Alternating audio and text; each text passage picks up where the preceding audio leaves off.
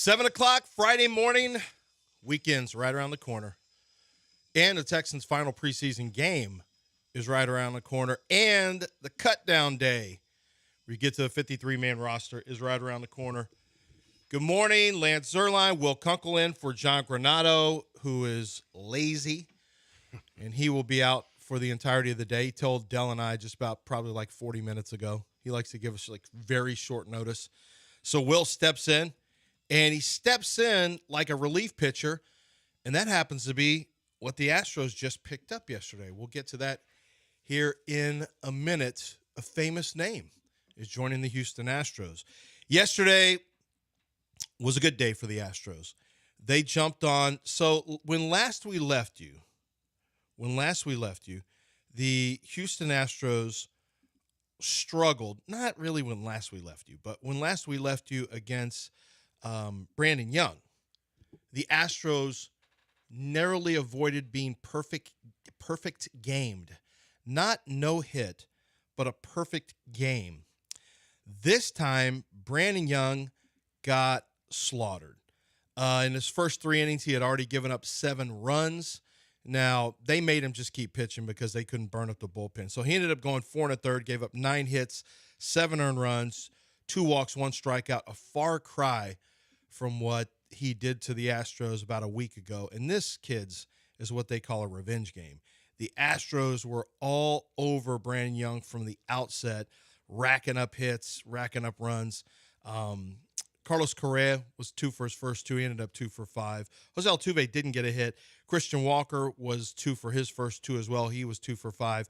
The big winner yesterday was Jesus Sanchez, who had been in a big slump. Now, Will, on the show yesterday, somebody called in and said the Astros need a slump buster.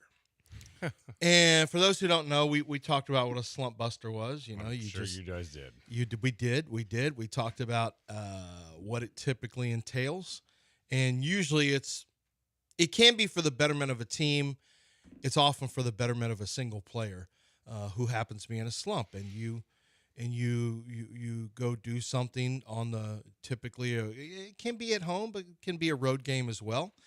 And as I look over the box score, I would say there was a chance that Jesus Sanchez had a good night the night before, or maybe it wasn't good so much as a necessary night. Because if we're talking about slump busters, Jesus Sanchez 5 for 5, and this is a guy who had been awful up to that point. After a good start with the Houston Astros, Sanchez simply had just gone in a tank offensively, and yesterday he comes back with a 5 for 5 performance. Previous to that, he hadn't had a hit since August 9th. That had been for 10 straight games, 10 straight appearances, I should say, without a hit. His batting average was .273, and it dipped all the way down to, with the Astros at least, it was .273 with the Astros. It dipped all the way down to .150. He was 0 for 29 at one point. Mm-hmm. Like, he was in a bad situation. And when everybody's slumping, it gets even more magnified. And then you can't pitch, and you're losing 15-0. Like, yesterday was a big day for the emotional state of the city of Houston. Just to get a win. Just get off the schneid. It was huge. And the Astros right now find themselves 2 games. There was no game for Seattle yesterday. So Seattle's in the midst of a 5-game losing streak right now. Yeah, they've lost no ground during this bad stretch. It's incredible. They couldn't score a run for 4 or 5 games, and they never lost a game. They didn't even lose half a game. It was incredible because the Mariners in the Astros 4-game losing streak, the Mariners are putting together a 5-game losing streak. And what I was saying on Kicking It with Kunkel on my YouTube channel was, like, listen, man, it's a long season. I understand, but when you're losing 15-0, and you almost get perfect game by a bad team, it's devastating. But the Tigers lost 12 of 13. Mm-hmm. They were one of the worst teams in all of baseball at one point, and what they just did to you. And we all knew that what they were doing with the guys that they were doing it with, against the teams they were doing it against, like the Phillies and the Dodgers, that was not sustainable. That was not happening. That was small sample size baseball. Now we're starting to get back to the mean, and we know, I've been saying this forever, this is going to come down the last couple weeks of the season. This is going to be a dogfight all the way through. Astros are not good enough to run away, and the Mariners are not bad enough to just fall out of it entirely. No, and looking at the Astros are still 89% playoff chance. Yeah, they're gonna be all right. The only way they fall out, I mean, they would have to really crater, which is possible. But I mean, they've already shown signs of it offensively. But I feel like we've seen the worst of it. Now, Brandon Young has not been good, except, well, he's been better as of late, even before he did what he did to the Astros. But yesterday, they treated him like the pitcher that he had been. And Carlos Correa mentioned yesterday afternoon that the Astros had a players-only team meeting. And I don't know what was said in there. I just know the Astros came out on fire with 7 runs in the first 3 innings. And Jason Alexander, the Astros starting pitcher, has quietly turned into one of the more reliable pitchers. Frankly, he's the most reliable behind Hunter Brown right now. And if that sounds crazy, it's true because of how Framber's pitching right now. Here's what Brown has looked like over his last 5. 4 2/3, 2 earned runs, 6 innings, no earned runs, 6 innings, no earned runs, 6 innings, 2 earned runs, 5 1/3, 2 earned runs. That's his last 5. I'm going just right in a row from, Washington up to Baltimore. The last one was yesterday. He's not dominate. Well, he's been. You talking about Alexander or Brown? I'm talking about Jason Alexander. Okay, yeah. I mean, that's good stuff for Jason Alexander. Really good stuff. The strikeout numbers 6.63, 6.3. It's been pretty good. It's been pretty good. Jason Alexander has been winning. The Astros have been winning games he pitches. He's 4-1 this year with a 4.59 ERA, a 1.37 WHIP. But if you look at from a split standpoint, if you look at him as of late, for example, the month of August, he's 3-0 with a 154. I mean, you have to have this just to stay where you are, because Framber's been terrible. Yep.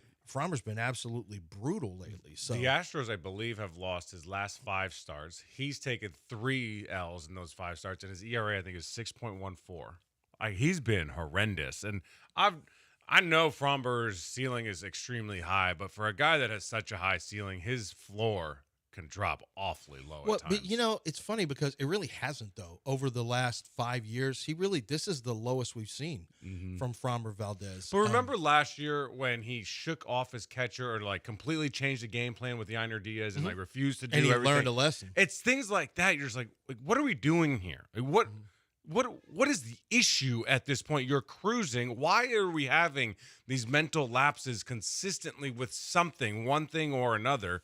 And again, he's a stud, and he's going to get his money. But someone like Hunter Brown, if it goes wrong, it's like the curveball's not working. It's not because he loses focus consistently, and it just feels like with Framber, it's a little different.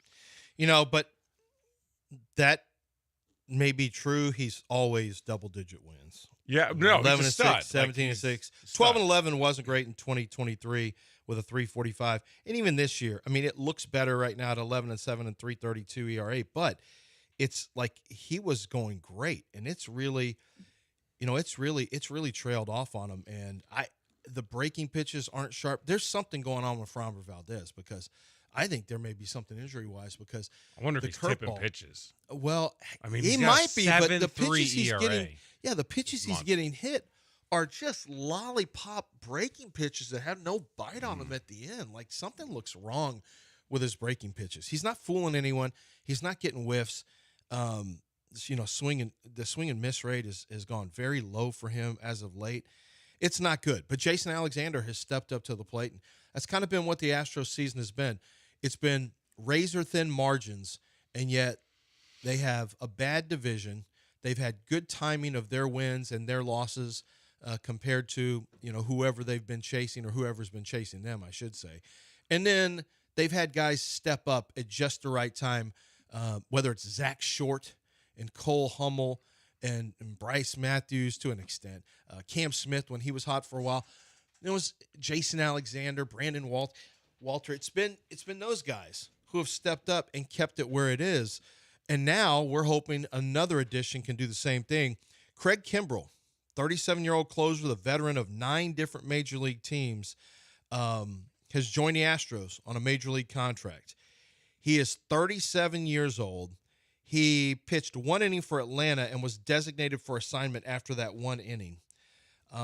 He spent the last 2 months in the Texas Rangers AAA organization, or on the AAA team. Just this year, for example, in that 1 inning he pitched. Where is he?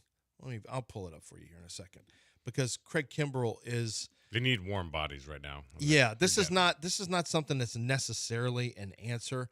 Kimbrell didn't pitch well in his 1 inning. He has a 3.86 ERA in AAA. And he's been one of the great pitchers and closers in Major League Baseball, over the last decade. But Josh Hader's hurt. This is probably going to be, we know it's going to be a longer-term injury. How long-term, we'll see if he makes it back for the postseason. But, Houston's relieving core was one of the best in Major League Baseball. They had a 3.47 ERA over the first 3 months of the season, which was actually one of the better marks in Major League Baseball. Since July 1st, the bullpen now is allowing a 4.69 ERA, a big, dramatic change, and a dip in strikeout rate, increases in walks, increases in home runs. It's been disappointing across the board with the bullpen. So now you add Craig Kimbrell, and you're hoping that the veteran can, like you said, it's an arm. Mm-hmm. I mean, you're adding an arm. He's 37 years old. His best days are behind him. In his prime, he threw 98.3 miles an hour back in 2017. Yes. In the minor leagues right now, he's throwing 92.8. Oh, geez. Yeah, it's not even. That's a huge dip. He's not even close to being the same guy. But you're just hoping he's better than what you have in the bullpen now, or at least he can be equal to that. And if he's not, you don't lose anything. If he is, then he probably makes a playoff roster. And then if you pair that, again, like the bad stats you just rattled off with the bullpen, you pair that with not scoring runs and Fromber's implosion, Hunter Brown not being as good as he was, like it's a perfect storm for a really disastrous run. And they had a bad run. But again, they lost no ground in the standings. That's what's crazy. Like all for naught. It doesn't matter. Get it out of the way. It might have been your worst baseball for a stretch. Yeah, for sure. Because you had a couple bad stretches this year. This was everything, though. But this was was all of it. Inconsistent in a lot of different ways. And you didn't, and you came out of it. You gained a game yesterday. You came out of it a game and a half ahead, which was the same thing you went into it. You're up 2 now you're up 2. Yeah. You picked up a half game because Seattle didn't play. So this is you may have escaped that little run. We'll see. It was Brandon Young. He has not been good this year, but he was very good against you last year, and then you went to work on him. So that was good. On the flip side, you got the Rangers are 3-7 in their last 10. They're now 7.5 games out. We thought the trade deadline they were going to make a little bit of a run. They Rangers hadn't done anything. This was the time for the Rangers to become the third horse in the race. Yeah, they're out. And they're out, and they're basically out of it. You still have 4 more to go against Baltimore. You got McCullers throwing today versus Povich, Christian Javier versus Kremer, and then Spencer Aggetti tries to shake it off against Rogers. So still 3 more to go. Tonight is a 6:05. Tomorrow's a 6:05, and then Sunday you got a 12:35 game. But this is a big one for Lance McCullers, man. Lance McCullers has had his worst season as an Astro, and he's back from another injury, this time the finger. We'll see if he's got anything left in the tank. We'll see if he's got anything. I'm going to predict what do you need that to he see comes from out with. him? You know what? I need to see him. I need to see 5 innings, 2 earned runs. I need to see a legitimate major league start from Lance McCullers. This is not one of these things where he's working his way back into whatever. We're giving Arrighetti and Javier a little bit more time. With Lance McCullers, he didn't have any more time. Come out and start pitching well. That's all I can say. You need to start pitching well. And so I need to see him. I need to see him come out and start throwing well immediately. He was on this team before. He pitched poorly before. Lance McCullers has had, time after time where he's been hurt. The Astros are stuck with him. He's had his good moments, his bad moments. We just don't have time for any more bad baseball. To be honest with you, McCullers, Javier, and Arrighetti they could get their asses kicked the next 3. It's not like these guys have thrown a lot of baseball this year. McCullers hasn't been good. Javier's barely pitched at all, and he came out of his last one with illness. And Spencer Arrighetti's been awful. I mean, there's a chance when you look at this that you could get roughed up in the next 3. So there's nothing, there's nothing. It's not a given over the next three. Colorado comes. You're not good at home, but come on, it's Colorado. Colorado's coming back to Houston, and you got a long home stretch with Colorado for 3, Los Angeles Angels for 4, and then the New York Yankees for 3. So, who would you rather see get right to what you think they have the capability of doing right now because they've both been bad, Lance or Spencer? Arrighetti or McCullers? Spencer, just because. Yeah, I'm in the same boat. Just because Lance has been better than Spencer, like for longer. Dell pointed out Spencer Arrighetti was good for about 6 weeks last year, but the rest of it wasn't. Yeah, the back end he was very good. He was very good. Yeah, he figured some stuff out. So we're working off the back end being his potential, right? Mm-hmm. So I would say because Lance, you just can't trust him from an injury standpoint. Lance is more proven. He's more established. You just can't trust him in any given year that he can hold up. I would say Arrighetti. Yes. I would rather have Arrighetti. Now, if you really wanted to know, I'd rather have Christian Javier, the guy making whatever, $18, $20 million a year. I'd rather have it be Arrighetti. Honestly, I just need one of them. I need Fromber to get back to being Fromber, and you need one of them. You got to have 3 pitchers. And Luis Garcia is going to be coming back soon. They need 3 pitchers. They need less question marks for this stretch run. Once we get to the playoffs, I'll live with the 2. I'll live with Fromber and Hunter, and then one of the other guys can at least be serviceable, and then you can figure it out from there in game 3 if necessary. But this stretch run, man, like it's going to be a grind. You got Seattle for 3 late in September, and then, of course, you got the Rangers, and they're going to want to pee all over your parade if you're in the playoff hunt and they're not. And so it's going to be fun. It's going to be a grind. You got to get that 3rd pitcher, though. Your last 6 are all on the road, so you need to and that West Coast trip to end the season. At home, as you mentioned. That's a bad job by Major League Baseball. Not that they're on the road. They're playing no one that matters. They're playing the Angels and the Athletics and the what are we doing? Yeah. When you have Seattle before that. Teams that matter to you. It's interesting. You play all division teams, your last 4. Texas 3, Seattle 3, A's 3, Angels 3. Which I like. I guess that's what their thought is right, but what matters more than playing. And Angels aren't going to matter with you never know from the Angels. I guess you never know, but it's 3 division games. But you're challenged because it's on the road, even though lately you've been better on the road than at home. But so you got 4 division opponents. Damn, look deeper into that. Starting September 5th, Texas 3 on the road. Mm-hmm. Toronto 3 on the road, Atlanta 3 on the road. They come home for a quick stand for just 6 games, and they're back on the road for 6. So the entire month of September, starting September 5th, and then before that they have the Yankees. 15 of their last 21 is on the road. Yeah, 15 of their last 21. Damn, this is. So I mean, a 2-game lead is nothing. Brutal. This is not. If Fromber continues to struggle, this could be a real dogfight. But if Seattle doesn't want to put the gloves on, it's not going to matter. Man, you'll back into it and you'll win no matter what if Seattle continues to play like that. They'll hang. They'll just be around. All right, 7:18. We went long. We gave Dell a chance to put some audio, some sound in so we can swarm. We did it for Dell. We can This is swarm. not typically something Lance would do. Typically, I will get to a break on time. If not early. Sharp, if not early. A very sharp break taker. And we go from there. So we'll see. 7:18. Let's break it right here. If you guys want to jump in, 713-780-3776. 713-780-3776 is the number.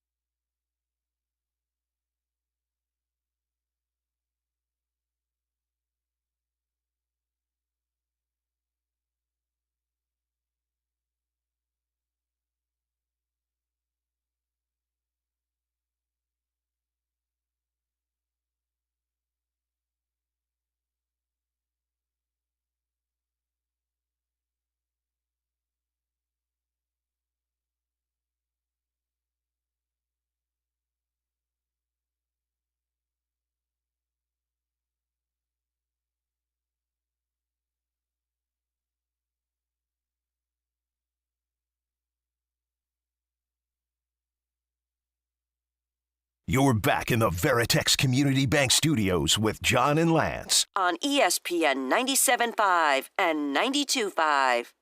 All right, 7:22. Will Kunkel in for John Granado. And Dell is on. I like when people say the ones and twos, Dell, like you're actually DJing in there. No one says that. Different Except for, people like, are Fred saying Davis. that right now. There's a lot of different people saying that. The And streets Dell is are on the saying it. ones and twos. The only person who I've ever heard say that was Fred Davis. Well, Fred's saying it somewhere. I did Fred's show last year. Was it? I think he's in Dallas, maybe? Yeah, I think he's in Dallas. Speaking of Dallas, did you guys see the latest out of Dallas? Jerry Jones has finally decided to open up and yeah, well, not so fast on the Michael Parsons stuff. He said he was on Michael Irvin's YouTube channel, and Jerry Jones said the agreement he believed he made with Michael Parsons would have made him the highest paid guaranteed player other than a quarterback in the NFL. Quote, nobody appreciates Michael Parsons more than the Cowboys or me. Nobody has ever offered him more money than I have to play football, period. Well, obviously, of course, no one's ever offered him more money than you. I don't know if that's the quote that he was going. I don't know if that's the quote he was going for. But Penn State didn't offer him more than you, Jerry. I'm sure you outbid Penn State. But David Mulgeta is at the heart of this one.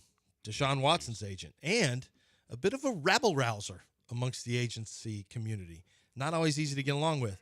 As he did in early April at the NFL owners meeting, Jones blamed David Mulgeta for the deal not being finalized as the Cowboys closed in on September 4th. When we wanted to send the details to the agent told us to stick it up our ass. Well, we got the audio. Well, I want to hear Jerry. I want to hear Jerry say it. And don't be bleeping it, Dell. Don't be bleeping it. This show's got edge at 7 o'clock in the morning.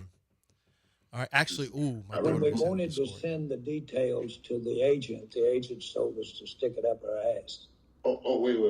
Wait, now, see, I was Just so you're clear. Wait, Just so you're clear. what do you mean? So wait, No, what do you mean? Because people going to ask. Mike and I talk. Mike and I talk, and then we were going to send it over to the agent. And we had our agreements on term, amount, guarantees, everything. We were going to send it over to the agent, and the agent said, don't bother because we've got all that to negotiate. Well, I'd already negotiated. I'd already moved off my mark over several areas. And so the issue, very frankly, is we've had the negotiation in my mind. And the agent's trying to get his nose in it right now and try to come in there and improve off the mark that we'd already said. Where do you fall on this? Like, where do you? It seems like there's a lot of moving pieces. I always know that there's two sides to these stories Yeah. behind. I've been around this long enough and talked to enough agents and enough team personnel people to know that there's always different sides of these stories. I think Jerry has taken some my feeling was he was probably taking some unnecessary heat. I don't love the way he's handled some of this, but everyone keeps acting like all Jerry has to do is write some check and it's done. You know, when you hear this, this is what bothers me a little bit about the national media. They've become so player friendly that they can't be objective at all. Like they can't be objective at all because they want to be best friends with the players. And or so agent friendly. yeah, well, yeah, in some cases, that's how it is too, because like there's some guys like Ryan Clark's represented, from what I've been told, he's represented by David Mulgeta. So Mulgeta's guys get a free pass. That's just known in the business. That's been discussed in the business. The way he treated Deshaun Watson tweeted some kind of lyrics. He was using Twitter and social media to go after the Texans real cryptically. And Ryan, this is in 2020, and Ryan Clark thought it was hilarious. It was so funny. He was doing these future lyrics. Then when Baker Mayfield put something on social media, he was browbeating him and Shocking. And yeah, I mean, he was, Shocking. he had real problems with Baker. This is unprofessional. So one guy who's a Mulgeta client gets a complete pass doing basically the same stuff. Okay. Yeah, Oh. doing basically the same stuff because they both have the same agent. So I don't know. When you find stuff out like this, if what Jerry said is true, and I don't have any reason to believe he's lying about that, if the agent reacted and responded in that way, what do you want him to do? What exactly? And now that he put that out there, are we going to see, ESPN and the talking heads on that network, are we going to see the people that discuss these issues? Are they going to keep the same energy and say, well, if what Jerry says is true, maybe Micah Parsons and David Mulgeta, should come back to the table, yada, yada. My guess is we won't see that. So that's where I stand on it. Do you think they figure it out? Yeah, no, I do. There's a chance he gets traded, but he's just too impactful. You can't let elite pass rushers go and elite quarterbacks go. They have too big an impact on the game. If you do, you have to get a massive return on investment. And then even then, you're getting draft picks. And those guys are not guaranteed to hit. And their draft picks are only going to be as high as the team that you trade them to. So Jerry said yesterday, I've agreed to give more money to him than ever been given in terms of guaranteed money than anyone ever has as far as a defensive player. I've done that. Now I'm the cat that writes the check. Now he says I've done that, but I guess he did that in principle because we don't have a new contract. So I'm not sure exactly what that means. Now I'm the cat that writes a check. Now Micah's got 3 years with the Cowboys left. He's got 3 years. At some point, somebody has to have the say over the other. At some point, it has to be that way. So Micah's contract right now is he's got. So I'm not sure what Jerry's talking about. I think he means we'll just franchise him twice. Is that what he's talking about? That's what some people are saying. 3 years left because this year, and then we'll just franchise him a couple times. Yeah, the club option right now. I mean, the 5th year is $24 million. Man, he is balling out for a 5th year. The 5th year number has gotten really high for pass rushers, and then he's going to make a tremendous amount. And I could see that actually happening. I could see him going into franchise. Mike is not going to miss checks this year. Let's just be real honest about that. He's I was not going to miss ask, do you think he checks. plays under the tag? I absolutely think he's going to play under the 5th year option. It's not a tag. It's a 5th year option. Do you think he would play under the tag? Do I think he's going to try to collect his $24 million? I do. Mm-hmm.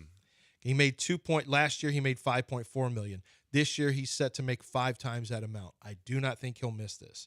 It would be foolish to do it. I think at some point, if David Mulgeta is being difficult, you can't be telling owners to stick it up their ass. Do you think that's just Jerry's Could vernacular be. because with he Jerry rejected the offer?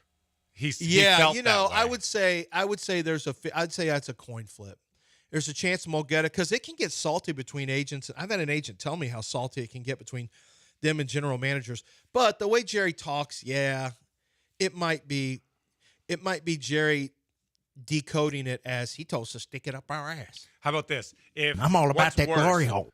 Yeah. What's worse, Mulgeta telling him to stick it up his ass, or Jerry Jones going to the media saying that he said that when he didn't? Well, I mean, it's messy as hell. It's a colloquialism. No, I mean, I know. The fact that Dell figures out and just mentions, that's Jerry just taking what he said. I don't think Mulgeta would care.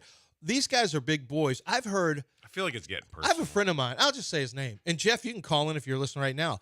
I remember Jeff telling me he was going at it with I can't remember if it was Howie Roseman or Joe Banner, and one of these guys in Philadelphia about a contract deal, and it ended up with these two guys slamming the phone and cussing, or maybe the other. So maybe it was Philadelphia.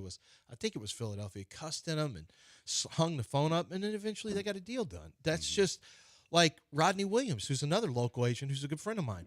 Jeff and Rodney are both good friends.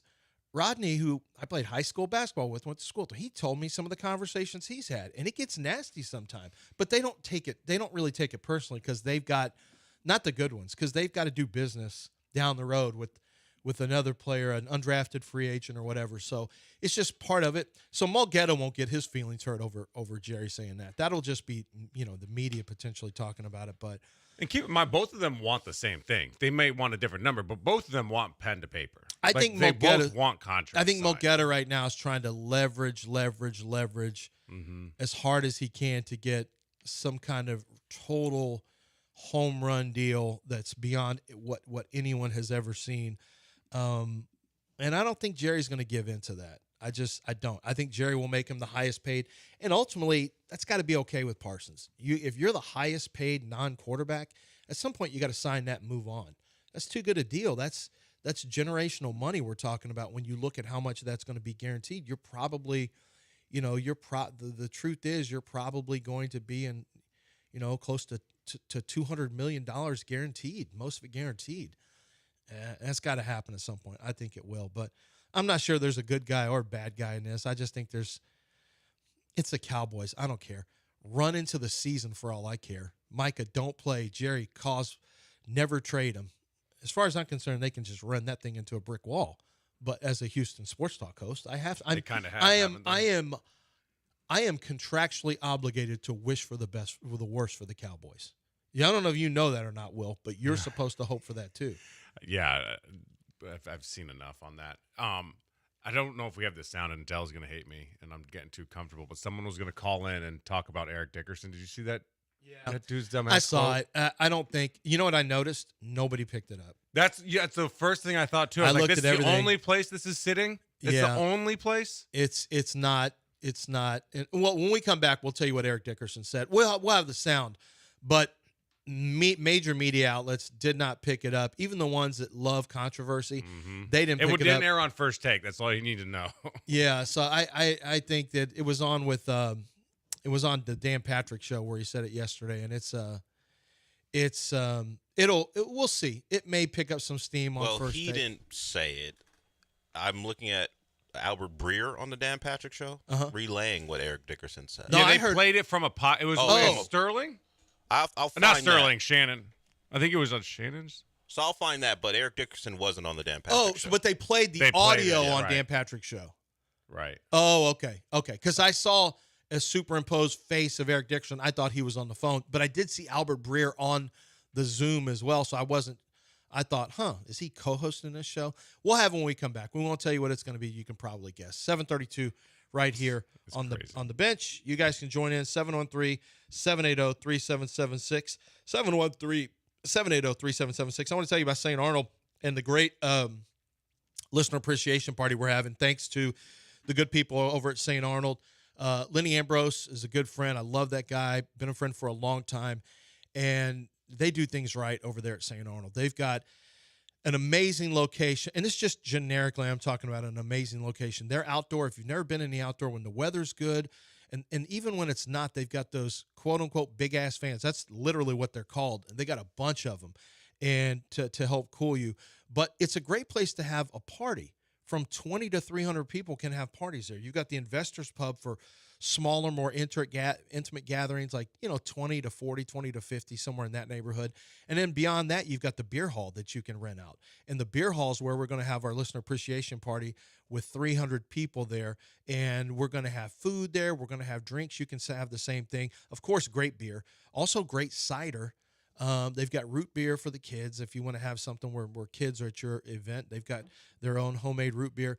But they've got a chef in-house that makes tremendous food. They've got awesome pizzas, chicken sandwiches, burgers, and it's all available for you on the menu that you want to put together for your event. So you can do an appetizer table, or you can do a full-on feast. They don't care. They just want to hook it up for you.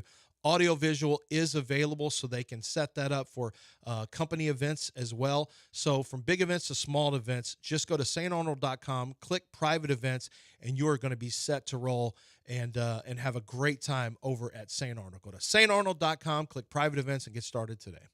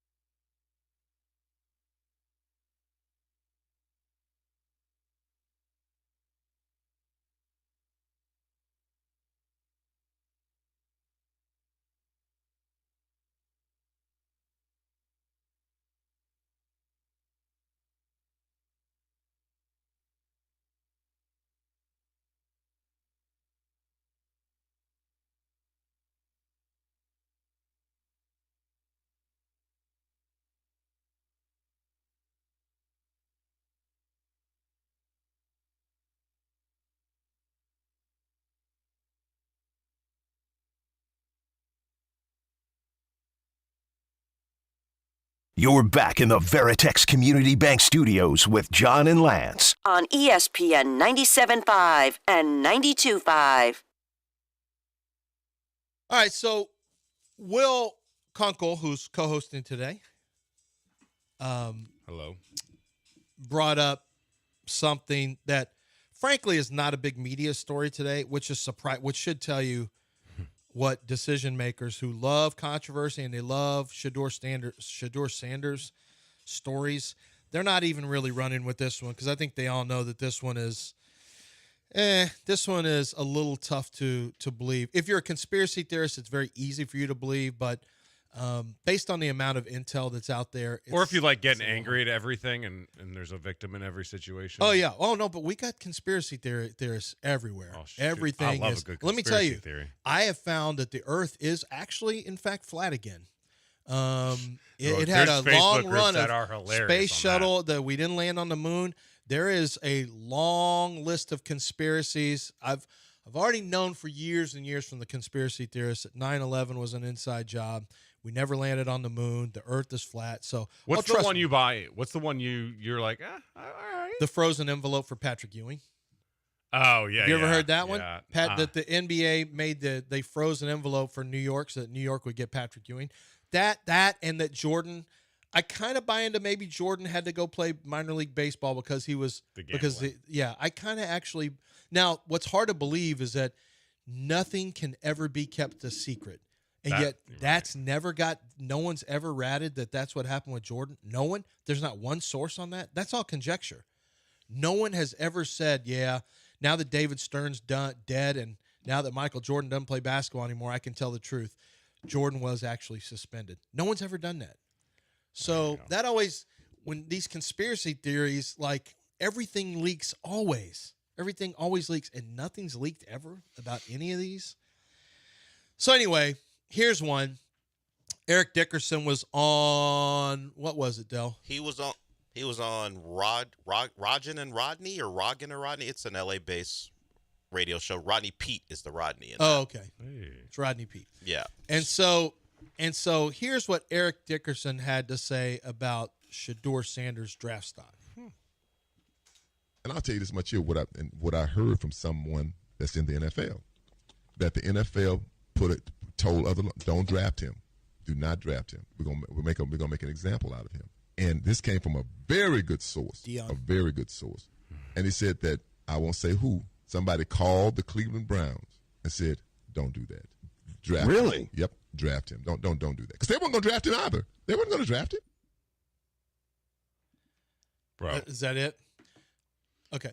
So what he's saying is that the NFL, because I guess this is the one cocky player they had to make an example of in league history. I guess. A guy that's got it's a not the first third-round guy grade that's on him anyway? Not the guy who's the first cocky player. I had a second-round grade on him. Okay. You loved him. I think he's the second best quarterback in this draft. Better than I think he's Jackson definitely showed up pretty well. No, I don't disagree with you. I watched all the tape. I mean, he's better than Dylan Gabriel. I thought he was. I think he has better prospects than Jackson Dart, but Jackson's been pretty good so far. Mm-hmm. So we'll see what happens. Cam Ward to me was clearly the first. Whoever told him that, like if it's Dion, assuming it's one of his buddies, like shame on them. They left him out to dry to look like a dumbass for the rest of the country to go out and say some crazy stuff. No, the rest of the country, there'll be a lot of people who hear it and go, "I knew it." There are people currently saying, "Why did it take Eric Dickerson to tell you?" We all knew that was the case. Oh yeah, there's already people who already believe. Oh, this has already been out there, but not from anybody. Now Eric Dickerson says it in the conspiracy theories. Listen, this is what should be done. If that's true, what you need to do is you sue the NFL. Shedeur Sanders will be in line for $200 million plus with a settlement against the league. Easily $200 million plus. I'm saying easily, because he was kept from being first-round pick and fell all the way to fifth. You can look at the amount of money that was lost. Then you look at the damage to his character and damage to his, I guess the emotional stress, the emotional damage, the damage to his character. I guess the money lost. You multiply it times 10. You get, you come up with a with a payoff that is enormous, and he continues to play in the NFL. If that's what happened. Now, I will warn you that when you do this, you will be subpoenaed. So you're going to be not subpoenaed, but you're going to be deposed, Eric. Whoever told you that is going to be deposed. Shador may be deposed. NFL owners will be deposed. So all the information is going to come out. Roger Goodell will be deposed. It'll be the biggest story in sports, in football, since probably all the CTE stuff that happened. You should do it. You should 100% sue. Now, everything's going to come out. If somebody told you that and they weren't being honest, that's going to come out too, and you'll be found out. If they were being honest and that comes out, then that's a monster win for Shador Sanders financially and otherwise. So sue. I say sue. Hell yeah! Like, go after their ass if you believe that and you think it's true, or if it is true, expose it. I'm in on it. If it's not, you should be exposed too for being a liar. 100%. Somebody needs to be exposed in this, and I say move forward with the lawsuit. Well, we found out that the NFL was in some ways involved in collusion this offseason, but that's what I'm saying. Go after it. Because the owners wouldn't agree on it, then it wasn't deemed collusion. But they tried. Remember with the guaranteed money. So let me ask you something, Del. Is it collusion where if you were talking about maybe it is. Maybe I'm kind of thinking out loud here. But if you say, we've got to be careful with the amount of guaranteed money we are giving out or guaranteeing full contracts because blah, blah, blah. If you're having that conversation, that's one thing. I don't think that's collusion. If it comes from on high. That's what it alleged. Yeah. That's what it was. And they say, we don't want you doing it. I think that becomes a different story. So that one doesn't fit the classic collusion, which is almost, it's not necessarily blackballing, but it hits it checks a lot of the boxes. But this is different. This isn't about money. You're basically saying we're going to show this uppity quarterback what's what. This is like old school Mississippi 1960 stuff. You'd have to find out where the directive came from, because in regards to the guaranteed money, that directive came apparently from Goodell and the council, whatever they're called, their leadership council with the owners. They came together and they actually started talking to other owners. Hey, this is what you should do. And the other owners are like, you can't tell me what to do, pretty much, so I'm not going to do it. So that's why they were found to not be colluding, because the owner said, no, that directive we're not going to listen to. If they can prove that they did listen to this directive in some way, I only bring it up because the initial thought is that's a conspiracy. I'm not going to buy it. But it's already been at least somewhat proven that the NFL is involved in stuff like this, where they're trying to tamp down. But that's a financial modeling. So you have to figure out what is the reason for this. Is it simply to prove to anyone who tries to buck the whole system of not going through the interview process and what they deem the right way, that we're going to teach Shador Sanders the lesson so no one else tries this again? Is it worth it to teach Sanders this lesson to set an example for everyone else? Yeah, he's not the first guy to do all this stuff. There have been players before. Abdul Carter didn't go through anything. He didn't work out. There's lots of players who are much higher prospects who aren't working out anymore, who aren't doing any of those things. You're basically having to say, and listen, Shador is not on that level. There's not tape that shows that he was an elite player. He was not a top 5, top 6 player. He's not the first cocky player. He's not the first anything. And it doesn't make common sense that you're trying to teach him a lesson. For what purpose? You didn't want him drafted at all. Then why would Cleveland, who already drafted Dylan Gabriel, draft him? If anything, I think the NFL said, please draft him. Somebody please draft Shador Sanders here, because it's making us look bad because of the perception of where he was going to go. And he should have gone earlier than 5. Don't worry. He should have gone ahead of Gabriel. Why in the world would a team who already had 3 quarterbacks on the roster, really 4, but 3 on the roster, one of them just drafted, why in the world would they draft another quarterback? The NFL said no. It doesn't make it never made sense for Cleveland to draft him, other than great value relative to the player. Why would they? It was. Why would they buck what is coming down from the on high allegedly with a guy? To pick up a 4th quarterback. Yeah, you can't even keep him on the roster. If they wanted him, get him in the second. That's why it doesn't. That doesn't make any sense. And I don't think the NFL doesn't care if players are cocky. They really don't. And If they did, they wouldn't have a league. Teams, and if there are teams, the NFL wouldn't, teams themselves, if they wanted to teach players lessons about not going through the process, they would do that. Teams would do that. A team, an individual team would do it itself. They say, we're not drafting them. We're taking them off the board. And that actually happened with, and that's not collusion. That's, you get an opportunity to do what you want to do in that regard. But I don't see, but if you really believe strongly that the league did that, and if you can prove it, the payout is substantial. The payout is unbelievable in a court of law.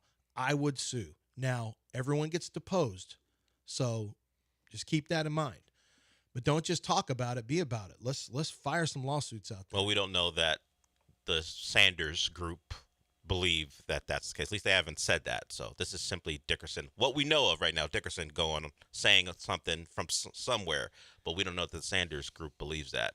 I can tell you, well, one guy, Shannon Sharp didn't believe it. Well, I won't mention him. I don't want to stay on Shedeur Sanders too. But this is the Shedeur stuff takes over, and it's kind of ridiculous. He's actually going to play on Saturday, right so now. which is the more important thing, that he's actually going to be out in the field again.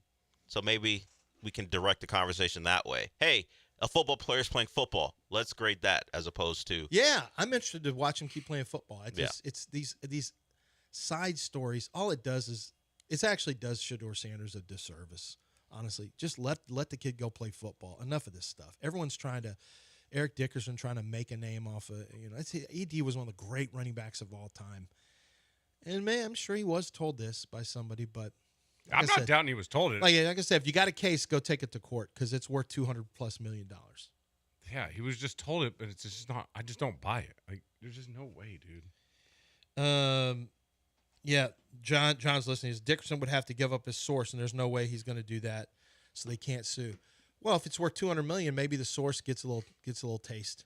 Maybe Shedeur can slice off a little taste for his dad, Dion. I mean, whoever the source is. 7:52 here on ESPN 97.5. Heather Dinich. We got some guests coming up in the 9 o'clock hour. We're packed in the 9 o'clock hour with some guests, including Heather Dinich, to talk about what we're going to talk about when we come back next. The SEC got Kirk Cignetti bullied the SEC into scheduling tougher opponents. That's basically what happened. I can't live in a world where the Big Ten bullied the SEC. No, not that. Indiana bullied the I'm about to say, if anybody SEC? could do it, it's IU's head football coach. I don't care about that so much. I can't wait for the conversations that will come when they play 9 SEC games and everything about their schedule is look, toughest conference in the country to play in. We played 9. That means more, as their slogan goes, than anything else going on in college football. So the 9 SEC games will certainly be a way that they try to say, hey, we deserve more playoff spots. That's the world we're about to live in. All right. Well, save your take. Now, expound on that when we come back. Man, I got thoughts on why it's going to be a short break. We'll get a short break in. We'll have a short. Have you seen where we are? We're going to combine. That makes it a longer break. Combiner. We're going to do a combiner. This is what I do best. You're welcome, Houston. This is what I do best. Combining breaks so you get more delicious sports talk right here on ESPN 97.5.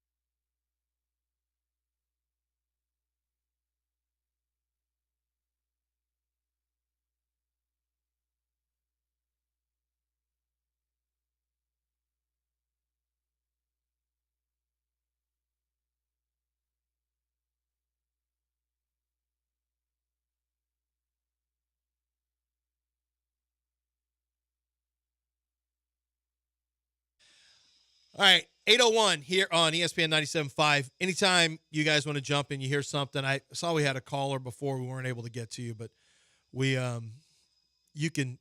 I will tell you, I don't want to turn this into a lot of Shedeur Sanders stuff. There's no reason. It's done. It's redone. It's rehashed. Everything's out there. If you already believe that he was screwed by the NFL and they colluded and all that stuff, then you'll just believe it. It doesn't matter. He's either going to end up being a good player, an average player, or be a below average player or a bust. Those are the four options. And we'll see what happens. I don't care how it ends up, but I'm interested in watching it and seeing it. I don't care about this other stuff. He's already been drafted where he was drafted and don't think it needs to be relitigated personally. I don't think it does him any good for people to continue these stories because they get clicks off of it. I think it's stupid. But Eric Dickerson said what he said, so you got to, it has to be some discussion about it, and I'm interested to see. I know that will pick up some steam, although a lot of national media sources didn't even pick it up. I am curious to see if my answer is here. Jerry Jones is talking about Micah Parsons and David Mulgeta, so I guess ESPN is going to be covering that, which they should. So the Astros win yesterday, 7-2. Seattle did not play. Will the Astros have a 2-game lead? And how worried were you that Brandon Young, who almost no-hit them, how worried were you that he was going to put it on the Astros again? 0%. Really? Even though the Astros haven't been hitting? No, I thought I did a show on Kicking It with Kunkel on my YouTube channel saying like the best thing is that they got their ass handed to them in Detroit. They're out of town. They go see the Baltimore Orioles and they get right. Like I thought they were going to be completely fine. I had zero panic in the bad stretch. It was all phases of the game were failing them at the same time. It was horrible to watch. If you're a fan emotionally, like you can't take it, you're panicking. I get all that. Get to Baltimore. You're facing a dude that you're better than that just shoved the bats right up there. And you knew that was not happening again, especially in such a short period of time. Astros had the tape they needed. They were going to be fine. I didn't know if they were going to put up 7, but it's all good. It's all good. The Astros are 38-27 at home. They're 32-31 on the road. But they were much better at home. They have really struggled at home recently. And on the road, they've been picking things up. And that's the same thing that happens. Brandon Young, they annihilate him with 7 runs in the first 3 innings this time.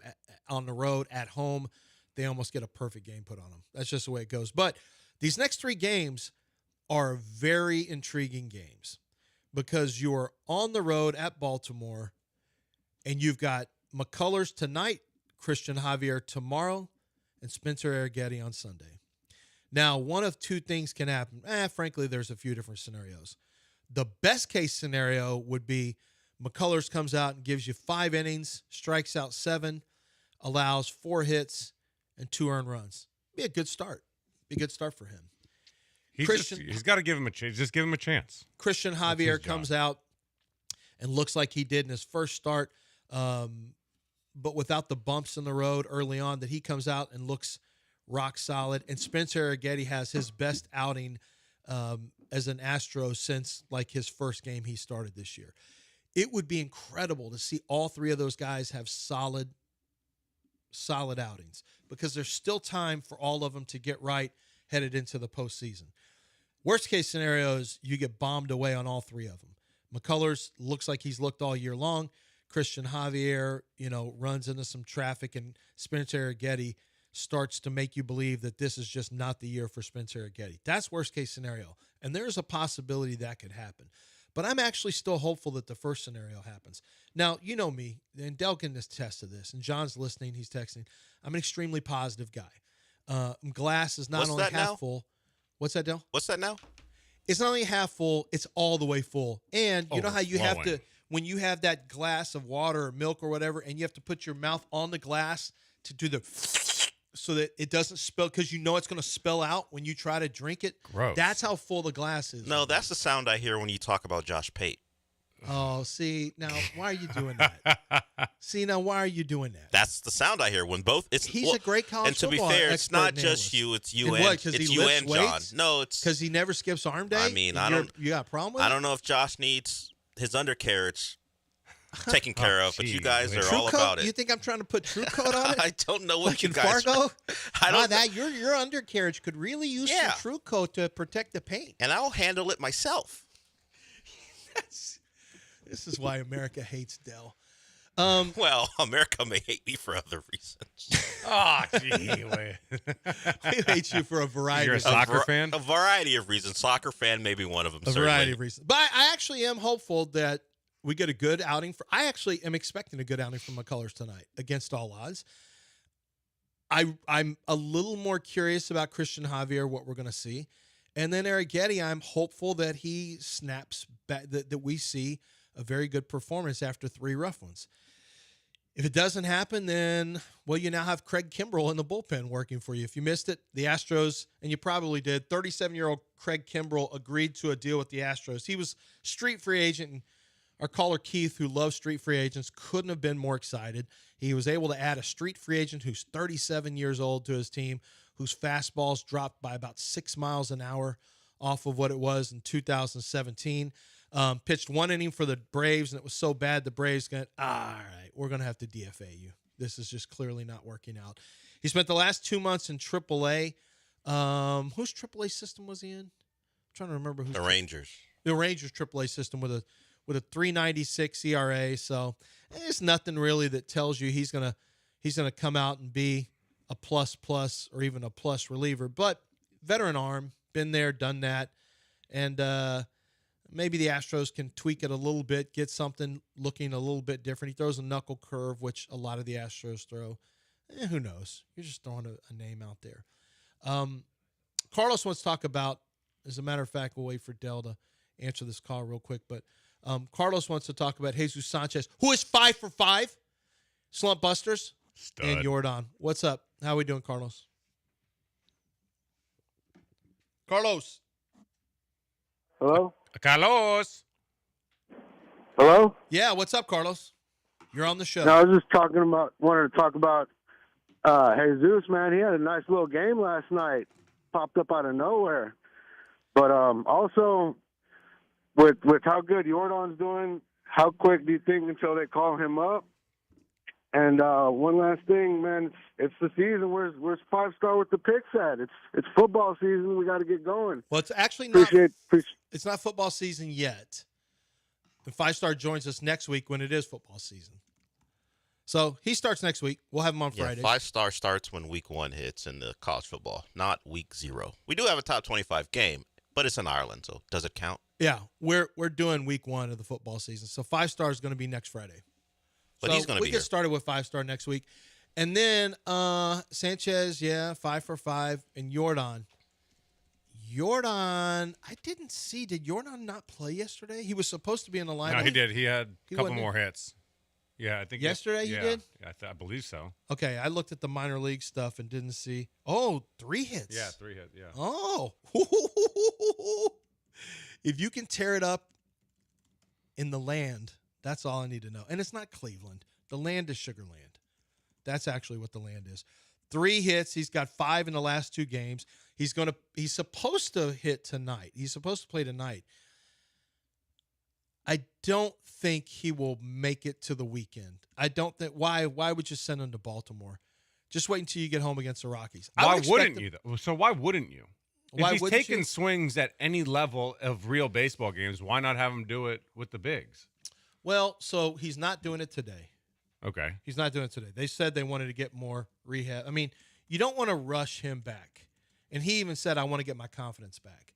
This is a guy who's had, it's been a disaster this year. If your eyes are on the prize, which is a postseason, you want him as ready as possible.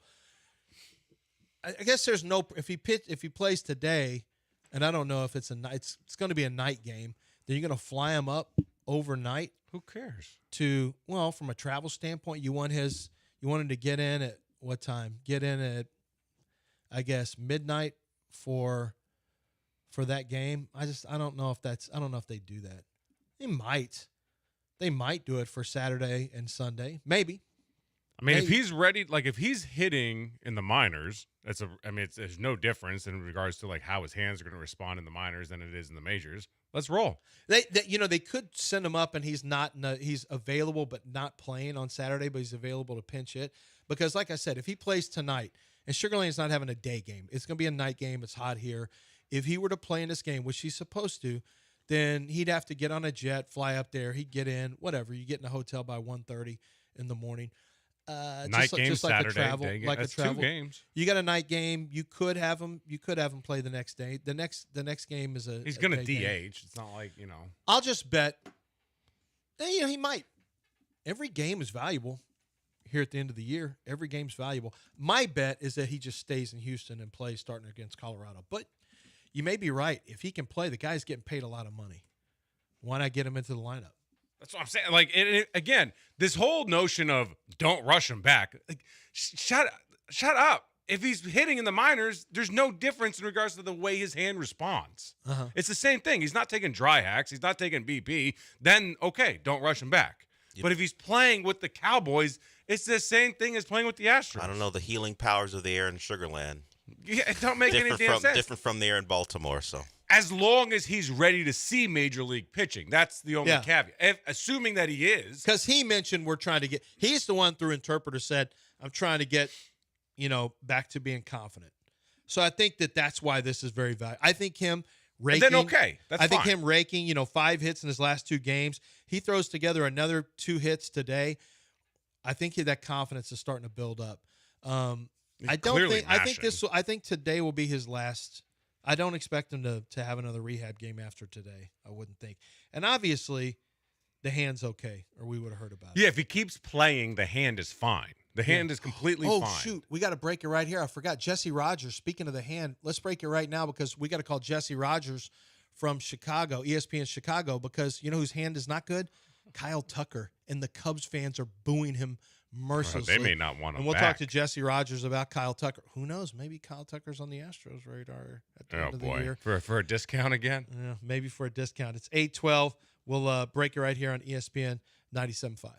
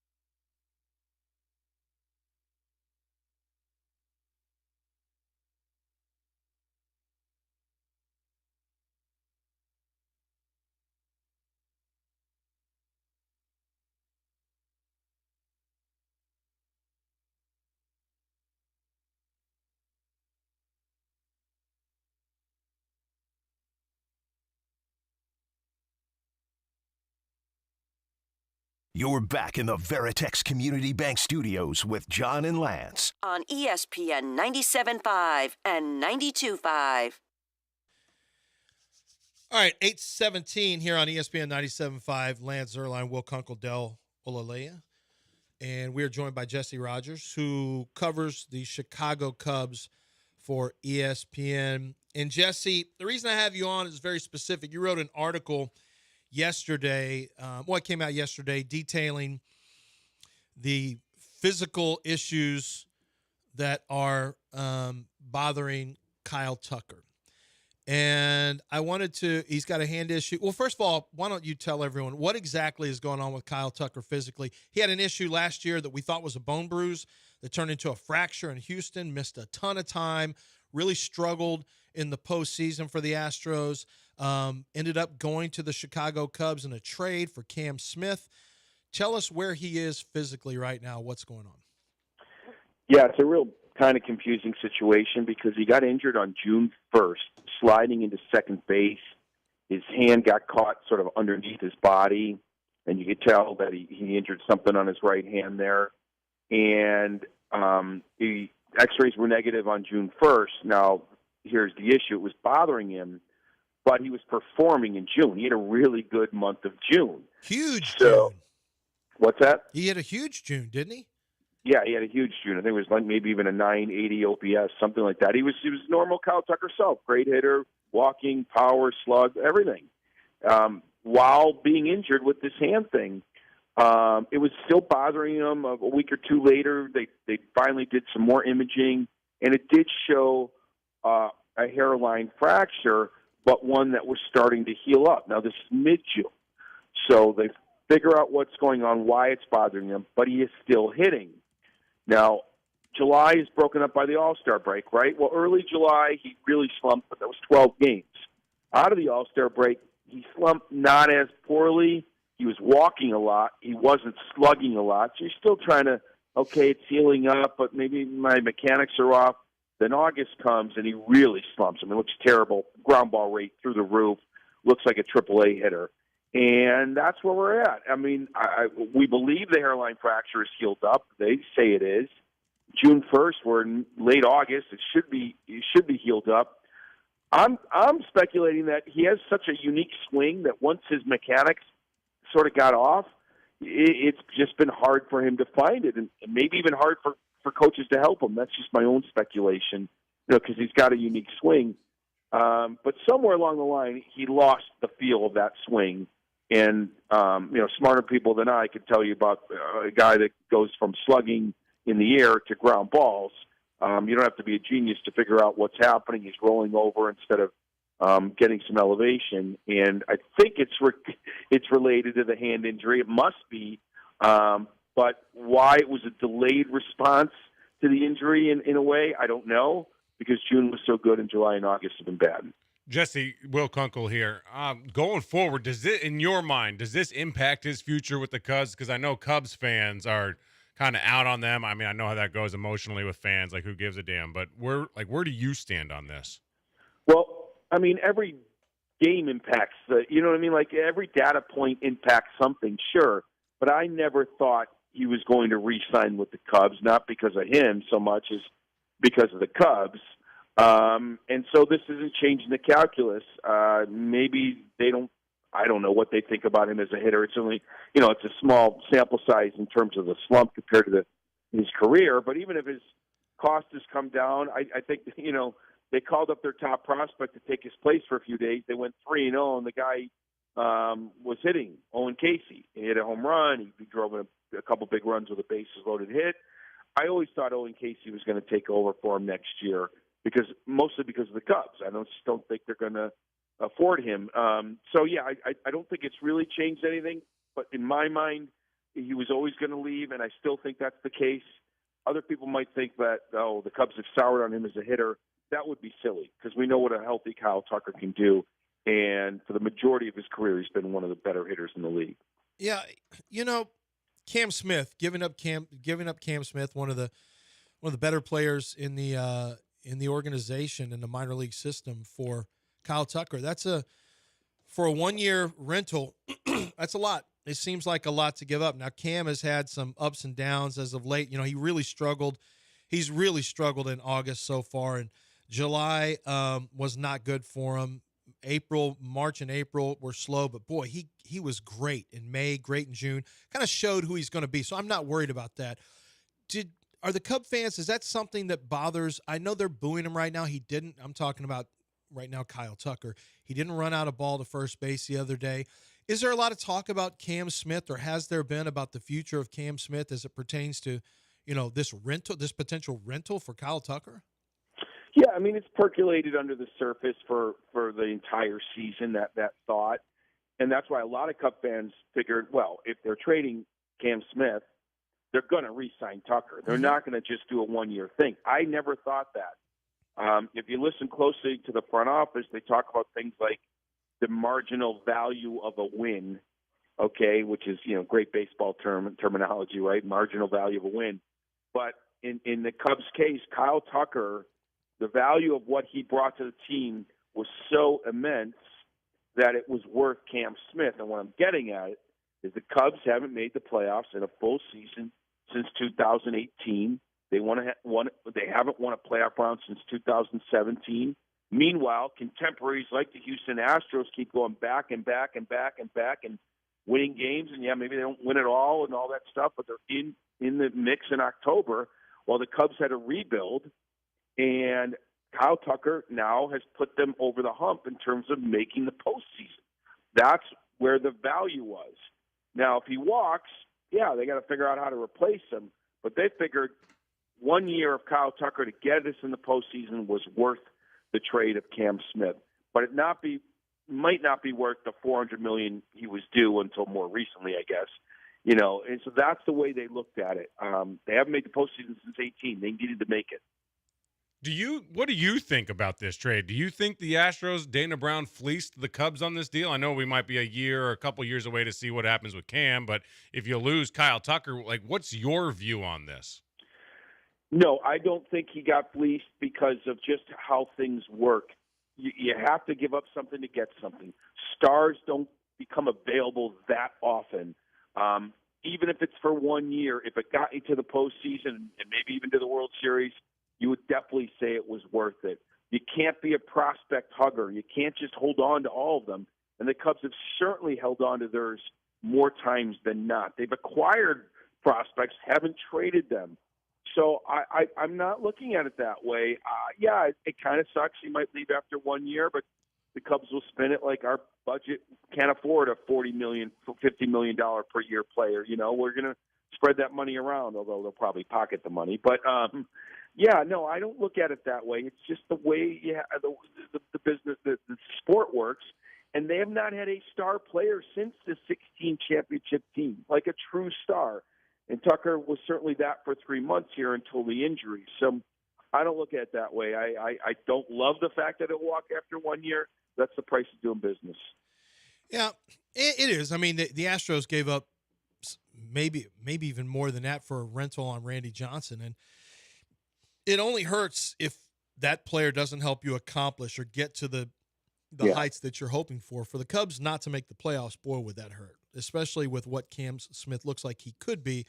But I do want to mention it's been 164 at-bats since Cam Smith has had plate appearances, I should say, since Cam Smith has had a home run. So, he's going through the rookie doldrums without question right now as well. In general, where's the fan base in Chicago? They started off great, and then, as Kyle has slumped, the Cubs have slumped recently. They've played a little bit better baseball. Moving forward for the Cubs, what are the expectations for the rest of the year? And what do you see for them headed towards the postseason? Are they going to be able to make any kind of a run? Yeah, you wouldn't know they were 73-55 if you listen to sports talk radio right now in Chicago. But same thing with the Mets. Now, the Mets 67 and 60 doesn't sound as sexy as 73 and 55, but still they're in the playoff hunt, and the Mets are getting killed, and the Yankees are getting killed. But that's the sort of price of having a great start. When you come back to earth, you're going to look that much worse. And when you juxtapose it against the Brewers having this incredible run since Memorial Day, it looks even worse on paper for the Cubs as well. So the fact that they've been 500 for several months is kind of annoying for Cub fans. The fact that the Brewers have flown by them is annoying as well. They had a 6.5 game lead, now a 7-game deficit. That doesn't happen all the time, right? That happens once in a while, and it's happening right now to the Cubs. And when you are lackluster on offense, it looks even worse. So, like, combine all that, and Cub fans are not happy. Their rotation is first in ERA since the All-Star break. Their defense is fine. They run the bases fine. They're just not getting on as much. So one aspect, the most entertaining aspect of a team, is slumping in a big way, in a huge way. They're 28th in slugs since the All-Star break. They got to find it again. Tucker was great early. Everybody around him was great early. If he can be great again, I'm sure other guys will find it again. But it's not just him that's slumping. That's the scary part. Seiya Suzuki, PCA. You know, they're in a major offensive slump, but there is time to find it again. If they do, they could be dangerous in the playoffs. Yeah, I mean, it would take another collapse. Cubs would have to start playing poor baseball not to make the playoffs. But I know the expectations are high, and we'll see what happens. We have not had a lot of success with Kyle Tucker in the postseason here recently, so we're kind of watching from that standpoint. And I am curious to see what his free agency value is. Like, this will be a real test. If he does not finish the season well, this will be a real test about all it takes is one team, they say, to believe that they can get a guy right and that this was just kind of an outlier. So I think it's going to be very interesting if Kyle doesn't finish the season strong to see what that number looks like in Major League Baseball, because we have seen some good players get some big contracts, but we've seen some other pretty good players, most notably Carlos Correa, two guys from Houston, Correa and Bregman, both had contracts that weren't exactly what they were looking for when they got them. So I'm really curious to see what happens with Kyle Tucker. I would say that if he finishes like this, all bets are off, meaning he could be signing a 1-year deal. He could be signing a 3-year or 4-year Bregman opt-out deal. You know, the 10-year life-changing sort of contract may not be in the cards, or if it is, it's for a lot less. So, like, yeah, if he finishes like this, then all bets are completely off. Nobody will care what he did in 2019 and 21 and 22. It's, you know what that's like. It's what have you done lately? And even if he was hurt, they might want to see a full year to prove it. And who knows what the contract will look like. But, you know, he hit a couple balls in the air finally yesterday, weren't hit that hard. But, you know, you're always looking for signs. We'll see if what happens. They have a long West Coast trip coming up, change the scenery, change the setting. You know, maybe he's starting to come out of it. We'll see. Yeah, that's Jesse Rogers, covers the Chicago Cubs for ESPN. Jesse, thanks for joining us this morning. We appreciate it. You got it, guys. Take care. Kyle Tucker.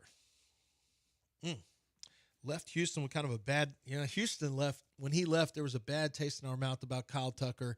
You know, he's not personality-wise. He can rub people the wrong way, kind of has that nonchalant, laissez-faire face, if you will. Hate to judge a man by, hate to judge a book by his face, but he's got that, like, whatever face. He never performed in the postseason.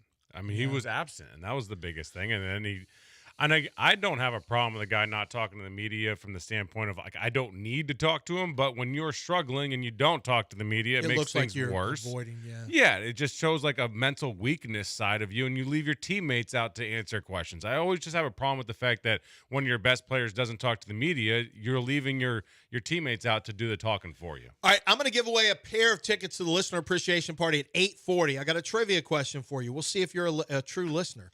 And so we will have a pair of tickets we're giving away at 8:40. You'll have to answer a trivia question. Dell will keep the lines. Once we get close, he'll keep the lines open until 8:40. You can call in. And I'm expecting one of the first two callers to get this one. It's a trivia question, okay?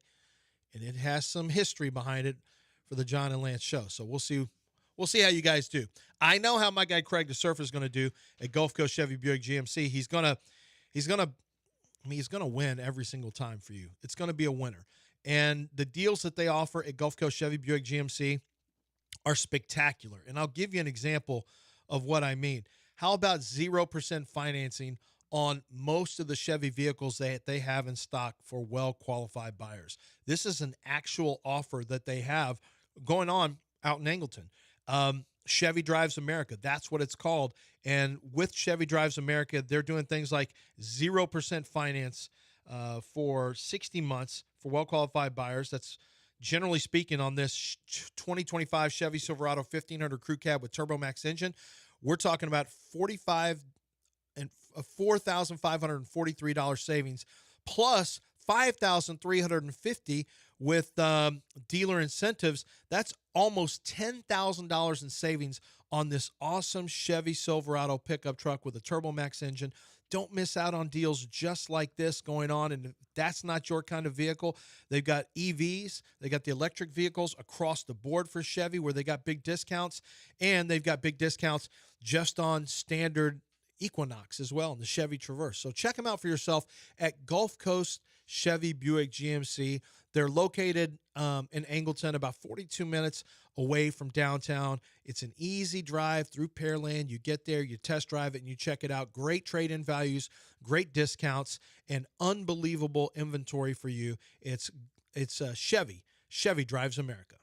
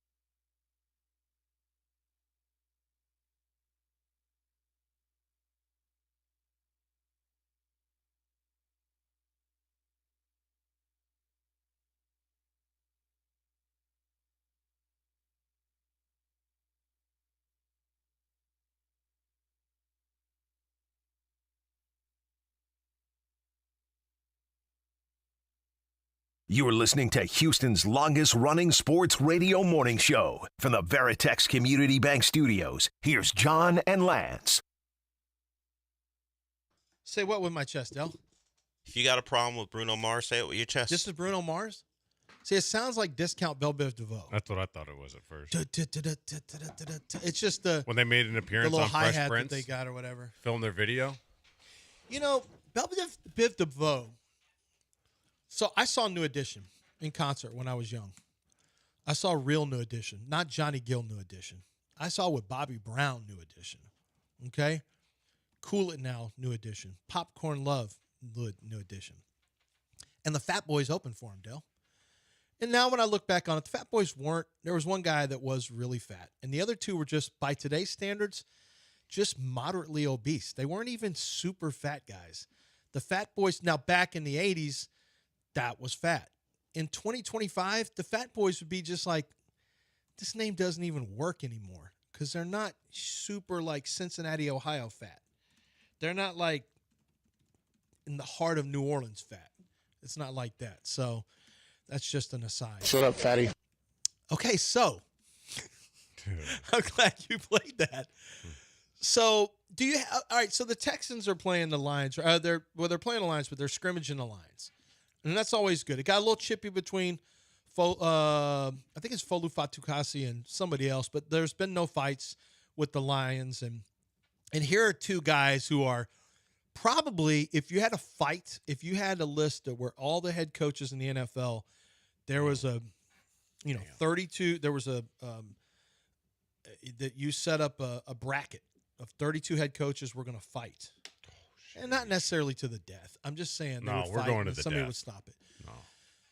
These two guys are seated pretty highly. Dan Campbell and D'Amico Ryans. I'm throwing Vrabel in there too. Oh, yeah. You can throw Vrabel. No, I mean, this is something we can seed. I mean, we're technically still in the summer, so we can do radio like this, Del, where we create fight seeds for coaches. It's technically August. We can do a Mount Rushmore. This is under the constraints of what you do in the summer. But what they say is going to go with their teams, and I think both of them like a little edginess and chippiness, but they don't want anything to get stupid. They probably have a lot of respect for each other. So it's been pretty respectful. I'm not sure how much respect C.J. Stroud has for his former Ohio State teammate Tyleik Williams, because C.J. Stroud was asked a question about Xavier Hutchinson, and he was talking about Hutchinson. And I guess Tyleik Williams, who plays for Detroit, defensive lineman, was saying something to C.J. Stroud off the mic. C.J. decided to light him up. I don't know if you have the whole thing, Del. If you have, okay, listen to this, Will. Shut up, fatty. It's my college teammate, Tyleik. Dirty Bubble, a.k.a. Dirty Bubble? Is that what he said? Dirty Bubble.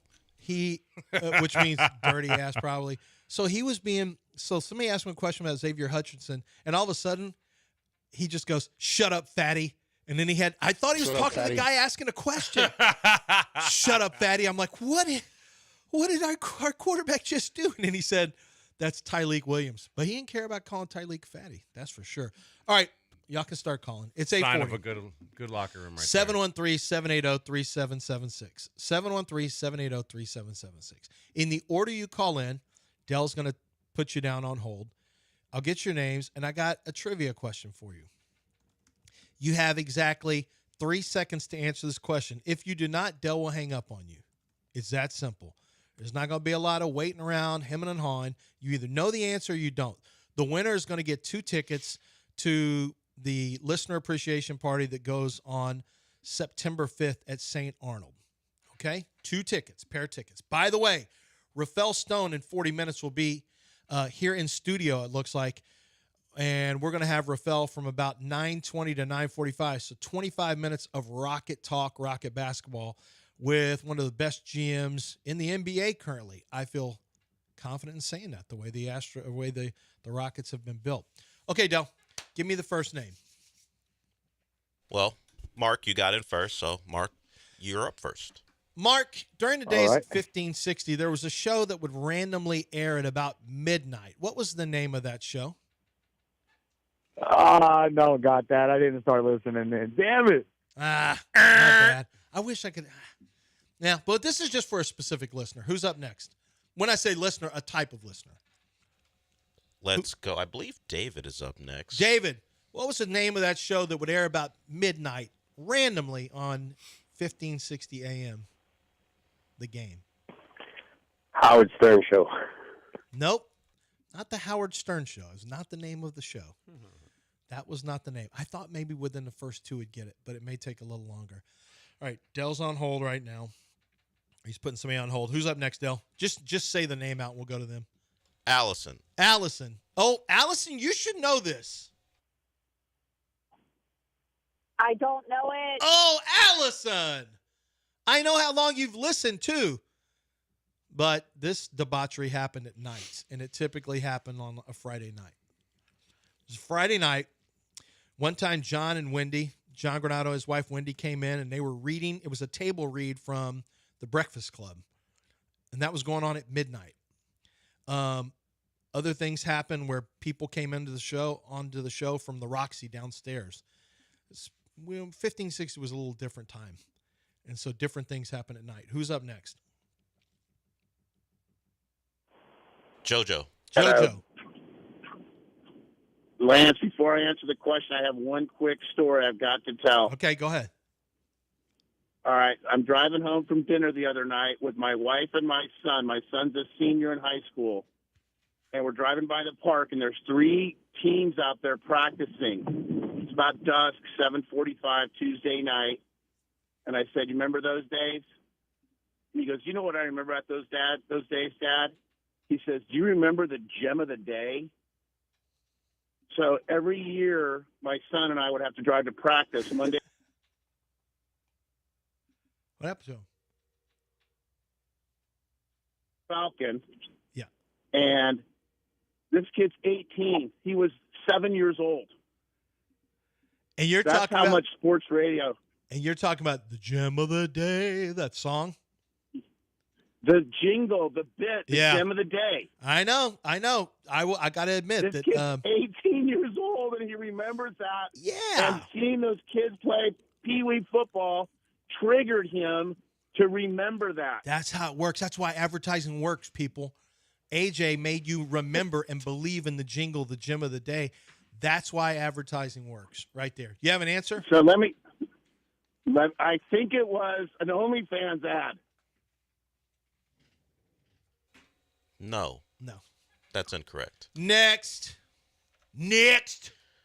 Let's go to Brad. Brad, do you have the answer to that show that aired randomly? This is something you can't really Google. You have to be a person who listened way back when.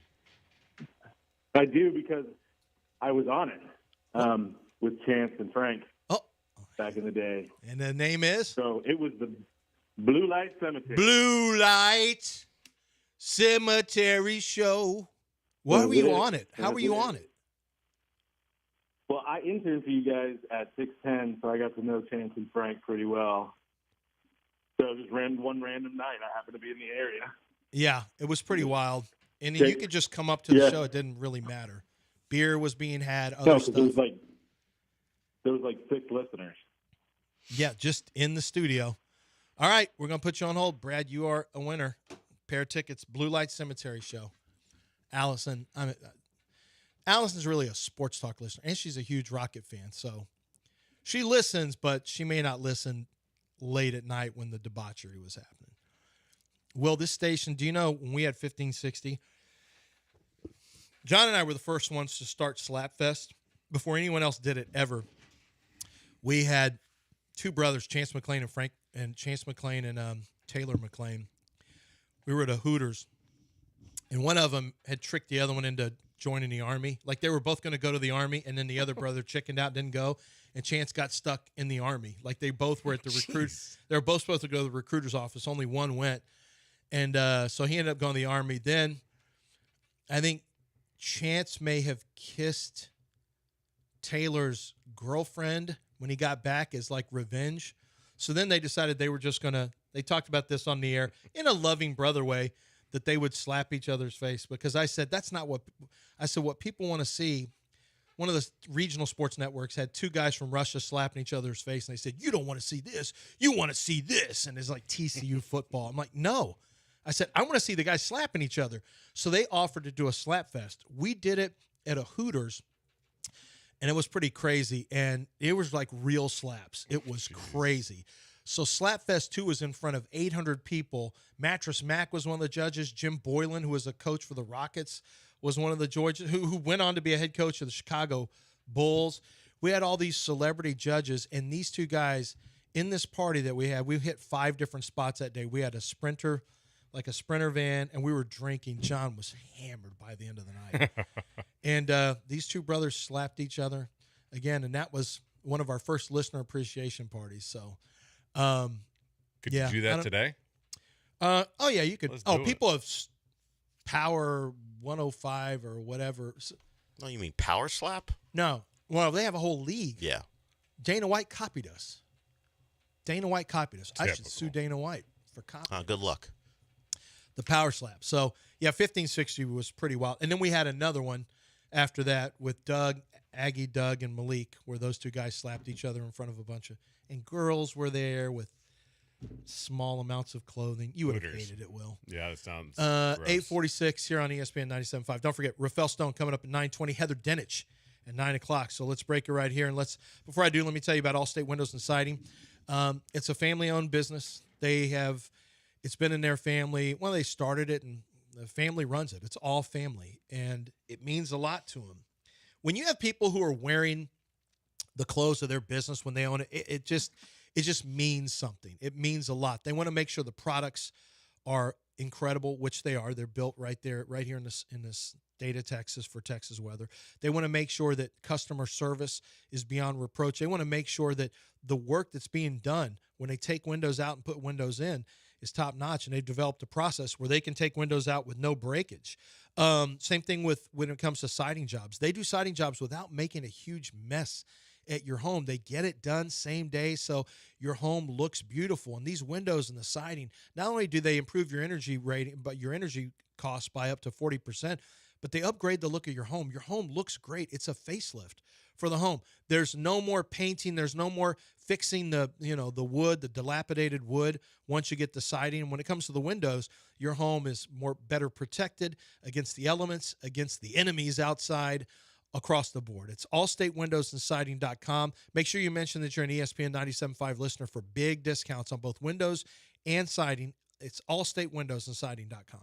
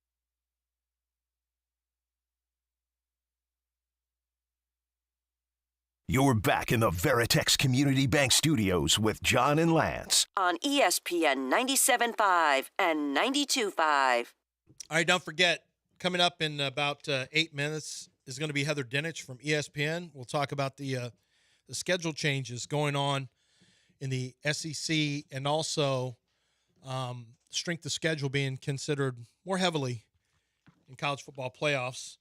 After that, Rafael Stone is going to sit down, and we're going to talk Rockets basketball, and he'll be making his first appearance on the show since he's become GM, I believe. Maybe he came on one other time, but I think it's the first time. So we'll have 25 good minutes with Rafael, and we'll do that. Our friends over at Taqueria Sarandis brought some food in, so we got the hookup for Rafael Stone. They're setting up right now in the atrium, Del. It's beautiful. They're setting up they were thinking we were going to have like 40 people here. So 40? Yeah. They thought it was a meet and greet? They thought it was like a big, yeah. Our guy Saul took care of it, so we're going to eat like kings today. Will came in the right day. Let's go. How much food are you taking home? Substantial. Pockets full. Substantial amount. Mm-hmm. I'm going to let my friends, because I'm a good person, my friends at the Spanish-speaking station. Oh, your friends, huh? They get a little taste. What are your friends' names? It's not Coke. I didn't say it's Coke. They get a little taste of the bread. They get a little taste. They get their beaks wet a little bit. And then, I'll let you have some probably. No, didn't you limit me to conchas? Is that what you limited me Hopefully to? they brought, it doesn't look like they brought conchas. Okay. I just wanted you to have just the bread and conchas. sugar. Yeah. I do like a good concha. I didn't think I did back in the day, but Will, they didn't. You're from Indiana, right? No, what? Where are you from? No. Well, you went to school Connecticut. I went to Northwestern, Chicago, and then I Oh, went you to did? upstate New York. Oh, I'm probably I went thinking to that New because York. you know our guy John Shaw, who works for the Colts. Yeah. Wasn't there something John about and I Ball went to State? college together. No. He went to Northwestern? No, he went to St. Lawrence University in New York together. Oh, okay. He played football there. No, not Indiana. Oddly We enough. had drinks in Indiana, so I just assumed you were from Indiana. I thought you were from there. Yeah. So you're from where originally? Connecticut. Oh, okay. You're from Connecticut. You guys probably don't have conchas in Connecticut. I don't even know what the hell a concha is. Do you have churros? No, nothing. We do not do Mexican food well. I was at a Costco. We do Italian food well. Oh, yeah. I'll do Italian Yeah. food. We don't really do so much Italian food. No, not at all. You guys do Italian food really well. I was in a Costco with my son in Birmingham. He goes to Alabama, and we made the little Costco run before we had to go to Birmingham because they don't have it in Tuscaloosa before he went back to college. And, we go to the one here in Houston, and he goes, Dad, you notice what's missing? You see the disrespect? And I said, what? He goes, look at the food stuff. They have the pizza, the ice cream, all that. No churros. No churros. Not in Alabama. They don't do that. They did a warm chocolate chip cookie, but no cinnamon and sugar goodness like the churro. Churro and vanilla ice cream. Oh, sign me up. Forget about it. Facts. Yeah, so. Taqueria Sarandis is here, so everyone eats. Well, not everyone. Huh? Not everyone. Not everyone. Most people involved in this conversation Food is aren't eating. earned, not given. Like anyone listening to this conversation besides us three isn't I eating. may not let Sam eat, depending on how lippy she gets. Is on she this here? text Is she in message. the building? Huh? Is she in the building today? I would think so. It's a Friday. Why would you think so? Well, because Rafael Stone's coming in. Is she going to do her job or not? He's not Jeremy Pena. Why would she be in for Rafael Stone especially? Because he's a big deal. I mean, no, but she can do that from home if she wanted to. Well, get pictures of him? Well, I mean, grab the video because it's going to be our video for today. All right. Well, we'll find out if she's a real one or not. If Sam's in and taking pictures and she's a real one. should have if lied. she's not in today, then I guess she only works like 3 days a week. You should have lied and said Pena was coming, and she definitely would have been here. I know. Well, but Taqueria Sarandis actually had he sponsored. They sponsor him. He does, and commercials he had a with them. meet and greet on the 14th. I was supposed to go to it and interview him, but I had to go to move my son in Alabama, and Sam was going to be. I'm going with you to record, and I took her out of play. Anyway, he's got a soccer playing girlfriend. You're going to lose that battle. That you suggest. Well, you said some flagrant things about what the Astros should do to break out of slumps earlier. Oh, in the week. Yeah. Oh, yeah. And you said Jeremy should be involved in that. I'm saying the soccer playing girlfriend doesn't matter in that regard. You gotta get Okay, your team. but If it you gotta matters- get your team right, but you it gotta get your matters team when right. Sam He's is not married. involved. You got to get your team right. Let's break it right now. Dell's making me talk more, and then he's telling me to break as soon as he tells me to talk. Setting you up for failure, man. Set me It's up the for trick I'm failure. playing. 100% what he's doing. Let's break it now. Heather Dinich from ESPN up next.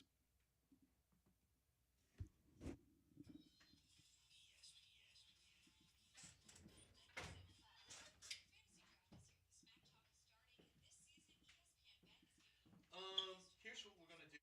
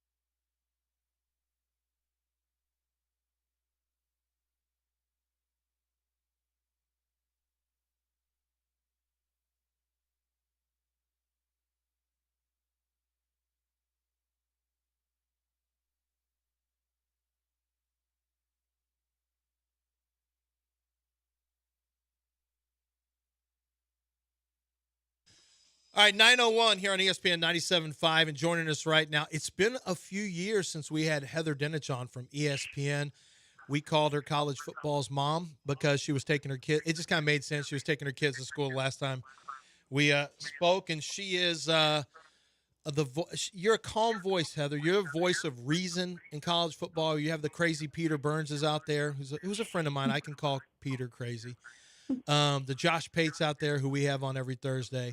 And we always love having you on, and I appreciate you joining us this morning. Yeah, thank you guys so much. And I'm not driving my kids to school this morning, but if someone can take them there, that would be wonderful. I was really happy when my son was old enough and my dad gave him a car and he could drive to school. Well, I didn't care so much as my wife did, but because I'm here doing radio all the time. It is nice for him to go pick up things for us now, like, hey, run and get something from the store. I don't have to do it. Yes. Heather, so you wrote yesterday there was an article about strength of schedule and the college football playoffs and the selection committee. And then speaking of schedule, this morning I'm reading the article that you wrote about the SEC schedule changes and what's taking place. Now, we know with the expansion of the college football playoffs to 12 and the money that's involved, all the conferences want to get as many of their teams in as possible, and there are now standards from a schedule standpoint. Talk about, can you tell everyone about what the standards now are from a schedule standpoint and what the SEC is doing now as a conference to work inside of those parameters?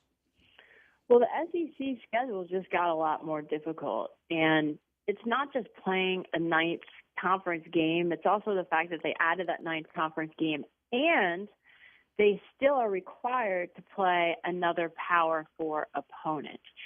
So you're going to see more SEC teams with 2 and 3 losses. I mean, that's just a matter of fact. It's just more difficult to get to the SEC championship and win a national title unscathed.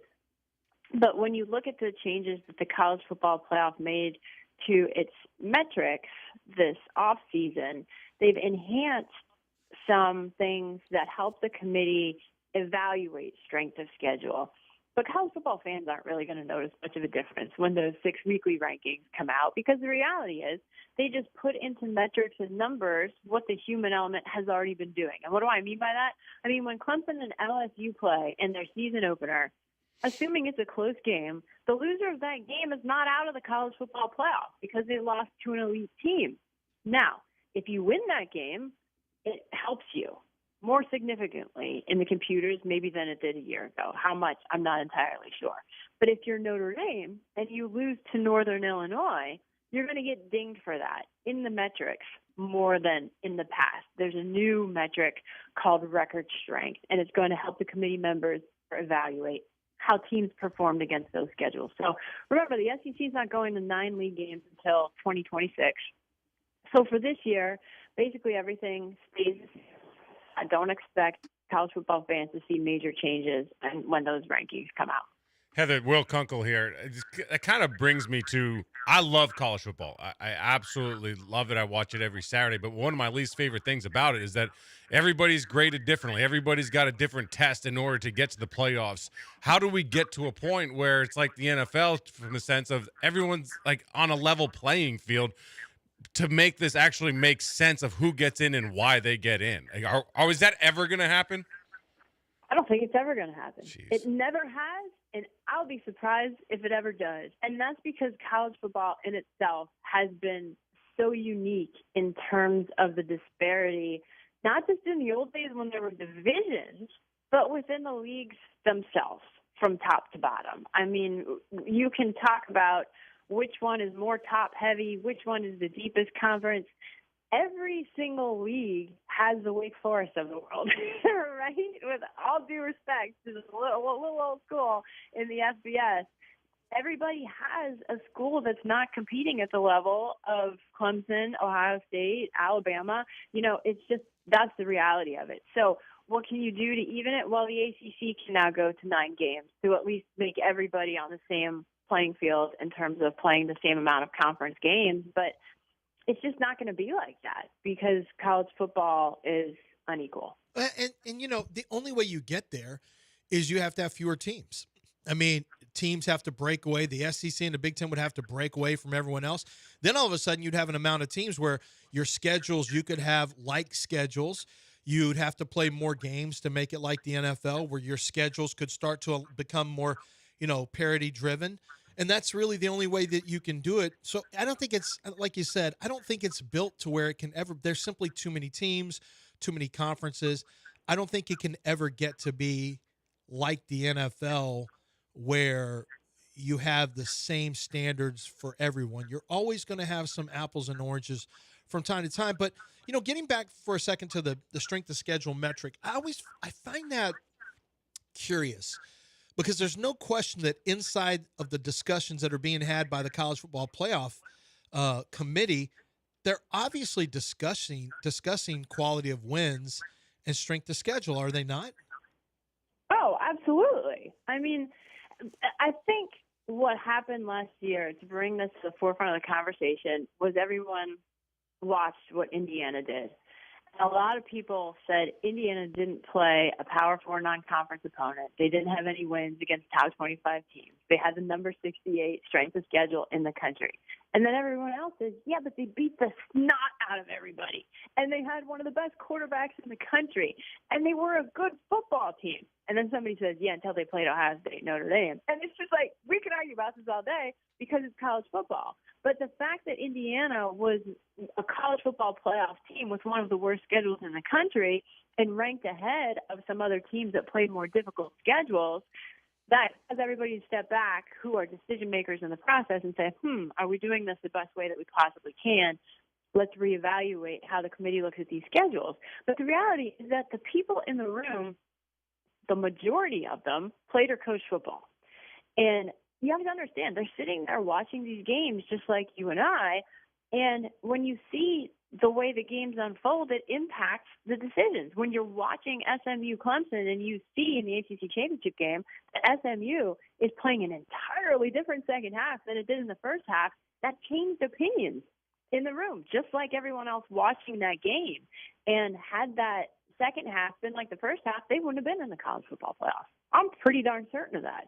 So it's also a matter of the human element, watching these games and these teams and saying, you know what, I don't care that they didn't play anybody. They're a really good football team, and they won every game that they did by at least 30 points. Yeah, at some point you have to judge the team for the team, and you're going to have these arguments, but there are going to be some teams that just stand out despite what their schedule is. I always believe, from the old handicapping, my old handicapping background, I believe that how you play these opponents matters a lot. So if you take a lesser opponent and you blow the doors off of them, that should matter. I mean, if you're that much better, you should beat them handily. Similarly, if you play a tough schedule, but you're really struggling against lesser teams, I mean, how you play is just as important. It's frankly maybe even a little more important than who you're playing. I think how you're playing has to be considered across the board, even if you have a lesser schedule. Yes. How you win and how you lose has to matter, because as we talk about the Clemson-LSU game and say the loser of that game is not out of the college football playoff, that's true. But do they lose by a field goal, or do they lose like Clemson lost to Georgia? Because that's a disparity between what's supposed to be the ACC's best team and a college football playoff team. When I'm talking about Clemson, Georgia last year, right? So what is the gap there? The scoring margin helps indicate that a little bit. But also, how much better are those teams in November than when they play each other in the season opener? The committee pays attention to that too, especially when you've got first-year starting quarterbacks for a lot of these teams. 7 of the top 10 teams. I'm curious what you think about this NIL deal and how it's impacting football, in particular. Like SMU now ranked in the top 25. It seems like they have a ton of money now. Texas Tech. I went to Northwestern. We've got a ton of money. We got to get a stadium first. Check that box, and then we'll go from there. But do you see teams that have not been perennially good at football have the ability to be good at football because they can just buy players? Like, do you see the landscape of college football changing with some teams throughout the country? Watching Texas Tech is going to be a big experiment with that this year, because if they're not in the Big 12 championship game, there's going to be a lot of people who poured money into that program. Oh, they're going to be pissed. They're going to be pissed, right? I mean, so that's reality of it. But also now with a system that is supposed to be more transparent and enforceable in terms of these NIL deals, I think it's going to take a year or two maybe to see how that plays out and how that impacts the rosters and the recruiting and all these things. I just don't think that you can sit here and say right now, well, this is what it looks like. But when you look at what it was going into this season, I think it's certainly fair to say that can literally be game-changing money at a place like Texas Tech. Do you see certain schools losing some footing? Because we've heard rumors of Alabama and having to fundraise more. I mean, I find it hard to believe that they fall to the face of the earth and don't have a powerhouse program, of course. But, someone like Texas, they got a ton of money. They can do whatever they want, whereas they have more money than Alabama. So there is certainly a shift taking place. Do you see other schools maybe losing some of that control that they've had, for over the last couple of decades? I'm not sure about that because there's always been a disparity.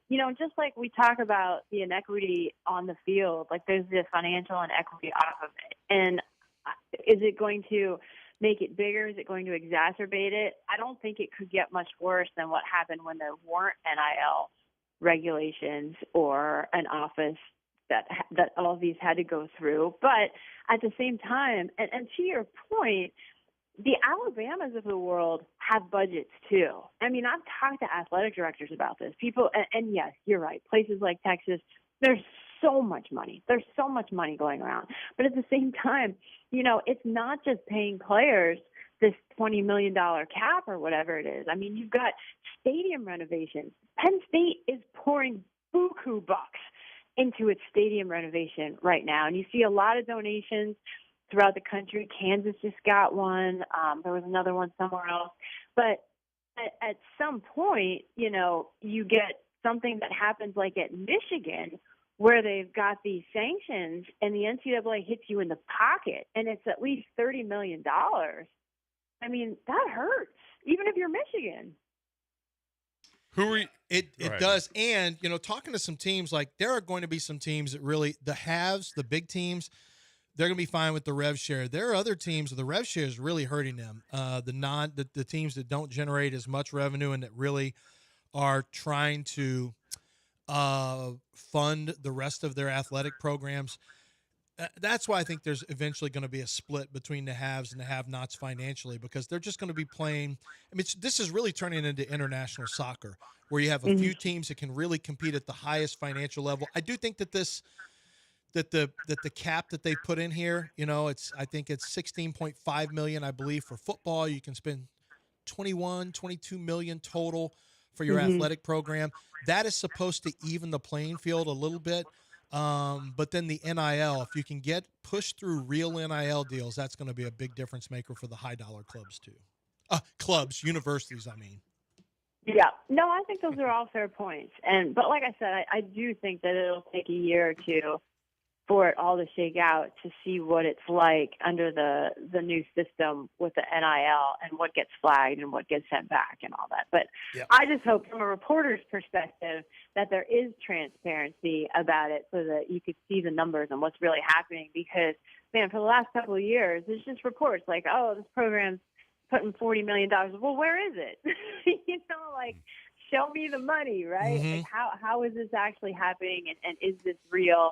Because a lot of these numbers and reports have been inflated, but there's no question that there's millions of dollars being poured into these programs. That's Heather Dinich from ESPN. Heather, thanks so much for joining us, and don't be a stranger. We'll reach out to you again, and we'd love to get you back on. Sounds good, guys. Thanks so much. All right, let's break it right here. When we come back, Rafael Stone, general manager of the Houston Rockets, is set to join us. There's a little trap. We got a little construction here in the gallery area around us, so we've got to make sure that we can guide the general manager on in. Taqueria Sarandas is out in our atrium, lining up to serve food. We're all excited about that, of course. So when we come back, Rafael Stone, tell your friends, tell your neighbors, the Houston Rockets GM, up next on ESPN 97.5. But first, it's going to talk to you about John Daspit. Yeah, let's talk about John Daspit. That's what I was waiting for you to kind of cue me on that. John Daspit is a personal injury lawyer who's the best here in Houston. You see his commercials during sporting events. He's big into sports, huge sports talk listener, and has been in the NIL scene doing real NIL deals the way they're supposed to be for name, image, and likeness. But he does that. But the main thing is, look, he's out there trying to do the best he can for the people who are his clients. And his clients, he's working hard for them to make sure that they get treated fairly. He passionately pursues justice for the injured. And so if you've been in an accident at the workplace, out on the roadways, at a location of any kind, he's going to make sure that those medical bills get taken care of. He's going to make sure your time that you miss from work is taken care of. Your pain and suffering is accounted for. That's the difference with John Daspit. 60-plus lawyers working in the state of Texas for you. Go to daspitlaw.com or call 713-CALL-NOW to get started today.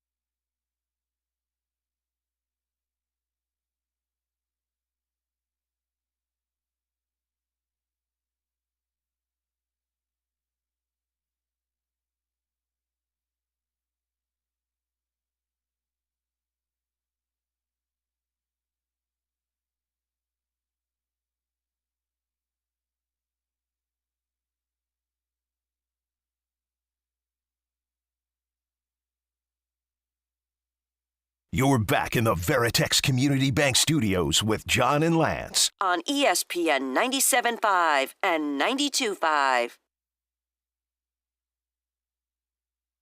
All right, 9:23 here on the show. Joining us right now, as advertised, Rafael Stone, General Manager of the Houston Rockets. First of all, thanks for taking time to come in studio. We got some Mexican food out there, but I got to get Sam to bring us some plates in so we can eat while we do it, kind of like a podcast or something.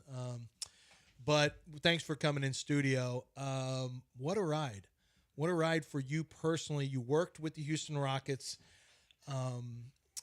not in a general manager capacity, obviously, but you've been here for Jeff Van Gundy. Why don't you tell everyone, how long have you been here? I didn't realize you were here for JVG as well. Yeah, we worked together for a year, something like that, year and a half. I came towards the end of the 2004-2005 season. So I've been around for a minute. Yeah. And so you have seen the ups and downs. McGrady and Yao, you were there for McGrady and Yao. Yep. You've been every iteration of James Harden Rockets. And now we're in a new cycle. As someone who has been a lifelong Rocket fan, this is the new cycle of Houston Rockets. And you are the architect of that, along now with, obviously, with the help of Ime Udoka, the head coach. I do want to ask you, I mean, you've had a Midas touch with a lot of these first-round picks that you've had. How much have you learned from Ime as it pertains to the type of person you want to draft? Or, I don't know, you can answer it yourself. What have you learned from Ime as it pertains to the evaluation process? I've learned a ton from Ime. I don't think much, if anything, on the evaluation process. Like, almost everybody kind of came in, like the bulk of the team came in before Ime joined us. Mm-hmm. So I think on that front, it's almost like the inverse, which is that, like, the things that I really value in players, he does too, and he knows how to enhance. So it's almost like we're doing our thing in the front office, and we're trying to identify these guys who can play. And what's made the partnership with Ime awesome is that the types of guys that we gravitate to, he obviously he likes them, but also he knows what to do with them, and he makes them better, and he's done a very good job developing them. So it's been kind of a really seamless fit, but kind of the inverse. Like, I think the way, like, I'm old. I'm not great at changing, like, in some respects. Right. Like, I try and always be learning and everything else, but big fundamental changes are probably not in store for me in terms of the way I approach things. So what I found is that he's just the perfect partner, or thus far has been the perfect partner to kind of work with. One thing I love about Ime is his standard and his ability to have accountability on the team. We saw it several years while trying to build this culture, and, like, you're going to sit next to me if you're not doing what I'm asking you to do late in games, no matter who you are. And people think that that's hard to do in the NBA because it seems unique to have a defensive standard in particular. But with him, is it easier to build a team because you do have a standard and you can weed out exactly what you don't want? It's much easier to having a really good head coach, which obviously he is it's crucial to building a team. And you can, there's like, people have won in the NBA in a billion different ways. The best way to win is to get some transcendent player who, like, who gives you some enormous advantage. But there's an enormous amount of luck. I mean, if you need to have the best player on earth in order to win, only 1 out of 30 teams can possibly do that. And so we never, that was never my, like, obviously you want to get the best players you can get, but you never want to be dependent upon kind of that type of luck, and so then having a head coach who can build something that's greater than the whole, the sum of its parts, is enormously important. And I think Ime is great for that. 2 guys that you had a lot of success with are second picks in the first round. And historically, it doesn't happen a whole lot where the second pick that you have in the first round is as impactful as Alperin and Tari Eason have been for your team. I mean, especially Alperin. I want you to take us through Alperin, because Jalen Green was the easy decision, I would assume, with the first pick in that draft that you had, the first-round pick. And Jalen was a good player. Jalen wasn't as consistent shooting and things like that, and we know, and he's been moved, and Kevin Durant, we can talk about that in a second. Alperen quickly established himself as a core player and has done nothing but go up. What did you see? What was your process with Alperen Sengun when you brought him in? And did he even exceed your expectations up to this point? I don't think I would say with all these guys, like we hope, like he's hit kind of the upside of what we hoped. Yeah. But we definitely saw it. We wouldn't have. I mean, we traded 2 first-round picks to get him. To get up. Yeah. And so we wouldn't have done that if we didn't see somebody who could be this type of impactful player. Like there are guys who can be very good, and then there are guys who maybe can be a little bit more than that. And so we saw that. I mean, on Jalen, like no pick is easy. Like the second pick in the draft is like sometimes the Big first bus rate. Yeah. All of them. Yeah. Sometimes the first pick in the draft is easy, but even then you're nervous. It's just more there's this enormous consensus and you're not going to buck it. But once you get past one, it's never like a no-brainer. That's A. But B, yeah, on Alperen, he was the MVP of the Turkish league, which is it's definitely a top 4 or 5 league in the world. Older men, I mean, grown men playing that, right? When he was a young guy. No, like guys making like $5 million a year, $6 million a year, like really good players. When you watch the Olympics or you watch the World Championships and you watch these guys play, and you're like, boy, that's like, because there'll be NBA players sprinkled in, and all these guys look like the NBA guys. Like there's not a difference. Mm-hmm. Yeah, those guys are playing professionally, whether it's in Spain or Turkey or whatever. And yeah, and he was the MVP of that league at 18. The only 2 people who've had comparable success in top tier leagues are Jokic, who had it the year after he was drafted. So kudos to Denver because they drafted him before he dominated his league, and Luka, and so I thought, I mean, good indicator. And then just watching film, like he just does special stuff. Like it was tough. It was COVID. Like I never met him in person because you couldn't. But yeah, he was just a huge target. We picked Jalen, and then I don't know, I think starting at like pick 6, I started throwing stuff. We were very much trying to come out of that draft with those 2 guys. And I started throwing stuff at teams, trying to trade up all the way, yeah, like immediately after we made our first pick, we were trying to get him, and we were lucky we got him. How much light can you shine on how the Kevin Durant trade came about, moving Jalen, and then when you're done with that, like what's that night like for you when you're done with it? Do you just sit back and celebrate, or what do you do? No, definitely didn't celebrate. It was long, like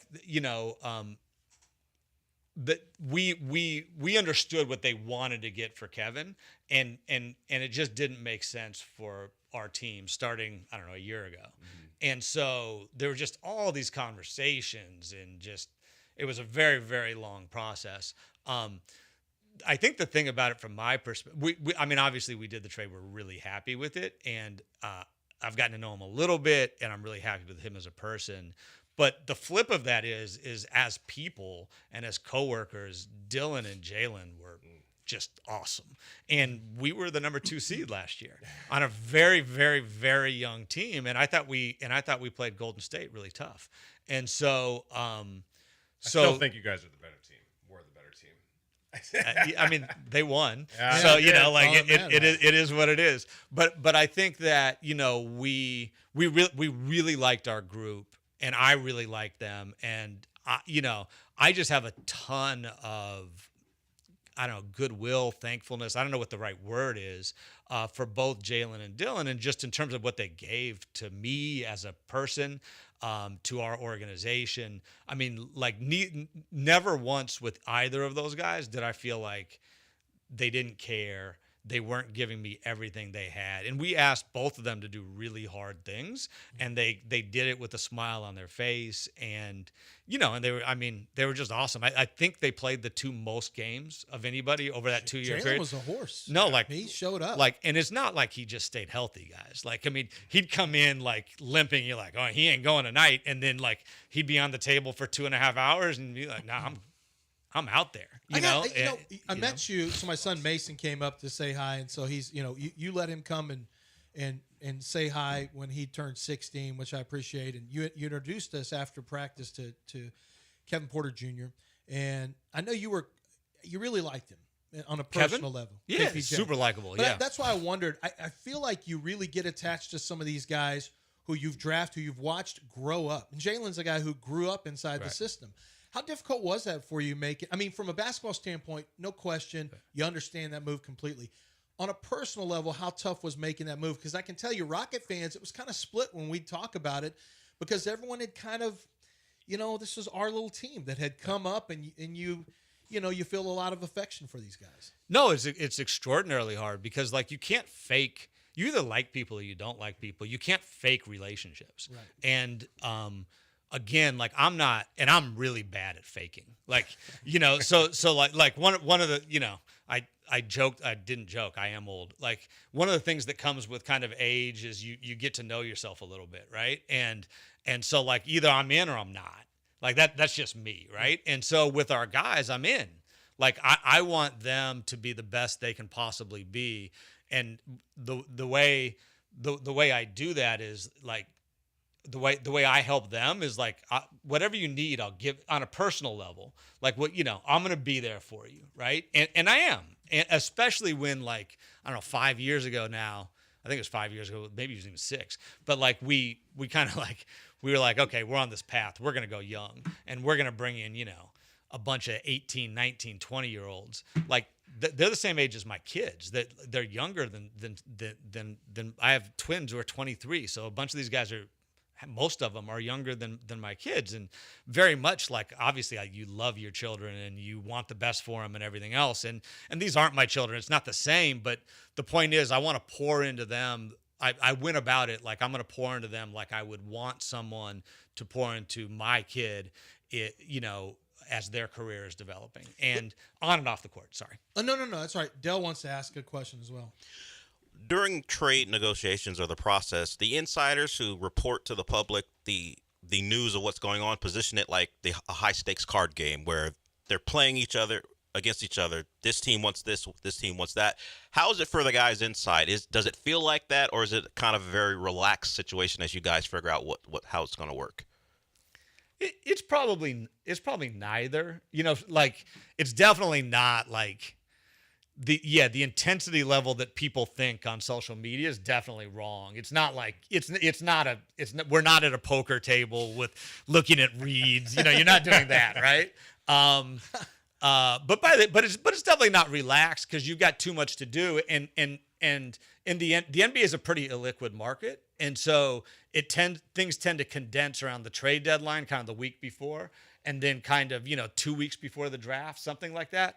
And so because that those are the periods to get deals done, if you're negotiating on one deal, you're also juggling 10 other things that might pop up and might end up being more interesting, And so I'd say it's neither, but it's, and then a lot of the stuff on social media or the insiders are just lies. Like many of the insiders are not insiders. They're literally just talking to get clicks or to get views. Yeah, it really or whatever. is like that. We always think that's probably like that with some of those guys, but yeah, no, like there will be people who say, and we have a really small front office, the Rockets do. We're the smallest in sports because I can't talk to 100 different people. Like, and I don't see the point of having a bunch of people that don't have input. Like I want everybody who works with us to matter, yeah. Right? Yeah. And so they'll say, I talked to a Rockets executive and they're thinking this. And I know what I'm thinking. And I'm definitely not thinking that. And the odds that they somehow randomly talk to one of the 3 other people who are in discussions on this, who like don't talk to the media at all. Like, no, they didn't talk to him, right? Like there's no, they didn't talk to him at all. And so they just went out there and lied. and maybe they talked to like somebody in season ticket sales. I don't know. I don't know what they did. I got a call the other day from one of your season ticket Good. guys. You should have bought. I said that was my father-in-law's account. I was just on. Do you have to combat that? Like, do you have to combat those rumors? You don't, though. You rarely do. Nah, I just not. Yeah. I just mean with like the people you're working with. I don't mean publicly. Like, did they ever is this true? Like, is this? No. Well, like if there's one that really bothers me, I will double check to make sure that like that happened. Somebody wrote this summer. It wasn't a bad one, but they wrote this extensive thing saying that they talked to a Rockets executive, and then they said that they also talked to a Rockets coach, but it was like a verbatim quote, and I was like, "There's no chance one of my guys said," and they didn't. They didn't say it. So that person just wrote. I don't know if they talked to a coach or not, in fairness, but I know at 100% they didn't talk to an executive. And I'm like, if you're going to give somebody a diatribe on a player, which was this was, then like let's talk about let's make sure that we're aligned on it. But again, it didn't happen. Right. And so, but there's also no consequences for the media members who do this. Like there's just no consequences. No, that's true. You've gone from the hunted. You got from the hunter to the hunted. No one expected you to do what you did last year. So now the mindset will change a little bit for players because now it's less about making the playoffs or, competing. It's ramped with Kevin Durant. It's ramped up. City wants that parade. It's ramped up. The city's excited, and we've seen it happen with the Astros before. You've been here. You know what happened with the Astros. They had a young core. They grew together. I can see a similar pathway. I think the Texans are kind of running parallel with you guys. There's a lot of similarities between D'Amico and Ime and you and Nick Caserio and some of the growth that we've seen with young core drafted players. Is there a different mindset? How do you view it now? Because teams are gunning for the Rockets. You're not a surprise to anybody anymore. How does that change things for you, for Ime, for the players? I mean, I hope it doesn't. Like, first of all, we're definitely still the hunters. Like, we didn't win anything. So like we need to be hunting, right? Yeah. And so, but no, I mean, like I get that public perception changes year to year. I think internally we expected to be as good as we were last year, and we were very unhappy when we lost basketball games. I do think Ime and I were talking about this like 2 days ago. That's one thing we need to make sure we don't lose. We were the most unhappy team when we were losing. Like we did not lose gently. We did not lose that's well. That's a good thing. No, it's a good thing. Does that come from Ime? Where does that come from? Yeah, no, I think it comes. I give Ime a ton of credit for it. I do think it's an organizational thing. Like, yeah, you drafted guys like that. Like Jabari strikes me as a good guy to have. Yeah. I always thought that was a really good pick. I think he gets lost a little bit. I always felt like his attitude and the way he approaches everything. I'm sure a lot of it comes from his dad. I felt like he was a really good pick for you this is the kind of guy you want on that roster. Yeah, but by the time we picked Jabari, I think we had a good sense of directionally where we were going. He's fit great. Tari too. Like Tari's just adult. Like Amen. And then Amen is like Amen and Dylan were the two like outliers, and so we need to like we're gonna miss Dylan in that respect. But like and Amen and Tari and Jabari and those guys just got to take seems like he's wired. He is really wired up the way you want an elite competitor wired. Is what it seems like. No, losing isn't his thing. And then I skipped over Fred, but I shouldn't have. Like Fred's probably the toughest player in the NBA, and Fred's like 100% all about winning. All the rest of the stuff doesn't matter. How about him boxing with Ime? You like that? Oh, everybody is like they got the video of that, but no, all those all those guys are like Amen and Ime were sparring the other day. Like Ime came in like talking about how they're both supposed to be pulling their punches and neither was good at it. Yeah, no, like the whole it's just cardio and conditioning, and everybody's been getting it in this summer. They're doing a really good job. What are your expectations for Reed Shepherd? Because everyone I've talked to says like legitimately great things about him and what he can do. And the reason he didn't play was just weren't minutes there for him. It had nothing to do with skill and talent. What do you guys expect for him this year? Yeah, I mean, I think we expect him to build off last year. Like he kind of was creeping up, and then I think around the midpoint of the year, he really got comfortable. His play started to really improve, and at the very end of the season, we were able to get him extended minutes. He played really well in those games offensively. He's got some really special defensive tools, and so we need him to kind of combine those with being solid. And he's done a good job of working on his kind of being solid and being physical all summer. We just need Reed to take a step. I think he's really, really talented, but it is hard. Like, generally speaking, if you're a top 3, 4, 5 pick, especially as a guard, the team that picks you is a lottery team, and they give you the ball, and you get a chance to like play through mistakes. And we couldn't give it to him. We couldn't get. If you think about it, the prior year, Amen was in the exact same situation, and and we gave him a little bit, and Amen's different just because, like, okay, if you can't play the 1, we'll put you at the 5. Like, what Amen can just play every position, and so he actually, if you think about how he carved out his initial role, it was without the ball in his hands, even though he'd played his entire life with the ball in his hands, and now he's slotting back into that. But with Reed, I think, he's just unique. It's generally don't get drafted into teams that are as competitive, as good as we are. I'm curious if you see him. A lot of us looked at him at college and saw Mark Price potentially because he can really shoot it from distance. You're dating yourself. Most of the I audience know, is like, who the hell is like? I know I can say that to you, and you know Mark Price, and Will know Mark Price. But and that's quite a compliment. I mean, he had that off the bounce, quick rise, mid-range game, coming off of screens. Do you see him in that kind of role where he can play the 1?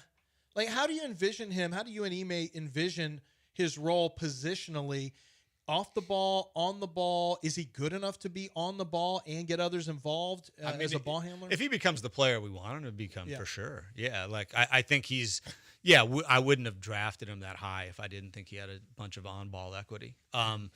He really sees the court really well. He's kind of a special playmaker on top of his shooting ability, and he's actually a really good athlete. That's one of the things that I always talk to him about is like, I'm not giving you any passes. Like 41-inch vertical. As somebody who does combine stuff for the NFL, I've got an issue with this run up. Although I will say it's actually more like a real game. How you play the game. It's actually like in the NFL where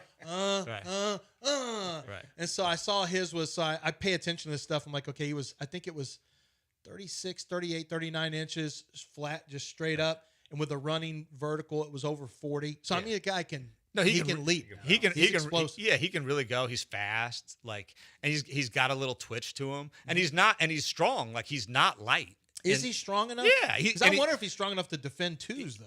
He will be. Okay. Like, and he's way stronger now than we got him. He's going to be a big solid kid who can move. But yeah, I'm not people look at him and they think and they think he's not an NBA athlete. And that's just not right. That's not right. Real quick, can you shine a light on a trade that didn't happen that you can talk about now that's fun to I won't do that. I probably not, but go for it. I don't know. Anything that you can. Oh, you were just saying any deal. Yeah, like any deal that was in the works that was close to happening that just didn't happen for the Rockets when you've been working. No, I wouldn't. That's not You fair. could. That's not, I mean, yes. The answer is I could. I will not, but I could. But I'll ask you this: did you ever have conversations about the big man from Greece in Milwaukee? No, no, we didn't. We didn't. Conversations? No, no. That's what the insider said. No, Milwaukee. Like I really I deal well with John Horst. I really like him, and John was very clear that they weren't doing anything. So like. That's what it appeared. Who are you going to talk to? Once he says no, he's All right, that's Troy Bellstone, general manager for the Houston Rockets. We're excited. October is when basketball starts now. It used to be November. They crept in October, and that's even earlier. You've got 26, 28 games on national television this year. Man, things have changed under your direction and the direction of Ime Udoka. We're really excited about Rockets basketball. Kevin Durant, a Rocket, and you've got so many players who are still on the upward tilt. So things are looking up. Congratulations. Great job so far. But I know the accomplishments you're not in the books yet, so you gotta keep working and keep hunting As you said, you're still the hunter. No, there's no trophy for off seasons. So yeah, we're starting. Every year you start at the bottom. Everybody's 0-0, and you gotta earn what you get. And for those teams that think that it's going to be handed to them, it tends to be rough years. Never is, and especially not in the West. Rafael, thanks for coming in studio. We appreciate it. Appreciate it, guys. All right, break it right here, ESPN 97.5.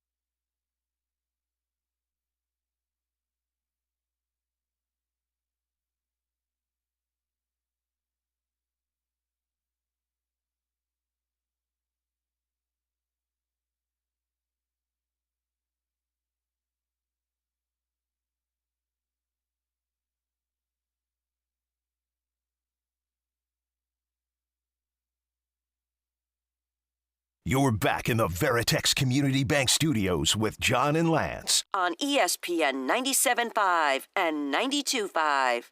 All right, let's get into it quick because we've got professional boxer Giovanni Marquez in studio with us. He's got a fight coming up in September. Next up is going to be, well, when's your next fight? September 20th. September 20th. Yes, so sir. September 20th, Giovanni Marquez. The name Marquez for boxing fans is a big one. Raul Marquez is your dad. Yes, Not sir. only your dad, but your trainer. Yes, sir. What was it like, before we get into your career, growing up? I grew up as a son of a football coach.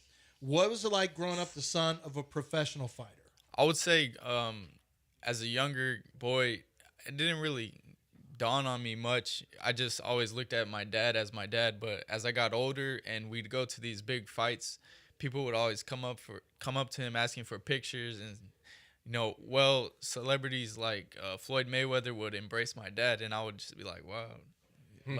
He must have done something in this sport to get this recognition. The Mexican fight culture, I mean, and your dad was one of these guys, and there's a lot of them. One of my favorites all the time was Julio Cesar Chavez, Sr. But, there is a history of you're going out on your shield. Like it's heart. It's no bad fights. It's all action. And your dad was one of those fighters. What's your style? How much of that do you bring into how you approach the fight game? I have that in me as well, but I do also have my skills. I would say I'm a bit more of a skillful fighter. I have more footwork, defense, and stuff like that. But at the end of the day, if I have to bring that out of the bag to get the win, it's in there for sure. It's like still in there. every kid wants to beat their dad at like basketball or golf or like whatever it is. Did you ever beat your dad in boxing? You ever get into it with your dad when you're training, especially? Like, is that harder for you? Oh, we still get in the ring now. Yeah? And yeah, we spar to the body. How old is your dad now? He's in his 50s. He still got it? He's still Got game. that old man strength? Yeah, he He's has still that gonna give you strength. that grown man Yeah, strength, yeah, though? he has the strength, and then he has the knowledge, the veteran experience. So he'll pull some random tricks out the bag, and I'm like, okay, yeah. Bite the ear. Yeah. What do you learn? What are some random tricks? Because a lot of times you get later in your career, you got to know the tricks. When Right. you're young, you don't know them as much. You don't need them as much. When you're older, you do learn the tricks and you use them. Like, can you give us an example of one? Kind of like when you're on the inside and the ref's on this side, and he hits you in the leg. Those kind of things, like It really has an impact? Yeah, for sure, man. Getting hit in the leg with those 8-ounce gloves, you're not able to move as much. So you're 13-0, 6 knockouts. You're going to be fighting here in Houston. Most of your fights have come in Houston. You had, oh, look at this. You fought in Fort Bend. You fought in Rosenberg. That's my hood. You fought out there. You're going to be at the Bayou Music Center is where your next fight is going to be. Yes, sir. It's a bigger venue than the ones you've been in recently, I think, Yes, as sir. you move up. And our good friend Sal and Taqueria Sarandas are your sponsors. You got a plate of food in front of you. We kind of did that for appearances. You're not actually, you got to make weight. So Yeah. I'll eat that. chili quiles and refried beans and taquitos, that can't probably be on the diet a lot. Maybe after the fight. Yeah. This is some type of food I'll definitely celebrate my win with. But Yeah. right now on the weight cut, unfortunately can't eat this. No. How tight do you have to be with your training in terms of how close do you stay to weight before you have a fight? How much do you have to cut before a fight? Between 15 and 20 pounds. You'll have to Damn. cut between 15 and 20? Yes, Between sir. now and then? Probably about. How the hell do you do that? And like still Well, how far stand? away are you right now? 1 month away. How far are you away? About 10, 15. Okay, so it's more of a process. Yeah. How much the last week will you have to cut? Probably about 10. Saunas. Yeah. The last 10 is like water. But it's Mostly intentional. water. Yes. It's intentional because you want to keep your weight up for strength. Right, for sure. Yes, sir. Did you ever have to learn a lesson about cutting? Did you ever have to cut too much and you were weak going into a fight? No, I try not to cut too much to avoid being weak. So I just do what I feel comfortable with, which it's never comfortable. It's always difficult, but without pushing it too much. Yeah. Stylistically, you talked about differences from your dad, and there has been a culture of we're just going to slug it out. And you talked about being more skilled. Stylistically, where's your as your trainer? How is he with developing that style for you? What what is his, like, how much of this is you wanting to do that, and how much of this is his vision for you? I would say my dad, he's very open-minded, and not only was he a world champion Olympian, he was also a commentator for many years. So he sees all the styles, and he sees the benefits of a style like mine, and he takes my strengths and my weaknesses and just molds it together and just, lets me be me, and also adds in what needs to be added in. Obviously, UFC and MMA is popular. Did you ever entertain that route, or always boxing because your dad? Or Always boxing because of my dad and just my love for the sport. But I am a big fan of the UFC and the MMA. So would you ever go that route? I probably wouldn't, but I'm a fan of it. Yeah, for sure. Yeah, and I think that's what, as a fan of both, for a long time, it's funny how people tried to make it one or the other. And more people, Dana White came from the boxing world when he went in there, and more people are just fight game fans. They're different. It's a different style of fighting, but it's both combat sports. Yeah, for sure. I'm a big fan of the UFC. I like that the best fight the best in there. It's not so much about business. And, I've always wondered. And so that was a problem with boxing for so many years, is it was too political. You had different promoters would avoid different fighters. I think for years Mayweather Pacquiao should have happened a long time ago. They both fought when they were out of their prime. Well, certainly Manny was out of his prime. And I feel like because best fight best, and it's okay if you lose in mixed martial arts and the UFC, I wondered if that's having a positive impact on boxing to where maybe because it feels like boxing's starting to get more best on best. Yeah, for sure. The Saudis are getting involved, so they're pumping a bunch of money, which is making the big fights happen. And Dana's getting into boxing too. He's promoting the Canelo Crawford fight. So, are you happy about it? Do you like that? I'm not against it. No. I'm for it. Yeah. Anybody who can bring the sport up. Yeah, for sure. My dad's actually working the Canelo Crawford fight in Spanish. As for a Dana. commentator? Yes, sir. Oh, that's awesome. Yeah, that's going to be really awesome. Well, before we let you go, once again, thank you to Takaris Arandas for bringing you in here for us. You and I are going to cut a little commercial here in a second. We got some great food. Thank you to Saul and the good people over there. And once again, if you want to get tickets, it's going to be September 20th at the Bayou Music Center. We are going to have some information for you next week, or as the fight comes up, we'll have some information on how you can get some tickets. Maybe we get some tickets to give away as well, and get some more Houston fans in there, pack the place out for you. For sure. Giovanni, 13-0 with 6 KOs, looking to make it 14-0 with 7 KOs. Well, 7th round TKO. First round knockout. Let's go, boys. 7th round TKO. You got to wear him down. Yeah, I got break a him feeling down you're a going to wear him little down. bit. Yeah. At 140 pounds, there's not a lot of first round knockouts. I could be wrong, but it's kind of a wear down role. Yes, sir. Listen, thank you once again for repping Houston and coming in here, and we look forward to checking out that fight September 20th. Yes, sir. Thank you for having me on. Absolutely. That's going to do it. Thanks to Will Kunkel, to Rafael Stone, Heather Denich, Jesse Rogers. We appreciate you guys for listening. Keep it right here on ESPN 97.5. Dell and Sean Mapes up next.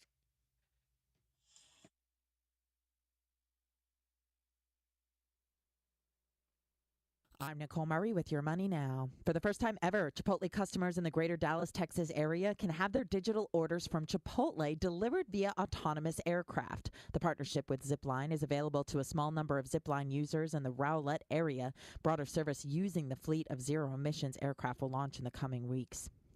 Shares of Chinese electric car maker NIO surged more than 9% after the company unveiled one of its most affordable vehicles yet, underscoring the fierce price war in the domestic market. The company lately has unveiled its latest ES8 SUV, aggressively priced at $43,000 under a battery subscription plan. A New York appeals court has thrown out a more than $500 million penalty against President Trump and his business empire. While the court upheld the trial judge's finding that Trump was liable for fraud, the ruling leaves in place restrictions on the ability of Trump and his company to do business. Stocks are sharply higher after Jerome Powell's speech. That's Your Money Now.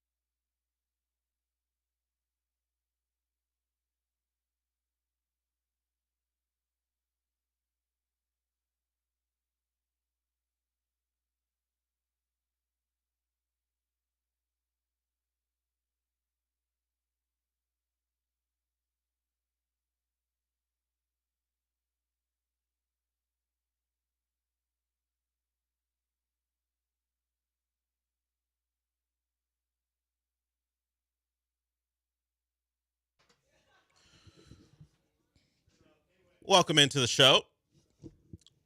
A busy morning here on ESPN 97.5. We just finished up with Giovanni Marquez. We had Rafael Stone in studio. The entirety of the Rafael Stone interview will be up on our socials, well, YouTube specifically, if you want to see the whole thing. Of course, we'll have clips from our different social media platforms, but Rafael Stone, Rockets general manager, in studio with Lance and Will Kunkel, who filled in for John Granado. So if you missed any part of that, you caught a tweet late and saw that he was in, we'll get that up for you in its entirety. And if you're wondering, hey, how come you guys didn't tell us that from the beginning? Yeah, $7.90. We don't want them. We don't want them stepping on the product. So we got to. We had to keep that secret. Move in silence. Yeah, as real G's would do. Yes. So that's why if we didn't promote that for 24 hours beforehand, there are some things you have to do to make sure the interview goes as smoothly as you want it to. Maybe on this show we have a guest that we can't promote until very shortly before. You'll have to stay tuned. I really wish we had enough. 11:30. We might have someone special. You just revealed. I really wish we had enough cachet that we could pretend like that was real. And people would dry call people on my phone. No, like we could pretend that we did have this giant guest and people would believe it. But considering the nonsense of this show, you throw that out there, no one's going to believe it, even if it was real. We will have Michael Carroll. We're the boys who cried wolf. Yeah. No, we haven't established enough of a serious of anything of a serious nature to cry wolf for people to actually believe that it could be real. That there's a wolf. As soon as you say something like that, whatever, these guys, they're a-holes. They're not. It's probably Raheel or or no guest at all. Yeah. But we will have Michael Carroll, which some of you guys save your calls for. You know, our consistent callers will wait till 11:30 to ask Michael Carroll some questions. So we'll do that. And, of course, Michael Carroll will give you the best information there is about what you should or shouldn't watch. And maybe he's seen something that he likes quite a bit. So we'll get to that a little bit later.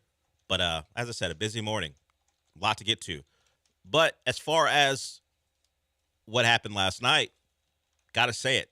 If we're going to pencil in someone to be the number 3 for the Astros, if we're just going by merit, that spot belongs to Jason Alexander. They've won the last 5 times he's gone out there. Now, he doesn't get to win all the time for reasons like he didn't go 5 innings to start the streak against Washington, but they won that game.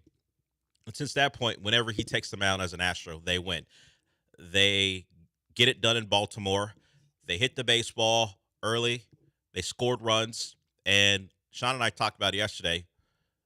I put Sean to the fire, his feet to the fire. Would the Astros take a lead? Check. Would they win? Check. Look at Sean getting out on that limb and being right. My faith has been rewarded. Yes. My begrudging faith. Yeah, you didn't want to do it. No, but I just had to. After all this team has done for me in the last 10 years, I was like, you know what? Let me show some faith. Give it to them. Yeah, let's not give up on the squad so quickly. I think they can beat this crappy Orioles particularly team. When the Oriole that they have to get to, yeah, sure. He almost threw a perfect game the last time. He's due to give up but some hits. Yes, he can't just be great against the Astros. At some point, he was going to revert back to form, and that some point was last night. The Astros got out to a lead early. They're up 4-0 before the Orioles put across the run. And you got contributions from Christian Walker. Of course, Sanchez had a 5-hit night. It all felt pretty good. You were up 7-0 before the Orioles turned to bat, 7-1, before the Orioles turned to bat in the third. And you kind of cruise. You didn't score any more runs, but you had enough, thanks to Jason Alexander. So, of course, you have the returnees the rest of the way. You're going to have Javier. You're going to have Arrighetti. You're going to have McCullers tonight.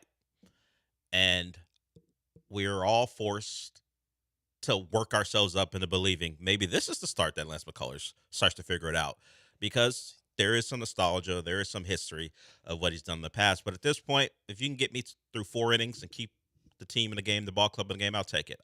Those are where my expectations are for Lance McCullers. And really, that's where they may be set for the rest of the guys who haven't been with the team all year, with Javier, who had to leave his last start because of an illness, with Arrighetti, who's had to leave starts because of not being good.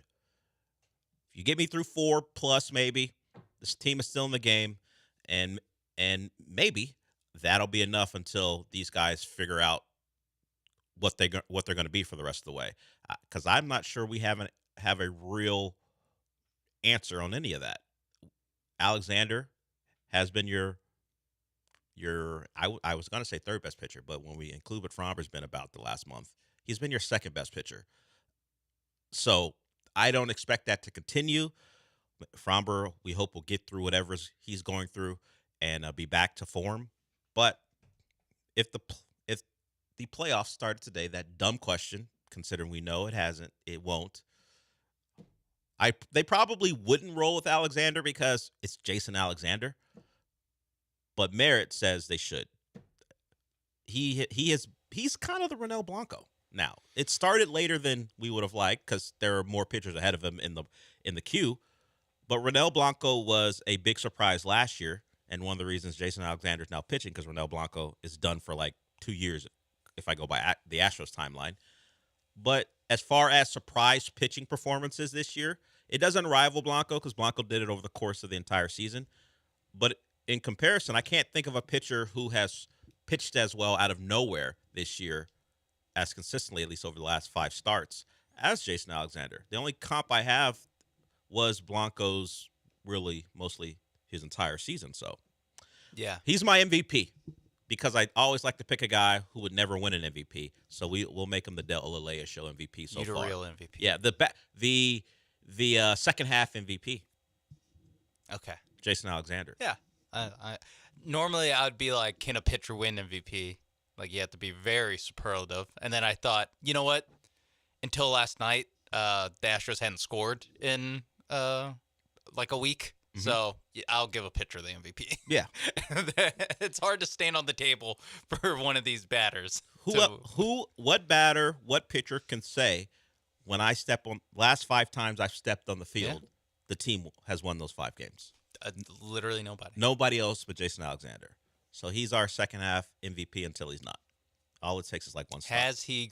I mean, we've already talked about him the longest without bringing up a 90 sitcom. I think we're he's done with graduated that. past We're that. done with that. I think, but I think it's because he's good. Yes, this is what I'm saying. If he was still like, nah, I think we still get the jokes off. But he's actually we'd like make the good. Costanza jokes if he wasn't pitching well. Now he's to the point where we can actually talk about him as a player. He's a real guy. Congrats.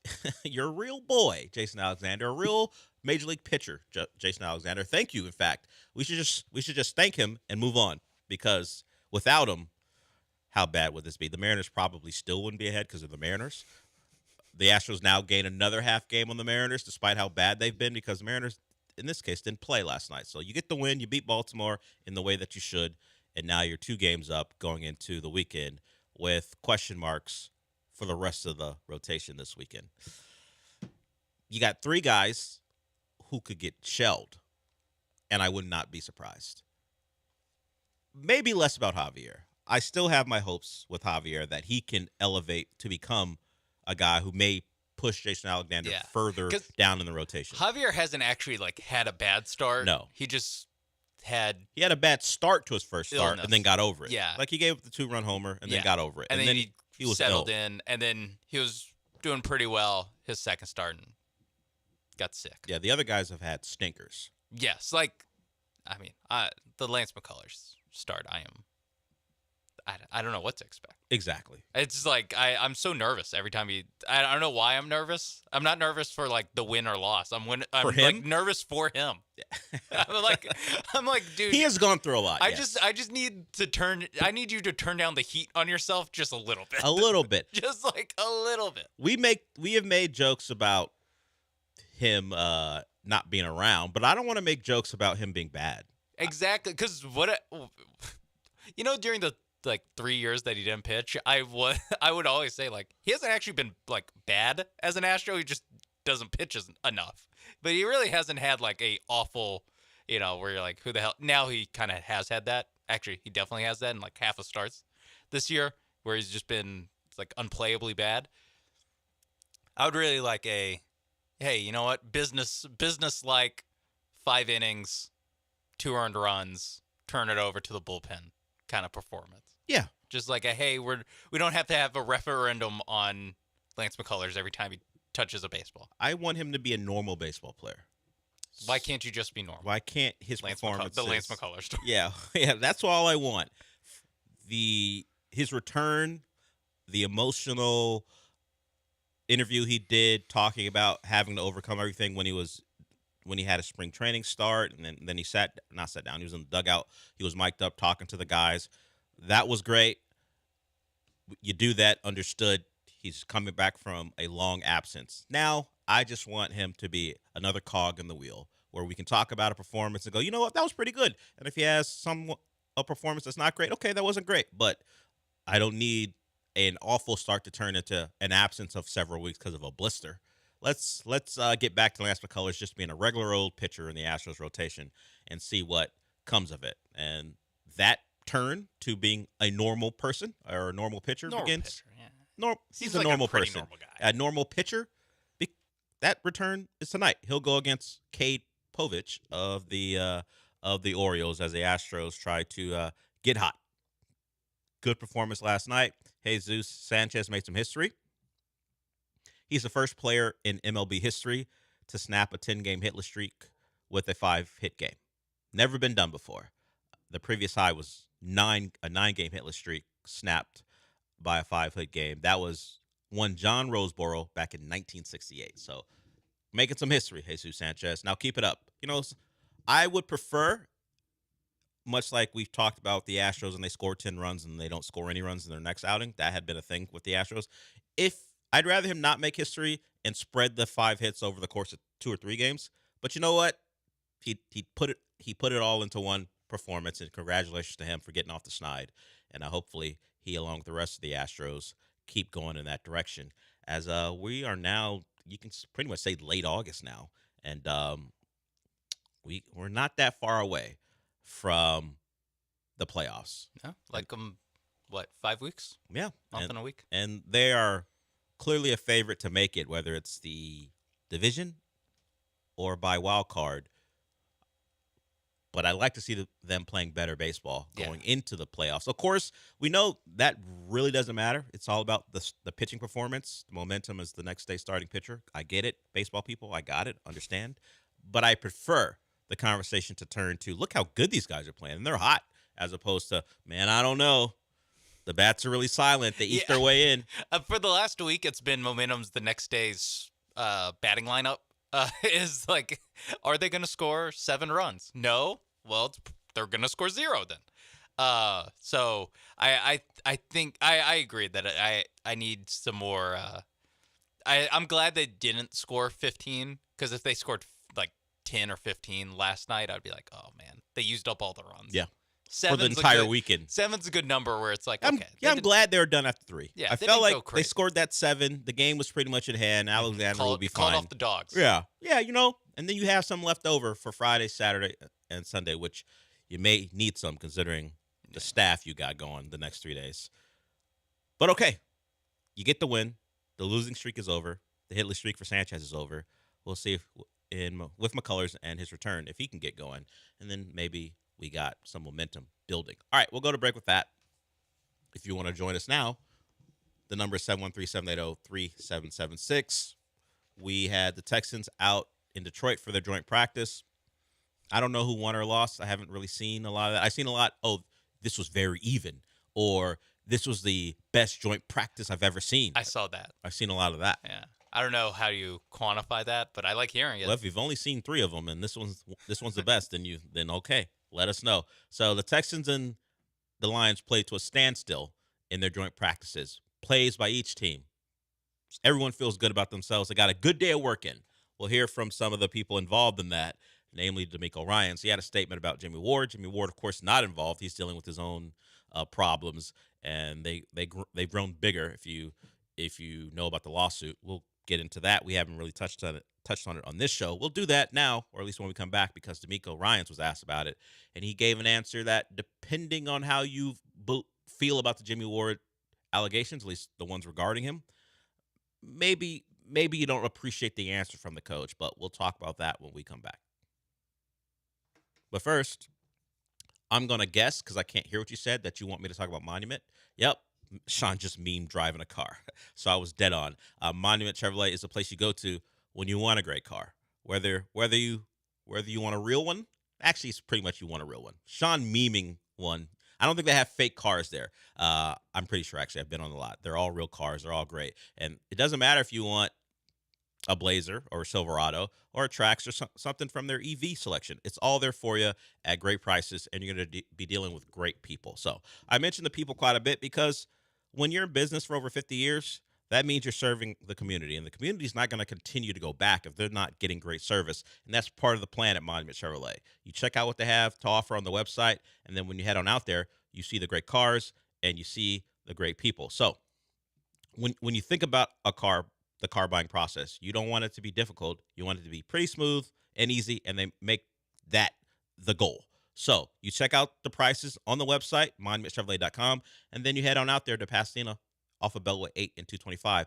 And if you're looking for the Chevy Silverado this week, it's the perfect time because they have a deal on it, 0% financing for 36 months on that Chevy Silverado 1500. And of course, that's on top of the pre-Labor Day employee pricing. So you're getting deal on top of deal.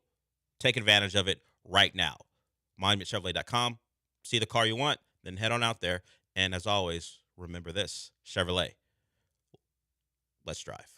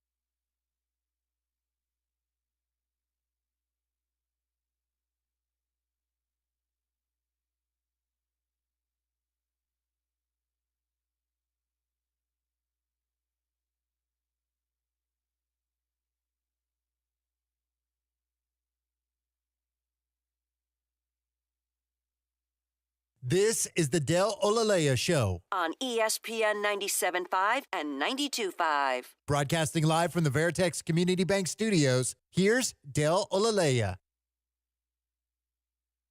I did want to mention this before we completely move on from the Astros. They bring in Craig Kimbrell is an Astro now. He was with the Rangers up until like yesterday at noon or right before then. They released him. I imagine he gave the Rangers word that the Astros were looking to sign him to a major league deal. And then he was released. The Astros signed him, and now Craig Kimbrell, with that awkward, or maybe even call it odd, delivery, or certainly a setup, is now an Astro. They need all the help they can get. We know they've been rotating guys and sending guys down and bringing them back up when it comes to the bullpen, just depending on the number of pitches they've thrown recently. So they add another arm. I guess anyone with Ryan Presley dreams can bury those. They went and got another older pitcher, and we'll see what Kimbrell has. He was with the Braves earlier this year, and been with the Rangers since June, I believe. Not technically off the street. He had been active. The Astros didn't go pull a guy who was on his fishing boat. They didn't pull him into a pennant chase, but he had been a guy who could not get to the big club with the Rangers. His ERA is like right around under 3.9 for his time in the minor leagues. So they're going to try it out, see how it goes. But at least he was active, and hopefully he adds a little something. Certainly has a pedigree. We'll see what he has left the next month or so. All right.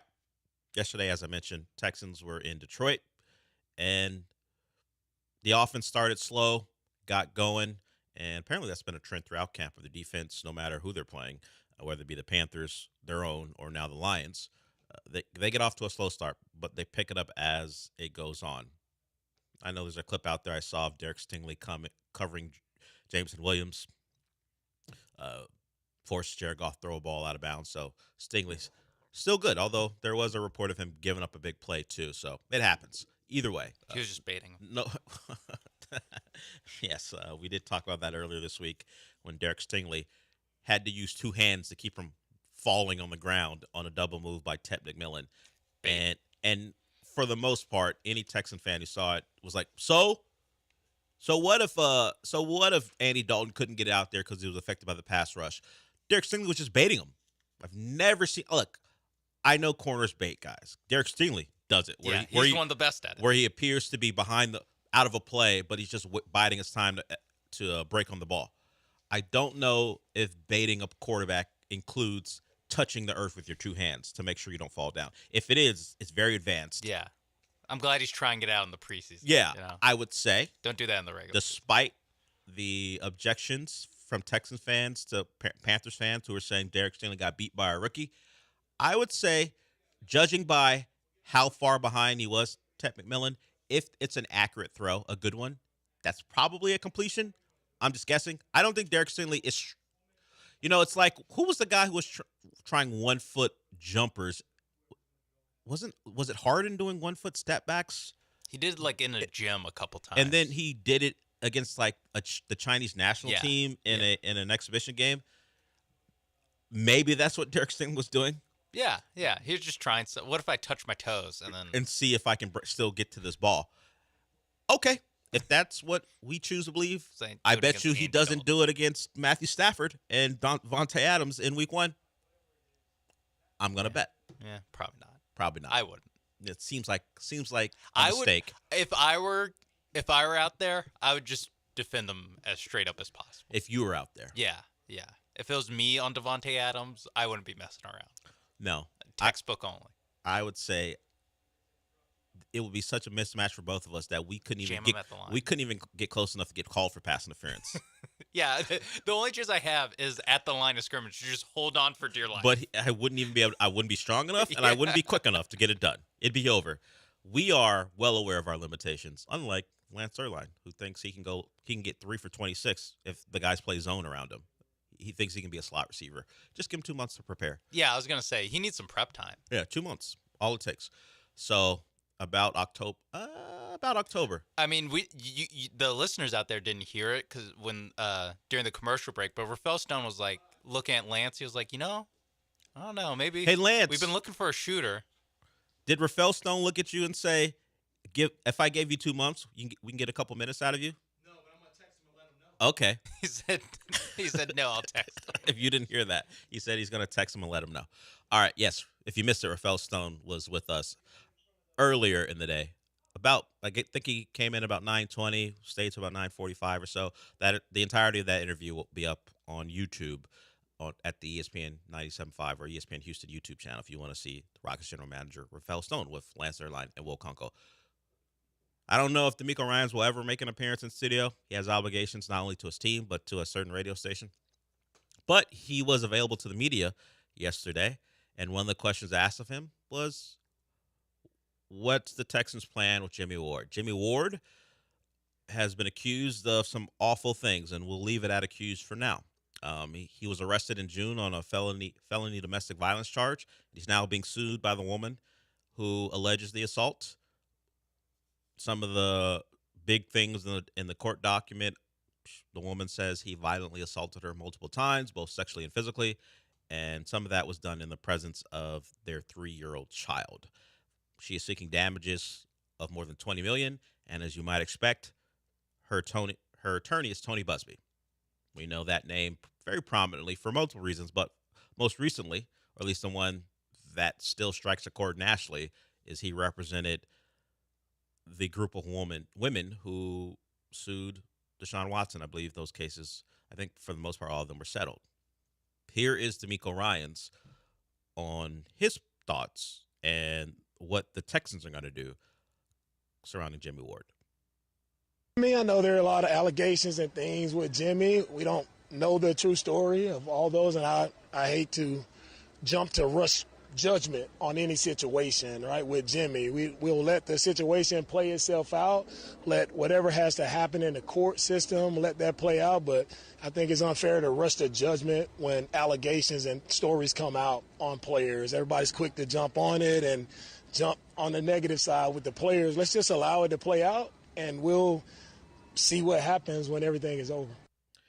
So earlier, when training camp began, Nick Caserio said, we will work with the league. We will be compliant on our end, do the best we can. Whatever the outcome is, we'll handle it accordingly. While I would say the media, because they're reporting things, whether you can say that they're jumping on against the player on what side they're on, they're reporting the news. I don't know that D'Amico's statement about that everyone's quick to jump on the player is true. I think a lot of times, we talked about Deshaun Watson. There were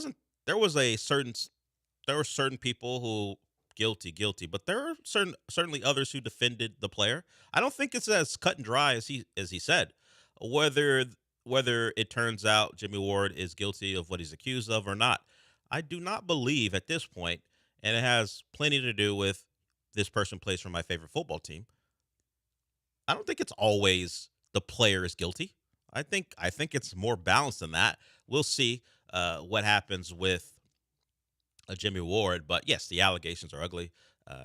You hope, even excluding the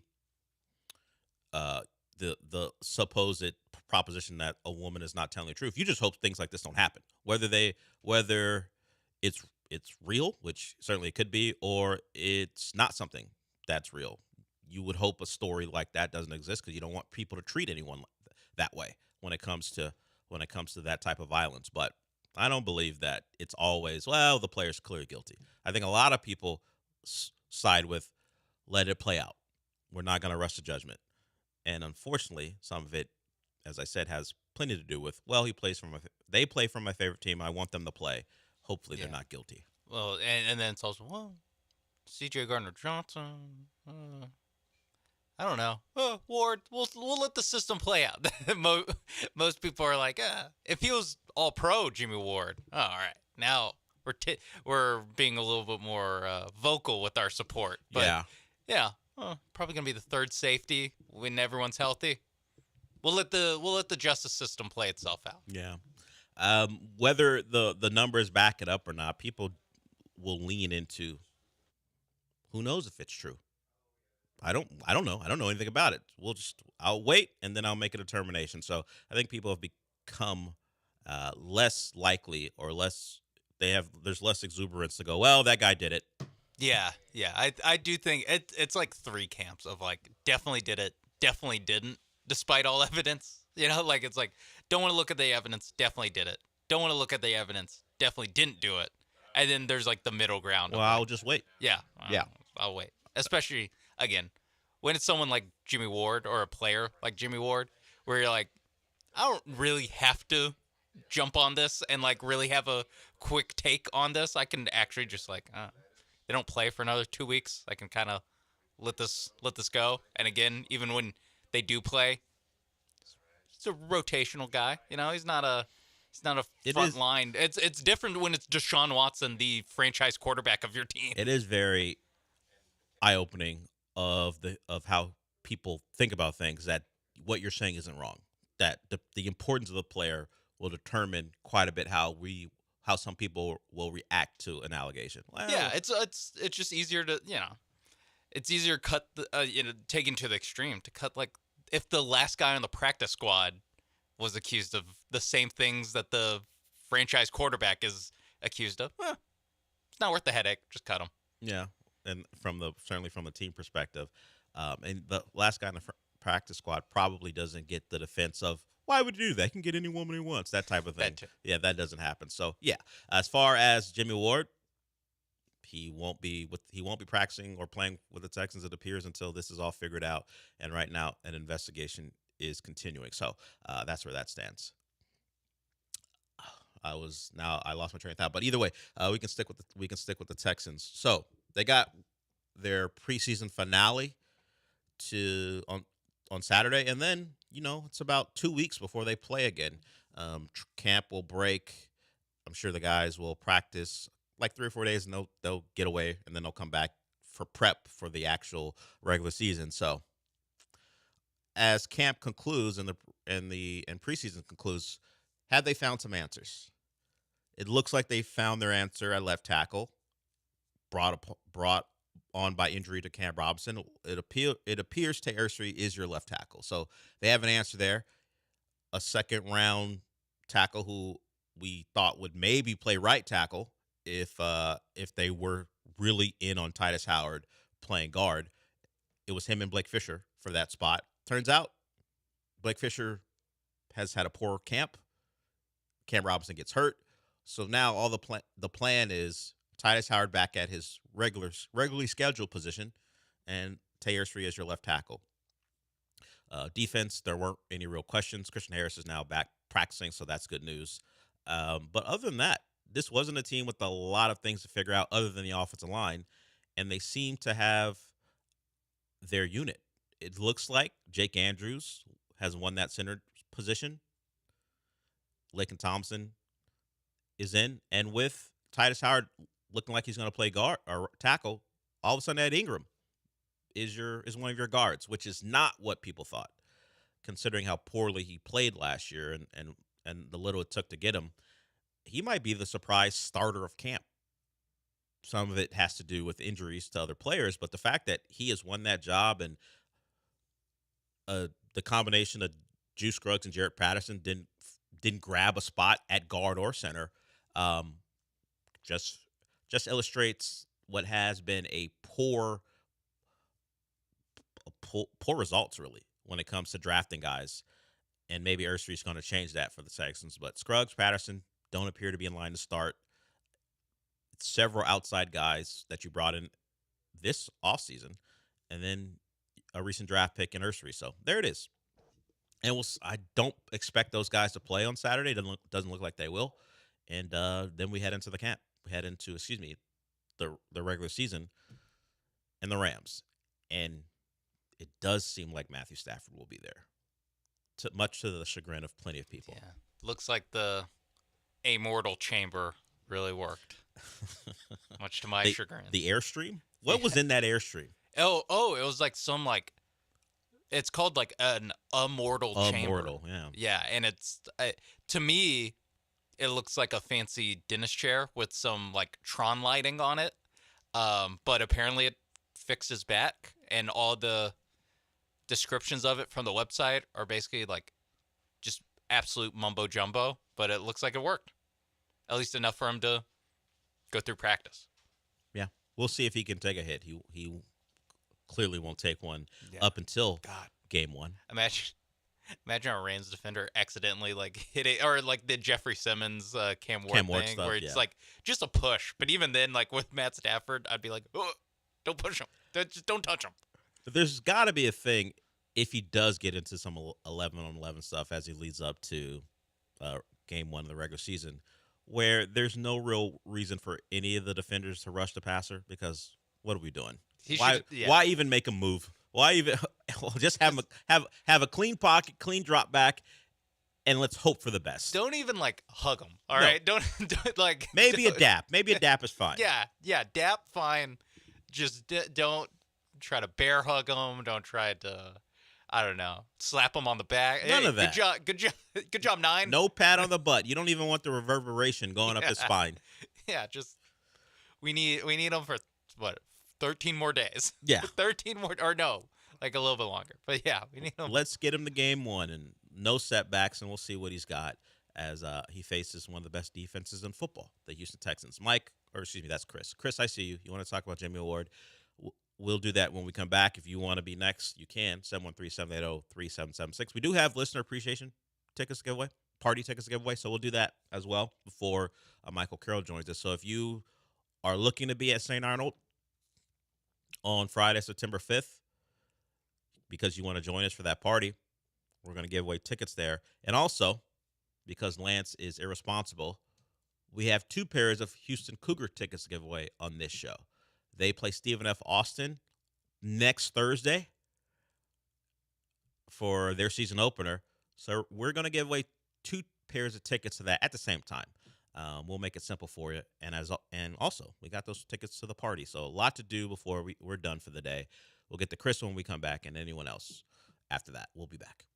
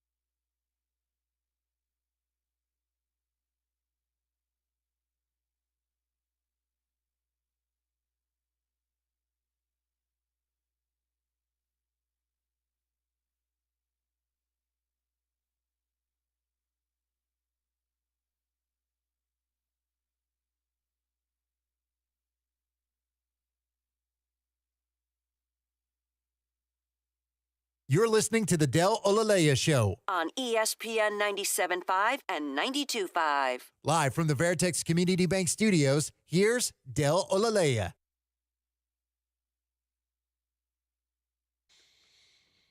We'll get to something Jerry Jones did, or said at least.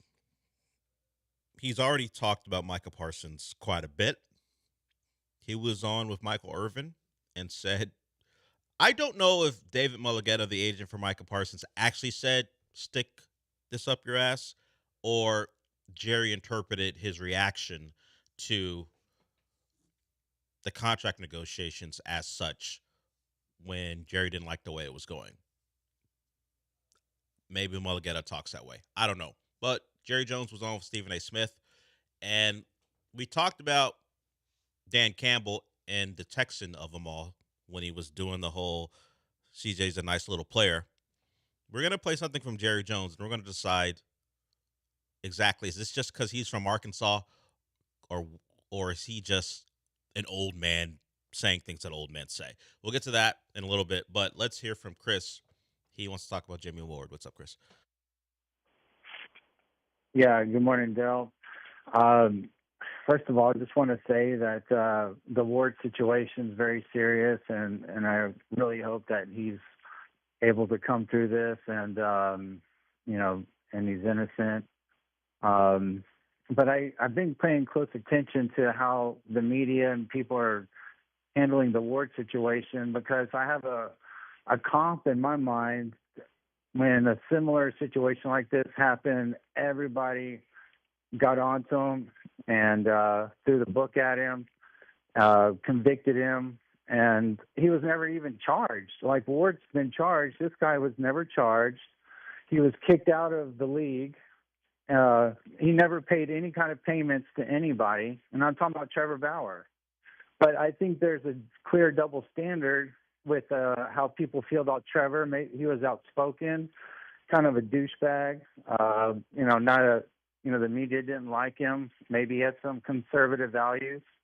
And so that was a green light for people to jump all over him and get onto him.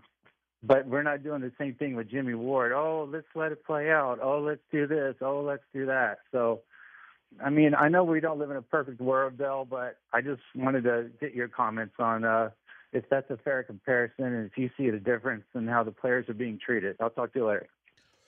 Regarding Trevor Bauer, I'm sure some of it has to do not necessarily with his values, but he was a more prominent player, so it certainly elicited more attention and coverage, and people certainly had opinions. He also had, while you say he wasn't charged, that is correct, but it was a pattern of behavior. From his time when he was a minor leaguer, women have talked about his treatment of them in a way that suggested he wasn't very kind to them. So it didn't just start with the big one that we all know about, where the woman and the text messages, and we found out that she may or may not have targeted Trevor Bauer, and she kept track of everything. And that's a sordid story that continues to live on as the woman, Trevor Bauer's lawyer, and Trevor Bauer go back and forth on that. So I think part of it was, if you go through Trevor Bauer's history, there have been multiple incidents regarding his treatment of women that people have said, hey, there's a pattern of behavior. Maybe this alleged victim isn't the perfect victim to have a trial, because you start to get into women's backgrounds, and it's how it always goes. Well, she said this, or she was like this, so can we really believe what she said? That becomes part of the discussion. So if you don't have the perfect witness or perfect accuser, then you start to pick apart what she's saying. But Trevor Bauer has had several incidents like this, which has led to baseball, at least Major League Baseball, not wanting anything to do with him.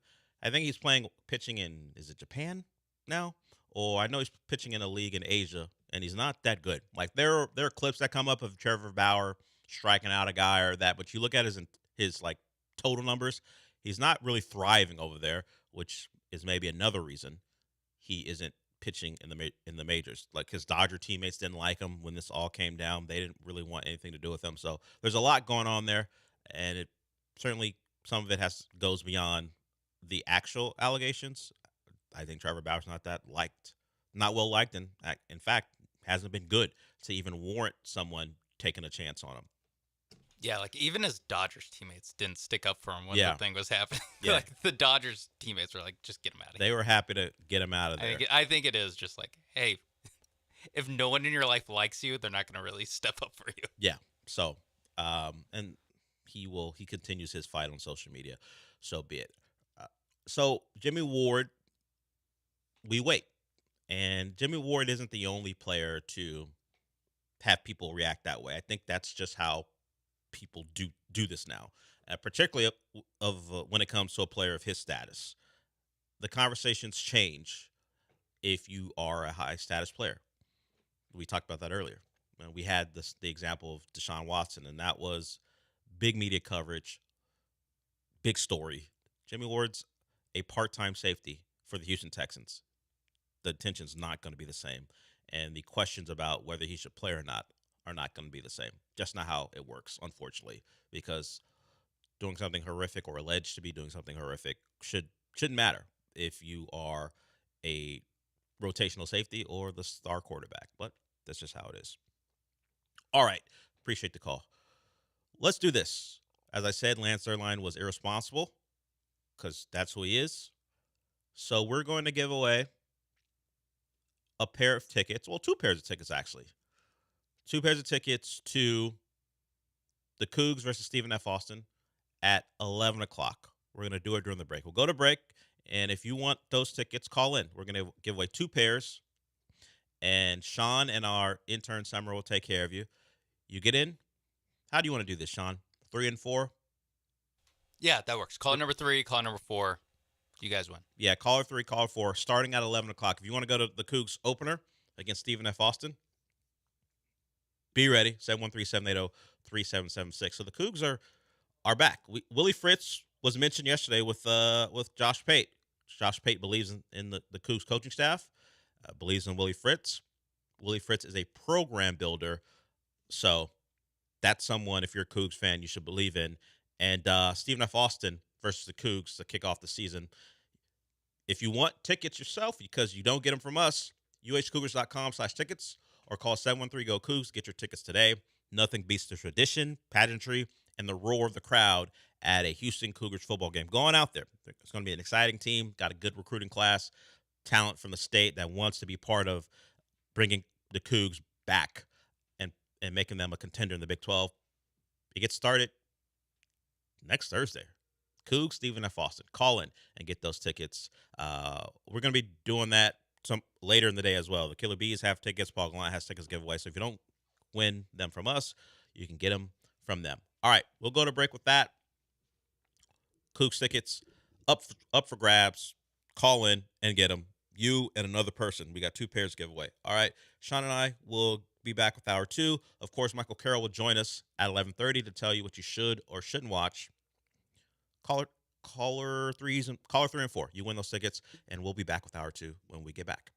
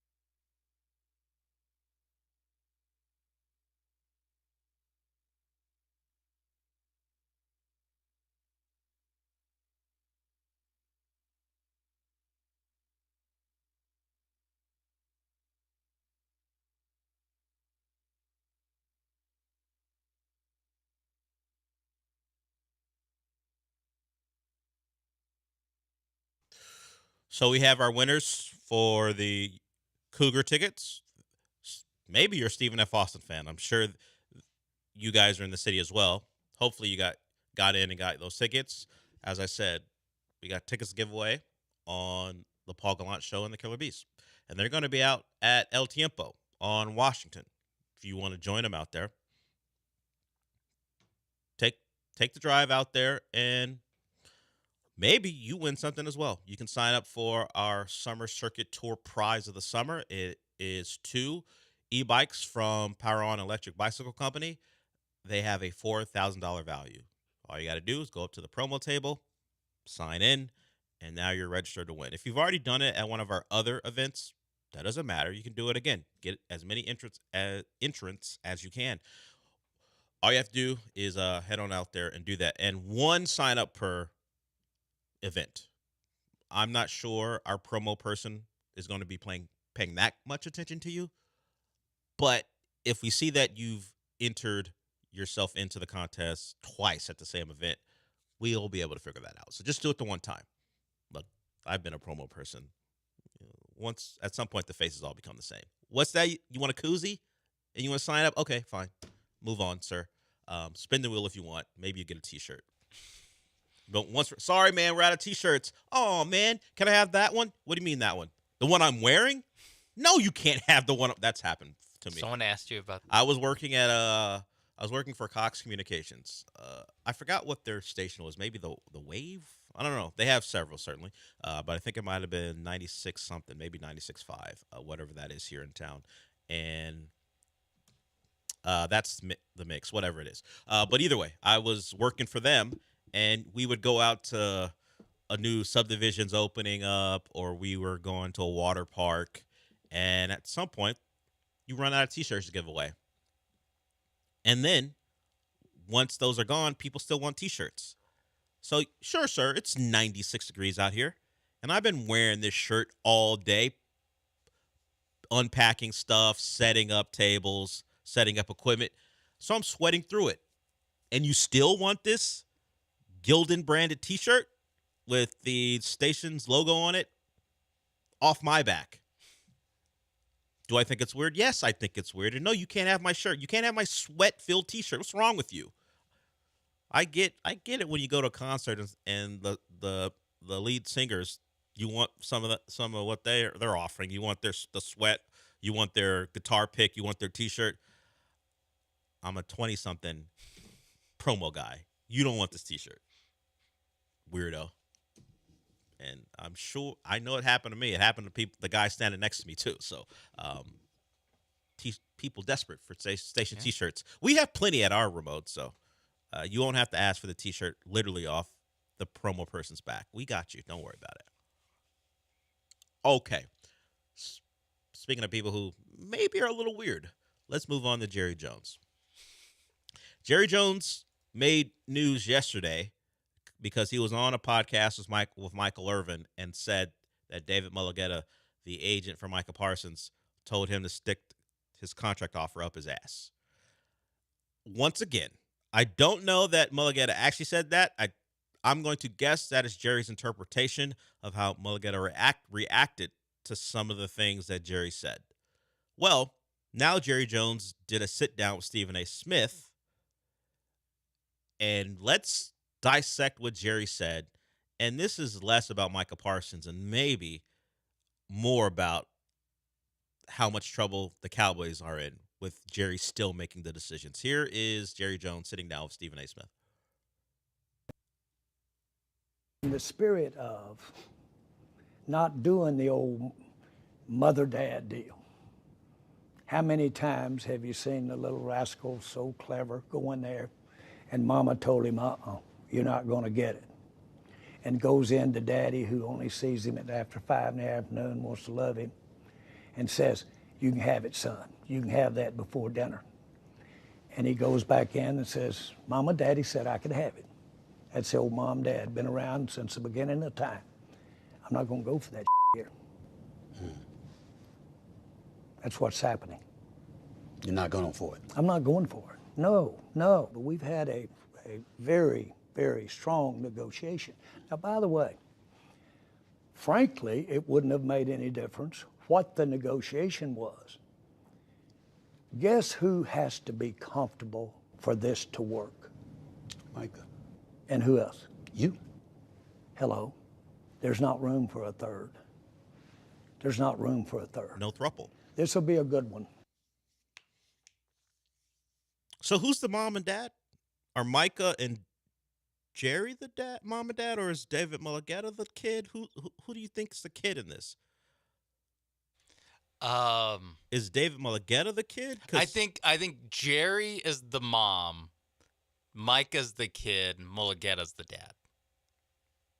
So Mulligetta is saying, "Oh, Micah, you can get more," but he already had to deal with the Jerry, child, where you weren't going to get more. I think so. Jerry's. Let's play it again. This is a spider web. Play it again. Let's figure out who's the mom, who's the dad, and who's the kid in this throuple. In the spirit of not doing the old mother-dad deal. Okay. How many times have you seen the little rascal so clever go in there and mama told him, you're not going to get it. And goes in to daddy, who only sees him after 5 in the afternoon, wants to love him, and says, you can have it, son. You can have that before dinner. And he goes back in and says, Mama, Daddy said I could have it. That's the old mom, dad, been around since the beginning of time. I'm not going to go for that here. Okay. I think Micah is the dad, Jerry's the mom, Mulligetta's the kid, and Mulligetta went to Jerry and said, "Hey, this is what I want.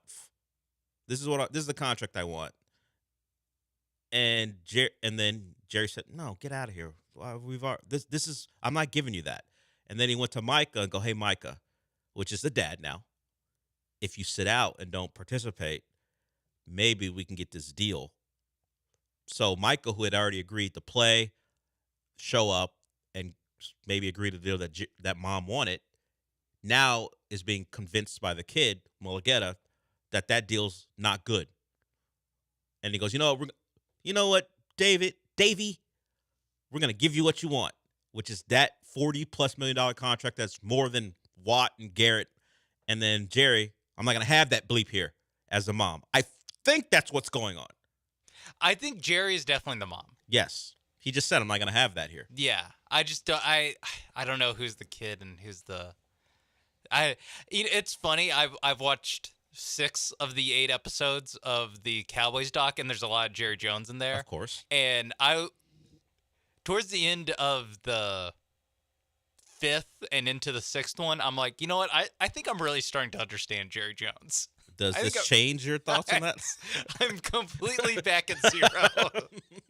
No, maybe not back at 0, but I am just like, God, every once in a while, he just throws something at you where I'm like, I don't know. I don't know, dude. I don't know, man. Look, we just had Rafael Stone in studio on ESPN 97.5. Different style than Jerry. Very different style. Rafael Stone revealed that how newsmakers or newsbreakers talk about trade discussions isn't what it is. There isn't this high stakes game of people playing one against the other and trying to use leverage. He goes, that doesn't happen. He says it's not relaxed, because I asked him questions. It's not a relaxed setting because you got a timetable, but it isn't this thing where it's this high pressure. It's not Casino Royale.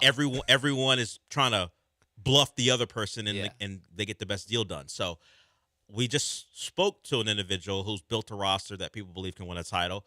Jerry has not done that for a while. If you say he's ever done it, if you go back to the 90s, which that's probably more of a Jimmy Johnson thing.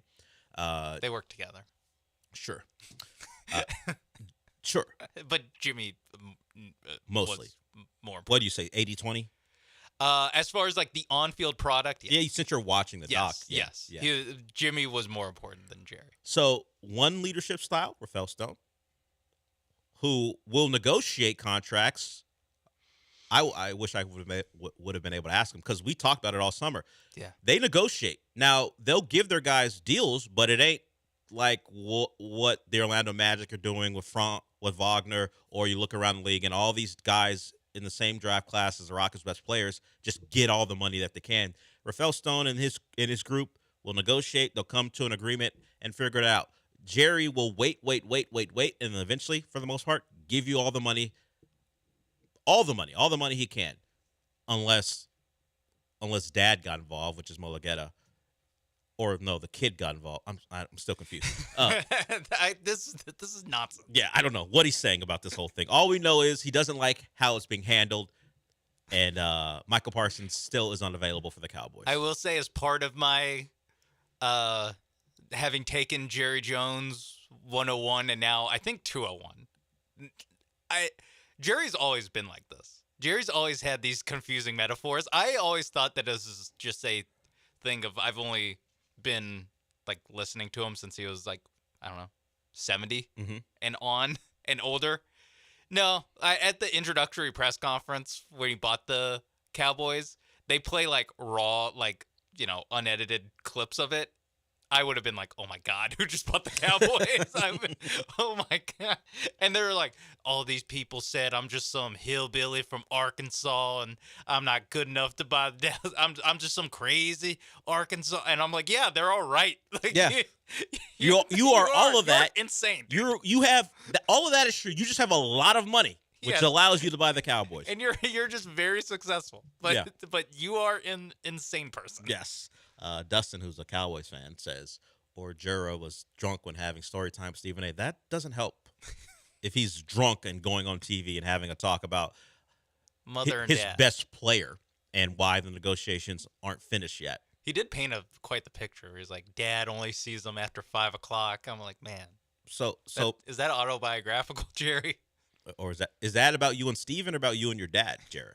I think it's about him and his dad. That's what I mean. Like, he prides himself on working with his kids. Well, that's one of the first things he did when he bought the Cowboys. If you don't believe us, just watch his monologue from Landman. Yes, or watch episode 1 and 2 of I prefer The Gambler. I prefer Jerry in a fictional setting as opposed to Jerry in documentary form.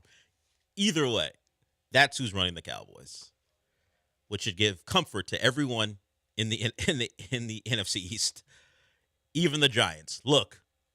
We know the Eagles are at the top of the heap. We know the Commanders are a team who found themselves a quarterback. We'll see if they can continue the momentum. But there's at least an open spot for third as long as the Cowboys are around and Jerry is running it. Because whatever's going on there doesn't seem very stable. No. And they don't have Charles Haley. Oh, they do actually have Charles Haley. They're just not giving him a contract. Yeah, they do. Don't have Aikman. They don't have Emmett, and they don't. Emmett, they probably do. Newton. Well, they have Michael Irvin. They just don't have. They don't have a Ken Norton Jr. No. A Dion for the Larry time. Allen. Don't have him. They don't Darren Woodson. Yeah, they don't have any of that. Yeah, but they do have Jerry, and I guess maybe more importantly, they don't have a Jimmy Johnson figure either. Yeah. All right, we'll go to break with that.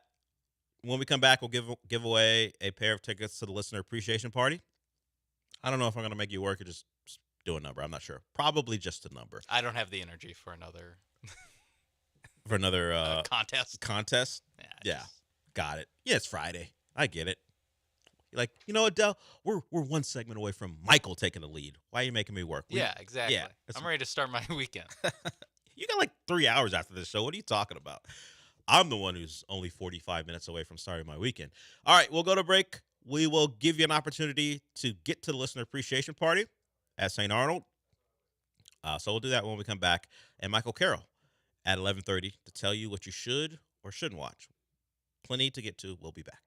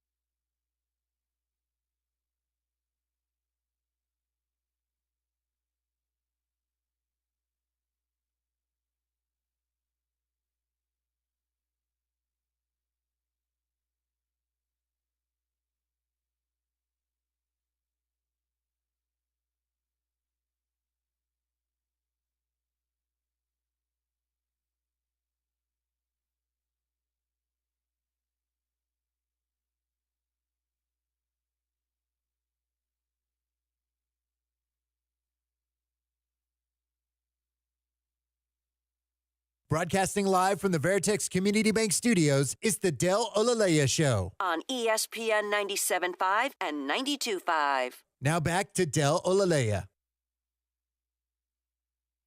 Just informed by Sean that Michael Carroll will not be joining us at 11:30 because he has to get out to El Tiempo to help that broadcast get off the ground. So if you were saving your call, Eric, for Michael Carroll, you might as well call in now. Michelle, Brandy, Candy, Katie, whoever it is, if you were saving a call to talk to Michael Carroll, not going to happen, unfortunately. He's got to make sure the 12 to 6 block of shows makes it on air. So Michael Carroll won't join us, but you kind can. of wasting his time. Yeah. Less important than telling us what to watch this weekend. But. I mean, truly. I thought you were kind of like wasting his time getting those shows on the ground. I thought you were going to go darker than that. So, yes, unfortunately, that is the case. But you can listen to Michael Carroll every week right here on ESPN 97.5 on Wednesdays from 8 to 9 with Comcast, and also hear it in podcast form. Wherever you listen to a podcast, Comcast. He does that with Jong Lee. So I saw the 3rd episode of Alien. Still enjoying that show quite a bit. Alien Earth, probably something we would have gotten to. Guess we'll talk more about Alien next week.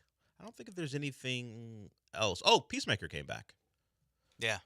And I haven't watched it yet. Peacemaker, neither have I. But I did see the clip of them. Retconning? Because the DCEU doesn't exist anymore. They had to retcon the final scene from season 1 and put in some of the characters you would have seen in Superman, like Hawkgirl and Mr. Terrific, and what's his Gardner? I forgot his first name. Green Lantern. Lantern. Yeah. Gardner. I forgot. Guy Gardner. Guy Gardner. He's in it, and Hawkgirl is in it. Or maybe you might know her as Dina from The Last of Us. If you watch that show, so we will talk more about that with Michael next week. Some NFL stuff going on. So this is a real test of who's got them sources. What you might believe Adam Schefter when he tells you that Brian Robinson, there are no discussions about trading him, or you might believe a guy who you never heard of before, because we have a real battle going on between Adam Schefter and a gentleman who has the great name of Ricky Scoops. Oh. Ricky Scoops says that Brian Robinson Jr., the Washington Commander running back, will be traded today. He's saying today. Well, you know what? I appreciate Ricky's timeline. I love a firm date. Yes, he apparently he's been right in the past. So people who are chronically online and are in the business of checking to see if a guy's going to get traded or not, they love a transaction. They have given this guy his flowers for being right about things before the big names have been right about things. Oh, okay. I was going to say he's been out in front of things before they got to it and been right. Can I raise my hand? Adam Schefter's been right once or twice too. Yeah. he's scooped some. He's been scooping the big guns. So we'll see if that's the case. I believe Adam Schefter went on and did an interview on a bunch of things and said there had been really no talks yesterday. He said that yesterday. Ricky Scoops said it yesterday, and now saying it's going to get done today. Okay. So end of business hours, or I don't know. 11:59. I don't know if he's doing business hours or the end of the actual day. Okay. But he's saying Brian Robinson Jr., the unhappy Commanders running back, will be traded. Ricky Scoops said the Cowboys, the Dolphins, the Texans were all involved in looking into it. But he said at the time, this was yesterday, that the Dolphins were the front runners. Who they've had some injury issues. Devon Achane, who I think, depending on who you talk to, they think he'll be ready for week 1. They had a running back go down with a limp or something walking off the field. Don't know the extent of it in their joint practice with the Jags. So they are maybe in need of a running back. We know the Texans have their own questions about their running back position. And the Cowboys, I can't believe they're trying to get B-Rob instead of giving Jaden Blue all the snaps. But either way, those are the 3 teams he mentioned. We'll see if Ricky Scoops is right on that. Something that Adam Schefter is willing to report is that Adam Thielen could be going back to Minnesota. The Vikings are going to be without Jordan Addison for the first 3 weeks of the season. They got an injury to another receiver. So Adam Thielen may be in line to make a return to Minnesota. And the way the injury situation and suspension situation is going with the Vikings, he could be starting with Justin Jefferson in their week 1 game. So we'll go we have sources off, and then we have a potential reunion between Adam Thielen and the Vikings. He was like, you know what? Yeah, the money the Carolina Panthers gave me was cool, but playing here ain't that fun. Let me get back to Minnesota. We'll see what a guy of his age. Very Houston Astros of them. Yes. We'll see what a guy of his age and production, although he had a pretty good year last year, can get in return. The Panthers shouldn't have Adam Thielen in their future. They got Adam Thielen at home, although Renfrow and Thielen aren't really the same type of player. They pulled Renfrow out of mothballs this season after he kind of retired last season. He's back. They got Ted McMillan. They got Leggett. Don't know that you want to be giving Thielen snaps when you have younger players, not Renfrow per se, but the other two. Probably a good move if you can move on from Thielen. If you think Ted McMillan is the real deal and you think you're going to get better production from Xavier Leggett this year. So we'll see if that goes down. Thielen may be going back to the Vikings. Let's get to Eric here before we go to break. Eric heard that Michael Carroll wouldn't be available to answer his question, so he's calling in now about the Avengers. Maybe it's about Doomsday, which, if you just go by what's online, little tough considering how people are discussing that movie. Could be about the toxic one. Very much so. We'll see if it's about that one or the fact that Nightcrawler is doing scenes with no one. Doesn't even know who he's talking to, according to the actor playing Nightcrawler. What's up, Eric? Hey, guys. I want to talk about Peacemaker and White Rabbit, the new villain. She looks like she used to work at Tight Ends, where you used to go, Dell. I've never gone there. Promiscuous outfit. But what do you think about White Rabbit coming on as Peacemaker? And I also heard Jordan is doing pretty good down in Corpus, but Garcia is going in the wrong direction. And Craig Kimbrell, he didn't want to come here in the first place. Remember that? I'll hang up to listen. Yeah, Toxic Avenger comes out next weekend. Very exciting for you, Peter Dinklage, in that movie. Yeah. We'll do 2 full segments about it on next Friday show. Eric, you can call in about how much you love the movie, and it's better than anything you've ever seen. Look, Eric, you better hope that movie is good. Because of all the crap you've talked about, all the movies that have been rated good. I've seen the reviews. Apparently it's good. But he's talked a lot of crap about a lot of highly rated movies that we've talked about and enjoyed. He better hope Toxic Avenger is great. In the world of Eric phone calls, it will be good. Well, it will be better than Sinners. From him. But what about us? It will be better than Sinners. It better be something I enjoy. Because if I happen to see Toxic Avenger and it sucks, every time you call in, I'm going to preface it by saying, this is a guy who wasted our time talking about how a bad, crappy movie, and then you can get to your call. It also better be on streaming. Yeah, I'm not going to the theaters. So also that too. It'll take a while before I can have that set up. But I'll watch it just to see. As far as White Rabbit, I haven't seen season 2, episode 1, so I don't know what her character looks like. I've never been to Tight Ends before, so I can't speak to that comp. Hopefully it's good. James Gunn does good work. Peacemaker was fun. And Adam and Scoops was right. Not Scoops B. Was Ricky Scoops. Now, he didn't have the right team. That's all right. But he had it right. Brian Robinson Jr. has been traded to the San Francisco 49ers for a 6th-round pick, pending a physical. So Ricky Scoops, correct again. He had this before anyone, although there were some issues with Robinson and the Commanders. People saw it. But Schefter, I believe, just maybe less than 48 hours ago, was kind of downplaying a potential trade for Brian Robinson. And now it has been completed pending a physical. Brian Robinson goes to the 49ers. So Ricky Scoops wins again. Look at that. Sometimes guys who don't have the check mark or the backing of a big platform know stuff and get stuff. And Ricky Scoops gets it again. I don't remember his actual handle. Oh, it's at Ricky Scoops. There it is. At Ricky Scoops. So if you want to follow a guy who knows things days before people like Schefter or Rappaport are willing to report him, there's your guy. Yeah. He hits it out of the park again. 49ers acquire Brian Robinson Jr. Okay, as far as Jordan, he's had a couple good nights, with the Corpus Christi Hooks. Why he can't continue that at the major league level, I don't know. But he at least will stay with the Hooks for at least one more night. We'll see if he joins the Astros in Baltimore. They just wait until they come back, and maybe we see Jordan against the Rockies. So Jordan, yes, we haven't heard any reports about a setback with that hand. He's hitting the baseball pretty good down with the Hooks.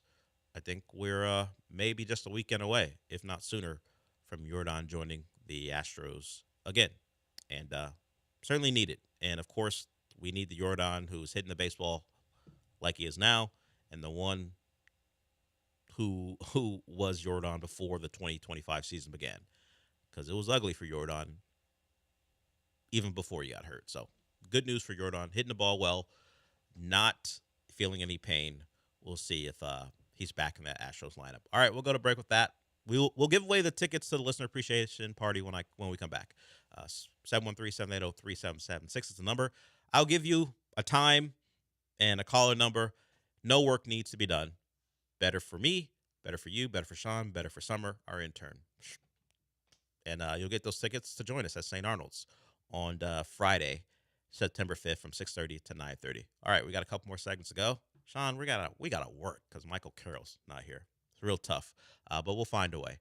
We'll do that when we come back. But first, Sean's going to tell you about Prize Picks. Yes, Prize Picks, America's #1 daily fantasy sports app. And today, you know what today is? It's a Friday. That means, well, no Michael Carroll. But to make it up to you, I think Prize Picks was going to do this whether Michael was going to be on the show or not. But it's a Flex Friday, and special for this Friday is a 40% payout boost. So not only is it is it a Flex Friday, so you can get one of your projections wrong in your lineup, boom, you can still win 40% more depending on, if you get the rest of them right. So you get a little bit of wiggle room and you get higher payout for it, and it's perfect timing because tomorrow is the start of college football season. You got 11 a.m.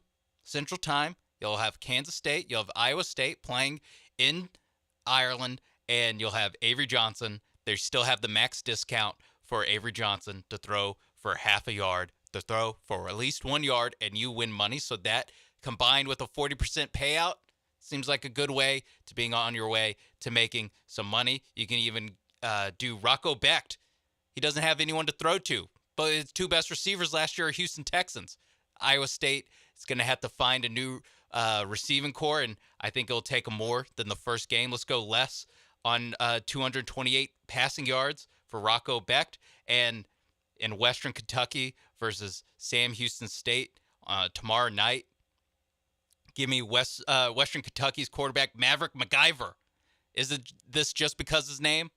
I'll be honest, it helps to throw for more than 288.5 passing yards. Last year against Texas Tech, he nearly doubled that. He had over 500 yards passing against Texas Tech, then missed some time, and he is making his 2025 debut for Western Kentucky tomorrow, and I like him to go over. And again, Flex Friday, you can win 40% more when you get your lineup right. All you have to do is download the Prize Picks app today. Use promo code MAPES when you sign up to get $50 instantly when you play your first $5 lineup. That's promo code MAPES on Prize Picks to get $50 instantly when you play your first $5 lineup. You don't even have to win to get that money. It's guaranteed. Prize Picks, run your game.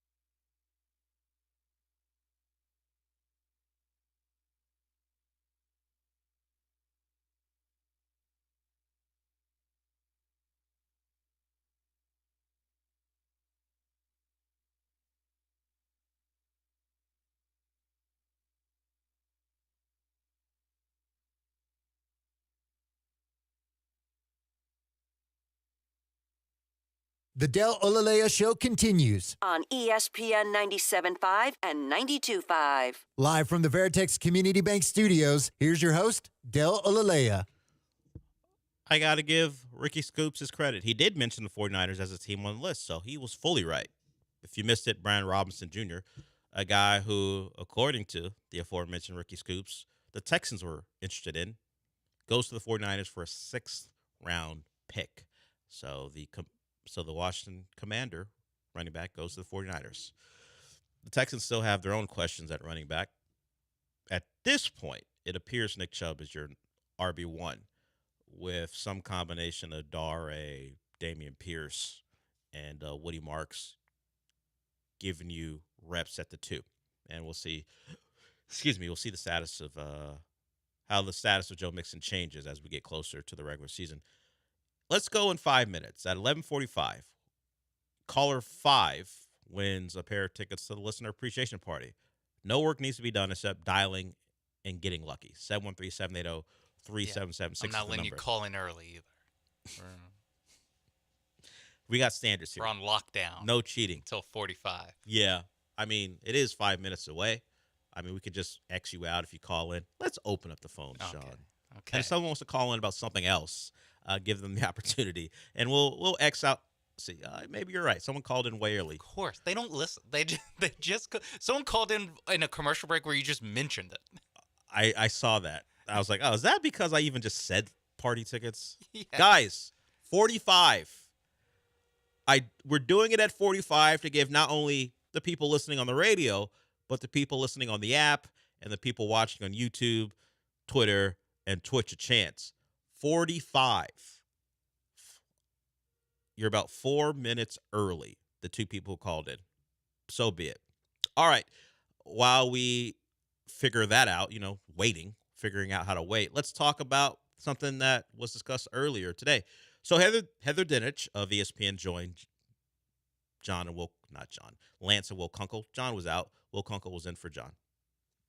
Talked about a lot of things with Heather Dinich. One thing that is new for college football, at least in the SEC, is the 9-game regular season. At the moment, only the ACC and the Power 4 schools is playing 8 games. Of course, the SEC thing won't come into play until next season, but going forward, that means 9 games versus conference opponents, and then they'll also have to play another game against a Power 4 school. Does this mean we will no longer have to watch Alabama versus Campbell the week before they play Auburn? Or maybe they keep one of those games and they make another game. They take away from another out of conference game. I'm interested to see how that goes because we know what the SEC is going to do.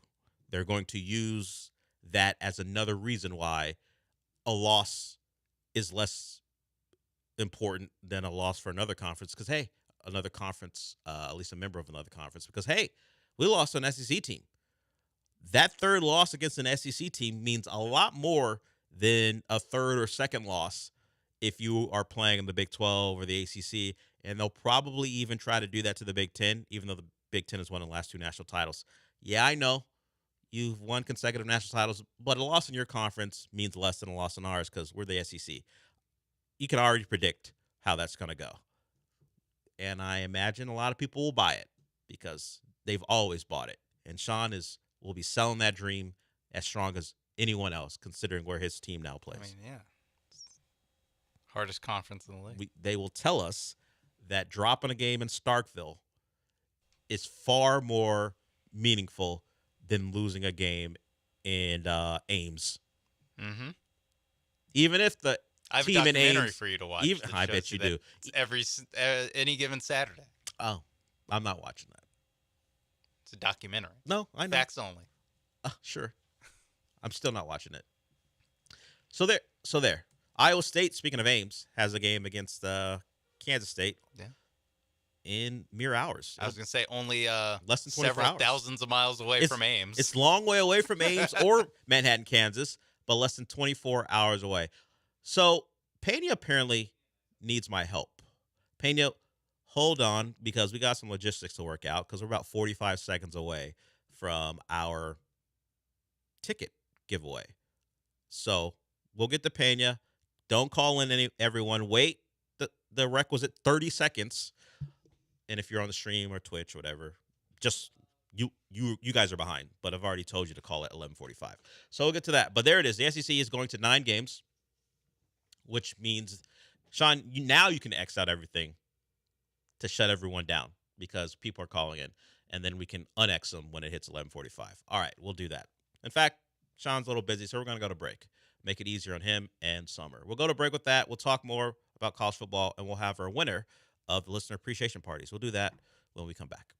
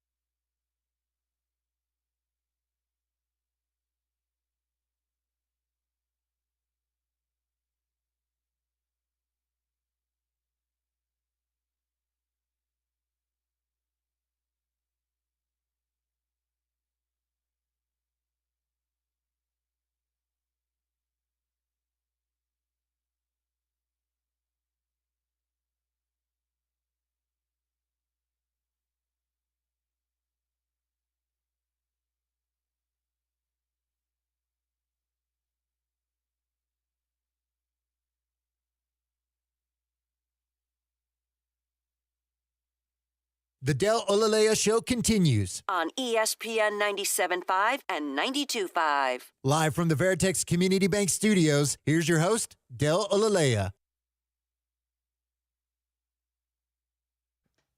Thanks to Summer, our intern, we're going to have our winner. So congratulations to everyone those tickets. So listener appreciation party.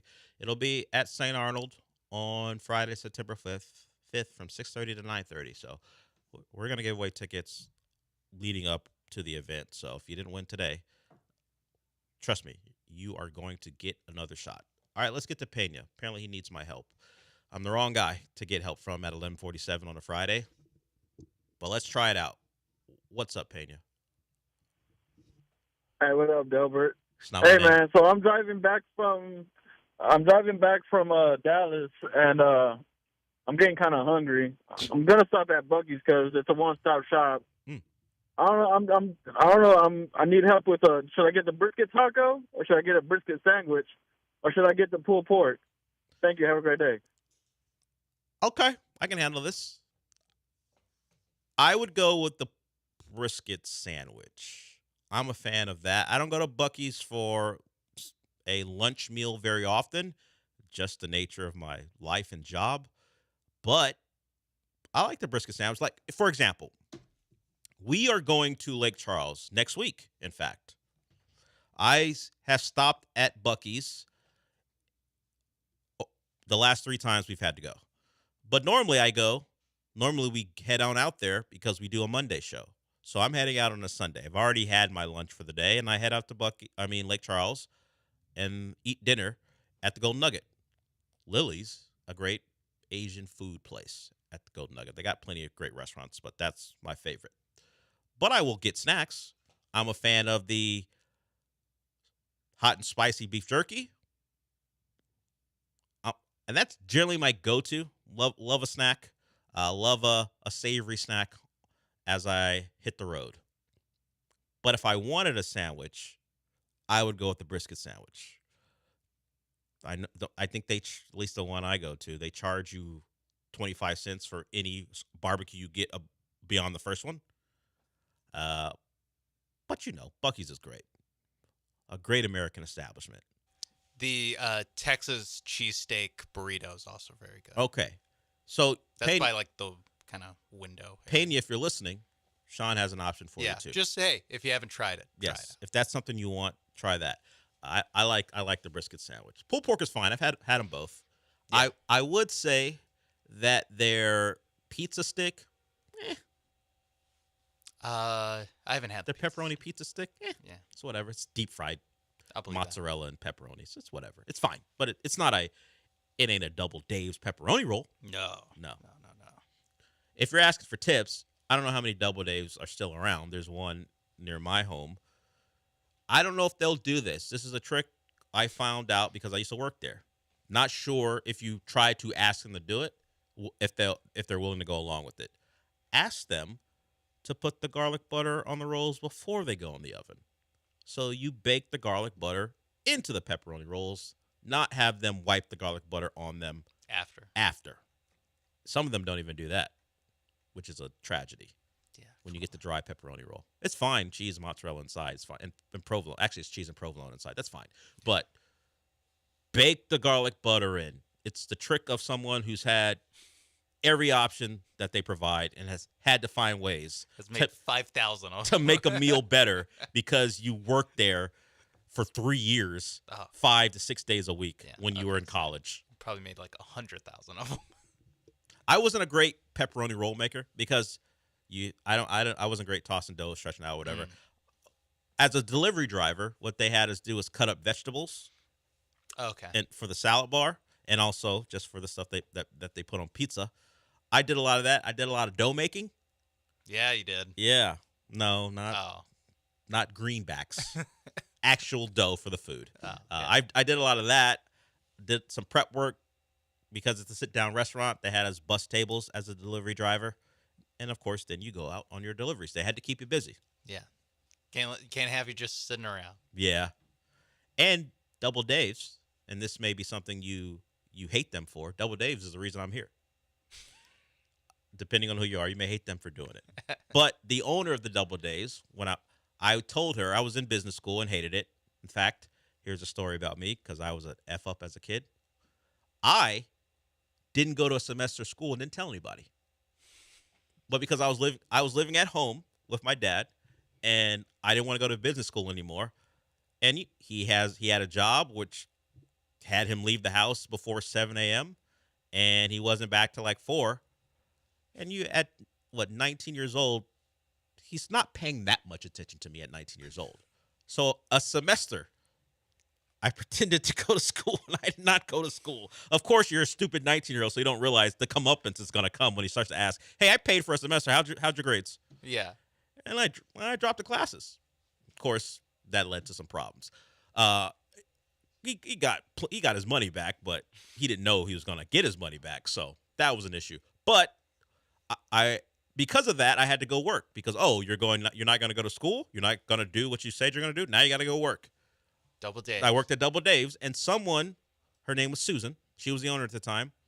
I told her about my want to do something else and go into radio, and she goes, you know what you should do? Go to Alvin Community College because they'll put you on the air quickly. You won't be a radio host, but you'll read the news. You'll just rip stuff off the AP wire. That's how long ago it was. You just read the AP wire, and then after semester, they'll give you a radio shift. So I was at the Gulf Coast Rocker talking to you about Steely Dan and others for a year, and that led to being here. So like I said, you may not be fans of what Double Dave did if you didn't want me here, but that's how it came about. You might be like, man, if only he was still there rolling dough. Get me my pizza. You didn't want me delivering pizzas. You know how many times when you take a corner too quick in your Mitsubishi Gallant, the pizza flips, and then you're using your hands to put the pizza back together? Yeah. If you like pizza and you're from that area, you'd rather have me here. Because do you think I would go back and say, "Oh, the pizza"? Sorry. No. I got other deliveries to make. I got a schedule to. So I'm shaping the pizza back together. God. Happened like 3 times. Wasn't a lot. Once a year. Yeah. Unluck of the draw if it happened to you. Pena, you need any more advice? Yeah. About brisket. By the way, brisket sandwich, you can't really go wrong. Yeah, you can't go wrong. Yeah. I was just trying to give you another. If you want a different option, if you want to switch it up. I get in there and I have my favorites, but I'll get in there, play a little jazz, see what's going on. try a little something to see Hey, if you like it or people seem not. to like these. I'll give it a shot. Yeah. That big wall of like different kind of candies and assorted whatever trail mix stuff. I'm like, oh, try this one. I don't know. I got time. Chances are it's good. I don't know. I got time. I need to do something. I got time for snacks. Yeah. Let me see what they got. But I do like the Cheez-It collection they got. They do have a wide variety. I'll get in there with an extra toasty, a white cheddar. I'll get I don't know what type of deal they got, but they got a lot of them. Probably more than a lot of other places. And with that, we're done. This is what happens when Michael Carroll doesn't join us. I regale you about how I got to this position. Take it or leave it. All right. Who's up next? Paul Gallant's up next. He's at El Tiempo on Washington, part of our summer circuit tour. He and the Killer Bees will be there until 6. If you want to go on out there and meet the guys, great. But if you also want your chance at a Power On electric bicycle, e-bike, they're not out there, but you can sign up for them. If you go on out there, just go to our promo table and sign up. Also go to HoustonRestaurantWeeks.com. Check out the participating restaurants, because if you get a dinner, they'll donate dinner to the Houston Food Bank. So if it's like $55, that's over 15 dinners to the Houston Food Bank, and you're helping out a worthy cause and also getting a great meal. Check out all the restaurants participating in that. Good eating. Support the local restaurants and support the people in your community who need to take advantage of what Houston Food Bank has to offer. All right, we're done for the day, Sean. In fact, this show's done for the week. So since we're done for the week, what does that mean? Flip me over, Mike. Didn't get to do that today. Michael Carroll actually is making sure the El Tiempo shows get off without hits. They have connected. So nice. Thank you to Michael Carroll. So Successfully while got us on he made us work more, he also made it so we don't have to work anymore, at least me. Sean will be here till 3. All right. Yeah, didn't change my life. Didn't change anything for you. In fact, you just have to talk more. We're done. I'll talk to you on Monday.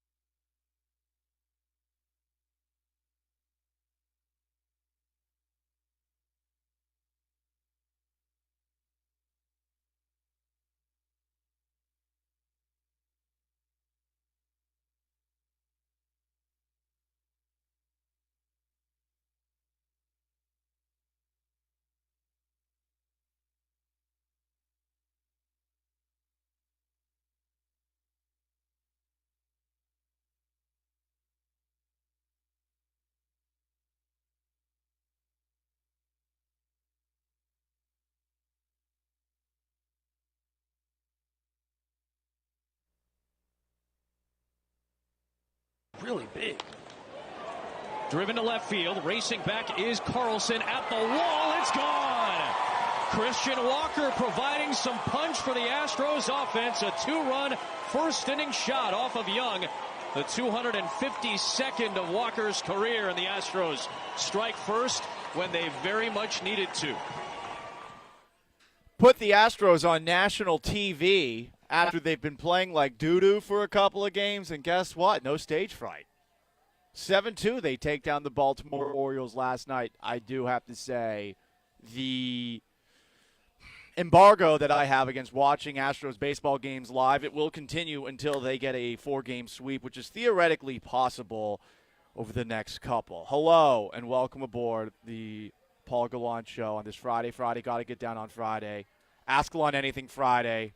We are at arguably the most important place in the world. Some people say that the 8th wonder of the world is the Astrodome. I like to say that the 8th wonder of the world is every single El Tiempo that is located in the greater Houston area. Because it's a place that you don't just go to go get some fajitas, and of course their amazing margaritas. It is also a place that is with you forever in your heart. That sounds sentimental, but I'm at the El Tiempo on Washington right now as we wrap up our ESPN Houston Summer Circuit. I have been to this El Tiempo several times. And by several, I mean I have been to this specific El Tiempo more than I've been to any restaurant in Houston, Texas. I have come here a lot. How many of these times that I came here do I remember? That's a great question. We can answer that a little bit later in the show. It's an Ask Gallant Anything Friday, after all. But if you want to get in, you know how to do it. 713-780-3776 to call, to text. YouTube at ESPN Houston. Twitch at ESPN 975. I do think that these sunglasses are going to make me look a little bit more like I can handle the incoming El Tiempo margarita. And by the way, fantastic specials that they have here. The Margarita Mondays, $5. Also, I tried the brand new El Tiempo Skinny Margarita on Wednesday when I went to the one that's on Westheimer, West Side, and it is very, very good. So we're going to be here this afternoon. I know it's storming and all that, but this place is fantastic. It's a very special place to me. I'm very happy to be out here. The Astros. Okay. Back in the dub column. I watched the highlights. I did not watch the game live. I do not know why it took them going on Fox for them to all of a sudden not have stage fright. But 12 hits. Christian Walker went yard. He also doubled. Yainer Diaz went yard. Jesus Sanchez had 5 hits, won a double. Brutal slump, and then all of a sudden he pulls out a 5-er. The Jesus Sanchez experience is a fun one. Sometimes he breaks his hiney while trying to catch a fly ball. Other times he robs 2 home runs in the same game that would have been 7 runs against the Astros. You never know what you're going to get. 5 hits, I did not think that would happen. He actually made history. Jesus Sanchez did. Per Steve Grandy, who is the Astros Director of Information and Communications, Jesus Sanchez is the first player in Major League history to snap a 10-game hitless streak with a 5-hit game. The previous high, a 9-game hitless streak, snapped with a 5-hit game by John Orozaboro from the Twins in 1968. I don't know why I made that sound Latin. It's probably Roseboro. But Jesus Sanchez made history. Hey, Zeus, hits. Got 5 hits. No, we're not going to work with that. No one thinks that's an amazing song. Fine. We'll sing some other songs a little bit later. Who is the God wills it soldier of the game for the Astros as they continue to win in ways that you don't really expect? Because, hey, you had Framber Valdez on the hill on Wednesday, and he looked like he quit on the Astros. And the game before that, Hunter Brown looks great, but the Astros couldn't score any runs, and ultimately, they lose the game via a walk-off walk. So leave it to Jason Alexander, no, not the guy who plays George Costanza, to continue to be, like, really good. I don't understand it. Now, his ERA is not so great because he had some rough performances when he first joined the team. But somehow, some way, Jason Alexander gives the Astros 5 1/3. He allows 8 hits. He did walk a guy. And just 3 strikeouts, but somehow 2 earned runs the whole way. And since the Astros offense got going the way that it did, they get another dub. God wills it. Perhaps he should have been the Astros player of the game last night. I think that they ended up giving the Astros player of the game to Christian Walker, which doesn't really make any sense. Jesus Sanchez had 5 hits. What? How do you do that? Okay, Astros, this is the Astros player of the game? What are we doing here? Sounds like a charity case, Paul. It does, Joe George. By the way, Joe George is here as well. If you're watching on the YouTube and on the Twitch, you can sort of see Joe George. So Joe's going to chime in from time to time, and I do believe at some point we are going to break margaritas together. Is that how it works? Yeah, for sure. And definitely a basket of chips.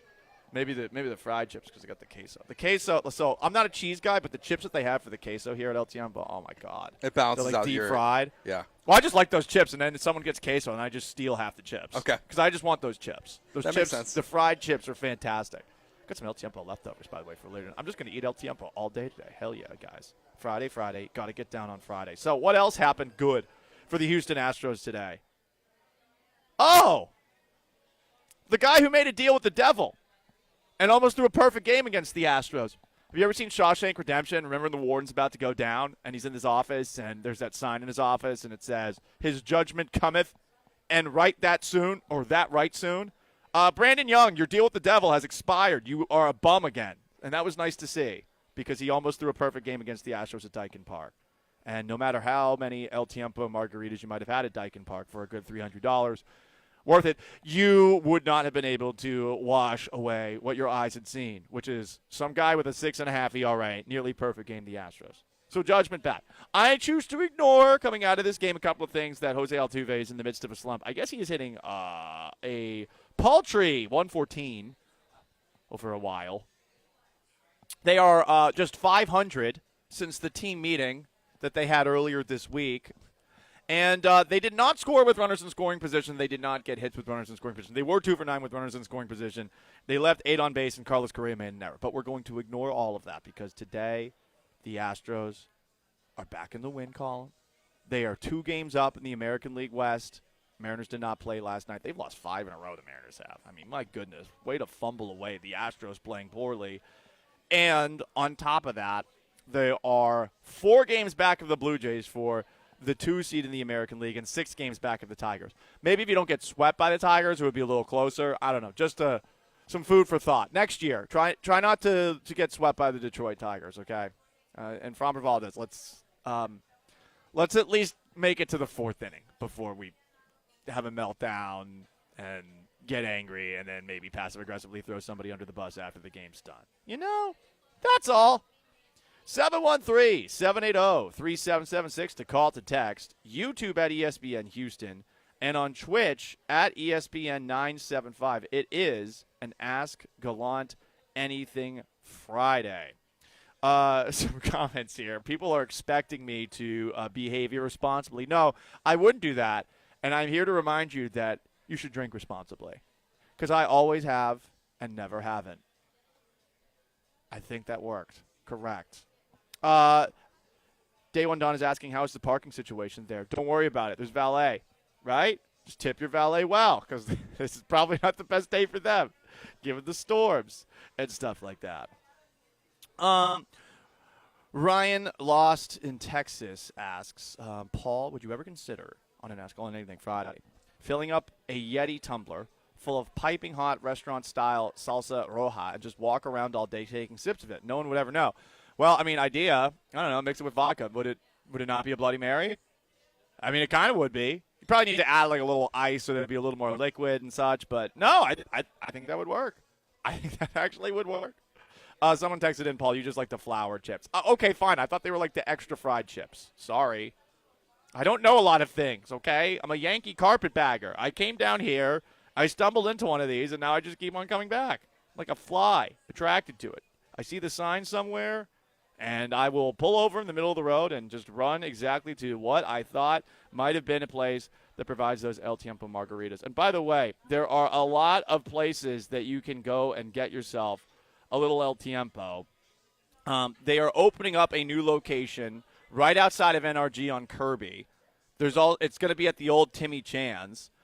There's also going to be a location in Galveston, another in the Post. And this is news to me. I did not know this, and this is honestly going to perhaps limit my production and limit my football knowledge over the course of this football season. Did you know that they are located in NRG Stadium? How did I not know that? I have no idea how I never figured that out. Joe, I think you have told me this before, and I might have forgotten. I think so. I think I remember seeing it and then telling you. I thought you knew that. No, I didn't know. This changes the game. Well, I was trying to keep you responsible for work. yeah. So one thing I take seriously is football. Baseball, it's baseball. Once the playoffs begin, we'll take it a little bit more seriously. But I had no idea. And it's also in Choctaw Stadium in Arlington for the Texas Rangers. It's called Choctaw Stadium? Interesting. Is that like a tobacco brand? And then Shell Stadium, too, which is where I believe Sam Houston State's going to be playing their games this year. Figure that out on Fox 26 this week. That was an interesting experience. And we'll just leave it at that. 713-780-3776 is how you call. It's how you text.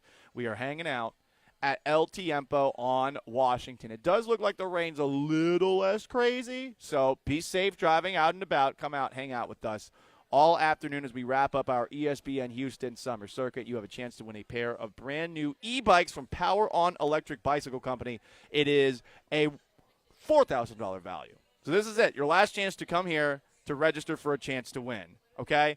Over the course of today's show, we'll be giving away some Cougs tickets. We'll also be giving away another chance, another pair of listener party tickets, which is now officially 2 weeks away. And we're probably going to make you sing for both of them, okay? I open up my soul to you on Ask Alon Anything Fridays. You should be willing to let the power of music help you win free stuff, because that's the American dream, right? Yes, I like to think so. Ask Alon Anything Friday continues after this. And, okay, what are we waiting for when it comes to this guy who is clearly the finishing touch for a potential Astros World Series? Paul Gallant Show, stick around live on an Ask Alon Anything Friday at El Tiempo on Washington.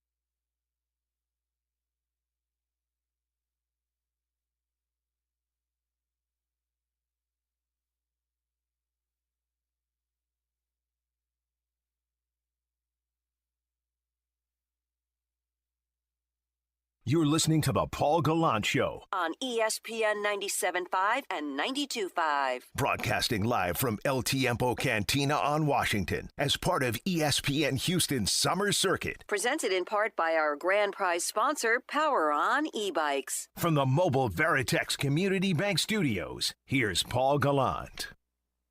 Sanchez broke out of that 0 for 27 skid with a hit in the first. And he slices one towards left center field. He's got a hit streak going in back-to-back appearances at the plate. And he'll drive Walker home. It's 5-1 Houston. Oh, yeah.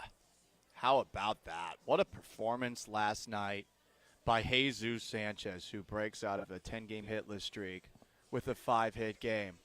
He doesn't pronounce his name like Jesus, but he had 5 hits last night. It was quite a sight. Jesus Sanchez. No? Come on. I give it a B+. Thank you. I appreciate that, Joe. Thank you. Yeah. Someone needs to provide me moral support here. I'm just showing my heart. Well, we to know everyone. Sean's not going to give it to you. I feel God in this El Tiempo on Washington, where we are at all afternoon with a storm raging outside. It is an Ask Gallant Anything Friday, but since Joe is hanging out and we are having a little mini Gallant and George reunion, Joe, I have a question for you. Yes. From our YouTube channel at ESPN Houston, where poor Marine has resigned himself to after being, I believe, removed from the sometimes toxic Twitch, but also welcomed back and constantly throwing a little bit of a pity party for himself. He wants to know if Joe's still angry, if you're still angry with him, Joe. No. If Paul Marine would like his Twitch account back, he can have it. Okay. So how about the rest of the Twitchers who are banned? Yes, except for one. Except for one. Okay. Yeah. Okay. Except for one. There's one who will not be Suck welcome it, Killer back. Bees. Yeah, the other ones are coming back. Okay. I like it. At some point. I like it. A little revolution. Yes. Now, they are afternoons. They've been in timeout for like 2 months. Okay. So I mean, they will not behave when you let them out. Yeah, so then it'll be like how I treat my son. The next punishment would be like just a little bit longer. Okay. So like the next time would be like a 3-month ban. Ooh. Okay. Let's keep adding a month at a time. And he's off to school for the first time. He now. is. Yeah. I got to leave at 1:30 to go get him for the first time today. Oh. My wife's been picking him up normally. So oh, wow. I got dad duties today. Okay. Well, but it's been weird. It has been. It's strange having him in school. Yeah, because like now you're not responsible for him the entirety of the day. Yeah, which is kind of nice at the same time, to be honest. Like, look, you got a babysitter. like, it's just like, all right, he's your problem now. It's one less meal that you got to cook too. Oh, we have to bring lunch every day. Oh, come on. They got to feed him. The Astros fed us with offense last night. Am I right? 7 runs. And they also are trying their best to fix things in the short term. Before we talk about a move that they did yesterday, for the love of God, call Yordan Alvarez up. What are we waiting for? He's got like 30 hits in 2 games in Corpus Christi. I'm exaggerating a lot there, but he's basically 7 for 8 since his start in AA. I suppose AAA is more difficult, but he's clearly ready. It doesn't seem like the inflammation's hurting him anymore. What are we doing? Let's make this happen. Put Yordan on the Major League squad so the more runs can be scored by this team that has one of the best batting averages in baseball. It's top 7 and has one of the worst runs scored in all of baseball, which is bottom 10. What are we doing? Call Yordan up. Why are we wasting time with the Corpus Christi Hooks? Is there someone in the Astros organization who's betting a lot of money on the Corpus Christi Hooks these last couple of games? Let's make an investigation into that. Yordan needs to get out of Corpus Christi. I don't care if that ballpark is scenic and has like a bridge that you can see in the outfield. I've never been to Corpus Christi. I prefer to never go to Corpus Christi for the remainder of my life. It seems like too far of a drive to go to a beach. But all that said, I want Yordan to be driven, flown by car, flown by private jet, flown by helicopter, although helicopters are a little dicey. Helicopters make me nervous, but I want Yordan at wherever the Astros are playing tonight, which is Camden Yards in Baltimore, Maryland. I think the helicopter ride's probably a little much. Yeah, you probably have to stop a couple of times. Yeah. But I'm with you. Why is he not? He should come up. Helicopter to George Bush to Baltimore. Mm-hmm. Come on. Yeah, why not? Just get it done. What are we waiting for? He's stealing bases in the minors, Paul. Yes, he stole bases. He can play in the He majors. actually stole a base. I was shocked by that, and everyone was like, "You can't steal bases, Jordan. You might destroy all of the bones in your body, because he has like bonitis in the eyes of many because of all the weird injuries he's suffered and times that he's left games due to stuff like, I don't know, smoke from fireworks. So certainly some reasons to take a look at Jordan and say, hey, man, can you get back out there? You know who's back out there? Back in the major leagues for the first time in quite some time. And by quite some time, I mean a couple of months. But you would have thought he was in the major leagues. 37-year-old reliever Craig Kimbrell is back. The Astros signed him yesterday. How have things been going for Craig Kimbrell? Well, they're not very good. They're not. I don't know how many people heard about Craig Kimbrell's time with the Atlanta Braves, which is what ESPN lists him as playing for, but he has pitched 1 inning this season. It was against the New York Mets. He gave up a hit, a walk, and he did have a strikeout. He pitched 1 inning, and then he was immediately DFA'd. I want to know what he did. I mean, it's not like he had a Joe George's favorite pitcher ever, Blair Henley kind of a game. You know? Now I'm really back. He didn't Blair Henley the bleep out of it. He just had 1 inning. And, I mean, hey, why is he in the minors for like 2 months? It's Craig Kimbrell. I get it. He's 37. He's not the same guy anymore. But, and I know that things have not been the same for him for a while. We're talking all the way back to 2021. So we're talking 4 years of not being the Craig Kimbrell that you recognize him and are like, hey, that guy's a good closer, I think. But I don't know. Like, he only got 1 inning of work. What did he do? Yeah, so he's, 50? I think it's 51 innings he's pitched in the minors this year. Yes. Ari tweeted it last night. He has 39 strikeouts on the season in the minors between the Rangers and the Braves. Did he post that? Ari Alexander did. Oh, okay, gotcha. Okay. I was about to say, it was like, if he's flexing about minor league stats, that's not a good sign. Okay. So, like, I guess, I mean, so he's been fine in the minors. Yeah. But, I mean, when I saw this last night, it broke during my show, and I was like, what are they doing? Right. It reeks of desperation. I'm not going to go that far. Look, I think it's buying a lottery ticket, and, hey, screw it. You're doing something to address your lack of bullpen depth. You have to do something, but I am expecting this to help the Astros out in the same way that if the Powerball is still over $500 million when I buy it later tonight, 1 ticket, $2, in the same way that I'm hoping that's going to save all of my, fix all of my problems in my life. Like, it's not going to happen, you know? It's wishful thinking. But they did do something, and I can respect that they did something. Also, there is another note to make, and it makes me think about the Astros training staff, and we'll talk a little bit more about this in Astros ER.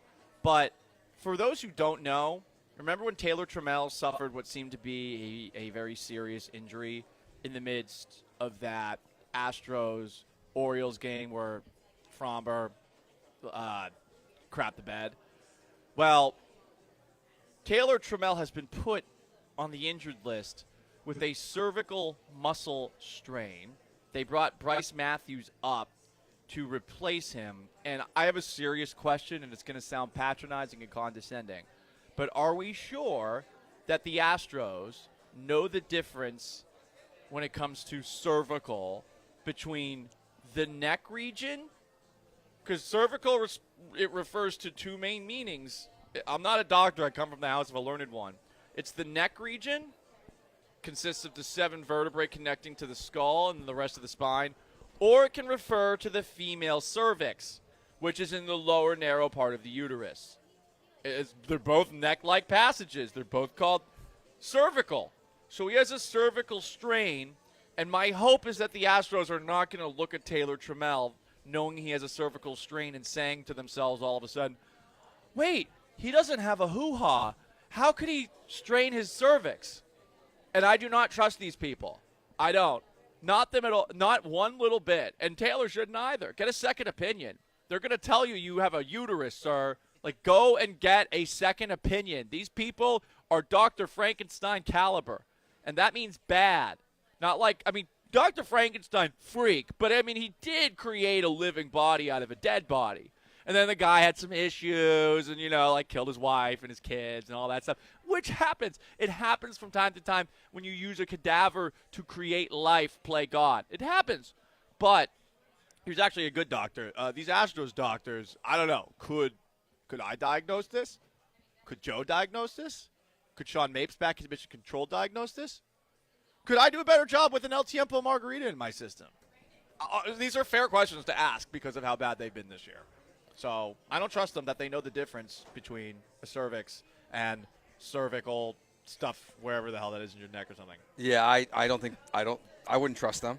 Like when they first did X-rays, I saw it and I was like, what? Yeah. I was like, I didn't know it was part of the neck bone. I didn't either. Or whatever. Well, the neck bone's connected to the head bone. The head bone's connected to the bones. Yep. Them bones. Them bones. The song. It's a song, yeah. I'm a doctor. By doctor, I mean I am in the same house. You're a doctor adjacent. Till I was 14, I lived in the house of a future doctor. Yeah, I think like you're more qualified to diagnose injuries from the social media landscape than for sure. like Jeremy. Ooh, interesting. He's not doctor adjacent. No, that's true. He's not. Dr. Branham. He does have a voice, though, that makes me trust him, even though he's a bit of a troll online. Just a bit? Just a bit of a troll. Just a bit. From the 832, is Kimbrel still going to do the silly look down to the catcher, even though he hears everything through the pitch comm? I hope so. Add a little flavor. Another texter says he's better than Caleb Ort, Brian King. I like King better, but I would agree with you on Ort. Ort was decent last night.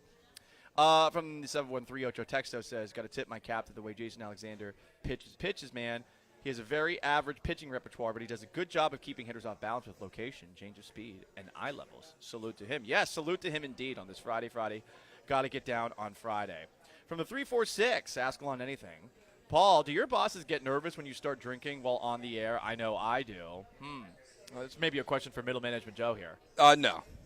That's a lot of trust. I mean, Paul, we've put some back at some bars before during shows. That's true. So we've had a couple where also true. We might have gotten a little carried away, and we were fine. There have been a couple of times where I've had a few drinks and I've become super in my head after slurring like one word, and I'm like, oh my god, everyone knows that I am wasted. You know? R.I.P. Drift, but they were feeding drinks the last Oh time my we god, were R.I.P. to Drift. They were very irresponsible, you know. They were giving us so many drinks. From the 747, Keith from LA says, Paul, if your sister's a doctor, that means she's smart. What happened to you? High school football. It was a legend. I also was like a straight A student, and then I'm gonna blame concussions that were undiagnosed because I'm a G unit. I'm a soldier. And playing through concussions definitely caused brain damage. I also hit my head on things like regularly, like cabinets. It's generally like cabinets. Still? Oh, yeah. It's like once a week. I'll leave a cabinet open in the kitchen, and I just hit my head on it. I've been trying to fix a leak under my sink for a couple of weeks now with a variety of different ways. And, the other day I hit my head on the pipe underneath my sink. So that hurt. It's an Ask Alon Anything Friday. You can ask any question. I'll work it into the show. My friend's dad played for Saddam Hussein, says Eric the driver, on the Iraq national volleyball team. This is something we talked about earlier in the week. Saddam was one of the only dictators that wouldn't kill everyone if they lost.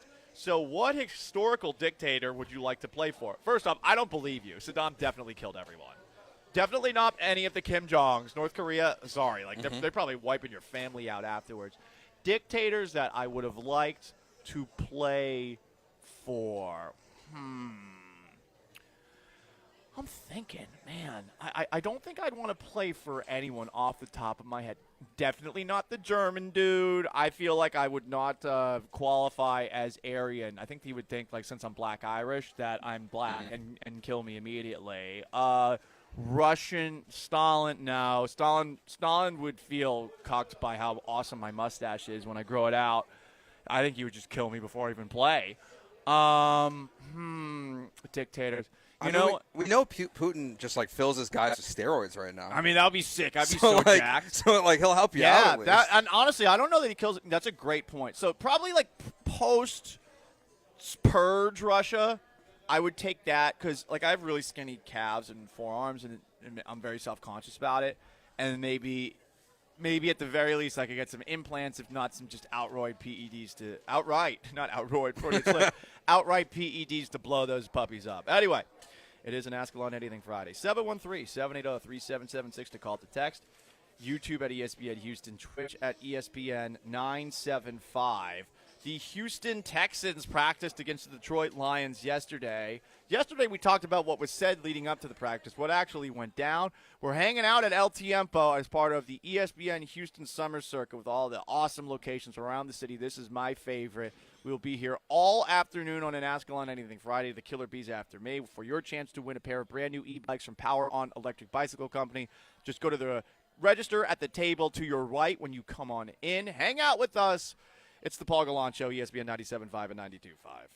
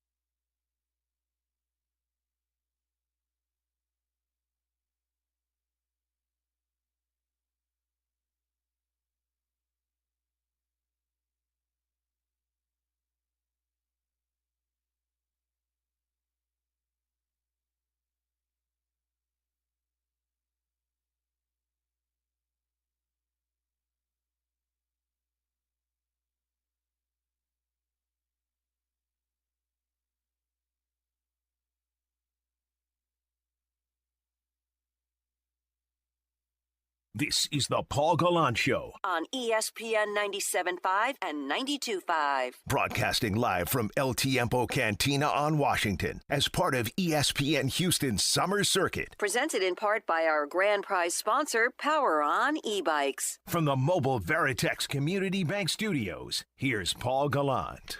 Shut up, fatty.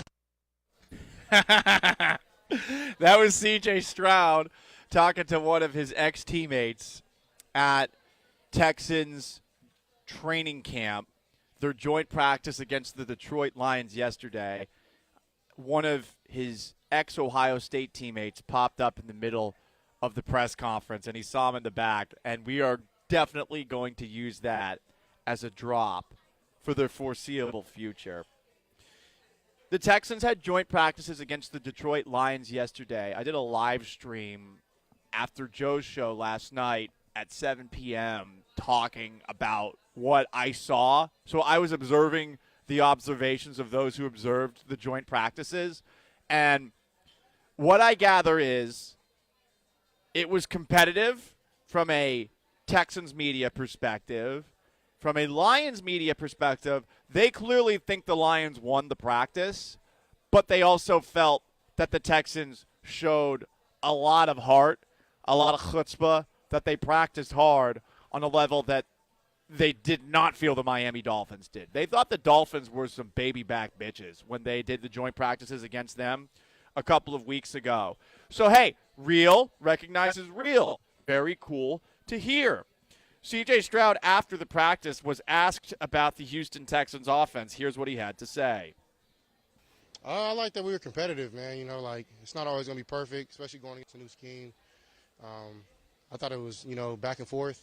They did good. We did good. I think we made a lot of plays, a lot of explosives. We finished better than we started, which was nice. So, yeah, man, it's been great, having these joint practices. I thought today went really well. Okay. That's C.J. Stroud saying that.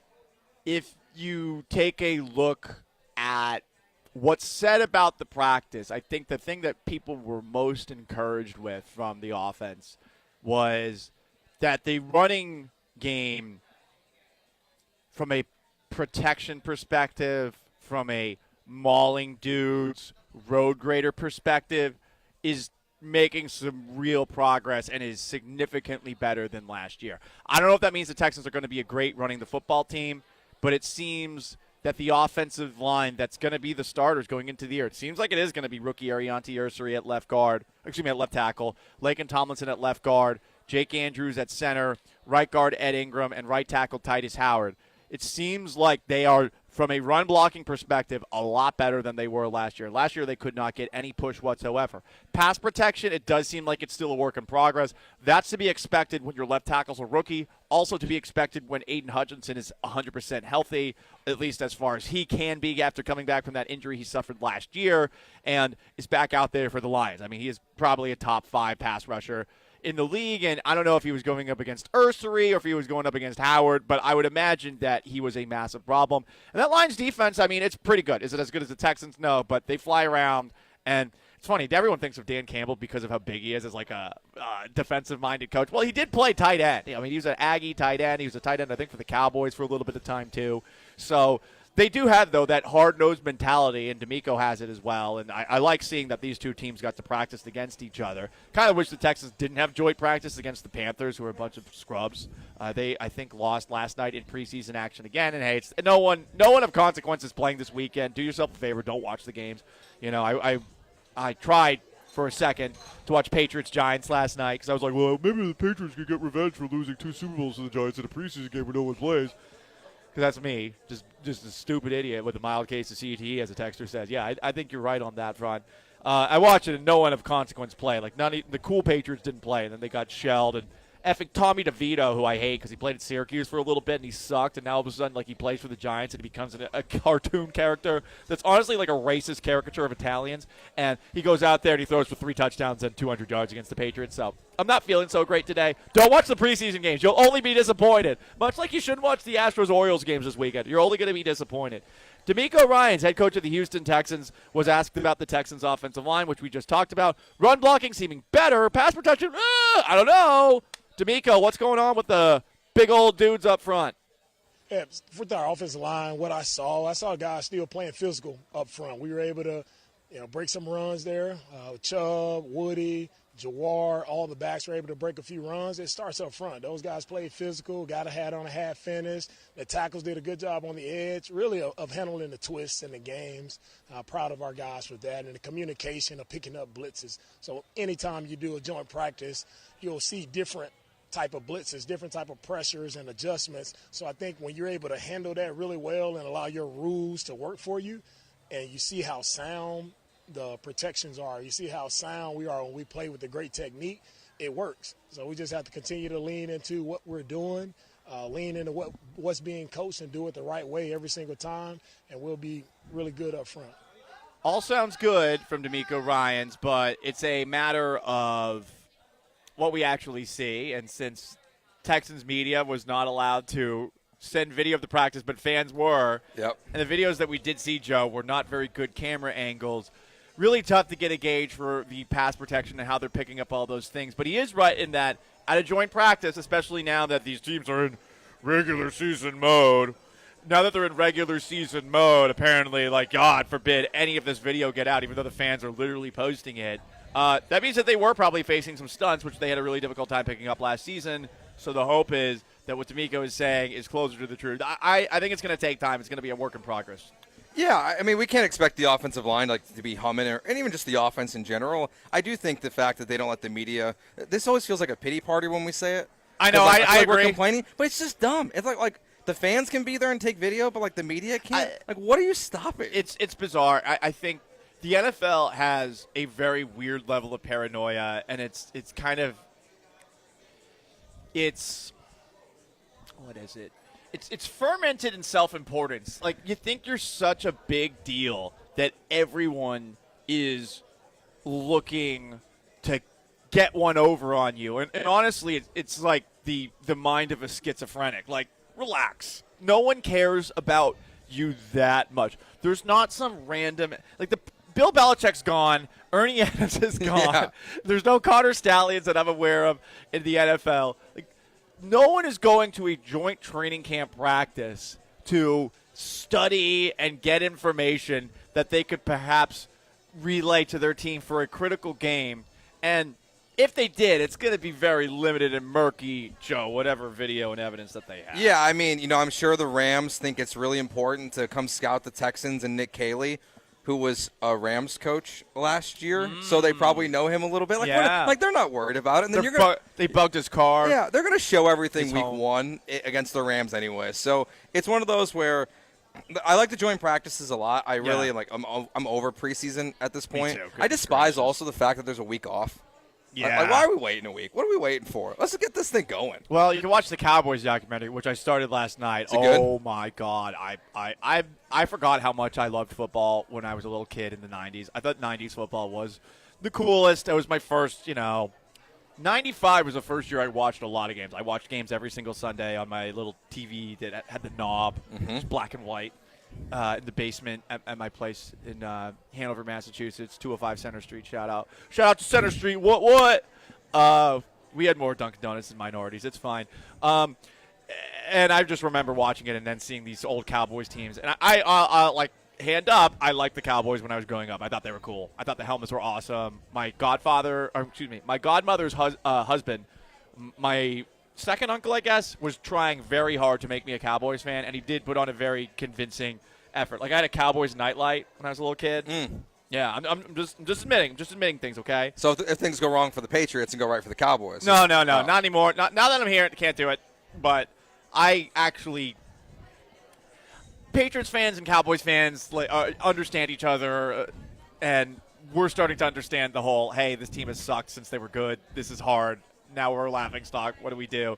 The Cowboys fans I know, jaded, bummed out people. Yes, they are. The ones that are insufferable. The real ones. I don't think they live in the greater Dallas area. I think the most insufferable Cowboys fans live either in Houston or in the Northeast. Like, I understand if you're running into a Cowboy fan who is from here and is a Cowboys fan, they probably suck. Just like a Titans fan who's from here probably sucks. But I think the Cowboys fans from Dallas are just beating down individuals who are sad and depressed. Well, I mean, I don't know if this is a bad take, but I don't think Cowboys fans are that bad. The real Cowboys fans, the ones that also root for the Rangers and the Stars and the Mavs, the ones that are the problem are the ones that root for Duke, the Cowboys, the Lakers, the Yankees. But they might be at a point now where the Cowboys have been kind of pushed off to the side and maybe replaced by the Chiefs. Ask Gallant anything Friday. You can ask any question. Let's go through a couple. Paul, how many dates have you been at El Tiempo? I've been on one date at this specific El Tiempo. It was at the bar, and the girl was giving me some of the most wild conspiracy theories about aliens. and I couldn't in good conscience give a second date. I couldn't. I was just like, you are way too sure of yourself. I just can't. Because I kept on asking questions. And she was getting pissed that I was asking the questions, and I was like, all right, this isn't going to work out. Another text. Paul, what's the scariest situation you have ever been in? There was a night where me and a couple of girls had left a bar in Midtown, and I was driving them home. And at some point, I'm driving an '01 Toyota Corolla, and at some point, like, I nearly cut someone off who was wildly weaving in and out of traffic in, like, a big car, like one of the ones with the small penis giant wheels, you know? So this person was really mad and was basically tailgating me, and I want to say like a foot away in this giant car, and I was trying to get away from it, for 5 minutes. I picked up my phone. I called the cops. The girls that were in the car were absolutely terrified, as was I. I was like, I don't know what I'm supposed to do here, because like this guy's just legitimately trying to bully me off of the roads in downtown. So I was just driving, and like on one-way streets with no other cars around, I just kept on like trying to turn and turn and turn, and eventually at one point, like, he pulled up side to side, and I said, like, I don't know what you want from me, man. I guess I'm sorry. And then the guy just veered off. But I thought I might die that night. That's basically the only time. That was somewhere in Midtown Houston. I thought you were going to say last week. What when the lightning struck. I mean, that we were inside. We were like, we were inside. That was okay. No, that was probably the most scared I ever felt. There have been a couple of times on the Houston roads where I've been like, someone going to pull a gun on me? Yeah, I don't know. It's not great. That's everyone's experience. Like, go on Westheimer. And, like, everyone's driving like 75 miles per hour, and they're on drugs, and like, it happens. Anyway, it is the Paul Gallant Show on an Ask Gallant Anything Friday. 713-780-3776 to call, to text. YouTube at ESPN Houston. Twitch at ESPN 975. It is an Ask Gallant Anything Friday. We'll continue to work your questions in. Up next, you know what? I can't believe what they're doing to this American institution. You know what I'm talking about. Stay put.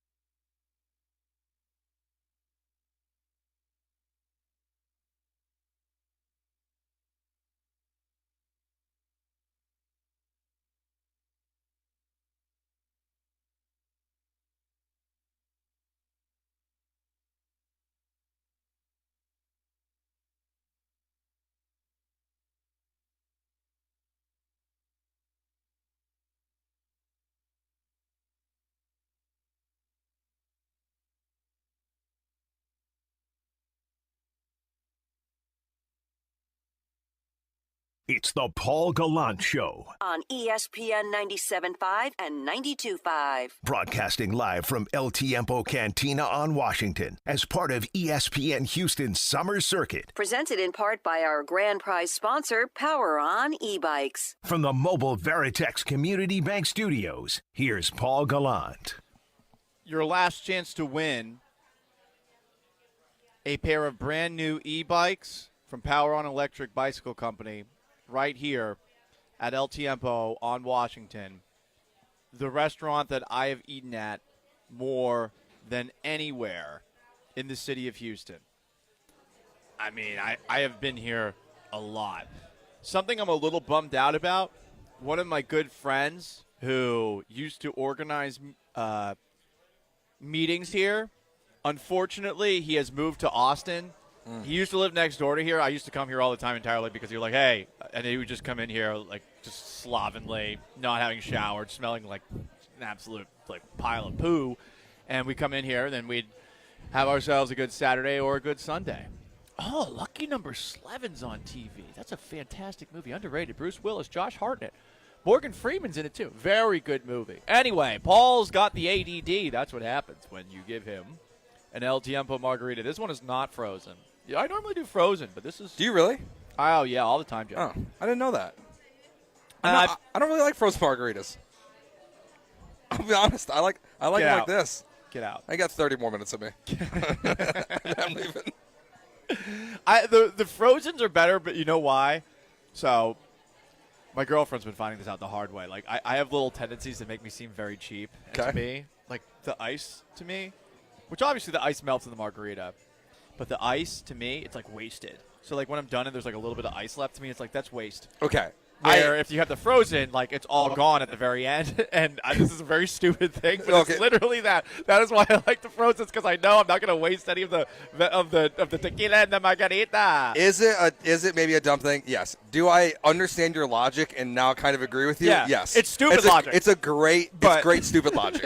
Like it checks all the boxes of why I get why you do it then. It's so dumb. It really is. I just know I'm admitting that, okay? Guys, this is a very tragic day in the United States of America because Cracker Barrel changed their logo. And also Cracker Barrel rebranded. And everyone is really, really upset about this. And by everyone, I mean the right, who honestly, the right's been kind of lame recently. Look, oh, God, they don't want Sydney Sweeney's boobs all over my face. Oh, look at all these sorority girls who are doing TikTok dances. They're showing all the limbs that it's cool to be hot. It's like the people that were pushing back against Sydney Sweeney were jealous women. They weren't the left, you know? It was jealous women who were like, this chick, she looks like an alien. Her boobs are fake. Like it's girls like that, jealous, insecure women. It wasn't an entire political faction. So people are acting like, well, the left wanted Cracker Barrel to change. So what happened is Cracker Barrel and their logo, which had that like dude who's like leaning on a barrel, who is like sitting on a chair. He's gone from the logo. Now the logo is it just says Cracker Barrel. And apparently they did a bit of a redesign on the interior. So now on the interior, the place looks like a more modern place. Is this something to get worked up about? I don't know. How many times have you eaten at Cracker Barrel? I've eaten at Cracker Barrel like twice in my life. It wasn't good enough to go back. To me, it's like, oh, if this is the rest stop restaurant, that's a pretty good rest stop restaurant to have. But have I ever gone out of my way to go there? No. It's weird that there's people out there who are like, yeah, I used to go there all the time. In fact, there's some just absolute loser Florida politician who posted this, and I thought it was a joke post when I first saw it. Byron Donalds, who is a Republican who's running for governor of Florida and a congressman. In college, I worked at Cracker Barrel in Tallahassee. I even gave my life to Christ in their parking lot. What? In their parking lot? You couldn't pick a better place to give your life to the Lord? Their logo was iconic, and their unique restaurants were a fixture of American culture. No, they weren't. They were one of many restaurants that has gone the way of the dodo bird, and this is how they're trying to survive. And it's a stupid way to try to survive, and everyone's crushing them for it. But I mean, it's like a TGI Fridays or a Bennigan's and some of these other places that used to be fun, and now like you can't find them anywhere. Whatever. Like, what are we getting mad about here? You know? I mean, it is funny to pretend you're outraged and make jokes about it, and like say, oh, just like Aunt Jemima and the Land O'Lakes, that hot Indian piece of ass, and the Cleveland Indians logo, which actually was pretty graphic in nature as far as racism goes, and the Redskins one and all that stuff. Like, people are like, oh, God, now this one's gone. We've lost a big piece of white culture. It's like, can we get over ourselves? Are you guys that just lame? Like, who cares? Like, Cracker Barrel rebranded. People hate it. But, like, did you go to Cracker Barrel? Are you really mad about this? Is this really an institution? Because this old man who's leaning on a barrel, who looks like the kind of person who's like, hey, girl, I like what you got in your britches. I really like looking at your britches. Your britches really form your ass in a way that makes me pleased. As he sits there creepily and ominously leaning against that barrel outside of the store. No, I see that guy outside the store. F him. I'm not going in. Yeah. I'm not going in. That guy's creeping me out. So they got rid of it, and again, I'm never going to go to Cracker Barrel. I wasn't going to go before. I think it's hilarious that the internet is like having a collective bleep storm over this. I don't get it. I mean, like, I think I've gone to Cracker Barrel like 1 or 2 times in not a road trip setting. Like it's something you don't ever do. And yeah. And now living in the South, it's like, well, that's Waffle House now. It's like yes. you go to Waffle House. Like in the Midwest, yeah, it was for me. It was Cracker Barrel. Like you're going somewhere that's 3 or 4 hours away. You got to get a bite to eat. Someone's cranky. They need food. Are there a bunch in the Midwest? Yeah. They're Okay. all over. Yeah. Because I can't remember the last time I even saw one in the greater Houston area. There's actually one by my house. Oh. It's very strange. Okay, Like, out it's of like, the sticks. But like I'm like, like I'm not gonna go to Cracker Barrel. There's Yeah. too many great places to eat in Houston to stop at a Cracker Barrel to eat. I mean, I wish, personally, that there were more Waffle Houses. Because I love Waffle House. Mm-hmm. I went to Waffle House after every single football game I played in high school. We had the one that was right by this, and I would get a waffle, I get a double burger, and I get a vanilla Coke. I loved it. I love Waffle House. Waffle House is open all 24/7. When I was at the Super Bowl in Atlanta, there was a Waffle House that was near Radio Row. I went there and I had steak and eggs every single morning. And it was cheap. I mean, it wasn't great steak, but whatever. I like steak and eggs. I had steak and eggs and tomatoes every single morning. It was great. It's bizarre. It is bizarre to me that these are the kind of things that like just blow up on the internet, and a lot of people are having fun with it, but then some people take it seriously and are like, this is an outrage. It's like, Cracker Barrel? I have no idea. What do they have there? Like I think that's because, crackers. Like people can't take it. People can't tell when people are being not serious. So then they feel like they have to come up with these serious takes about a logo rebrand. Yeah. And it's like, guys, it's okay. I just go there for the checkers. God in this Cracker Barrel. The giant checkers. That's all I really know about it. Oh, yeah. And that little table game. Yeah. With the little golf that, tees. Right. And apparently, it's impossible. I was listening to part of my take this morning, and it said like apparently if you can't get it to the point where there's only 3 left, you're an ignoramus. And then they got rid of that. Now that's kind of lame. Like, yeah, call someone an ignoramus. Yeah, that's fine. I think bring back that word as a word. Anyway, it is the Paul Gallant Show. On an Ask Gallant Anything Friday, we are at El Tiempo on Washington. You want to get into the show on this Ask Gallant Anything Friday, you know how to do it. You want to register for a chance to win a pair of brand new e-bikes from Power on Electric, you can. I love El Tiempo. So excited to be here. The one on Washington is the place that I've been to more than any other restaurant in town. Stick around on the Paul Gallant Show.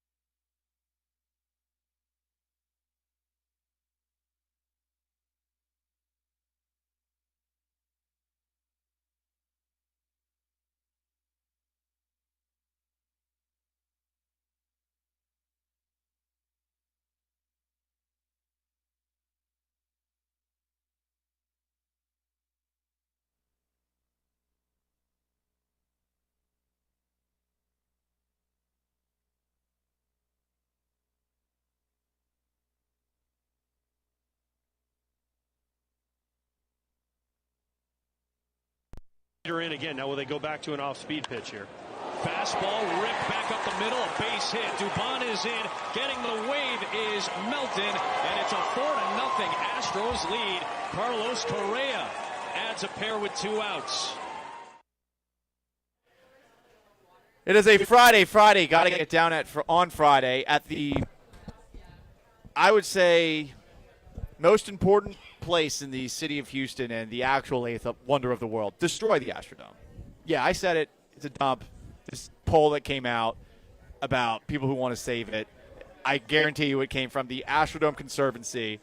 Look that up. That is an actual job where these people just post ridiculous Photoshops that now they don't even need an artist to make. You can just go on artificial intelligence and have them make this preposterous plan that no one's going to pay for about how we're finally going to turn the Astrodome into this place that everyone goes to. I'm sorry, that part of town blows. It blows. Except for the new El Tiempo that's popping up there, and that's what's going to make this place a lot better. But for now, outside of the El Tiempo in our NRG Stadium and the El Tiempo that's going to be in that greater area that's going to be replacing the Timmy Chans, no, okay? Astros back in the win column last night with a 7-2 win. God wills it. Jason Alexander, I don't know how the hell he keeps on coming up clutch, but that's been the story this year. The Astros pitchers who want to do well have not been doing their jobs of late, but randos that you've never heard of that you think are going to get the Blair Henley treatment if Joe George was still doing this show with me. Joe George is hanging out with me here at El Tiempo. Those guys have been stepping up this season and have done a really good job. So a shout-out to Jason Alexander. Jesus Sanchez gets 5 hits last night after a 10-game hitless streak. It's been a fun experience with Jesus Sanchez. I'm enjoying him. I'm not like that psychopath Milo's Microphone, who is a very fun barometer on how crazy Astros fans are. One game, kill everybody. Like, he wants them dead. Like, if he was a dictator in a third world country, he would do what apparently Saddam Hussein did not do with the men's volleyball team per Eric the Driver. We were talking about this earlier in the week. Like, hey, what country would you want to play for where a dictator's running the show? And hope that you wouldn't get offed if your team didn't do so well. Apparently, Saddam did not off the men's volleyball team for Iraq, which, by the way, I can't believe that exists. But anyway, sorry. Bringing it back to where we're at right now. Jesus Sanchez stepped up. Christian Walker stepped up. Carlos Correa stepped up. Yainer Diaz had a home run along with Walker. So they get back in the win column. And if the Astros can pull off a 4-game sweep, I will go back to watching Astros games live before they play the New York Yankees at the very beginning of September, leading up to, of course, the first couple of games of the NFL slate. The next few games for the Astros, they are playing teams that they should beat all of, and to build on their American League West lead that should be larger than 2 games. They play the Rockies. They're playing the Orioles right now. They play the Angels. Come on, guys. And I'm hoping that this is the first step in a 4-game sweep. They get the 4-game sweep, I will get back on the bandwagon. Right now, I'm annoyed. They're I'm in timeout. annoyed. Yeah, they're sleeping on the couch, Joe. Yeah, they're sleeping on the couch. Yeah, I mean it wasn't great the last couple of days before last night. No, it was not a wonderful time investment. No, it wasn't. It wasn't. Now, Joe, I know you spend a lot of time watching your Chicago Cubs. I do. And we're about to do a special edition of Astros ER to talk about something that we just found out about Kyle Tucker. Now with the Cubs, soon to be a free agent. Apparently everyone in Chicago hates him. Yep. Uh-oh. Did the Cubs pull an Astros just a moment ago? It's time for Astros ER.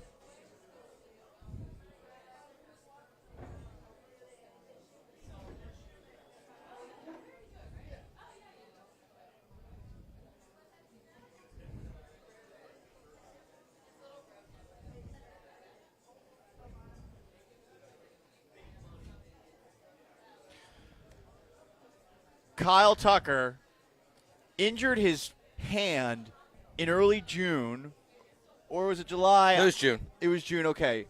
So, yesterday, this is really deja vu, because I swear this happened last year with Kyle Tucker and the Astros. But, Joe, this is what Kyle Tucker had to say about what he's been apparently dealing with and playing through for the last couple of weeks. I don't know. I mean, I don't know how much it really affected my setup and swing and everything. I mean, it didn't feel great at the time, but I mean, I just kind of dealt with it, and obviously you just make adjustments to go out there and play. And I'm sure other people have some things going on too that they just play with and make the adjustment with. So it's just kind of how things go.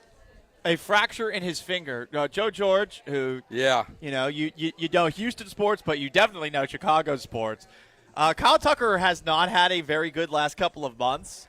Did the Cubs misdiagnose an injury in the same way the Astros misdiagnosed a fracture in his bone last year that was supposedly a deep bone bruise? I'm not quite sure. I feel like they just hit it from the media.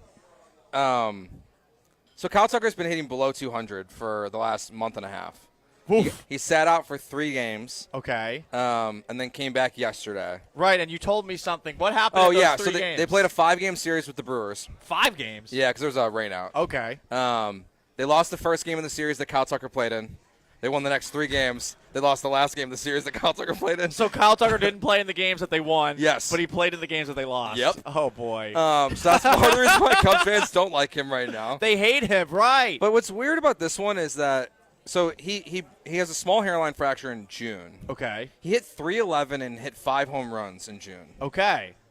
But he's hitting below 200 the last month and a half. And it sounds like he's not making excuses for himself here. But it is crazy that all of a sudden the Cubs are admitting publicly. Yeah. It's Craig Counsell and who else? Like Jed Hoyer. Jed Hoyer. GM, yeah. They confirmed that he's dealing with a broken bone. Yeah. It's strange. I mean, it's over the last 2 weeks, Paul, I don't think I've seen Kyle Tucker have the ball leave the infield more than 3 times. Oh, no. I'm telling you, it is the worst of Kyle Tucker I've ever seen. It is slow roll over to first base or second base almost every single at bat. It is putrid baseball. So Cubs, this is really interesting. So is Cubs Tucker worse than playoff Astros Tucker? Yeah. Damn. I think this is the worst Kyle Tucker's played since he was a rookie. Damn. When he was awful. So yeah, I think this is it's not probably not too far off, to be honest with you. And maybe that's what the problem is. He doesn't have Yordan Alvarez to back him up, and that's why he's not good this year. I've started to wonder. I wouldn't pay him $500 million the way he's playing right now. Yeah, I wonder. I mean, it is. This has been one of the fascinating aspects of the Astros run.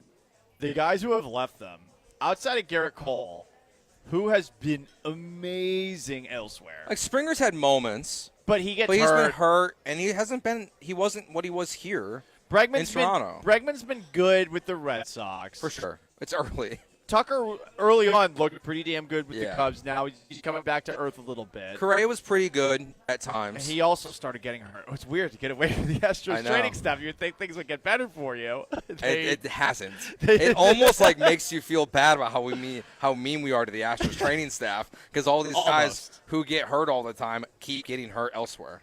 By the way, speaking of elsewhere, Yordan Alvarez is crushing it in Corpus Christi, and he needs to not be elsewhere, even if the Astros training staff theoretically is going to butcher him as soon as he gets here. I got bad news for you.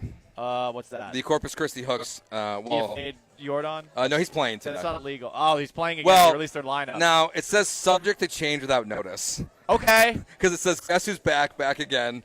Yordan Alvarez is scheduled to make a rehab appearance tonight, August 22nd. Man. Subject to change without notice. Is this going to give, especially because he's hitting awesome, is this going to give the Corpus Christi Hooks the kind of money that when I was early on in the radio game and I would work 80-hour weeks during the holidays, so I would get my extra overtime when I would not work, for most of the months of the year?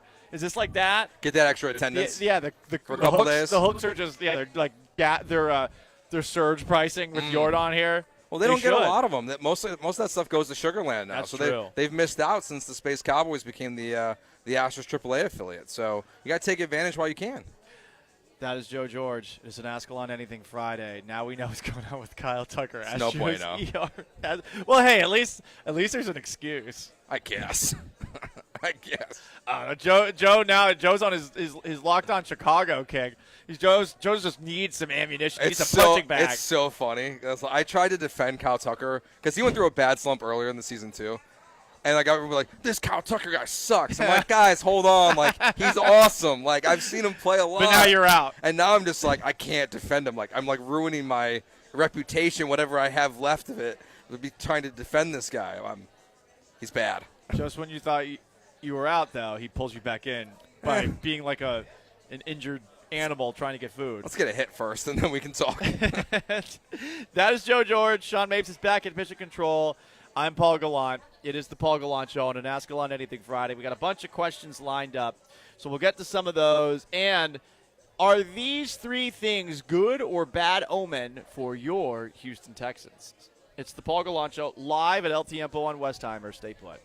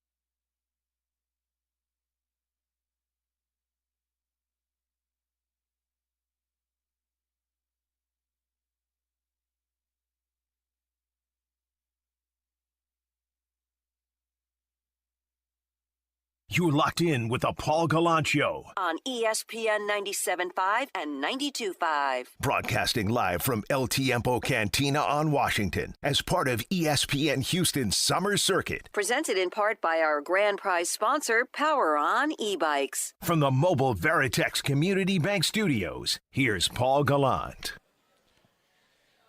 Most interactive sports talk show in Houston on an Ask Gallant Anything Friday at maybe the most sacred place in all the land. Move over, Jerusalem. I'm at the El Tiempo on Washington. Yeah, that's right, and you have a chance. Your last chance to register and win a pair of brand new e-bikes from Power On Electric. $4,000 value for not one, but two. So we're wrapping up the summer circuit right here. 713-780-3776 to call, to text, YouTube at ESPN Houston, and on Twitch at ESPN 975. A couple of Ask Alon Anything questions before we talk about what's going on with the Houston Texans. 1. Have you ever considered, asks one texter, that you watching the Astros was the reason they were losing? You just may be bad luck. I mean, first off, how dare you? Wow, that was my fault. Okay. I was about to say, like, is God smiting my word? First off, how dare you? Okay. Since I arrived in Houston, guess how many World Series the Astros have won? 2. Guess how many they have won while I have not lived in the city? 0. Because guess what? The 2 World Series they lost, I was in Seattle. That's right. So, first off, you're welcome. And second, as someone who legitimately at Mass, the last thing that I would do, if you're a Catholic, before Mass, you kneel down on your kneelers and you pray and you pray and you pray some more. As a Catholic, the last thing that I always prayed for, world peace, no.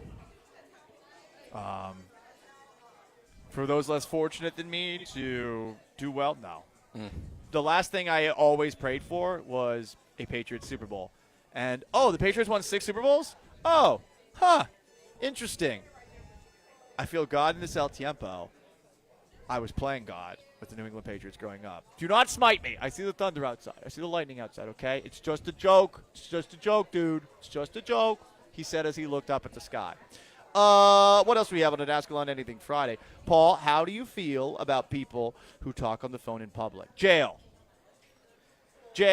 If it's speaker, jail. Jail. I hate it when, Joe, I see a person with, 1, the clip in their ear and they're on the Bluetooth. There's a couple of people at my gym that have very long phone conversations, and they're also exceptionally animated while they do it, and it freaks me out because I don't know if they're someone with a little mental wentals or if I have no idea what's going on. Like, are you in the middle of a public breakdown? And then like, oh no, you're just talking angrily to your wife who you don't respect. I think that's a weird time to take a phone call. Like that's you time, Paul. You don't even be taking calls at the gym. But specifically if they're just on the phone, it's one thing, which isn't great still in public. But to have it on speaker in public is the worst. Yeah. 100%. Paul, he wants to know if you want another one, Paul. Oh, do I want another one? Let's wait till 2 p.m. 2 p.m. At 2 p.m. Then. But yeah, I listen. I do want another one. Thank you, Luciano. Appreciate it. But I have to behave, and I can't. Oh, he's gonna send a reminder. You rule. That's the best. See, that's why this place is the best. It's not just the margaritas. The service at this one in particular is awesome. Like there's Jamie, there's Victor, there's so many people that like dude. That's how many times I've been here. That's how many times I've been here. The service here, the service at this one in particular is awesome. Like they will have a good time with you. It's been a hot minute since I've been to this one, but I think it was after I was helping strike down the Poultry Auction Committee tent at Rodeo, and they were bringing pictures of the margs out to us. Oh, that's and I think it was Jamie. Jamie was like, "Yeah, you want this? I know you want this." And I was like, "No, I have job things to do later." Are you going to Rodeo Committee again this year? Yeah. I'm surprised. Why?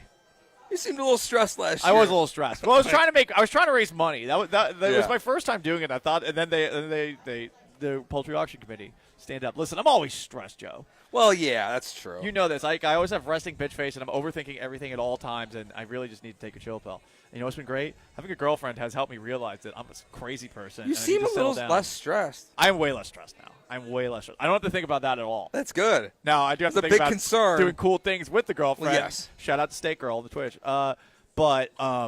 Yeah, I'm much happier. Much happier. Are you nervous for the listener party at all?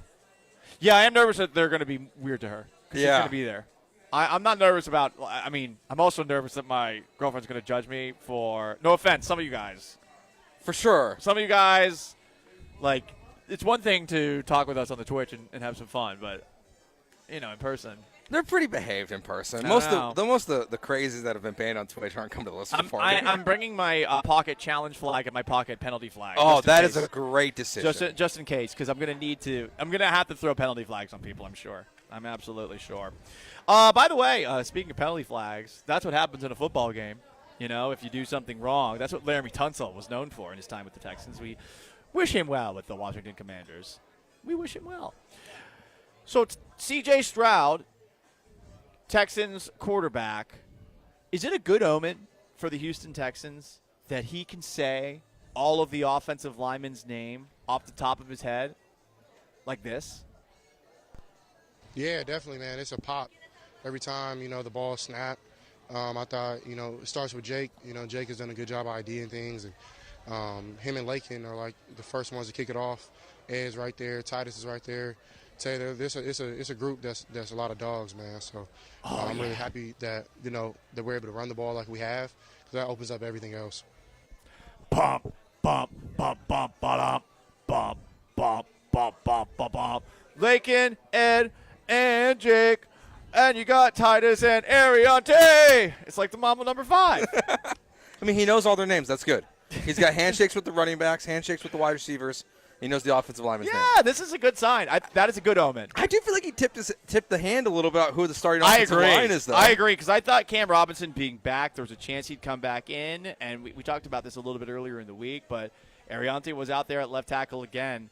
I mean, listen, I like that you can sign a guy for a 1-year contract that's like $10+ million, and the guy that you draft actually plays his way into the starting lineup, into the starting offensive line. And I say that as somebody who is at least aware of how things were with the Seattle Seahawks back in 2012. So in 2012, the Seahawks signed Matt Flynn to a rather extravagant deal, and they also drafted Russell Wilson in the 3rd round.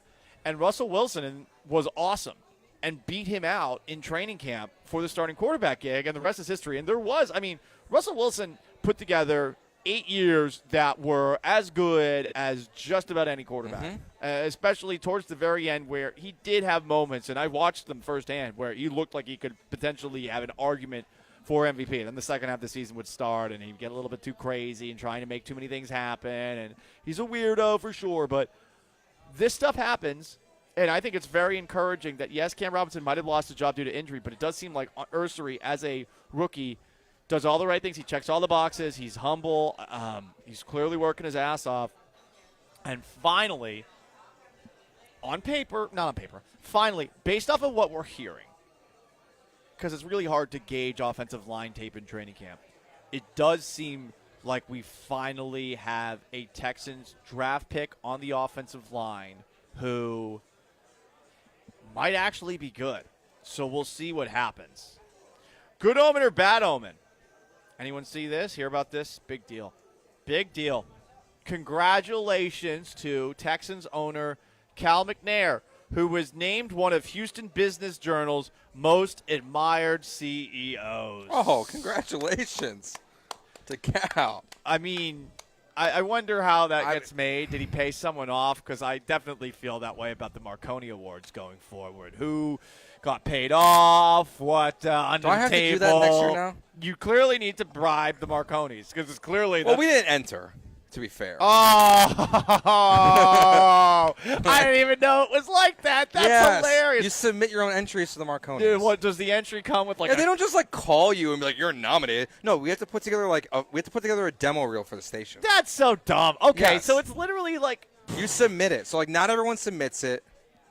It's not like I figured they were going from station to station, determining who's good. Oh my God, this is ridiculous. This isn't the sports Emmys that Dan Patrick is up for every year. This is something that you have to submit your own demo tape for, like you're applying for a job essentially. The desperate ploys people will resort to keep that station from becoming country. Yeah, I ain't got time for that. Wow, that makes so much sense, because I'm not gonna lie, I was triggered by that. I was. It's okay. We all of us were a little bit. I did see it, and I was like, ugh. But anyway, I'm going to have to submit next year. Bringing it back to Cal. Cal is one of Houston Business Journal's most admired CEOs, which is an acronym for Chief Executive Officer. So that I like to see that. I think that's a good omen. Cal's stock shooting up. Remember when he cooked the burgers for us this year too? I mean, that's probably why he's up there. I had to go early. I didn't get that. Also, good omen or bad omen? The Texans have new turf at NRG Stadium, and a welder accidentally dropped something while fixing the roof, and it caught fire. So there is now a scorch mark in the corner. It's so bad. I think it's a good omen because the Texans swarm, Texans burn. Well, what happened last time it happened? I don't remember. What? Has the field caught fire before? Yeah, didn't it catch fire with fireworks in like the mid 2000s?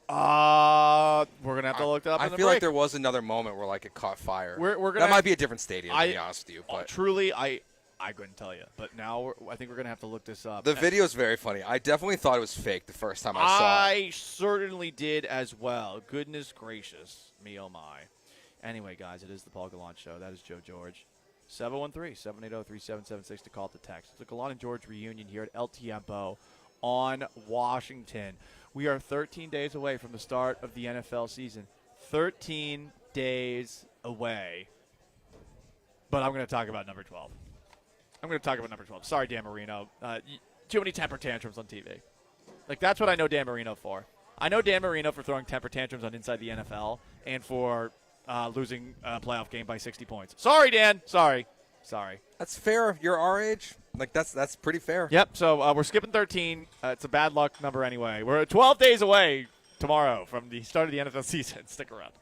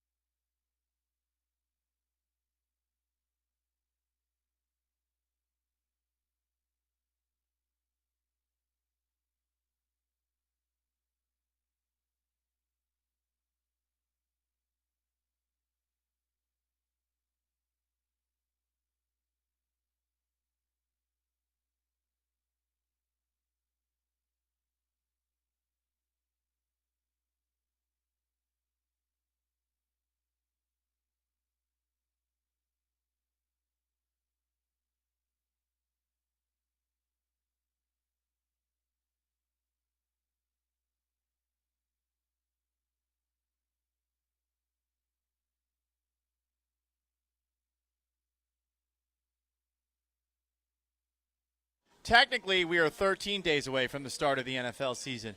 Technically. But screw 13. Hey, Dan Marino, win a Super Bowl, bro. Oh, you got 0? Oh, but Paul, it wasn't his fault. I mean, come on, man. Like, the first Super Bowl he went to, he was like 5 years old, and he was playing a really good team. And you know, I mean, Don Shula got old really quickly. You know, you've been watching that Cowboys documentary, and I mean, you know, Tom Landry got old, and he was falling asleep if you watch the documentary and stuff. So, like, Don Shula was holding Peyton Manning back. Whatever. Peyton Manning, Dan Marino. Just confused them. Because they were afterthoughts when compared to number 12. Because technically, since it is past noon, coincidentally, do you know what noon is? Numerically, 12. We are actually closer to the end of the 13th day until the NFL season begins, which means 12. I mean, my goodness. I've already been watching Patriots highlights of yesteryear. I watched the Patriots Super Bowl 36 NFL Films video and Super Bowl 38 highlight video last weekend. Probably going to watch 3 games to glory for their 2005 Super Bowl run where they took down the Colts. I was there, and everyone started chanting, "Cut that meat." Or the Steelers game where they stuffed the Steelers into a locker, as they do. And then, of course, they took down the Philadelphia Eagles in a Super Bowl that I went to. Went to 2 of the 3 playoff games that year. 3 Super Bowls, 4 years. Greatest dynasty in the history of sports. Some would say, because it didn't stop there. And some would say, what is dead would never die. And shout out to Tom Brady, who started it all. We are almost 12 days away from the start of the NFL season. Now, we're trying to figure out what the hell's going on with Micah Parsons, and we are going to do a full segment about Micah Parsons and the Cowboys at 1:45. But things are getting a little bit testy between Jerry Jones, who has done every single possible interview he can, I think, to promote the documentary on Netflix about the Cowboys. But between that and Terry McLaurin, who has yet to report for Commanders training camp and for their upcoming season after making it all the way to the NFC Championship game, Tom Pelissero of the NFL Network said there's going to be some fireworks before the start of the year. We have seen some trades that involve like 6th-round picks and 7th-round picks. Somebody texted in earlier, hey, talk about the Brian Robinson trade. Brian Robinson got traded to the San Francisco 49ers. Kyle Shanahan makes all running backs look amazing, much like his father used to with the Denver Broncos back in the day. I mean, Terrell Davis was awesome, but he also had, after that, Mike Anderson, Olandis Gary, Ruben Drones. I mean, how many great Broncos running backs played under Mike Shanahan? That system worked really well. And this is going to be the same, I think, with Kyle Shanahan, even if they do have Christian McCaffrey. McCaffrey gets hurt from time to time, and last season definitely a disappointing one. Brian Robinson got shot once, so that's cool. He played like right after that happened, too. So the 49ers are going to have 2 guys who have been shot and survived. Ricky Pearsall, their first-round pick last year, and Brian Robinson. Maybe a little street cred's going to help Kyle Shanahan not puke his pants whenever the teams he coaches have critical leads at the end of a game. Maybe.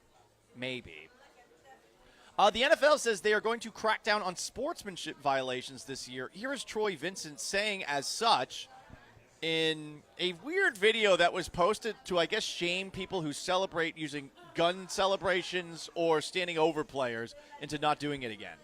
Things that we've seen, there's just no place in the game for it. There's no place in the game to be standing over your opponent.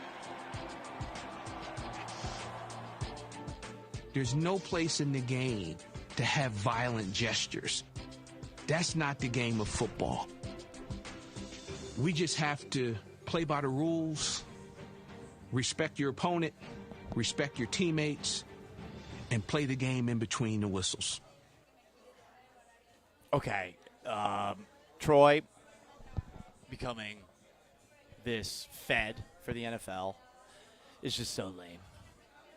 A pig, you could say. And no, I'm not talking about the weight that he seemingly has gained. By the way, Troy Vincent looks like a linebacker now. He was a corner and a defensive back. Listen, I will call out your weight, Troy, because now you're trying to take fun away. You know what other word begins with F? That's not fun? Fat. Hey, CJ Stroud, what do you have to say about Troy Vincent? And about the celebration that he's doing? What do you think about that? Shut up, fatty. There we go. Nice assist, Sean. That was awesome. Troy Vincent, piss off, dude. And I would say the same thing for anyone who is trying to cut down on the celebrations in the NFL. Oh no, he used an he didn't use a pistol. He didn't use a semi-automatic gun. He used an AR in his celebration. He needs jail time. He's promoting school shootings. Like, can we stop? Like, it's a gun. You know, when I was a little kid, I went to a camp. It was a Bible camp. I was 5 years old. My parents didn't let me have any toy weapons at home. And you know what happened when I came back from Bible camp? I said this to my dad. You know, this camp was very Jesus-y, but I wish it was a little more weapony. I don't know really how that relates to anything other than, you know what? An air weapon is harming nobody. It's just having a little fun.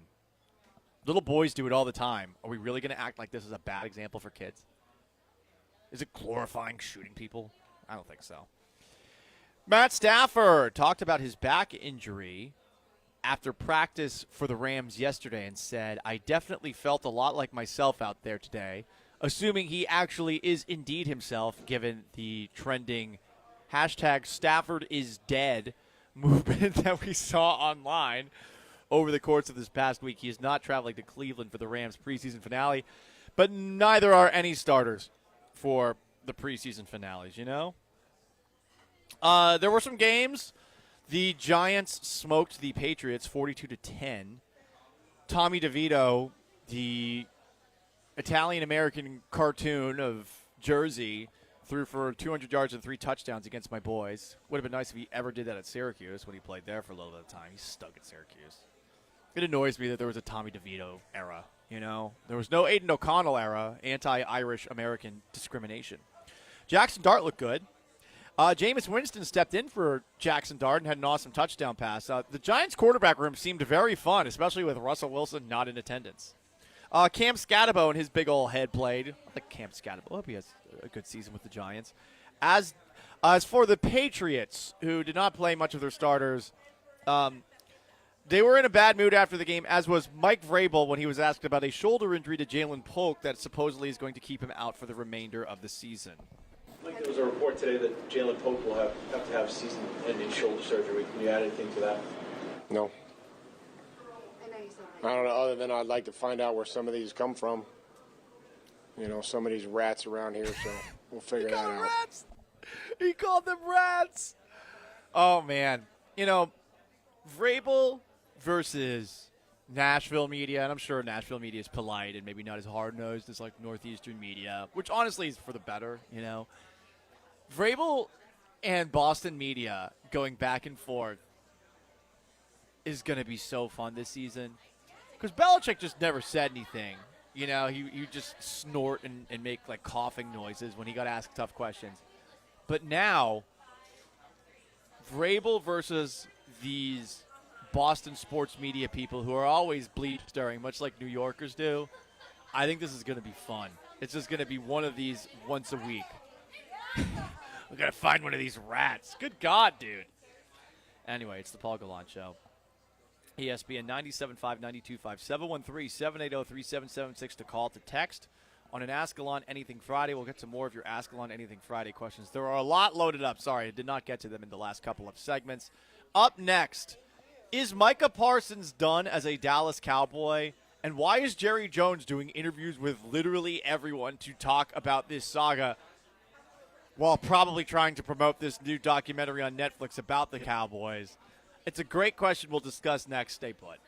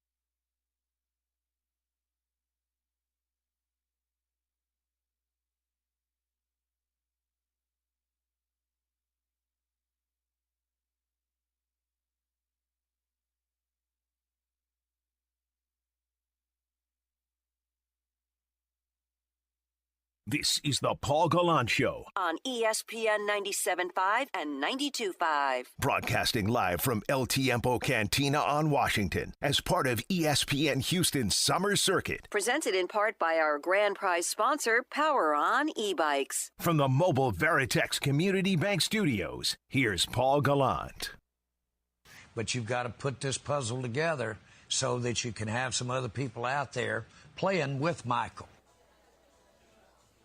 Did Micah Parsons just get called Michael Parsons again by Jerry Jones? I get it. I mean, Michael,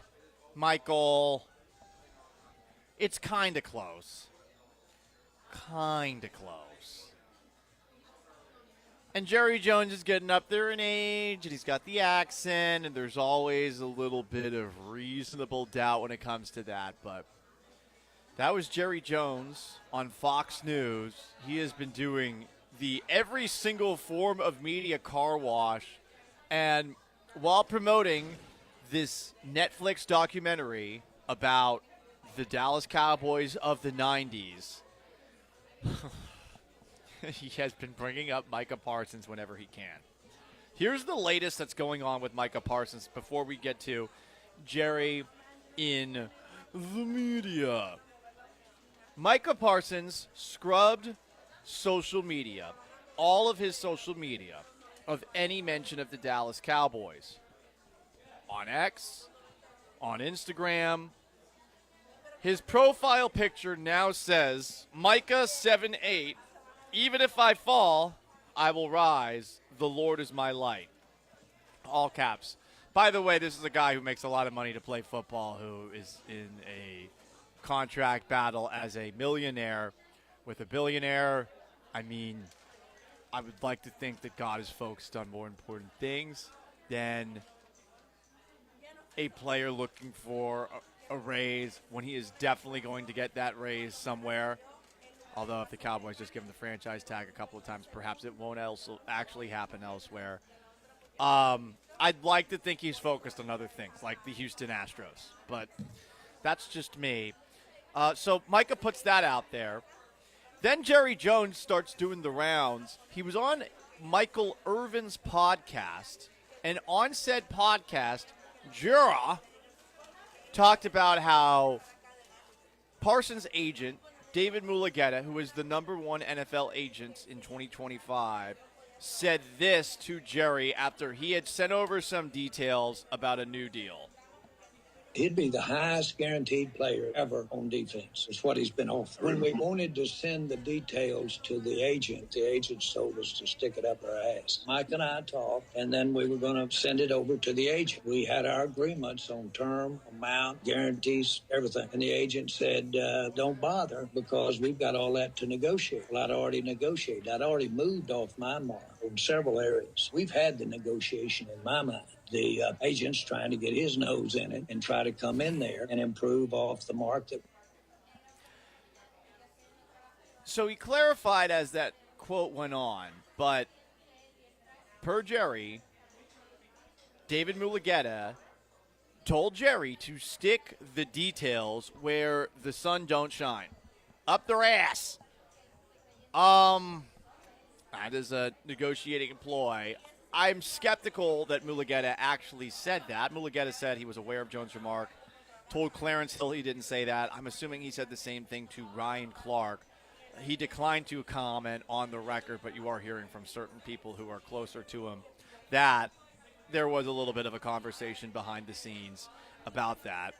Jones later clarified, saying, quote, we were going to send it over to the agent. The agent said, don't bother because we've got all that to negotiating. More from Jerry Jones, because Jerry has been all over the place talking about this. Here is Jerry Jones talking about Micah Parsons on Fox News. How close are you to getting a deal with him? Micah's a great player, not a good player, but a great player. He knows more than anyone that it's a team thing. And so I know everybody's tired of hearing this, but you've got to put this puzzle together so that you can have some other people out there playing with Michael. That's the art of the deal, and that's why we're trying to get done. And we're trying to make this thing work. But we have all the appreciation in the world for what he can mean to the years ahead. We're proud to have him. Pretty complimentary of him there, but every single time he says Micah, it sounds like he's saying Michael. I imagine that's not helping. Jerry wasn't done. He also was on Stephen A. Smith's show. I listened to this earlier. Jerry really does sound like a rambling old man at times. If you can figure out what the hell he's trying to say here, please help me, because I'm struggling myself. In the spirit of not doing the old mother-dad deal. How many times have you seen the little rascal so clever go in there and mama told him, you're not going to get it. And goes in to daddy, who only sees him after 5 in the afternoon, wants to love him, and says, you can have it, son. You can have that before dinner. And he goes back in and says, Mama, Daddy said I could have it. That's the old mom, dad, been around since the beginning of time. I'm not going to go for that here. That's what's happening. You're not going for it. I'm not going for it. No. But we've had a very, very strong negotiation. Now, by the way, frankly, it wouldn't have made any difference what the negotiation was. Guess who has to be comfortable for this to work? Micah. And who else? You. Hello. There's not room for a third. There's not room for a third. This will be a good one. Oh, Jerry, good God, dude. That was quite the story, but I think that talking down to your player as if he's your wayward son is probably not going to help him come back to the table. Mike Florio had a fun take on this situation between the Cowboys and Micah Parsons. Jones likely sees it as a no-lose proposition. If Parsons and Mulugheta finalize the contract Jones negotiated directly with Parsons in March, it's a win for Jones. If Parsons plays for only $24 million in 2025, when the market at his position has spiked to $41 million per year, it's a win for Jones. If Parsons doesn't play, and if the Cowboys don't have a good season, Jones can blame the struggles on Parsons' hold-in and keep the Cowboys in the middle of the local and national media radar screen, thanks to the endless question of when and if Parsons will play. Hell yeah, dude. I like Florio. When Florio's got a meaty, piping hot take, he is really going to take a long drag and dive. And that's, I think, a very good way of laying it out. Jerry's at least getting soap opera drama, which he has talked about how he wants from time to time, if he doesn't get Micah Parsons on the field for his Cowboys. We will see what happens. I feel bad for Brian Schottenheimer, his first time as a head coach. He gets asked about this. He's like, yeah, man, I don't know. What do you want? What do you want from me? Ryan Lost in Texas asks on an Ask Gallant Anything Friday, Paul, would you ever consider joining one of those full-contact 37 under football teams, or is it 37 up, that have been going viral in videos on Twitter, or are you like me and have a $500 ER copay? Thanks, I'll hang up and listen. Yeah, my ER copay, not great. I want to play, though, because, God, I've seen these videos, and it's like I'm hearing a wolf howling in the distance, howling at the moon. Like, I feel the call to battle. Like, that was where I was happiest, was playing high school football. And, yeah, I'm pretty happy right now. Got a great girlfriend. Life's pretty good. I have a job that I'm blessed to have. I'm doing a show while drinking margaritas at an LTF bud today. Like, there's a lot of great things that I've got. But, God, I want to get back out there.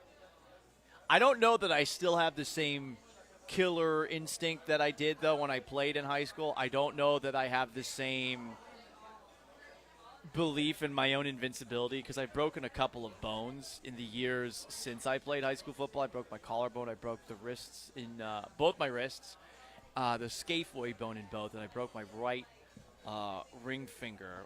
3 of those injuries were from playing flag football, ironically. Never got hurt playing real football. But there is a part of me that wants to go back out there and give myself a little more brain damage again.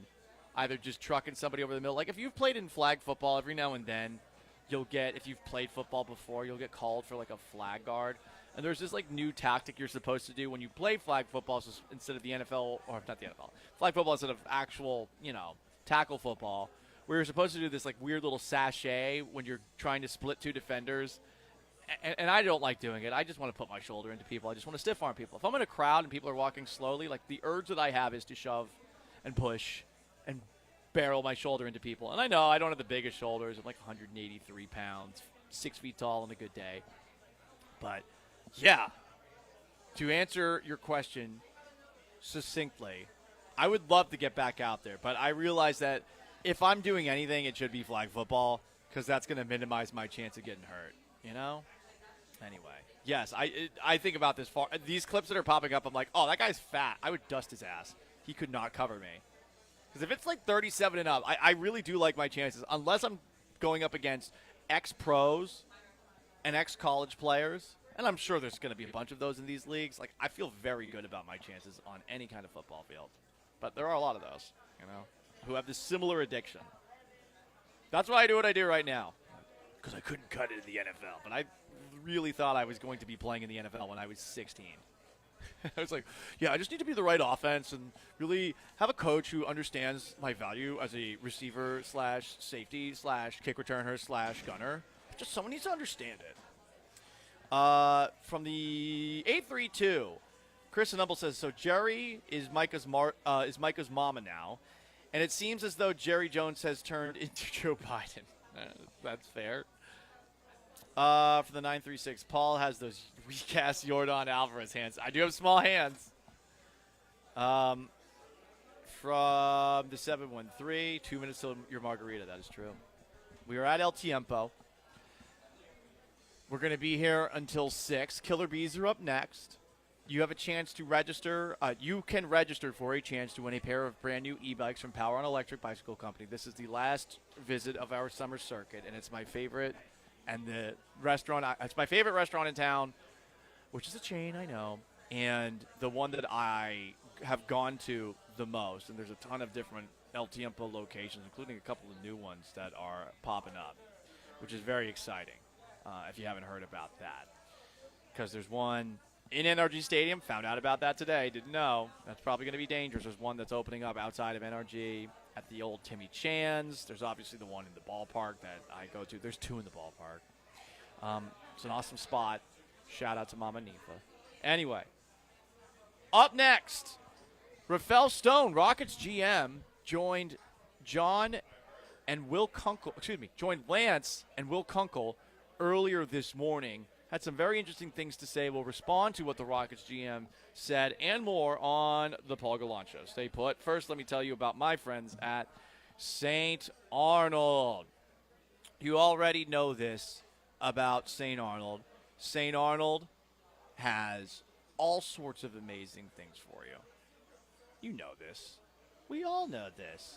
They've got a beer for everyone. They've got a place for everyone.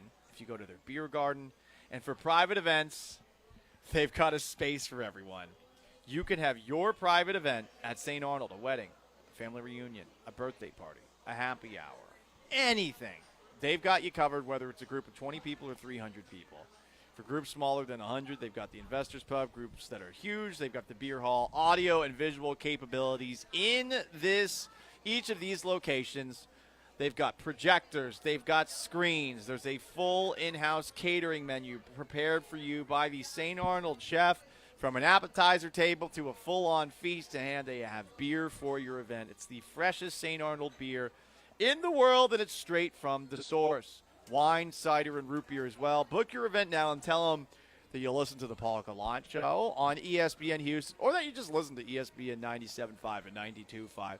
You'll get a brewery game package free for your event, which includes a dartboard, Jenga, cornhole, a pool table, and a photo booth, too. You want to go to starnold.com, click on private events. Again, starnold.com, click on private events. Tell them that Paul Gallant sent you, or that ESPN 97.5 or 92.5 sent you by and you're going to get that extra bonus. St. Arnold has a beer for everyone. Their beer garden is a place for everyone. And for private events, they've got a space for everyone. Again, StArnold.com. Click on private events and tell them Paul Gallant sent you.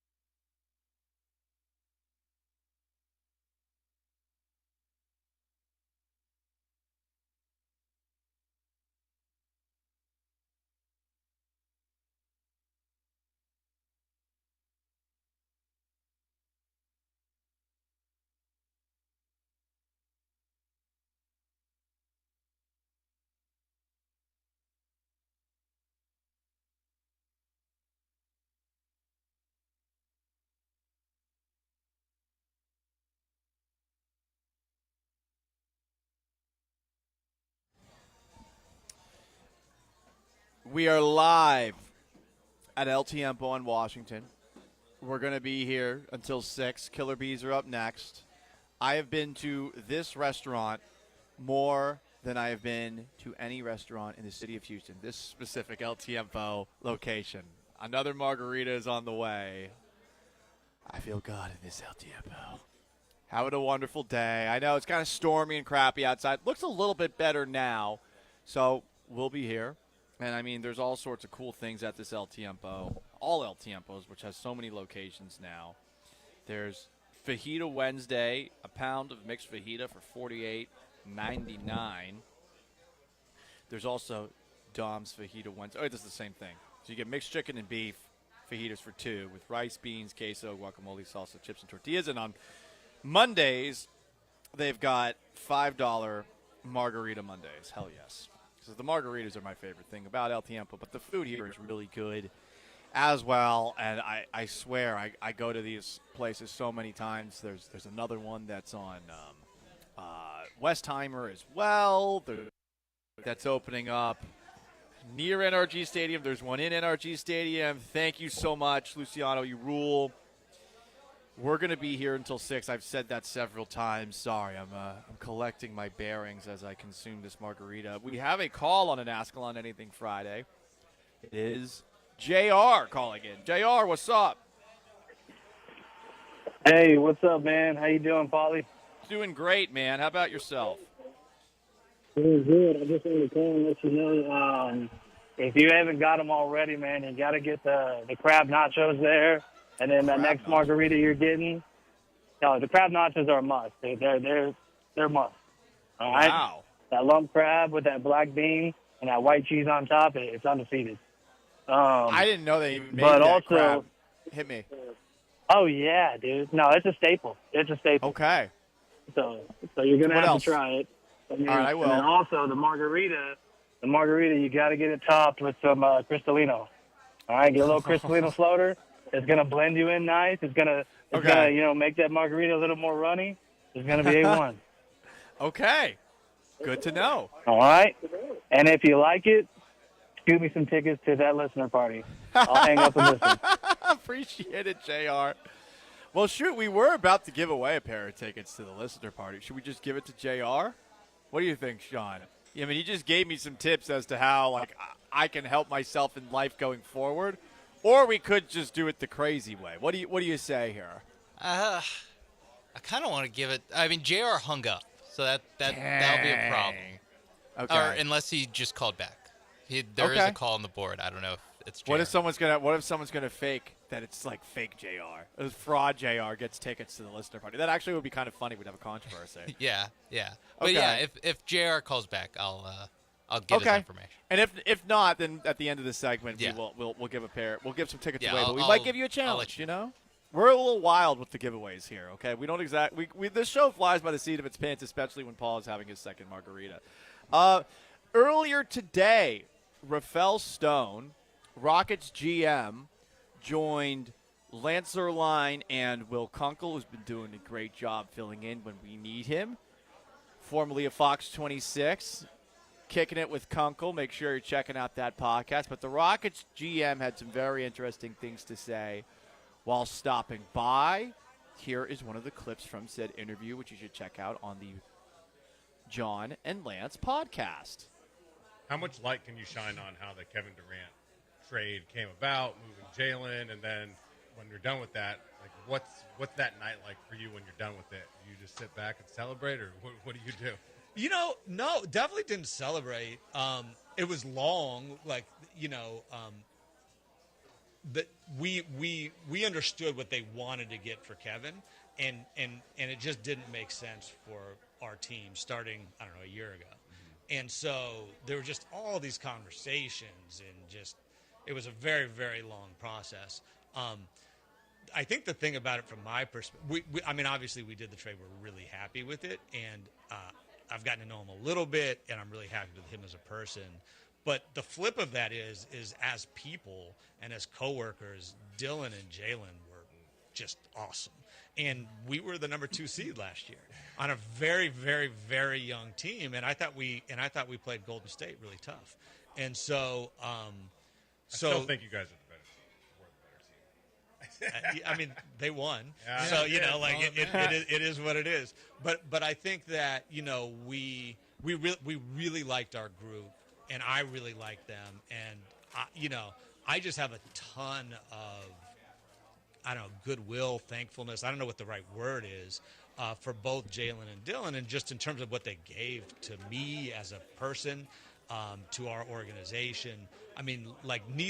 Never once with either of those guys did I feel like they didn't care.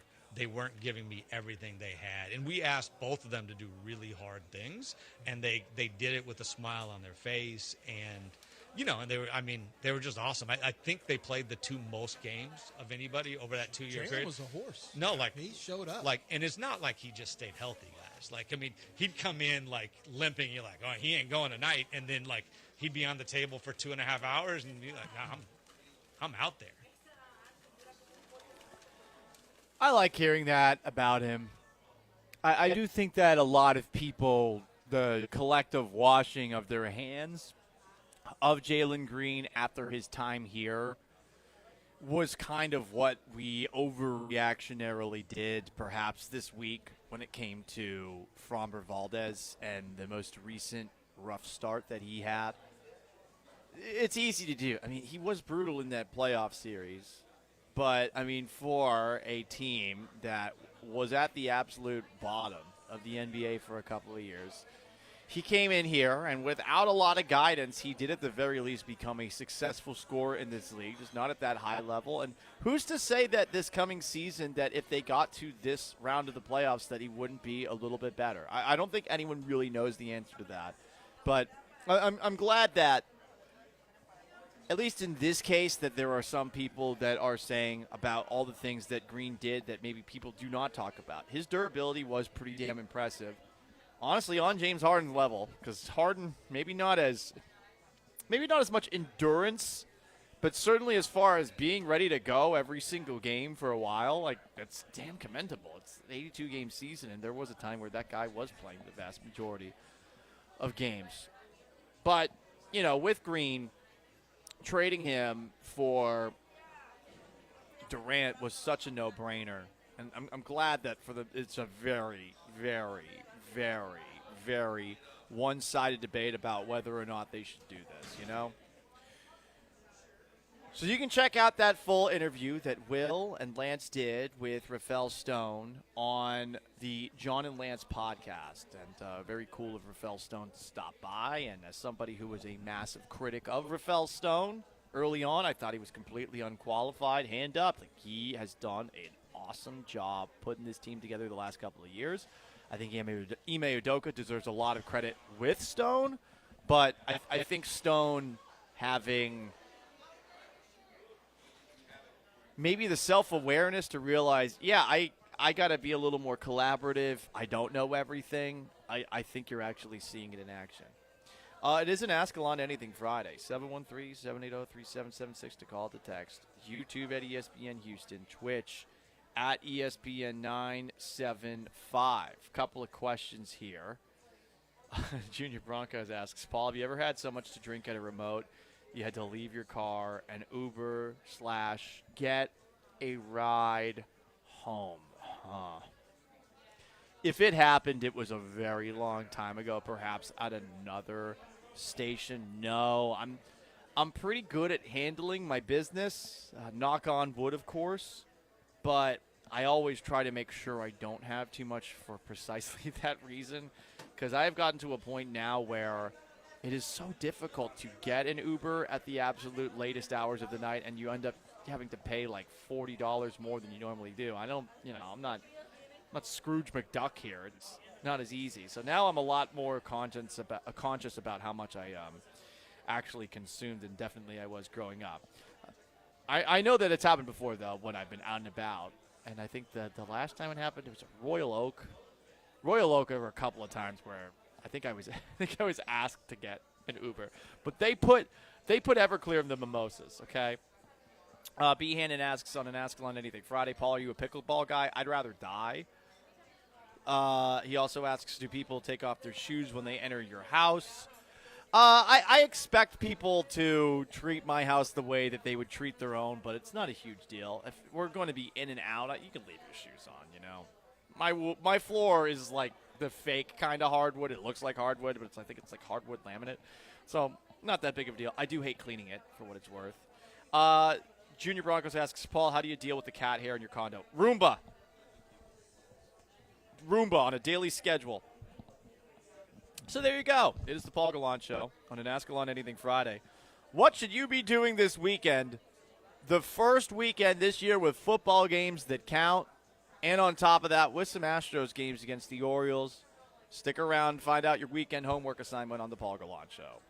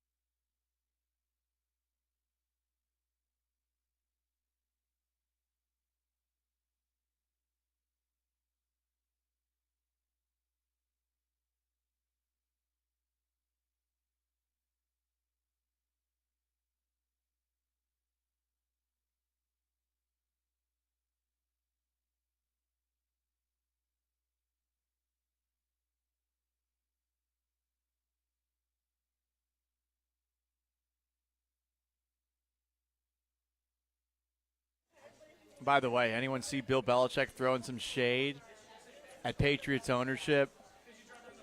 Bob Kraft, Jonathan Kraft, Bob Kraft's son.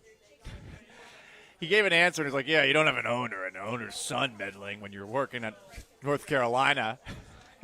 All right, how about a girlfriend who's 50 years younger than you?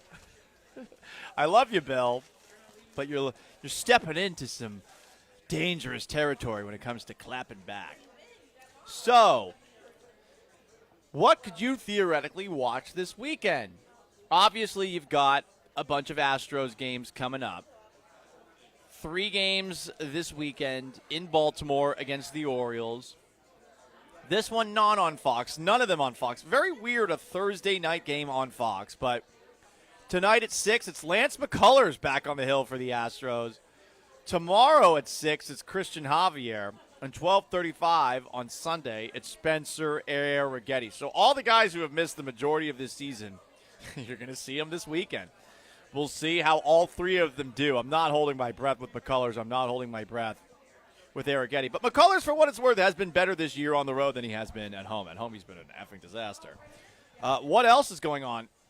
So I just became aware of something new this weekend. Tonight, if you want to watch some National Football League games, there are 2. Tonight at 7, it's the Cowboys and Falcons on the NFL Network. Also tonight at 7, it's Titans and Vikings. I don't know if Cam Ward's playing 7 p.m. tonight on CBS, but I just found out about, I guess, ESPN's brand new app, which is the ESPN Unlimited app.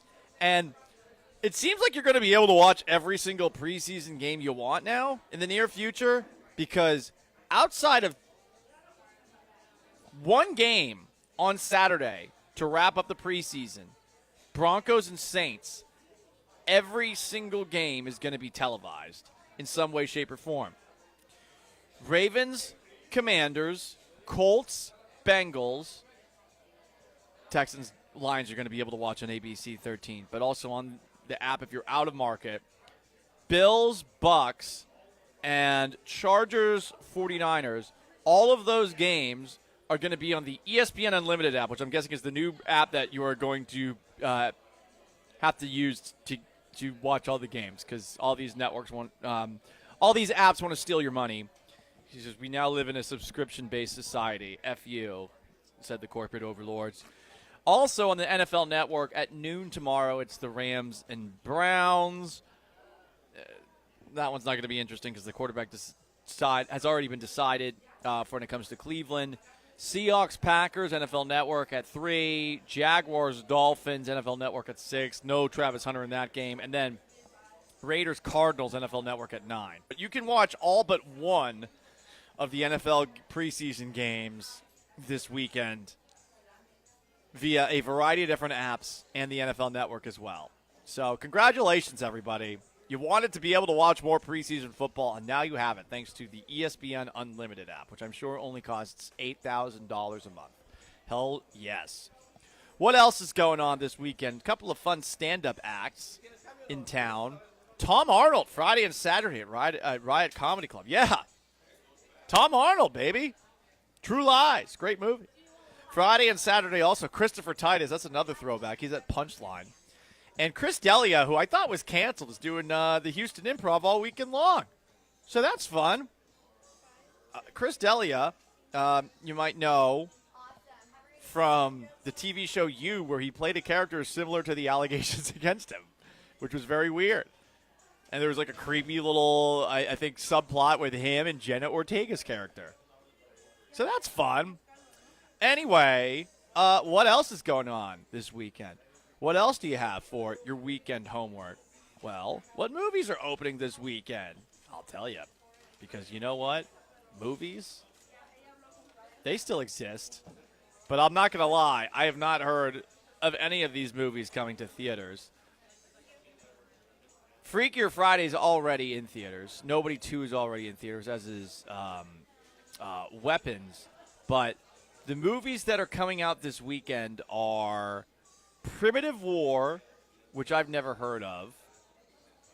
Honey, Don't. Yeah, I'm not going to lie. This doesn't seem like it's a great weekend. You can tell it's the end of the summer. Read the synopsis or the plot summary for Primitive War for me, please? It says horror film opening this weekend. Like okay. Hold on, I'll pull it up. Primitive. No, I got it. Primitive war plot. When the casualties mount, the men of Vulture Squad must abandon their human nature and give in to savage instincts to survive. That's the Primitive War book. Primitive War is a 2025 Australian sci-fi action horror film.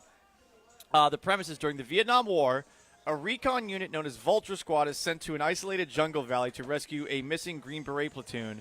They soon discover that the de-extincted dinosaurs inhabit the jungle, the result of a Soviet experiment gone wrong. You know what? There's dinosaurs in the middle of the Vietnam War. And there's communists. This does sound a little bit like Kong Skull Island. Yeah. A little bit. I do not recognize any of the actors in this movie, but the poster for the movie features a dinosaur eating a Vietnam War skeleton head skull with a like Vietnam War era helmet on that has like the bullets in the little thing around it and a peace sign on it too. I'll say when this hits streaming, I'll watch it. I don't know. Okay. I don't know if I'll get the $15 from me to see it in theater, but I'll stream it. Yeah. You'll stream it at least? I can't imagine Okay. that it's longer than 2 hours. I can't imagine this is a very long film. That wouldn't be nice. That certainly wouldn't be nice. Peacemaker is back on HBO Max. That's actually very exciting to me. I enjoyed the Peacemaker show. It stars John Cena.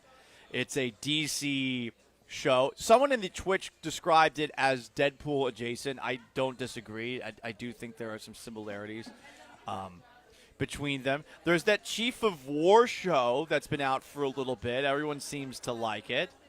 There's an Outlander spinoff, Blood of My Blood. There's Foundation. So those are some shows that are out this weekend. That's neato. That's splendid. And if you want to watch a concert in person, also there's a Twisted Metal TV show. I didn't know that. There's a good video game back then. Anthony Mackie's in it? What? Huh. I think it's only on Peacock. I think that's. There's a It's got pretty good reviews. I think it's I'm a not gonna Peacock lie. original. Yeah. It's got I an haven't seen it 87 from Popcorn on Rotten Tomatoes. That's more than Peacemaker gets. And there's a concert this weekend at the Woodlands Pavilion, 7 o'clock tomorrow. The Offspring. What? That's awesome. Plus Jimmy Eat World and Newfound Glory. Oh, yeah, we're going way back. We're going way back. All the millennials who are dads now, they're about to have a dad off. Let's go. So there you go. And I guess the Honey Don't movie stars Charlie Day. Well, that's fun. Anyway, guys, that's your weekend homework assignment. It's an Ask Gallant Anything Friday. We'll answer some more of your questions on the other side. Stay put. First, let me tell you about my friends at Walmart. Used to be always low prices, always. You might remember those commercials, right? And there was that smiley face, and he's bouncing all over the place, having a wonderful time. Well, guess what, guys? The Walmart you thought you knew is now new. Who knew? Now you do. Walmart has more than 500 million items online. That's 500 million plus, in case you couldn't do the math. You can find a huge selection online that you can't find in stores. And then they've got groceries that they'll deliver for you. Do you know what's going to stink for me today after, a couple of El Tiempo margaritas? Is grocery shopping. So you know what I'm going to do? I'm going to order it on Walmart, and they can deliver it to me in as fast as an hour. Use Express Delivery to get all sorts of eligible things from Walmart, from groceries to home goods to prescriptions. When it comes to feeding your family or hosting a tailgate or throwing a party, think Walmart for all your grocery needs. The Walmart you thought you knew is now new. Who knew? Go to walmart.com because you do.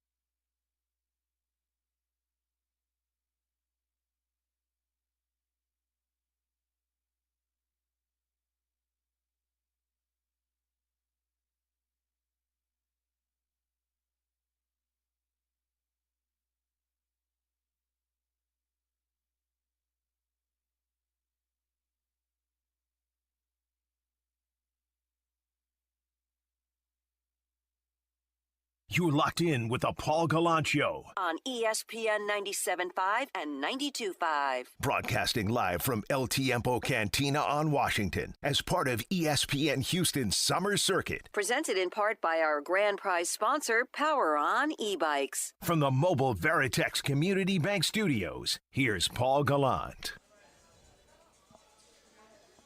The most interactive sports talk show in Houston. On an Ask Gallant Anything Friday, we got some questions to clean up.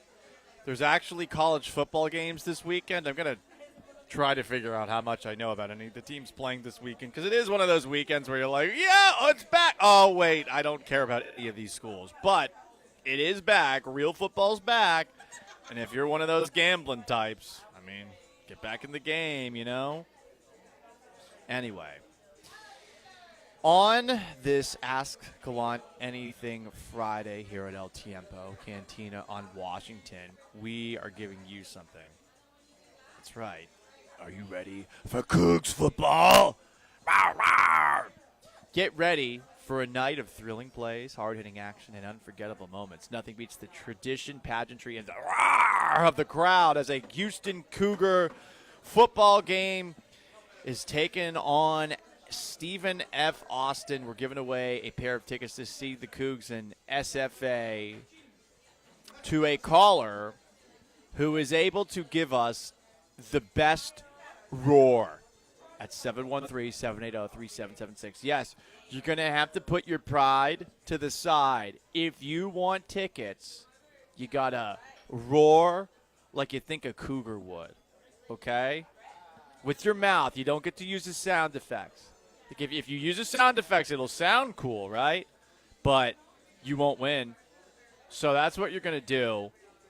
We're going to let the phone calls load up at 713-780-3776. We're about to have a roar-off to determine who is going to be going to the Cougs and SFA. Yes. A pair of tickets to watch that game. You can also get tickets the easier way at uhcougars.com/tickets or 713-GO-COUGS to get your tickets.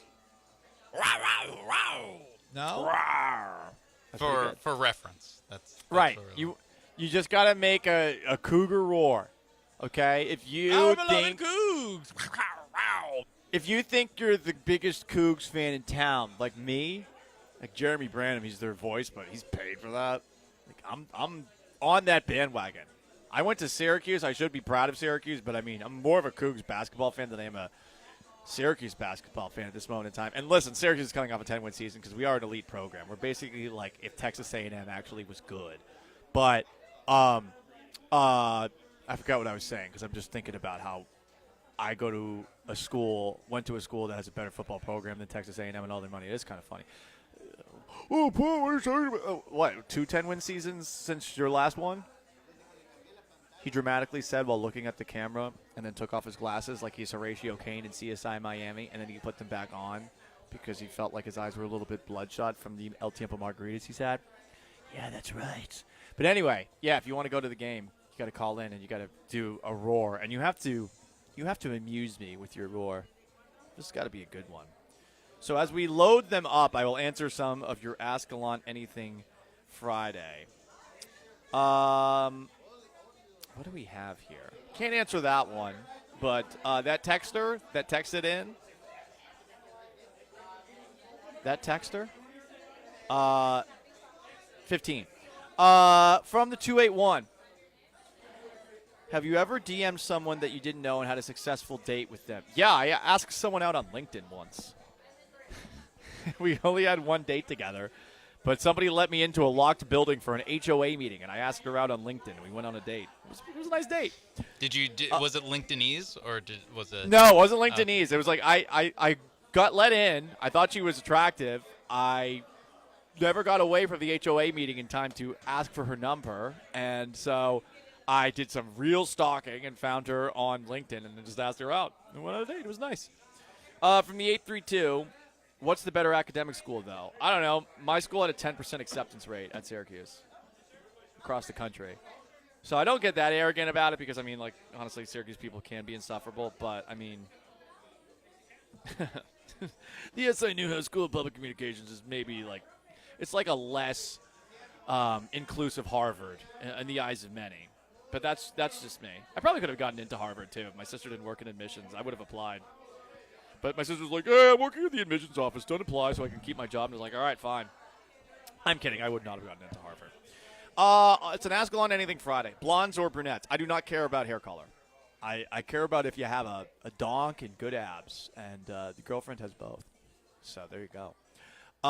What else do we have here on an Ask Gallant Anything Friday? What sections at El Tiempo are El Tiempo in at Daikin? So there's one in center field on the upper level.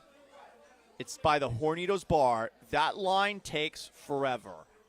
It used to have an express line for margaritas, and I think they got rid of it. That one is not the one you want to use. The one that you want to use is on the third base line. It's not quite in right field. It is, I think, just for margaritas. The lines have gotten really long. So if you want to get one and you don't want to miss any game time, you're going to have to go early to get there. But I will say they are very quick in that line. Crystal, who runs the show there, is exceptionally efficient. Have your ID and your card out. Seriously, have it out. She's going to put pressure on you to make sure that you have it out. And if you slow Crystal down, you're slowing me down. And then I'll have words with you, you know. Texter asks, you can have a margarita at El Tiempo with Dick Butkus, Jack Tatum, or Jack Lambert. Who would it be with? I would throw the margarita at Jack Tatum. And then he would kill me because his nickname is, they call me Assassin. Like, F Jack Tatum. He was a piece of bleep. Definitely Dick Butkus. Jack Lambert has missing teeth, and I think that would distract me, and I would keep looking, and I'd feel rude about it and annoying about it, you know? So I don't want to do that. What else do we have here on an Ask Gallant Anything Friday? Paul, on Sundays when watching the NFL, do you kick it at the crib or hit the bar? Of course, this only applies when you're not at Energy. So if there's a Texans game, I watch it stone cold sober, and I take notes. But on the Sundays, and this is why 2023 sucked, because they didn't have any Thursday games, except for maybe one. I don't even know if they had a Thursday game, honestly, if I'm thinking about it. And they had all their games in the noon window. Except for the Colts game at the last week That's of the it, season. right. It was the Saturday night game. Every other game all was Sunday 12, at noon. Yeah, it was 12 noon. I remember there was a game where I was coming back from a bachelor party in Fredericksburg, and it was supposed to be noon at. It was supposed to be Sunday at 3, and then the week of they moved it up to Sunday at noon. So I had to get up at 6 in the morning to drive back from Fredericksburg. That was not fun. But if the Texans are not playing, I generally go to McIntyre's in the Heights because they have Sunday ticket, and I will be wearing something Patriots related. Generally. Sometimes I go to Bobcat Teddy's as well. So there you go. It's an Ask Gallant Anything Friday. 713-780-3776 to call, to text. YouTube at ESPN Houston. Twitch at ESPN 975 from the 281. Dan Paul, were you in a frat? No, I was a GDI, and I found ways to get into frats by basically me and my friends. Usually we were loaded up with a little Oski-Woski, and generally after rushing, he said in quotation marks, where we went to a bunch of frats and we just wrote down as many names as we could remember after we left these frats, and then would use their names at the door until one of us would eventually get in. One of us would use one name per frat, and if we didn't get in with that one name, we'd go to another frat and we tried at another one. So that's how we got into all the parties. And if that didn't work out, we'd go in the back alleys. At Syracuse, all the frats had back alleys that you could get.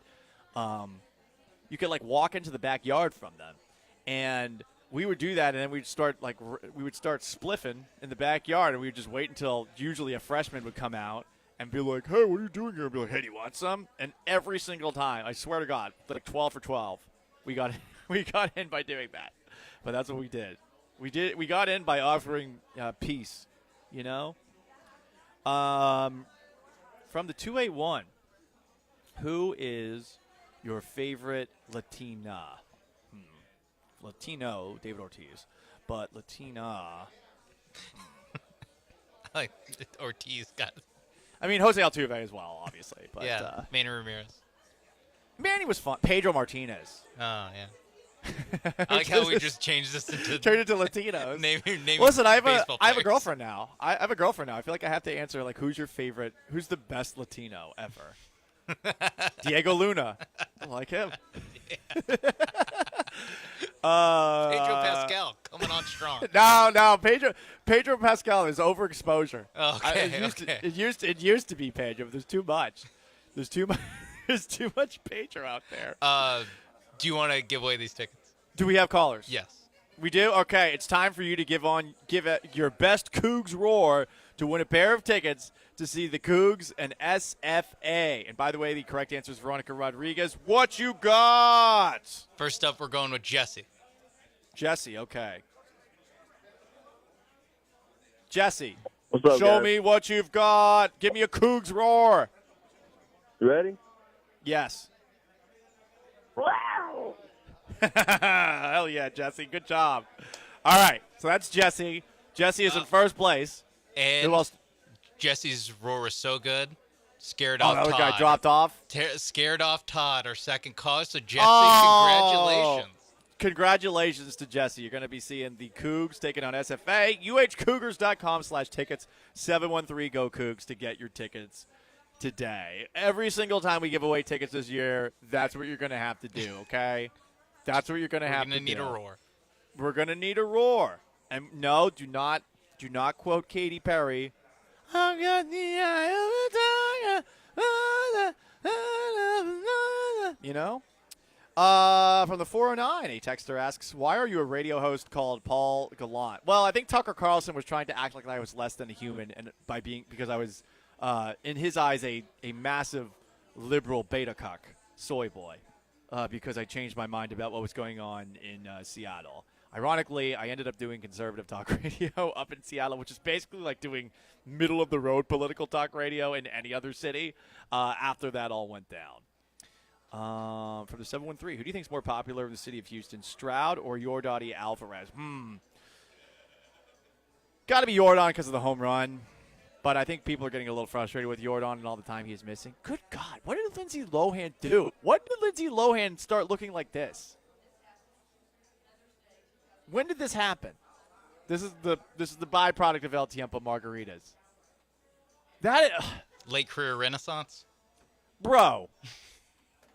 No, like seriously, like what happened? She's doing Verizon ads now, and I mean, I know that Freakier Friday movie came out, but I mean, it wasn't that long ago where she looked like she was in her like 40s. And I mean, I know she's only a couple years older than me, so she probably is, but now she looks like she's like early 30s. What the hell happened? Better resurrection than Joe Flacco? Oh, good Ryan point. Clark. Ryan Clark said that Joe Flacco was the best resurrection since Jesus Christ. Check that, Jesus the Christ. He said that on television, and he seems to be a religious person, which is very ironic because, once again, as far as resurrections go, whether it's comeback player of the year or the greatest resurrection since old Jesus in the eyes of Ryan Clark, DeMar Hamlin was once again snubbed. Anyway, guys, the Paul Gallant Show, ESPN 975, 713-780-3776 to call to text, YouTube at ESPN Houston, Twitch at ESPN 975. We are hanging out at El Tiempo Cantina on Washington for your last chance to win a pair of bicycles from Power On Electric Bike. Stick around for some garbage time and some fun on the Paul Gallant Show.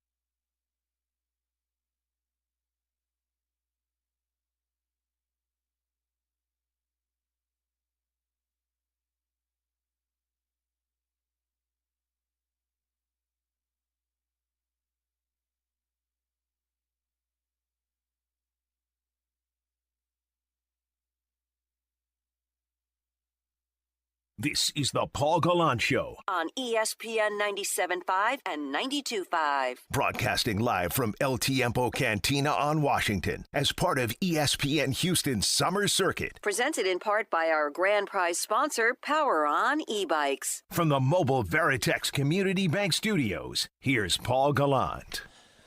It is an Ask Gallant Anything Friday. YouTube at ESPN Houston. I have my own YouTube channel at Paul Gallant. Occasionally post some extra posts on that one. Posting a lot of Texans stuff recently. I did something yesterday from Texans Lions. I did a live stream where I talked about my observations based off of the observations of those who actually observed Texans Lions joint practice. I think it was a bit of an abortion, but somebody posted in a comment to it asking if this video was necessary. And I think this might be the second El Tiempo Margarita speaking, but I told that person, F you. If I get in trouble, if this is the last you ever hear me on the radio, just know that it wasn't El Tiempo's fault. It was my fault because I got a little punchy and I became a little keyboard warrior. So I told this person, F you, Texans swarm. And you should be excited because the Texans practice with the Lions. They might have earned the Lions' respect. Just saying. I'm just saying. So you can work in your questions on an Ask Gallant Anything Friday. There are 5 college football games. All of them are tomorrow for Week 0. The first game is taking place in my father and motherland. Don't you see? Iowa State and Kansas State. Iowa State is 22. Kansas State is 17 in Aviva Stadium in Dublin, Ireland. With the Kansas State Wildcats at 3.5-point favorites. You haven't seen this kind of conflict in Ireland since the Troubles. The Troubles in Northern Ireland. Have you ever been to Belfast, Laddybuck? Well, you'll see up in Belfast, there are lots of bombs from the IRA, from the British invasion, incursion, and the persecution we Catholics faced at the hands of the Protestant menace and this Anglican nonsense that was formed as a church so that Henry VIII could have sex with somebody that would give him a male heir. Anyway, that sounded very Scottish, but there's a game in Ireland tomorrow at 11. That's on ESPN. Idaho State and UNLV at 3. That game does not appear to be televised, at least nationally. You got Fresno State and Kansas, 5:30 on Fox. Jaden Daniels, I think, is finally back. Sam Houston State and Western Kentucky, 6 p.m. on the CBS Sports Network if you're a Bearcats fan. Got a lot of insight on the Bearcats that I never knew I would get on Wednesday out of nowhere. And you got Stanford taking on Hawaii. 6:30 on CBS/Paramount Plus. So 5 games this weekend between the Cyclones and Wildcats, the Tigers of Idaho State, and the Rebels, the Bulldogs and Jayhawks, the Bearcats. Right? That's Sam Houston State. Are they the Bearcats? Yep. With a K. Got it. With a K. That's right, because Cincinnati's the Bearcats with the C. Apparently Bearcats smell like popcorn. I don't know how I learned that information, but I did. The Western Kentucky Hilltoppers. Then you got the Stanford Cardinal and the Hawaii Warriors, formerly Rainbow Warriors. Everyone that complains about, the world getting a little bit too woke, well, it used to be the Rainbow Warriors, okay? They made that team sound less gay. What? I'm just saying. Rainbow Warriors sounds a little more friendly than Warrior. Speaking of, I got to watch that Chief show on Apple Plus, which is apparently about Hawaii.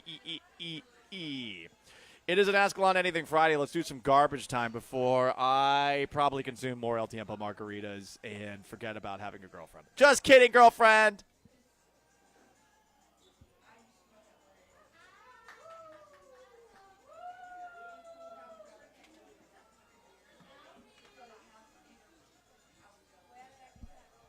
We have plans tonight, and I have to behave because I'm a good boy. But I don't know. I'm looking at the frozen El Tiempo margarita machine, and I'm like, can I take this? Can I take this home? Can you rent it? That would be great. See, business idea, guys. Business idea. How about that? Anyway, garbage time. Oh, Mylanta. The WNBA epidemic of devices that resemble things that are attached to half of the world's population continues as the New York Police Department arrested a 32-year-old man from Ohio Wednesday for allegedly throwing a toy that hit other fans during a WNBA game. He is at least the third person arrested this month for allegedly throwing toys during WNBA games. Goodness gracious. Oh, when will it end? The humanity. Speaking of ending, a Colin Kaepernick documentary has been scrapped by ESPN, and ESPN's like, hey, man, it's not because we just got in bed more with the NFL than we already were in bed with the NFL. It's not because of corporate interests, okay? It's not. Don't ask about that. Garbage time continues. A English soccer team has gone viral for the list of fines that they have in their locker room. Some very funny fines that they have in here. You've got all sorts of different ones. The specific one that's very, very amusing. Peeing in the shower is a 50-pound fine, but not bringing in cakes on someone's birthday is actually a more expensive fine than taking a leak in the shower. By the way, doesn't everyone do that? I suppose if it's like a community shower, one of those ones like the big rooms, maybe you don't want that. But, yeah. If you're playing for Middleborough, make sure that you get cakes for your teammate's birthday. I have some questions. Full-size cake? So, 30 people are bringing a full cake? It has to be yeah, I'm imagining right? It's like the English are weird, and, the cookies to them are biscuits. Oh. It's probably, a scone? some biscuits bringing or a scone or something. Yeah, these people are wild. If you wear earrings for training, you get fined 100 pounds. If you're late, it's 500 pounds. But if you're late for the bus, it's 250 pounds and then 30 pounds a minute. Wow. If you're late for a meeting, 500 pounds. So late for the bus is less expensive than just being late or late for a meeting. Late for a pre-match is 150 pounds. Not wearing a GPS for warm-up is 100 pounds.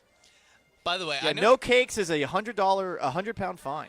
I know nothing about this team, but I assume that last year they had a huge culture problem of people being late all the time. And they put that on the wall? This is very aggressive and very specific things. It is. And you know what else is aggressive? They need Tom Coughlin. They do need Tom Coughlin. Although, I don't think the fines will be enough in Tom Coughlin's mind.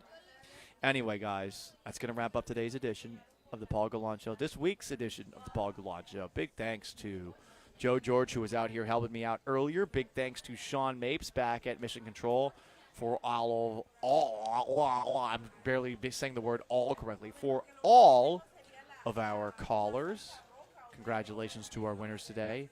Texters, YouTubers, Twitchers, appers, and everyone else who listened. We appreciate you guys so much. I am merely Paul Gallant. So long and farewell. Have yourselves a wonderful weekend. The Killer Bees are next live here at El Tiempo on Washington. Peace!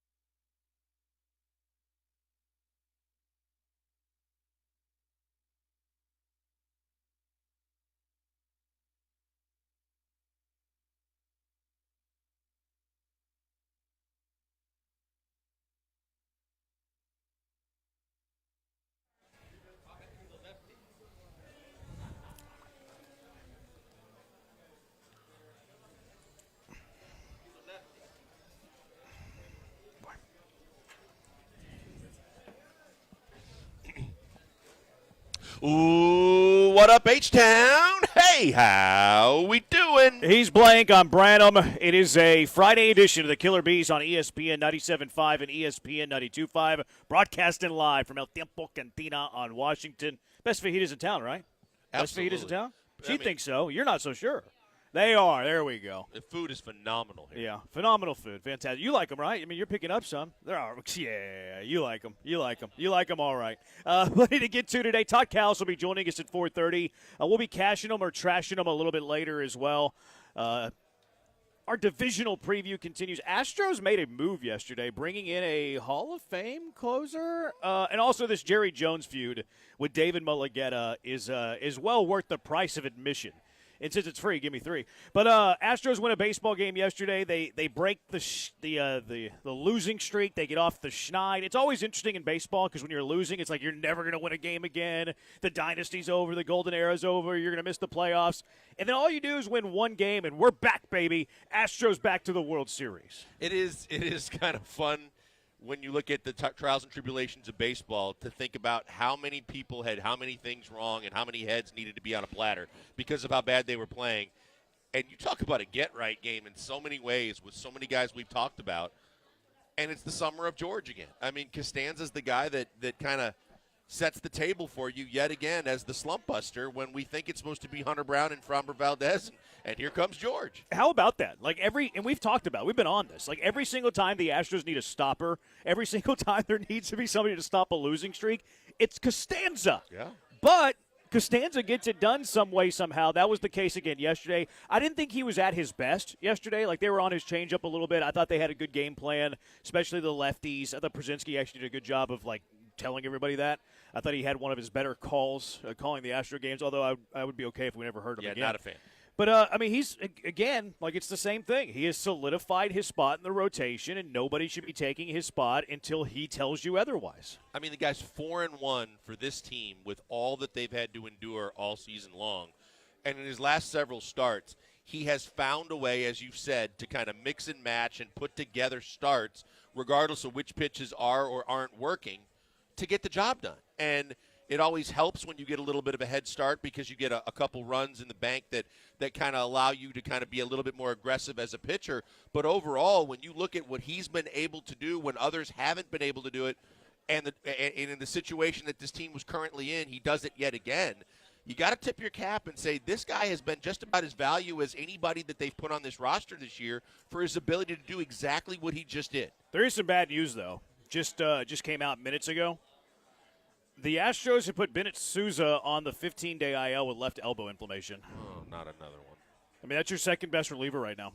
Yeah. I mean, look, when we talked about how the roles were going to change, and even if they were going to tell us that they were going to play it by ear based on matchups, he basically, for all intent and purposes, became your Brian Abreu when Brian Abreu became Josh Hader. And we talked the other day about guys you trust and maybe don't have as much trust in that bullpen.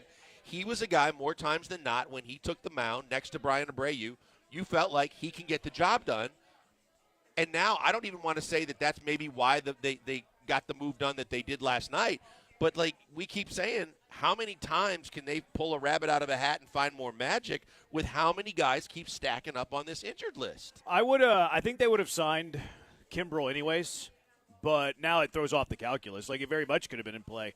Maybe they knew and we just didn't. I still think you make the move even if Sousa's okay, because that last spot in the bullpen was Logan Van Wy. Right. Like there was room for that last spot in the bullpen.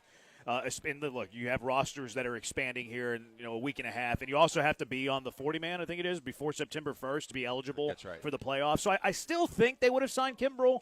I don't know for sure. The last time, it's weird too, because the last time that Sousa pitched was on the 19th. So what was that, Tuesday?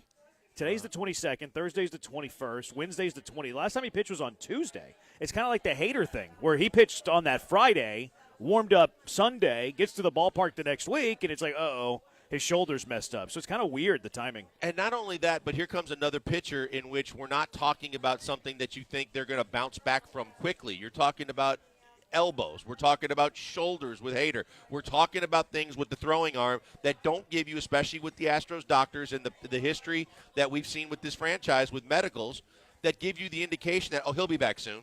He'll be all right. because now you almost have to kind of write him off and say, until we finally somehow see differently.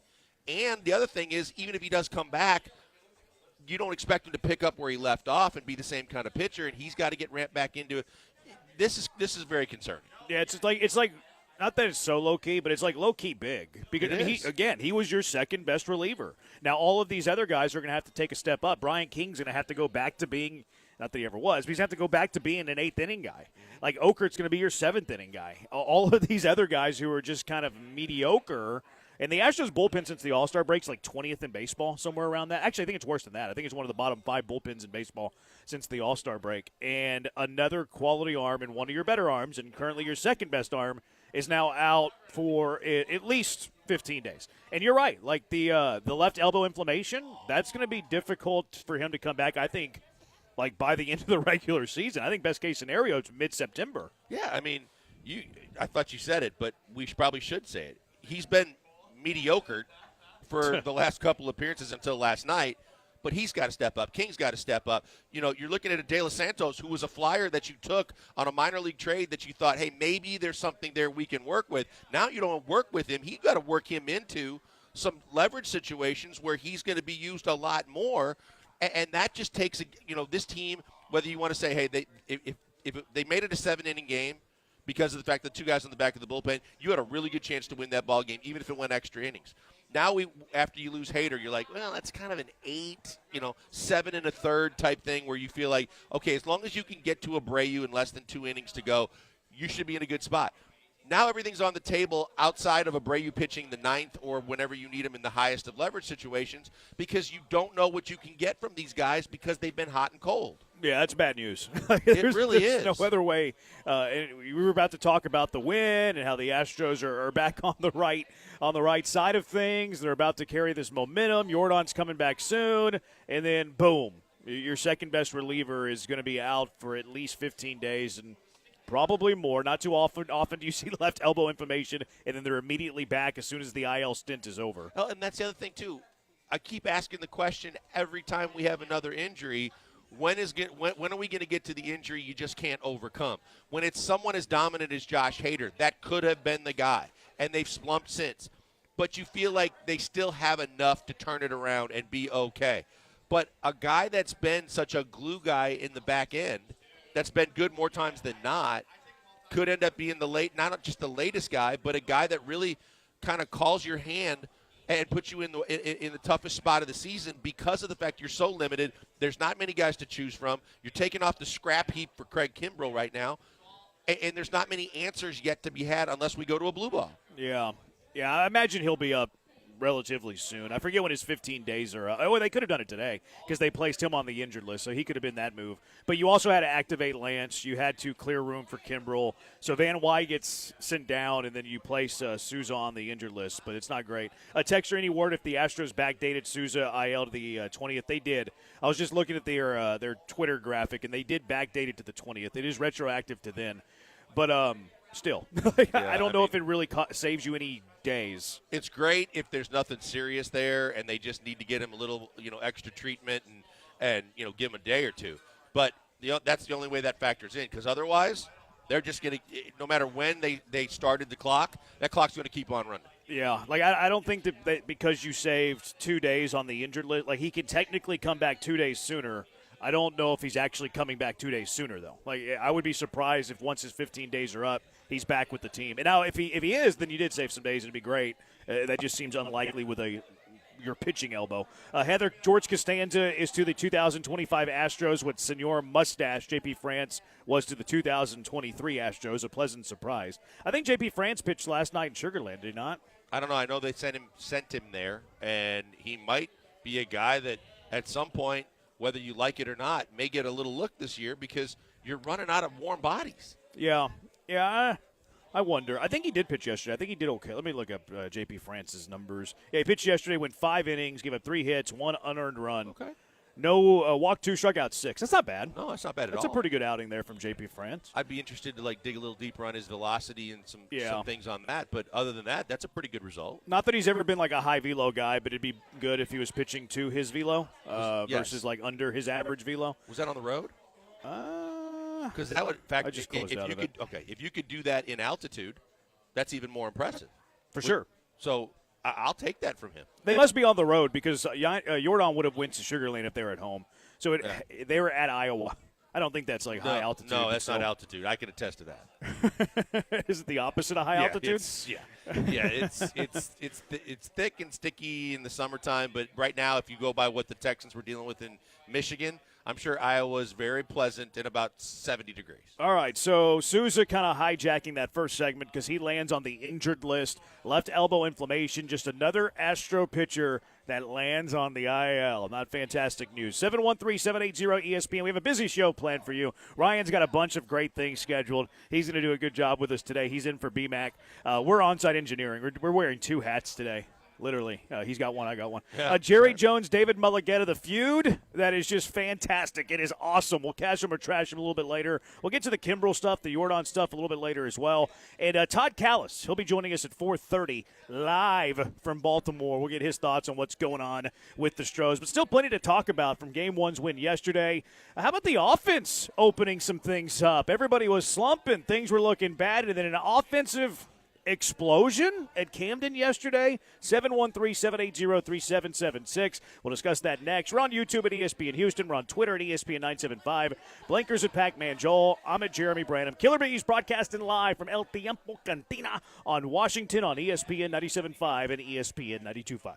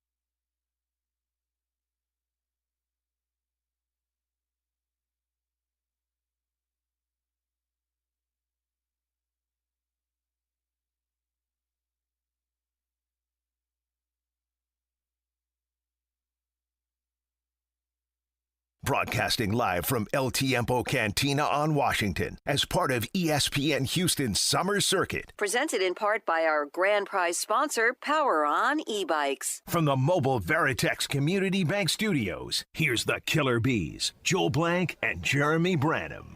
Love this place, El Tiempo Cantina on Washington. They were named recently Best of the Best, 2024 Houston Chronicle. Five-time winner, five-time.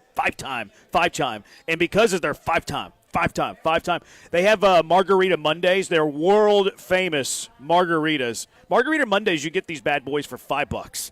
$5. That's a hell of a deal. Dine-in only. What a deal. That is a fantastic deal. What a deal. Smells great in here. We're right here by the hostess stand, too. If you wanted to come by and hurl insults at us, you can do that. Maybe in Spanish. That'd be fun. 713-780-ESPN. You can see us soon, too, for the ESPN Houston Listener Appreciation Party. It's back, baby, and it's better than ever. Giving away tickets all month long. It's September 5th, 6:30 to 9:30 at St. Arnold. Listen to John and Lance. Listen to Dell. Listen to the Paul Gallant Show. Listen to Soccer Matters. Listen to us, and get your chance to win. The ESPN Houston Listener Appreciation Party is going to be spectacular. All right, how about the offense in this game yesterday? What a lot of things that stood out. What stood out to you the most? Well, let's start with the first and foremost, and that would be, one, they scored runs early. But more so than anything else, it's Jesus Sanchez. Because I've been saying with the I think the streak got to 29, 0 for 29, something like that. The fact that he gets 5 knocks in a game, it's just, again, it's so that's baseball. But the fact that he can go basically 29 at-bats without putting anything on the board in terms of a hit, and he gets 5 hits in one game was fantastic. Because they need him, because the fact that there were so many guys that were sideways that had to get right, he's the first guy that came to mind of a guy that really got right all in one game. Who did you say? Sorry, I was fighting with people on Twitter. I said Jesus Sanchez. Okay, because I thought there was one or two guys that you said. You know what's funny? You know Jesus Sanchez has had 2 5-hit games in his career. Last night, his first one was an Astro. Yep. You know how many Jose Altuve has? 0. He's at 0. Jesus Sanchez has had more 5-hit games in his Houston Astro career than Jose Altuve has. Isn't that funny? That is crazy. It's hilarious. It really is. I mean, when you look at it, I mean, that's something that you would have said, who'd have thunk ever, because Altuve will go down as one of the greatest hitting second basemen of all time and an all-star and a Hall of Famer.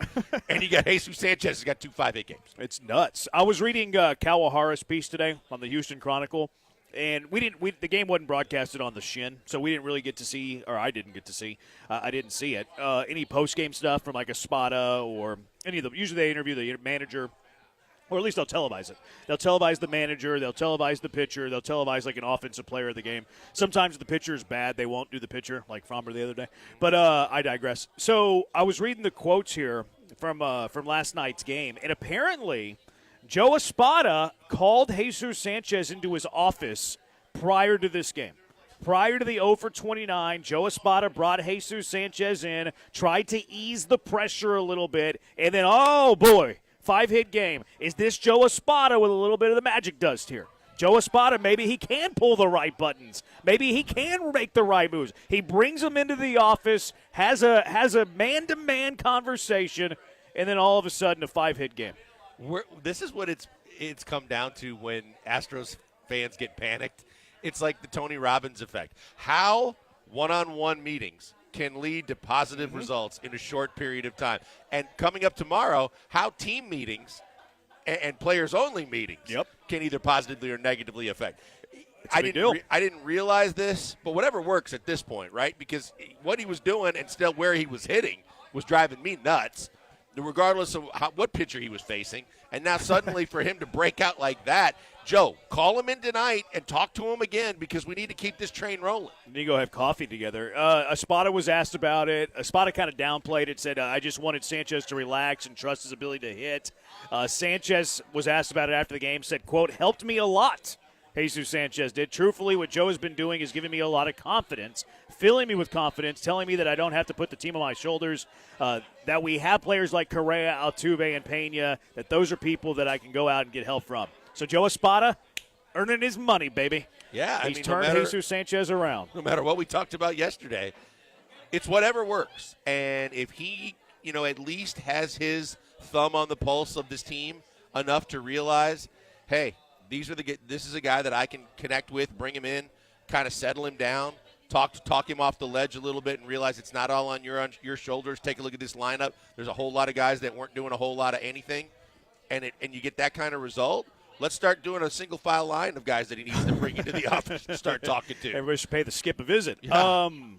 How about, where do you want to go next? Do you want to go Yiner? You want to go Seawalk? You want to go Los? Seawalk. All right, Seawalk. What did you think of that? Seawalk because in so many ways. It was good for him, period, end of story, right? And he had multiple hits again. He's a guy that we know how important it can be if he can get close to what he was in Arizona. We've seen glimpses of it. Then we see the opposite effect come right following that, and then we start picking him apart.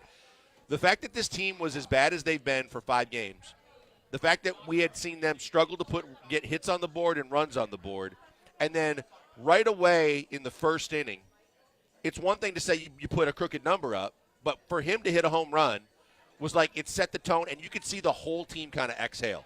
It was like, hey, this is exactly what we needed by a guy we'd really love to have it happen to, and everybody kind of put a smile on their face.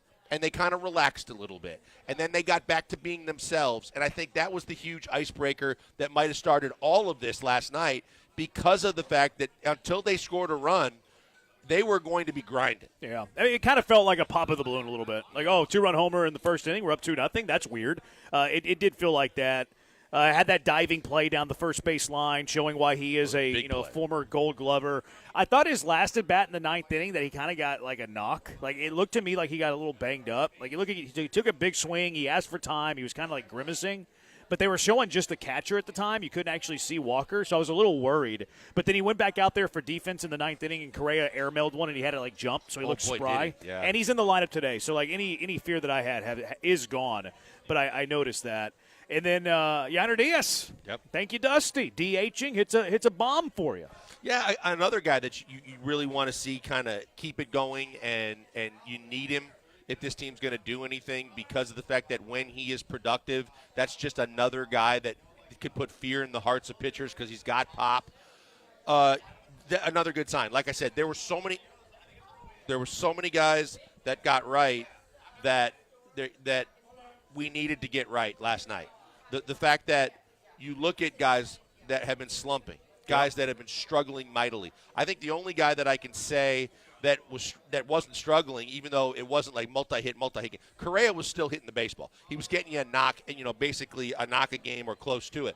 But Altuve didn't get a hit. Altuve is another guy that you'd like to see kind of break out tonight because that's another guy that you desperately need that looks like he's pressing. Carlos Correa. Since you brought him up, a big hit. Getting on base for Walker, 2-run homer, but then he had that 2-out, 2 RBI single, big time. He's hitting .338 in already. You know how many plate appearances he's had for the Astros already? 18 games. It feels like he just got here, right? Yeah. He's already had 77 plate appearances. Wow. He's racking them up. But he's hitting .338 in those 18 games, .854 OPS, 136. OPS plus. So he wasn't having the best offensive year in Minnesota. We thought, he still got the potential. He still has the ceiling. He started slow. He's been performing much better lately. All of a sudden, you put him on a contender. Boom! Carlos Correa, the one that we know and love, is back. And I think that goes to tell you and gives you some credence to the fact that you can poo-poo it all you want, but there are certain situations where a player can kind of press the reset button and you get a little extra. And because of the fact that it's not only a playoff team, it's this playoff team. It's a team he knows in a city he knows, in an environment that he loves, back where he always, I think, wanted to be, has really supercharged him again because, he's already gone yard. He's done all the things that you've said. He's fit right back into a locker room where otherwise when you're joining a playoff team that's in first place, that's a tough fit for anybody to come in and then to be himself because he is outspoken, because he is kind of that leadership type guy. All the boxes lined up, and it set him up beautifully to where he could just be himself, and you're reaping the benefits. Last night, it was fun. That was a fun baseball game. They're back. Astros are back. Jordan's coming back. Souza, it'll be okay. Souza will be here in 12 days. I hope you say that Monday when we look back at this game tonight, because there's one big factor that will determine. Get him a little bit of Maven coffee. He'll be fine. Get a little Maven coffee. He'll be all right. How about he goes to Joe's office? How about that? How How about stop at Joe's office? Mocha Joe? Get Mocha Joe and then do whatever the hell you want. I mean, look, I if we want to talk like realism here, like I'm not expecting much from Lance. You know what? I here's an optimistic outlook. My optimistic outlook about Lance. Okay. I hope he had the worst blister in the history of the game. I hope he had the worst blister in the history of the game, and that was severely impacting his performance. That's what I'm hoping.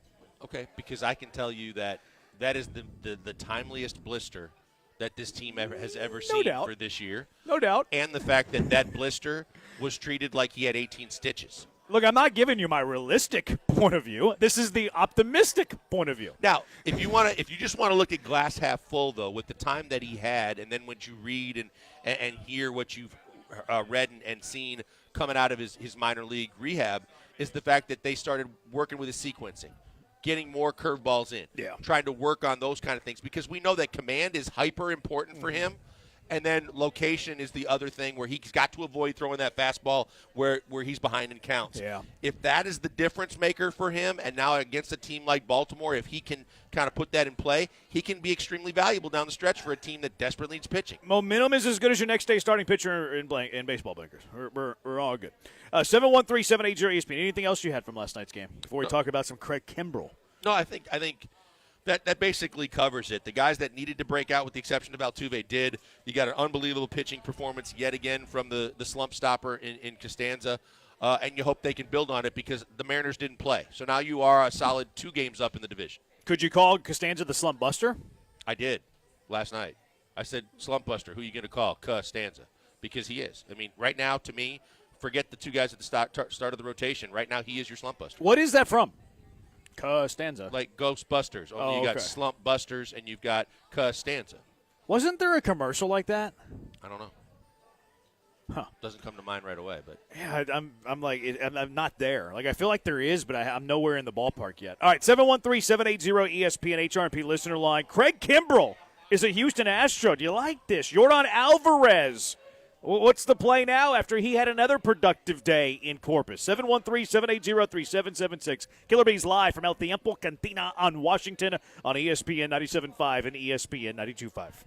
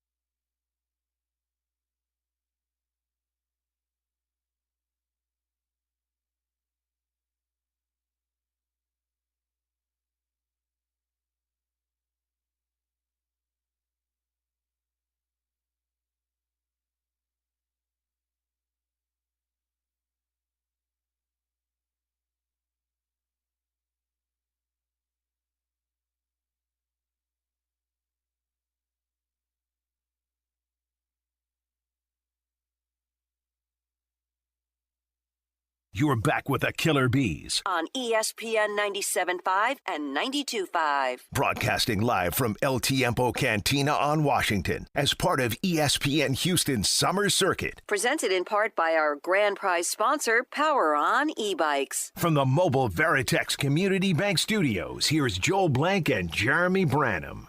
Yeah, we're live at El Tiempo Cantina on Washington. Come out here for Wednesdays. They're Dom's Fajita night. You get a pound of mixed fajitas, all for less than $50. A pound of food for less than $50 includes chili con queso and guacamole as well. They're best fajitas in town. They're sensational. A texter says George once said he was like an earworm. Women didn't like him at first, but he eventually gets under their skin like a jingle. Costanza. That's where I heard it from. I remember that. But I also think it came from a commercial. Like, I think Costanza got that from a commercial. Costanza. But I do remember that episode now. I had forgotten, but I remember now that you texted that. But it still came from another jingle. He stole that from somewhere else. I So can't remember he's where it was. not a real jingle on real television. It was in the show? He said it in the show, yes. Yes. Costanza, but it came from somewhere else. Okay. Like both But I'm things are saying- true. Okay, but I'm saying he didn't see it like on a commercial we see during a game. He saw it as part of the television show on it. No. This was like back in the day. This would have been like in the 90s. I think this was like a 1990s commercial that was very popular, and they took it into the show, and instead of using the commercial jingle, they replaced it with Costanza, which is where that texture said. Okay. Oh, you're thinking of By Menden. I don't think that's it. I don't think so either. I don't think that's it, AR Platinum. By Menden. I think it's something else. What's up, AR? Help me out. Yeah, 713-780-3776. So it would be a national commercial, right? Yeah, but it was old. It was in the 90s. Like, it was popular when Seinfeld was airing, and that's why they used the jingle on the show, was because it wasn't really like a parody. They were just – another texter said, By Menden. So maybe it was that. Maybe I just don't remember it that well. That's a deodorant, right? I don't remember what By Menden is. Menon, Wasn't it like a foot thing? I think Menon is a deodorant. Like I thought it was like an ointment. Menon Speed Stick? I don't remember, man. That's. Oh, it is a deodorant. Okay. Well, I don't know. Yeah, it's a deodorant. Look right there. Yeah. By Menden. Was that what he was saying? Costanza? By Menden. Maybe. I just did it last night because you got, instead of Ghostbuster, you got Slumpbuster, and then you got Costanza. I think you might have stumbled into something you didn't even know you stumbled into. I did. You're right. Texter says, George, I'm like a commercial jingle. First it's a little irritating, then you hear it a few times, and you're humming it in the shower. By the third date, it's By Menden. So I guess it was By Menden. I mean, this is multiple different sources. Right. I didn't remember the By Menden part, but I did remember the Costanza. A lot of people were mad that Jesus Sanchez is in the lineup. Texter, no Sanchez after a 5-hit day. Wow. So after a 5-hit day, you don't play Sanchez, even though his numbers are way worse versus lefties. Then that's usually when Cam plays. Another texter, why in the would Espada sit Sanchez today? Because he's facing a lefty. Yeah. And if you've watched his at-bats, no matter how bad the 29 in a row were, they're substantially worse when facing a left-handed pitcher, and he looks like he is completely lost on a lot of swings. So you just don't put him in the lineup against lefties, and that's okay. He had a knock against a lefty yesterday. Okay. Just saying. Yeah. Was that the one that kind of had a seeing eye? Yeah, in I the think it was like a ninth? little flare. Yeah. No, his numbers against lefties this year, 131 average with a 410 OPS. He's unplayable against lefties. Terrible. His OPS plus against lefties is 19. Average is 100. No, he's unplayable against lefties. Espada's playing the numbers here, not the form. But at the same time, like, you have a 5-hit game where 4 of those hits are against right-handed pitching. Why would you stunt the momentum against a lefty? Because there's a very good chance against a lefty he goes 0 for 4. Yeah, and again, you need him, and you're not in the situation you were when you were forcing 5-space Cowboys into the outfield and in that lineup. You've got other options that can help you, right? And Cam Smith can actually have good at-bats against left-handed hitters. No, Israel, we don't need any commentary. So then you can platoon him, and you can feel comfortable with the guys you're throwing out there. So that's why, from my perspective, you just have to know baseball enough to realize that there's a lot of guys that you can say they can hit righties and lefties. Sanchez is a guy that does not hit lefties, and that's why he's not in the lineup, period, end of story. It's really, it's that simple. It really is. Yep. There's nothing else to say. Great take, Blankers. This team will go as far as Christian Walker takes us.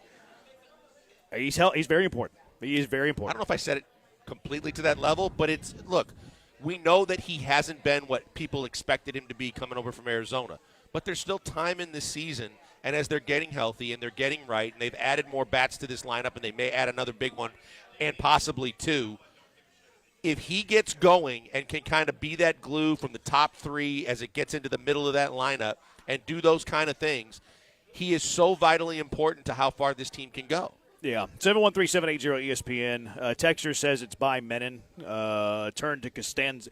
It's by Menon. Turn to Costanza. I believe y'all now. Enough people have said it where I believe y'all. Let's see if Ryan can pull it up. Let's see how good Ryan is. Ryan's still kind of cutting his teeth. Yeah. He's still green. He's doing a great job. Doing a great job for us, Ryan. You're doing fantastic. Let's see how. Let's see if Ryan can turn it around a little bit. The little Costanza. Got to do it by the end of the break, right? I mean, I helped him out. No, he'd have to do it by the end of the break. He'd come out of the next break with it. What are they watching on TV? I just looked up. Going, what are we doing here?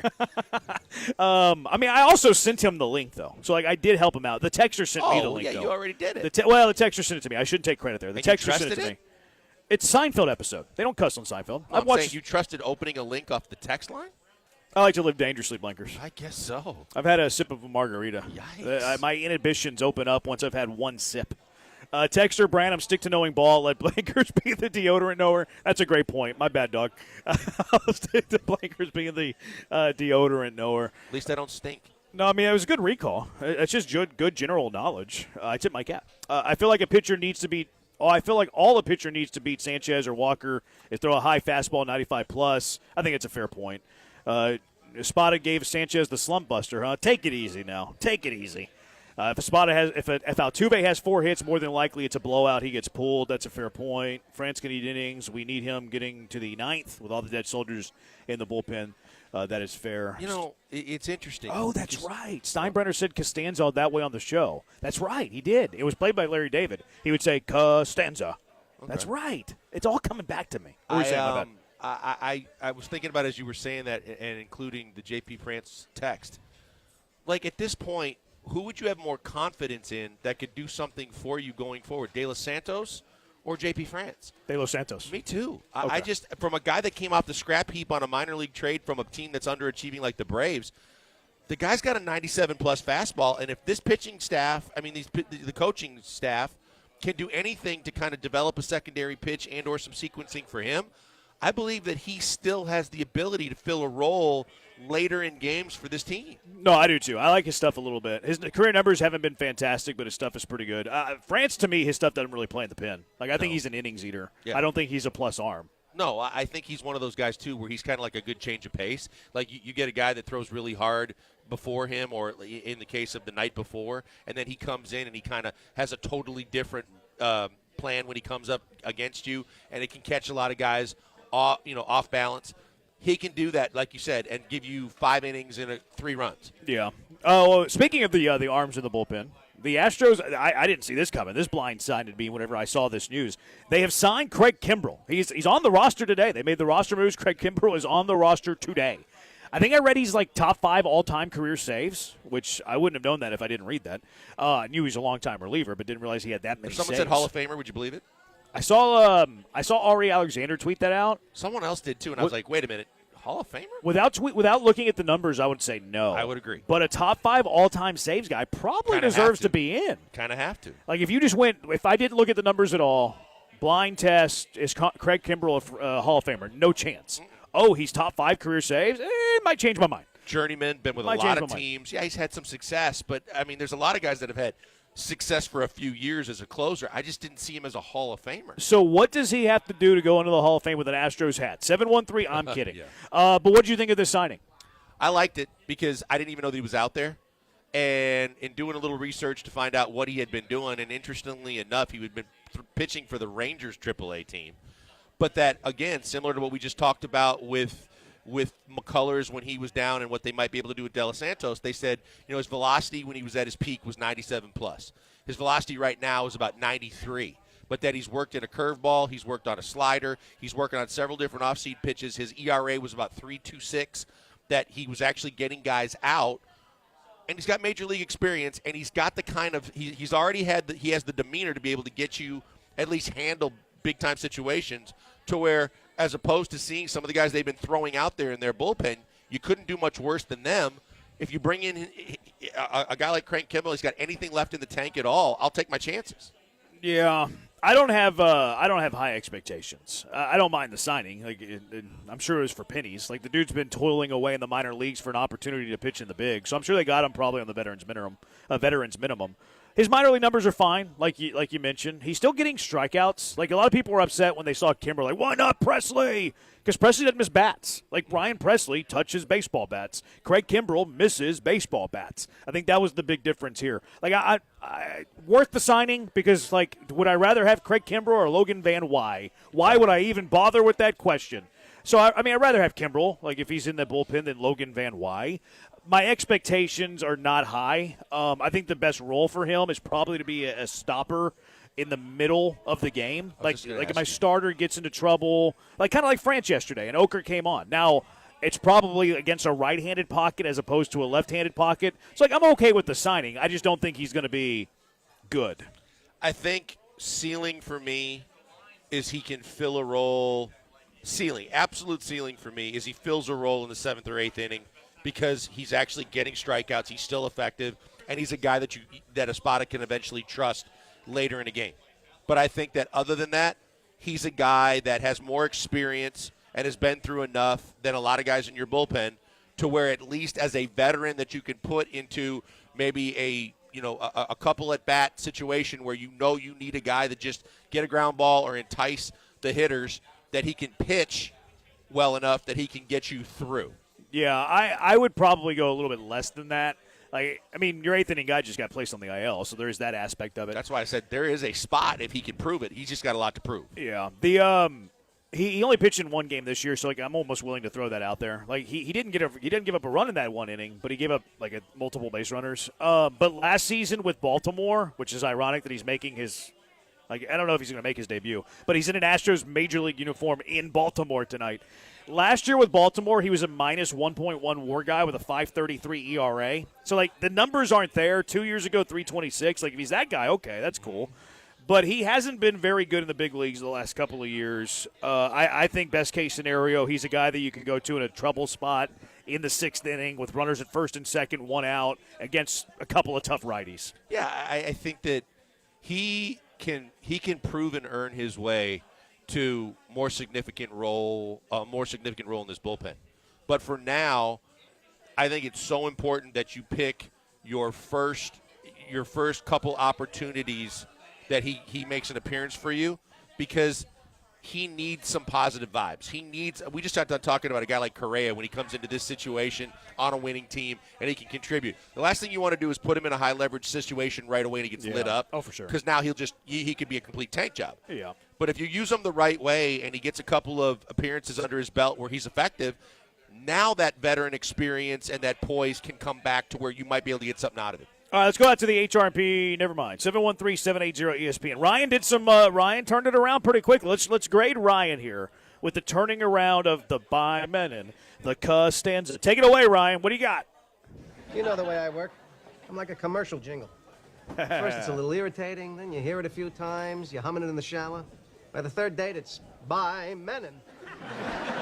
There we go. Costanza. There we go. Say hello to the Twitch, Alex. Good job, Ryan. That was good. Good job, Ryan. How would you think? Great his work. Great Ryan's work. I thought he was just trying to get the Menon commercial jingle, but he got the actual Costanza part of it, so that was good. I sent him the link. I know, but again, you training wheels, Jeremy, training wheels. No, it was a good job, Ryan. I tip my cap to you. All right, 713-780-ESPN, HRP listener line. Jordan had a good day yesterday. Haven't heard anything today. Do you change your thought at all after Jordan had a good day at the plate last night in Corpus? Look, hitting the ball both games, I'm not opposed. I told you, I'm not opposed to it. I just don't think they're going to do it. I would love the fact that he is not – you haven't heard anything today because he's on a plane trying to help this team this weekend. But I don't expect it. Yeah. We'll see if he's in the lineup for Corpus tonight. That was the plan, that he would play back-to-back games Thursday, Friday, and then kind of see where they go from there. We have crazy women coming into the door and dancing. Don't call Alex a woman. On a Friday. No, next to Alex. Oh, Charlotte. Yes. You know her. Yeah. I was trying to keep Charlotte's name out of the I forgot what fray. day of the week it was, and then Charlotte started dancing. I was like, oh, yeah, it's Friday. It's Friday. I don't think you would have done that on a Wednesday, would you have? You would have done that on a Wednesday? You would have came in here dancing on a Wednesday night. All right. You're cooler than me. All right, 713-780-ESPN HRP listener line. Let's cash them or trash them with the Bees. What are you cashing? What are you trashing? 713-780-3776. Killer Bees, ESPN 97.5, ESPN 92.5.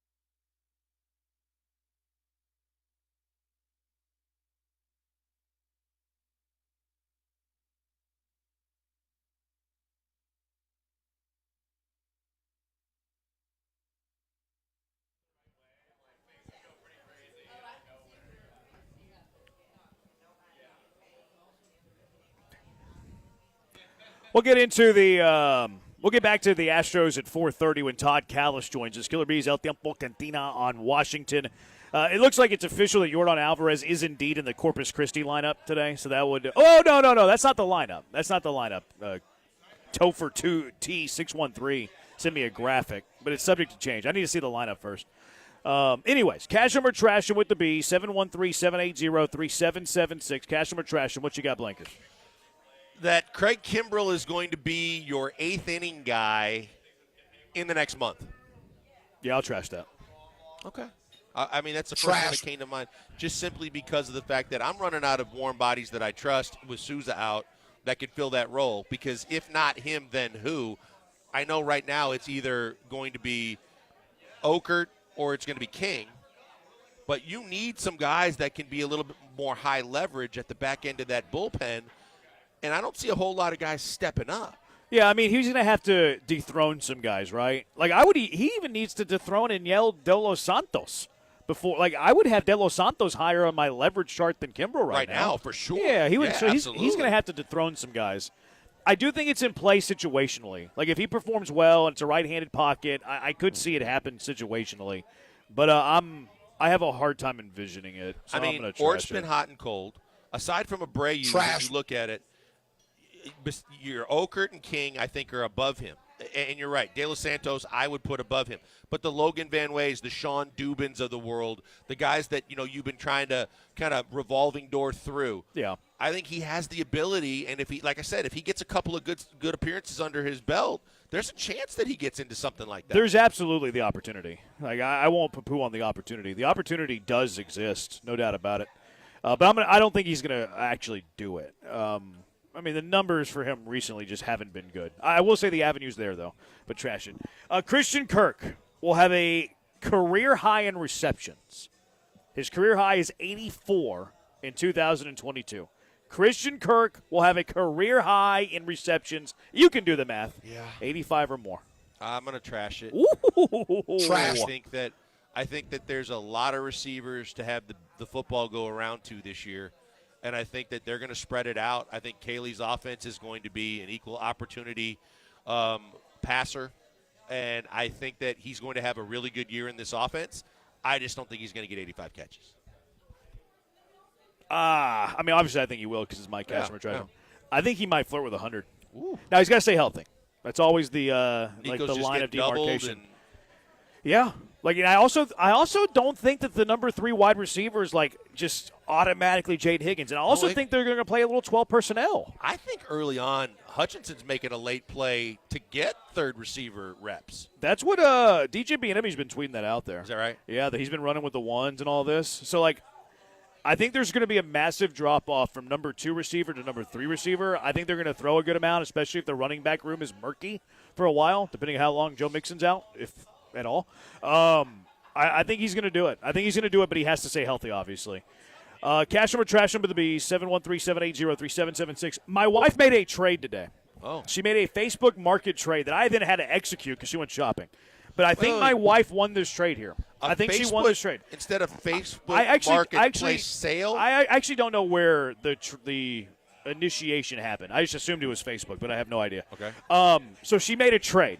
Okay. And I think she won the best side. Like, I think she's on the good side of this trade. So cash, I think my wife won this trade. Cash them or trash them. I think my wife won this. She traded 3 sourdough bread starters, which is it equals 6 ounces. No.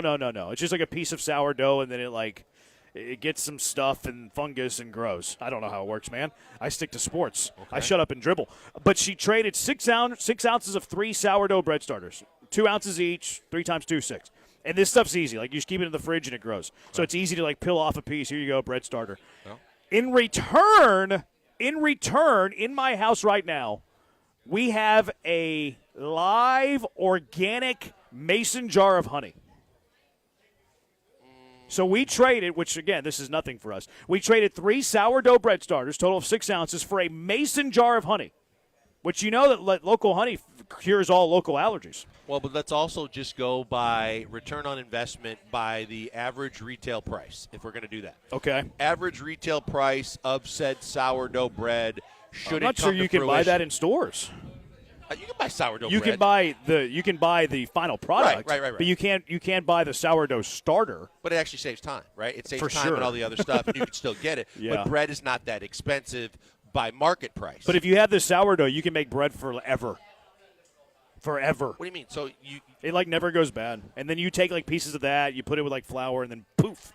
Oh, so it's not like those three sourdough things are just a one-time only use thing. No, you can use that and then create more. It like spawns. Right. I really don't know the science, but I think I'm right. I was going to say honey is more expensive. That's what I said. Yeah. Like this lady went to my wife and she's like, "Do you have Zelle?" Which we do, but she's like, "I can barter with honey or eggs."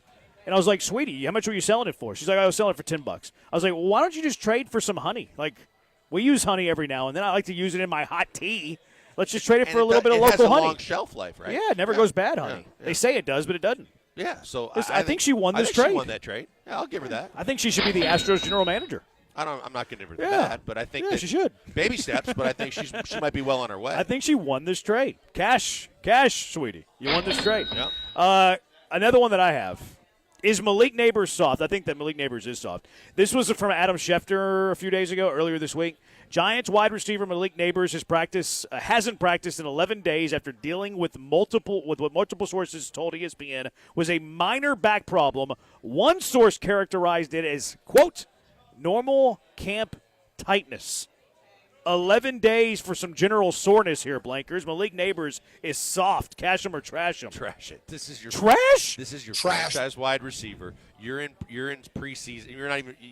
You're in training camp and preseason. If he is doing this and he's like taking a day off of practice, you go ahead, sir, and you take that day off because you're going to need him during the season and you're going to need him to tough it out then. Now, if he pulls this in the middle of like the regular season, I would have a different answer. But because he's that important and these games don't matter, nor do these practices, you see this happening across the league mostly because of their contract situations. But I'm fine with it. He's in his second year. Yeah, well, guess what? He missed 11 days with camp soreness. He's soft. He's soft as butter. He's soft as butter and more important than any offensive weapon you have on your team this year. No doubt. That's true. But Okay. both things can be true. Okay. Yeah, like there you go. can be the best player on your team, but still soft. Oh, yeah. Yeah. Absolutely. He's soft. But at the same time, you don't want to call him that and ruffle his feathers because you need him. I don't care about ruffling his feathers. Right, because you're not the Giants. 11 days with general soreness. That is a lot. It's a lot of days. I just told you that 3 different guys in Green Bay, led by Romeo Dobbs, did the exact same thing. They had back soreness, and they decided to not only miss practices, but they missed the game. And then he's like, I'll let you know when I feel like I can play again. And it's all because he wants money. I'm sure you saw the LaFleur thing today where he was asked, is there any chance Dobbs is cut? I didn't see it. Yeah, he was asked if there's any chance he's cut, and LaFleur said absolutely not. Okay. Which, I mean, why would he be cut? But, he's not yeah, gonna but cut. he's been a problem for the last year. Texter, cash or trash, Jordan comes back and stays off the IL the rest of the season. Cash it. Yeah, I'll cash that too. I have no choice but to cash that. That's right. Cash or trash, the Astros will fix Craig Kimbrell. At this point in his career, I don't know how fixable he is. Yeah, right? I guess we'd have to define fix, I think too. you can make him effective. I think he can be an effective – he can get outs in the major leagues again. He's never going to be fixing and getting Craig Kimbrell to be the closer or the guy that he used to be ain't happening. No. I also like whenever you were saying all those pitches, like the Astros are pretty notorious for getting guys to throw less pitches. Like, hey, you're throwing 4 pitches, 2 of them are average. We're going to get rid of those 2 and just use the 2 that are good. So I wonder if Unless they're similar. I wonder if he limits his repertoire at all. Texture, your wife won that, brother. Can't buy starters in store. Another texture, wife does the starters too. Women, am I right? Sourdough starters. Cash or trash, Cal McNair will become one of the most admired CEOs. Come on now. What are you doing? I just saw this, and I'm like, who would have thought a year and a half ago that Cal McNair and we got that later most admired would be in the same. I watched the speech. Did you watch the speech? No. So he's doing, what is the most admired Houston Business Journal thing, CEO? Yeah. I watched the speech, and he's like, my spirit animal is Toro. Thanks to my wife. I couldn't do it without you. You really couldn't. And he's got like the handlebar mustache. Is like one of the most decorated CEOs in Houston. Like, come on now. When you started that last set, you know what I thought you were going to say? I mean, I appreciate my wife. I couldn't have done without her. I mean, the hand in my back that is like a ventriloquist that tells me what to say. Because she literally is like right there when he's speaking every time. Yeah. It was pretty funny. I love me some Cal McNair. But would I want Cal McNair to be the CEO of my company? No. Unless he can bankroll it. Unless you got a CEO where he doesn't get into the day-to-day. That'd be fine. Yeah. But if he's making critical decisions in like quick thinking situations, I'll pass. He's like Logan Roy. All right, no, he's not Logan Roy. He's one of the Logan Roy kids. All right, 713-780-ESPN, HRP listener line, 713-780-3776. Let's react to some of these NFL overreactions. Are these things real? Are we believing them? We'll discuss next. 713-780-ESPN. Killer Bees live from El Tiempo Cantina on Washington on ESPN 97.5 and ESPN 92.5.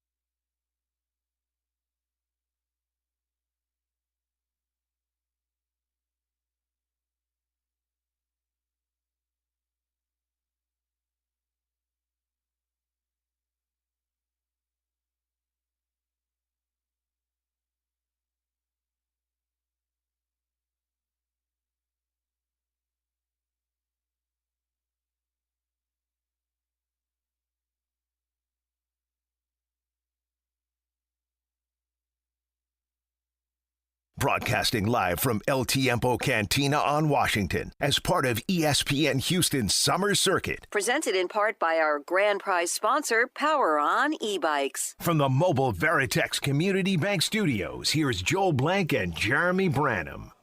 Killer Bees, El Tiempo Cantina on Washington. Great food, great time. Get on out here. Staple in Houston. New menu item, too, at El Tiempo Cantina. The El Grande, which is a giant pork chop. Got a little jalapeno on top of it. Their famous rice and beans looks like it's on a bed of grilled onions. Looks fantastic. That char grilled is awesome. Very good, yeah. It's got the little char on it. Perfectly cooked. As everything is here at El Tiempo Cantina on Washington. Texter says a little late with the cash or trash, Josh from Seabrook, but cash or trash without Hannah Cowell would still have been on the floor of this office playing video games. I think it's possible, but I think that no matter what, his image would have gone up because the team did. Because of the fact that for sure. Because of Nick, because of D'Amico, and because of the team, the performance, and then eventually getting the quarterback and Will Anderson, that his image would have changed. I don't think it would have changed nearly as drastically as it has with Hannah. No, I'll cash it. I still think he would be I think he'd be on the floor of his office playing video games. Hey, Sage, come in here. I've got high score for the day. Beat that, bitch. I hope he doesn't talk to his wife that way. No, I said Sage. Sage Rosenfeld when he walked by and saw him doing the video, playing the video I hope game. he doesn't talk to his second-string quarterback that way. He owns a team. He can talk to him. Was it Sage or Orlowski? No, it was Sage. Sage Rosenfeld walked by his office and told the whole story about how Cal called him in, and he walked in, and there was no chair at the desk. There was like a beanbag, and he was playing video games on a TV. I remember the story. I just thought it was Orlowski for some reason. No, I don't think Dan was here long enough. Oh, that's so funny. All right, let's get to some of these NFL overreactions. Okay. A little NFL cash them or trash them, I suppose. Spencer Rattler, not Tyler Shuck, will be the Saints' starting quarterback in Week 1. Yeah, I think that's a cash. Really? Yep. I think that like we've said with several other teams, with several other young quarterbacks, I think there's going to be a point in the season when Spencer Rattler is going to step back and Shuck is going to be your guy. But I think that early on, whether it's throwing him to the Wolves as the sacrificial lamb or just giving him one opportunity to see what he can do for a couple of weeks while the youngster kind of still settles in and gets his feet wet, I think they'll wait, and I think at the appropriate time they'll make the switch. I still think it's a coin flip, but I think Rattler is going to win the job. So I'll cash it as well. Braylon Allen will have the most touches on the Jets this season. I absolutely believe that. I think that regardless of whether you think they're going to trade Breece Hall or not, I think that I would love to say that Garrett would be the guy, but Garrett's not going to be the guy because Justin Fields is the guy getting him the touches. And I don't believe in Justin Fields passing the football. And so I think that you're going to see a complete changing of the guard at running back for the Jets. I mean, you think he's going to touch the ball more than Garrett Wilson? I do, because I don't think Fields can get him the football. Now, if they're going to do end arounds and gadgety plays and quick slants, yeah, I think look, Garrett Wilson, with a weapon that's that productive, you should find any means necessary to get him the football. I just don't believe in Justin Fields to do it. I get it. But I feel like they're going to find a way to get Garrett Wilson the football. Well, I think they're going to try, but Fields is not a great thrower of the football, but it's not like he's Anthony Richardson. But I think that he's close. But I think that I don't think it's close. I don't think Fields is that good of a passer of the football. Fields has been 60% pretty much every year of his career versus like Richardson, who's like low 50s. I think they are going to be a extremely run-heavy team. I do too. And I believe that and Fields is going to get a ton where he's going to run with the football too.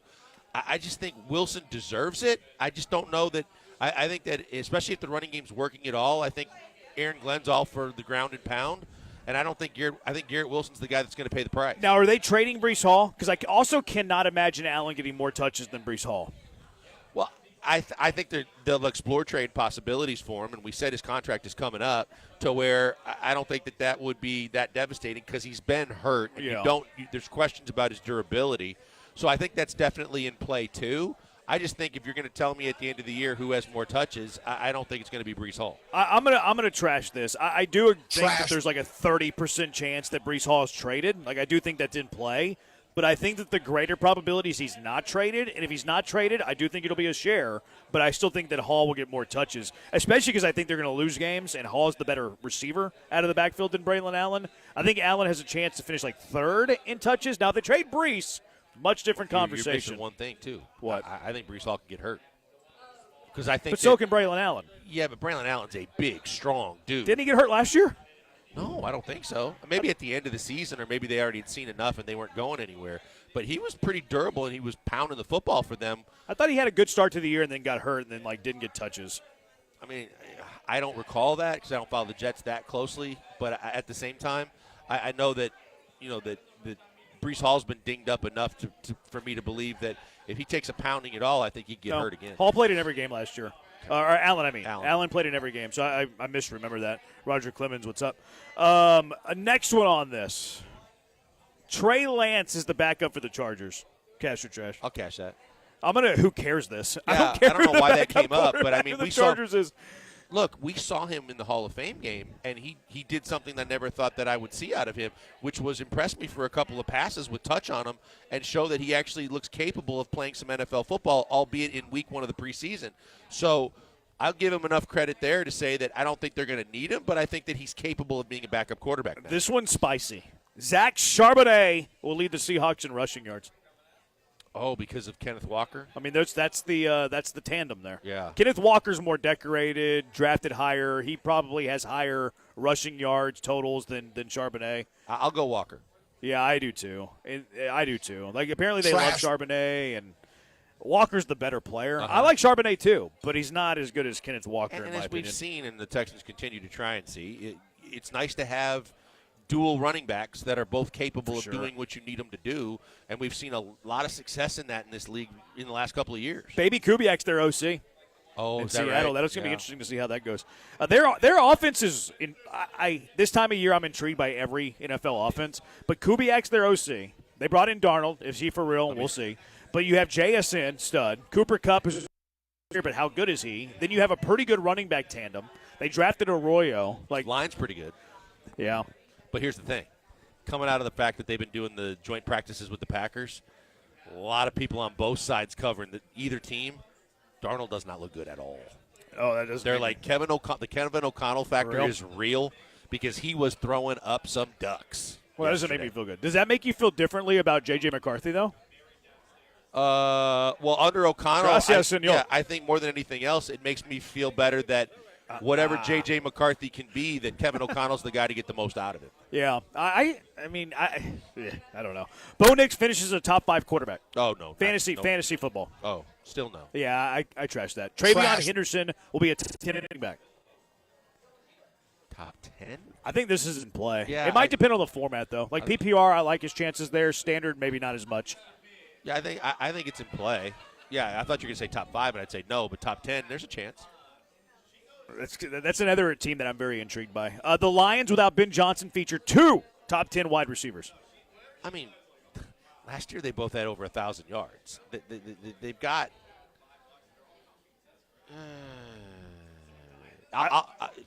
I'll cash it because no matter. Dang. Really? Yeah, because Jameson Williams. Yeah, because he's going to get you know what? Even what we saw and the Texans were talking about, how he pops the top on the defense, and he's such a weapon deep. Yeah. All it takes is every game or so to get one of those deep balls, and he's putting up massive yards. I think top 10's too lofty. I can't imagine a scenario where Jameson Williams top 10. I just can't. That means he's going to have to beat out guys like Malik Neighbors, Nico Collins. No, you said the Brian combination Thomas. of the two of them. No. They're the 2 top 10 receivers. Oh, 2 top 10 receivers? No, trash that. Yeah, I think it's too highly. I thought you meant the duo would be of duos top 10. How far would you be willing to go? Like if I said, okay, no top 10, top 15, top 20, top 25, what is the furthest you would go? Name that tune. Probably 25. That's where I'm at. Yeah. 25 is what I would say, because I think he's going to have a lot of big plays this year for like 50, 60 yards, just big bunch yards plays that he's not going to have a ton of catches, but the catches he has are going to be for a lot of yards. I think he's agreed. Like he's not going to rack up a bunch of receptions, but he can flirt with 1,000 yards and like 7 touchdowns. Like that type of year. I completely agree. The Bears offense boasts 6 guys with top 24 finishes at their respective positions. That's a little nuanced. No, that's too much. And you're also putting a lot of stock in the rookie tight end, Yeah. both running backs. Or one. Maybe it was just one. Yeah. Maybe just one. I think the receivers, they've got enough receiver talent.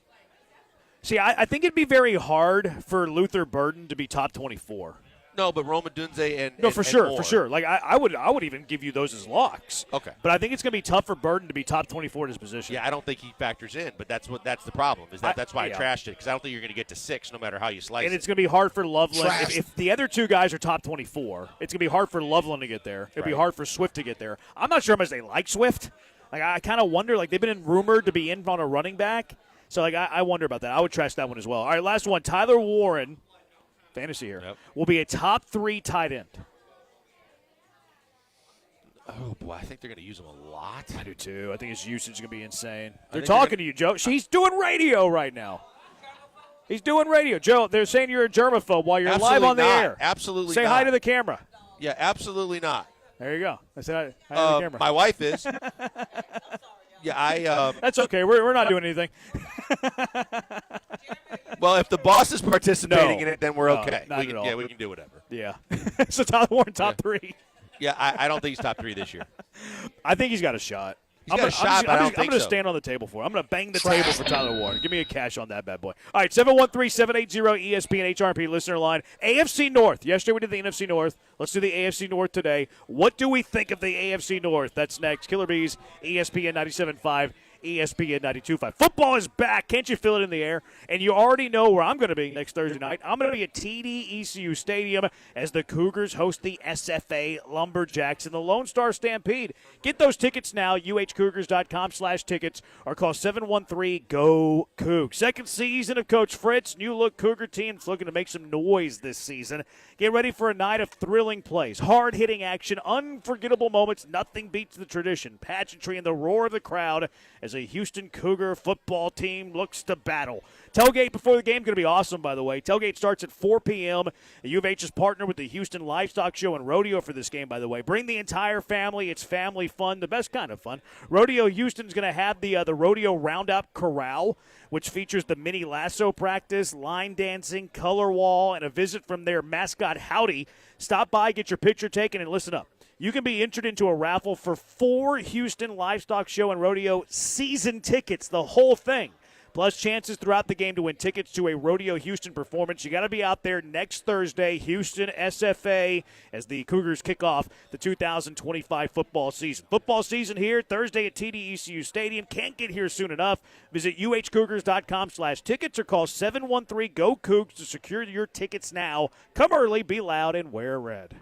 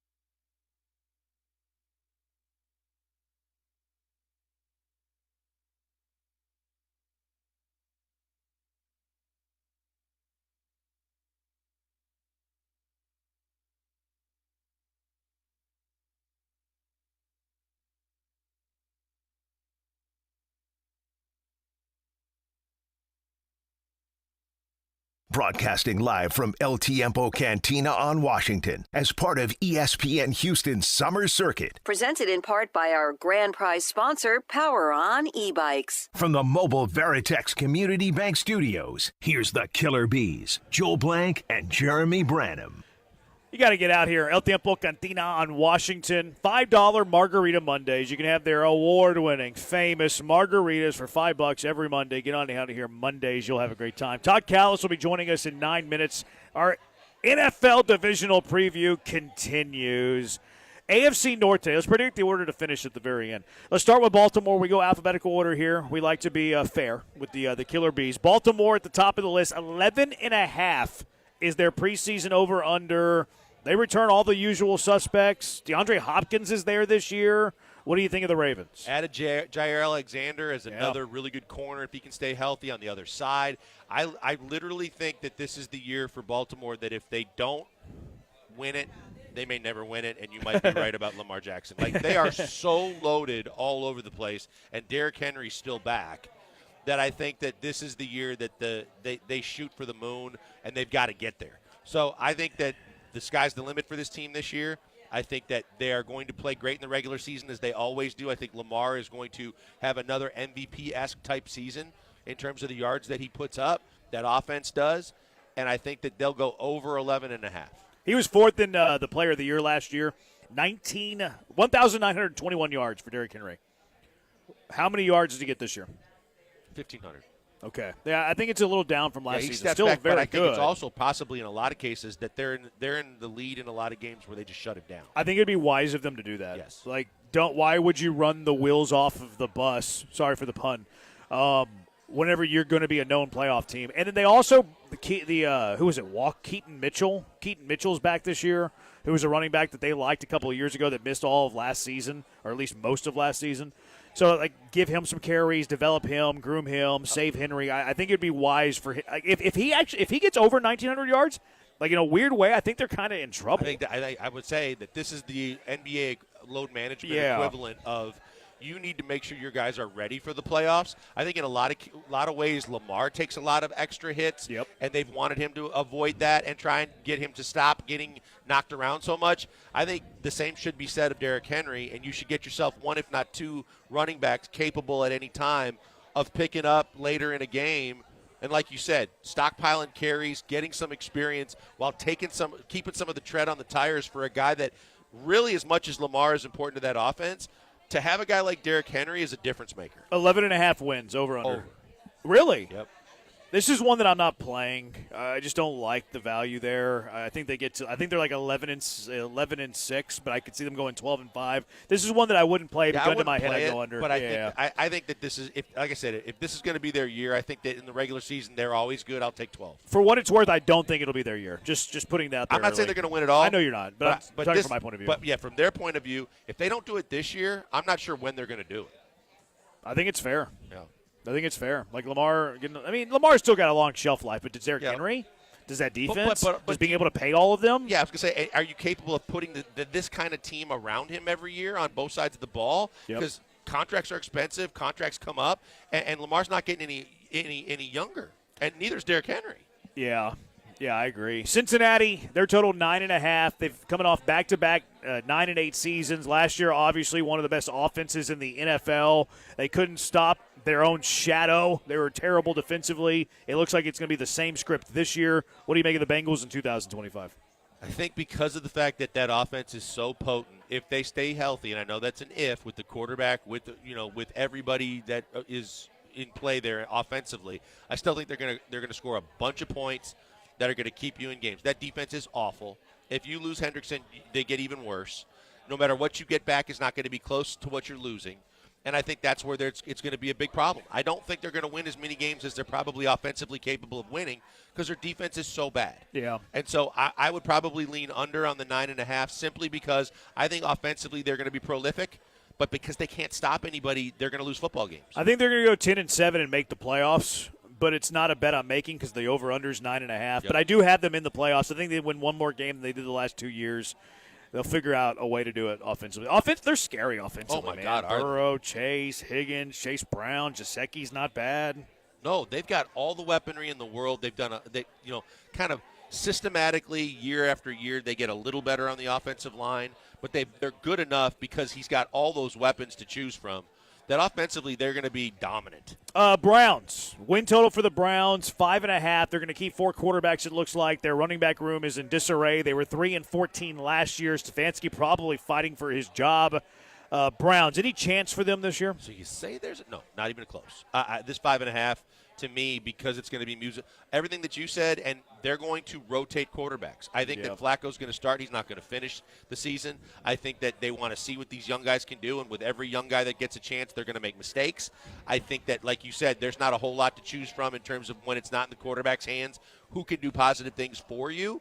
And I think overall this is going to be one hell of a rough year for the Cleveland Browns. I think 5.5 is too high. I'll take the under. Yeah, I think they go 5-12. Isn't it crazy that 2 years ago they were in the playoffs? Yeah. 2 years ago they were in the playoffs. Unbelievable from everything that they've been through and the whole Deshaun scenario and just how it's all crumbled, and then Haslam as an owner, just kind of taking blame, then deflecting blame to the general manager for drafting Shador, to all the things that they're doing to just kind of stay relevant. Yeah. They're awful. The Judkins situation's interesting, too, because, he got no build on that legal thing. And they gave him, $3 million.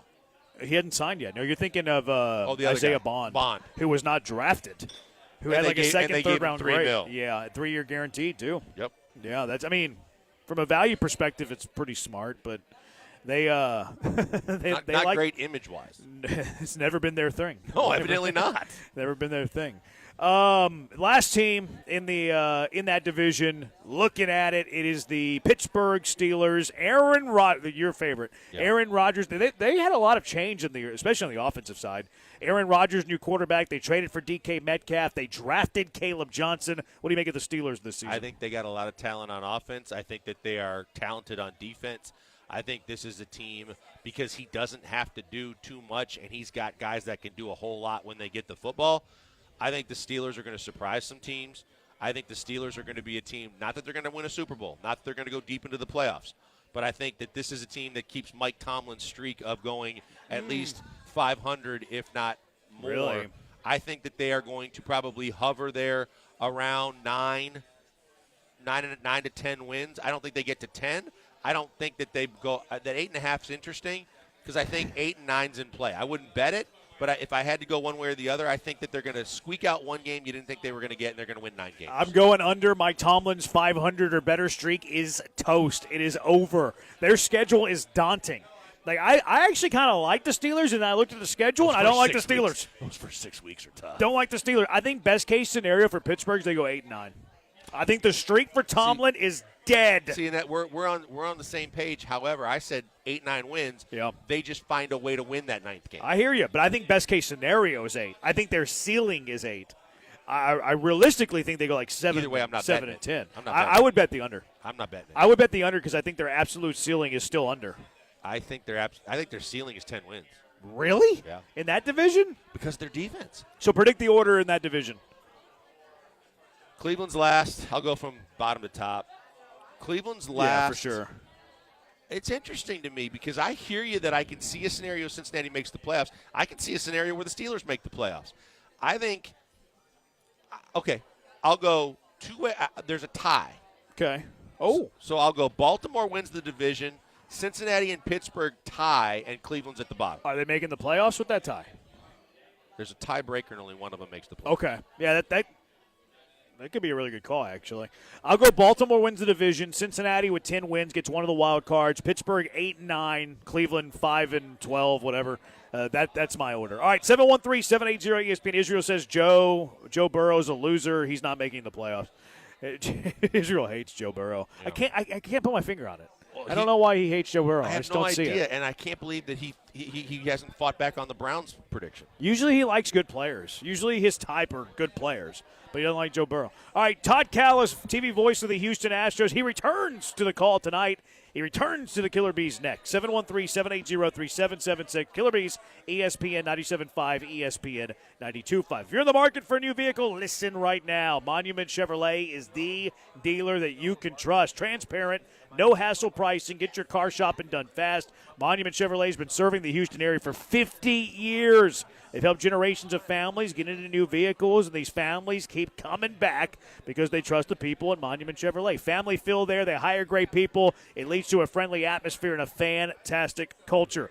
Right now, Labor Day savings. You can get your hands on this. Labor Day just around the corner. Those Labor Day savings are going on now, though, at Monument Chevrolet. Monumental savings, actually. Employee pricing plus deep discounts on popular models such as the Chevy Silverado 1500, the Blazer EV, and more. More about that Blazer EV. 0% financing for 36 months on the popular EV Blazer. Add in the pre-Labor Day employee pricing, and you have a monumental deal. No better time to join the 21st century and buy a sleek, modern, comfortable electric SUV than now. Get your hands on that Blazer EV and get that Blazer EV at Monument Chevrolet. Get a fair deal, a fast deal without wasting your time in aggravating, stressful negotiations. No tricks, no time wasting, no hidden charges at Monument Chevrolet. Check out their full inventory at monumentchevrolet.com, monumentchevrolet.com, or go visit them in person, 225 and Beltway 8 at Monument Chevrolet. Chevrolet, together, let's drive.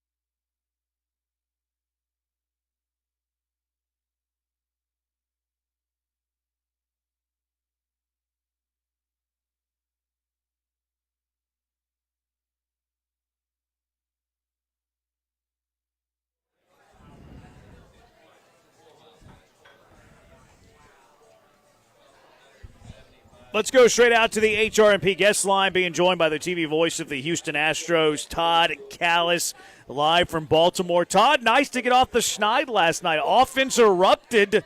That had to be pretty good for the guys in the clubhouse. Yeah, it was a huge relief after 4 out of 5 games where you don't score a run and you barely get a run there on a Dubon 2-run home run that really didn't impact the game too much. It was already 7-0 at that point. But, yeah, it hadn't been very competitive baseball. In Detroit, it was good to get off on a winning note here in Baltimore. TK, we've talked about it throughout the year. Who's the Cinderella story? Who's the best story? The guy that's done the most to pick up for somebody and fill in when they needed him. How can you not give that right now to Jason Alexander? We would think that the slump buster would be Fromber or Hunter, and not to say that Hunter didn't pitch his tail off, but once again, they turned the ball over to the summer of George, and Costanza comes through in a big way. Yeah, he keeps dealing, right? So didn't get the 6 innings yesterday, so he couldn't have a quality start, but another solid outing, 5 1/3, 2 runs. It's been impressive. He keeps giving his team a chance to win game in, game out. He's been, maybe other than Hunter Brown, as good as anybody in that rotation for the last 4 or 5 weeks now. So, yeah, Jason Alexander has been one of the big surprises, and the Astros have needed a surprise with the injuries and with the ineffectiveness of some guys. But, yeah, it's been nice to see what he's done. He's resurrected his career here after starting the year in the A's bullpen and not pitching well. So, yeah.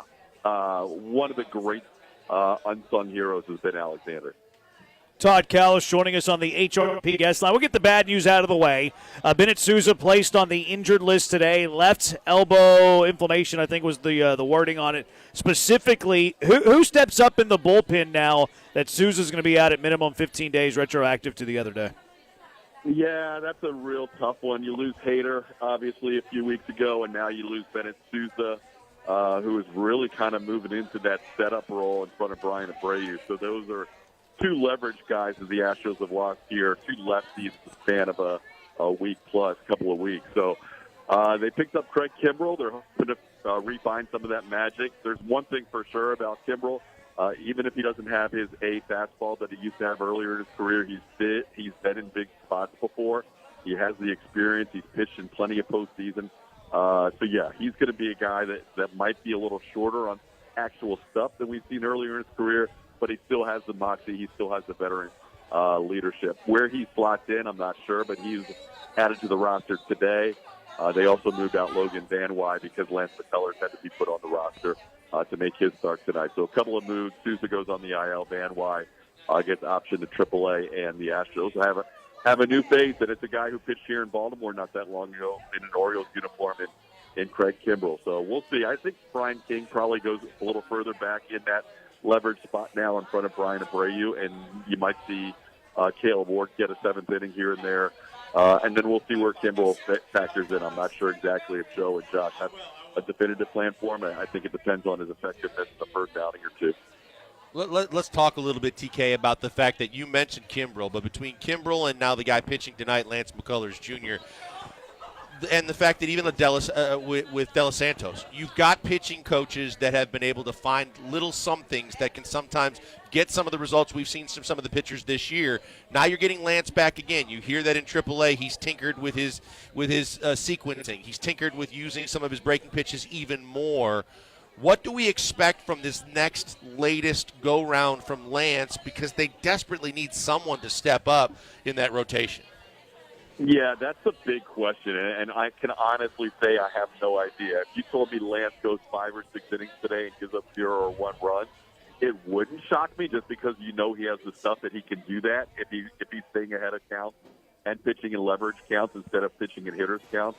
Also, if you told me that the Orioles were able to knock him around and he wasn't able to last 5 and the Astros had to go to their bullpen early, it wouldn't shock me either, just because it's been an inconsistent season so far for Lance. But obviously, I'm hoping for the former rather than the latter, because there are opportunities here. Any of the 4 guys pitching this weekend, one of those guys is going to have to be the number 3 starter if the Astros get to the postseason. Likely to be Christian Javier, but if Jason Alexander keeps pitching like this, who knows what his status might be.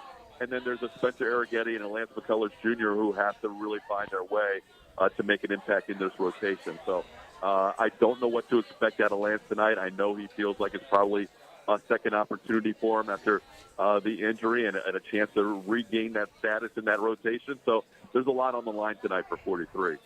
How long do you think his leash is?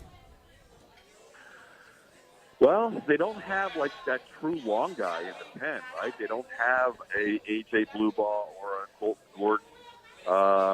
So they don't have, and Stephen Okert went an inning plus yesterday, so they don't really have that 6 to 9 out guy.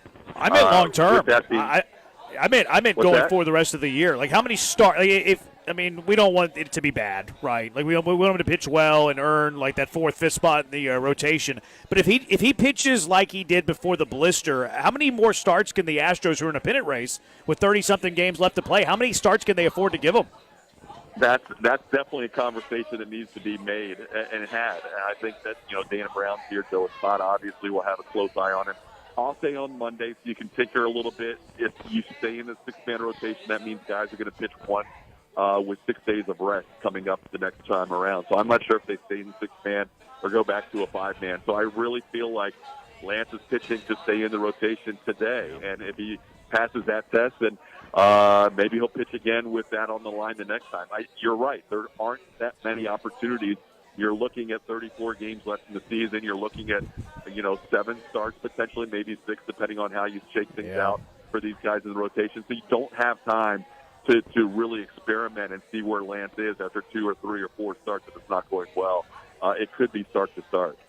I think, TK, it's almost fair to say he's not the only one because Arrighetti hasn't done what we thought he might be able to do when he came back. And we're watching Javier and hoping that it was just the runs instead of, giving up runs and not being the same player. And now you don't know if they're going to use J.P. France. You don't know if Luis Garcia can contribute. And because you're in the thick of it and it's such a tight race, there's a lot of guys that you have to ask the question of how many more times can they get the baseball. No, you're right. I think Spencer falls in that same category, and it's something he's well aware of as well. You mentioned Luis Garcia and J.P. France. Had those guys been pitching better on their rehab assignments, then maybe, one of these guys who is pitching in this weekend might not be in the rotation right now, but it is what it is. France has not pitched quite the way they've hoped for. He was optioned out to AAA, and Luis Garcia just hasn't found any consistency either. So with those two guys not really forcing the issue, here are Spencer and here are Lance, and here's their opportunity to keep pitching in this rotation by pitching well in a against the Baltimore Orioles team in a stadium that has now become a hitter stadium again here with the outfield wall moved in from left field. So both Lance and Spencer, I feel, are on the same kind of track where they need to continue to earn their way in this rotation by pitching well this weekend. Todd Callis on the HR&P guest line. The optimism is that Yordan Alvarez could be joining this team very, very soon. He is Corpus Christi, posted their lineup on Twitter. He's in the lineup today playing left field, which opens up some interesting possibilities. But when Yordan Alvarez is back, when he walks into that clubhouse, what can he do for this team, even beyond just the offense and the bat? He's gonna make such an impact, and even if he's not, he's obviously hitting very well in the first 2 rehab games. Joe Espada said he's feeling great coming off these outings.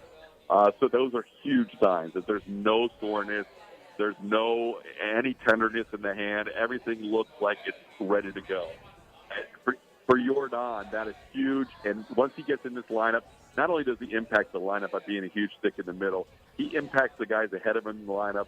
He impacts every single aspect of your offense. So whether it's at the very tail end of this series in Baltimore or the beginning of the next homestand, I think we're going to see Yordan very soon. And that's great news because with 5 weeks to go after Sunday, Yordan can make a huge impact on this offense. And just in time, the way we've seen the offense struggle lately. TK, last one for me. The breakout game last night was more than just Jason Alexander. The offense finally broke through. Who had the biggest breakthrough or the most necessary breakthrough? Because Sanchez had 5 hits. Christian Walker got you off the schneid. There were a couple guys that you really kind of need that looked like they found their groove a little bit last night. Yeah, the biggest one for me was by far Sanchez. I mean, he was in 0 for 29. He was flailing at pitches. He was not looking like he was very comfortable in the box. And all of a sudden, he gets that first hit out of the way last night, snaps the 0 for 29, and then another hit, and then a double, and then he got a hit against the lefty. Next thing you know, he's 5 for 5. He's doing that for the second time in his career, something Jose Altuve still has never done. So, yeah, Christian has had his moments, right? He's had his moments here and there where he's had big games. So it was nice to see the home run and the double, don't get me wrong, but by far the biggest night was for Jesus to break out of that and really get back to who he is. He's not in there tonight against the lefty Povich, but I would imagine Joe's going to bring him off the bench at some point to pinch hit later.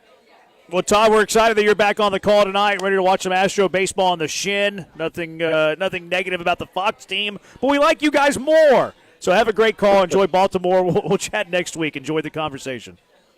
Sounds good, guys. Have a good weekend. Thanks. That's Todd Callis, TV voice of the Astros. Our conversation with Todd presented each week by Pipefitters Local 211. They do it right. How about you were on in left field tonight in Corpus, huh? Yeah, I didn't know that. When you said that, I did raise an eyebrow like, whoa, okay, well, you know how we've been talking about like getting an extra hitter in the lineup that you can't do because Jordan's going to come back because you're DH? Maybe not so fast. Yeah, I don't think he's going to play left field much with the Astros, but maybe he can at home a couple of times. You know, maybe that gives Jose Altuve a DH day every now and then. Now, best case scenario, like you run out your best offensive lineup playoff time, should the Astros make the playoffs, should everybody be healthy. If we're looking at this from just an optimal offensive outlook, it's a way to get Isak Paredes into the DH spot. Well, Paredes or Yiner if we think that Tarantini's the better catcher. Another option, yeah. Yeah, so then at least you still have big bats with big boom potential in the lineup. Yeah, like I don't think he's playing left field like in a big outfield. No. But is Altuve? You know the last time Jose Altuve played left field? I mean, for better or worse, Altuve is going to play second base or DH. I just don't. I think his days are limited. I don't know if that's best. Once you got Sanchez. Let's discuss this on the other side. Right. 713-780-ESPN. Like best case scenario, Isak healthy, everybody stays healthy, everybody's in form-ish. What does that offense look like? What does that defensive alignment look like? What are the options there?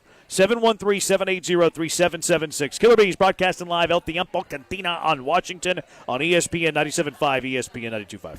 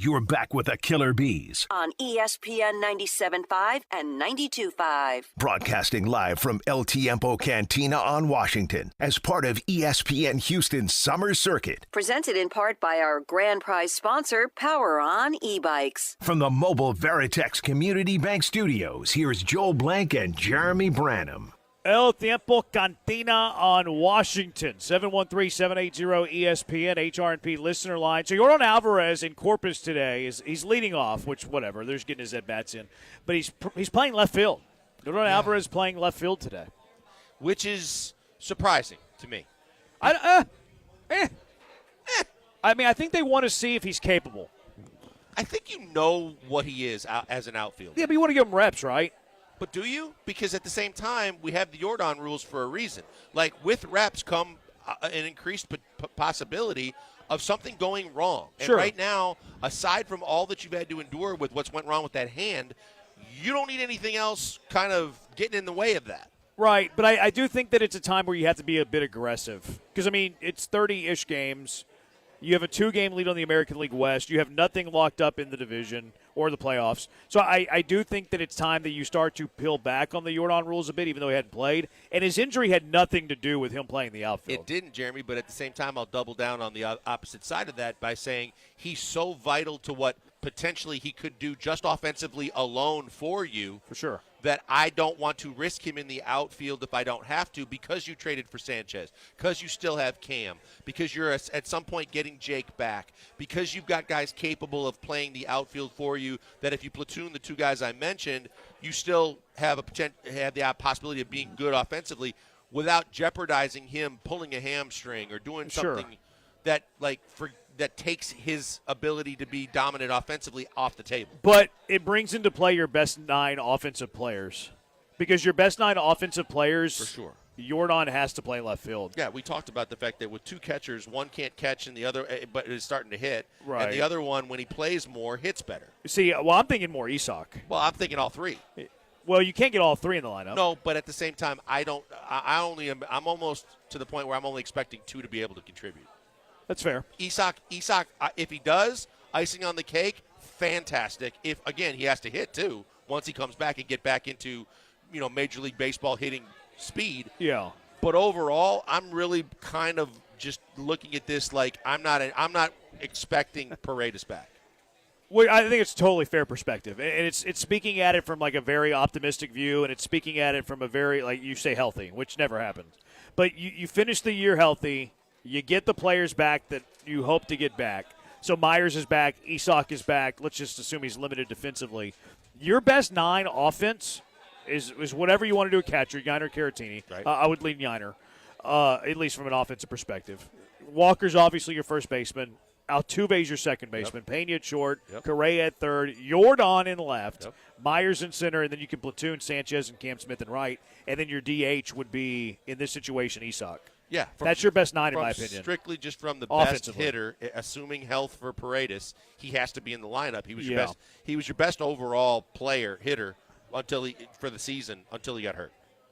That's your best 9, right? Yeah. Offensively? And, like, you could do whatever you want with Yiner Caratini. Like, I don't think Yiner hits great pitching, although he had a hit against Skubal the other day. So, like, you can do whatever you want at the dish. But if you're just going your best 9 offensive guys, Yordan playing left field does come into play. Yeah, and I think that at a certain point, like you think about when you're down in a series and or you're struggling offensively in a series, then you have to do those kind of things. It's not even desperate because that's such a good offensive lineup, and it's not putrid defensively. Altuve has his issues at second, but overall, Jake in center field helps you kind of cure a lot of things with balls in the alleys and gap shots and things like that he can kind of make up for. You're not really losing a whole lot defensively as we've seen with right field. It's just kind of compensating for Yordan.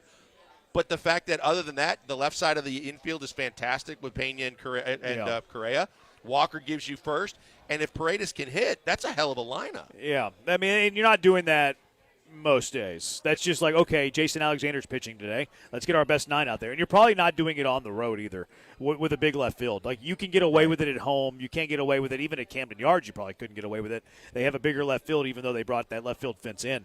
But it opens up possibilities. It opens up possibilities. Play definitely matters. And right? look, Isak does have a long road back. Like, I agree with you. Like, how good can Isak be even if he comes back with a hamstring that potentially needed surgery, and he elected not to have it? See, that's the thing. Like, do I think his bat speed can get back? Yes. Do I think his eye at the plate's going to be the same? Absolutely. But because that leg is so important to everything he does, not just swinging, but if he actually puts bat to baseball, which he does, and has to run, at any given moment, you could have the setback that, again, shuts him down and takes him completely out. Yeah. It would be a huge bonus if he came back, but I can't for the life of me think of a scenario where he's going to be. The Hive has some thoughts about this. We'll get to their texts, their calls when we come back. You got some Astro questions. It's a Friday. We're at El Tiempo. We'll do whatever you want. You have some Astro thoughts. Text them in 713-780-3776. We'll answer your Astro question. 713-780-3776. Killer Bees, ESPN 97.5 and ESPN 92.5. Well, Houston, the Walmart you thought you knew is now new. Who knew? Did you know that Walmart has more than 500 million items online? That's a lot. Find a huge selection online that you can't find in stores at Walmart.com. Branham family loves Walmart. With Branham, baby, he's got a birthday party tomorrow. You know where we've been ordering all this stuff from? Walmart.com, because it's easy, because it's fast, they're reliable, so we know what we're going to get. We love ordering from Walmart. We do it all the time. It's great for someone like me that doesn't have a ton of time. The time that I do have, I don't want to spend it on the grocery store. I don't like a crowd. I don't want to turn off the game, so we order online with Walmart, get the groceries that way. You don't have to leave the house. It is fantastic. I know what you're thinking. Oh, it's expensive. It costs more. Nope, that's not the case at Walmart. Grocery prices are the same for delivery as they are in the store. And, of course, because it's Walmart, you already know the prices are low. What I love about it, they're fast. Walmart can deliver in as fast as an hour. In fact, going online at Walmart.com, ordering the groceries that I need is faster than me actually going to the grocery store and getting the groceries I need. Also, it prevents you from impulse buying. It prevents you from buying extra stuff you don't even need and you don't want.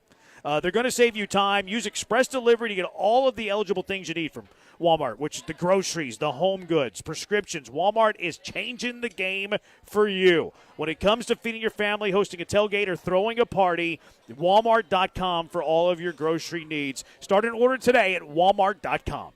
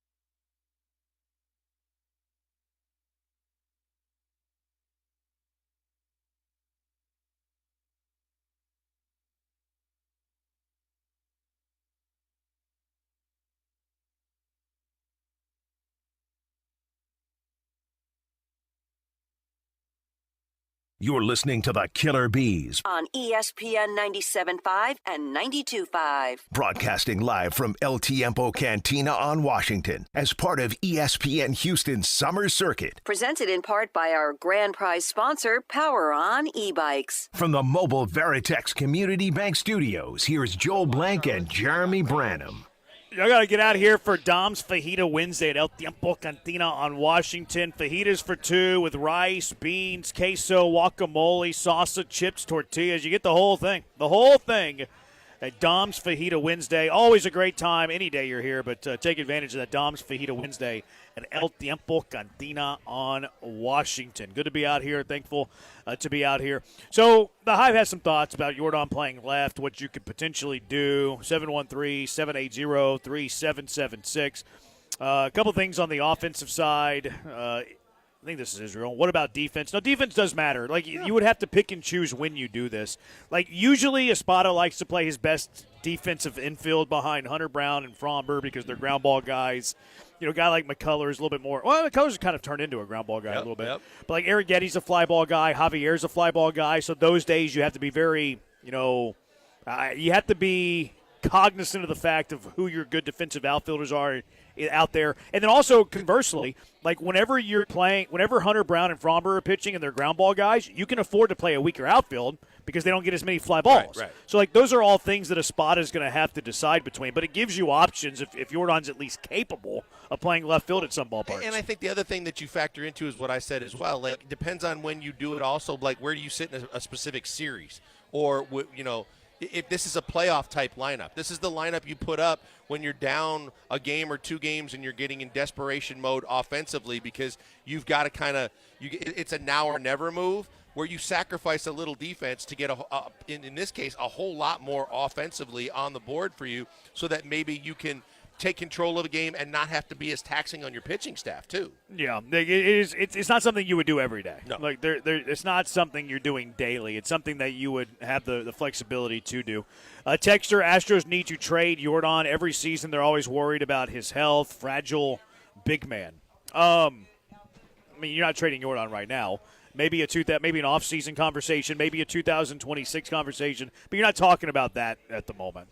No, you're right. You're absolutely right. And I think that this is just the fact that you are where you are at this point in the season, that everything that you do from this point forward, you get to the offseason and deal with it when you get there. This right now is saying, how do I take control of the division? How do I put my team in the best position to win?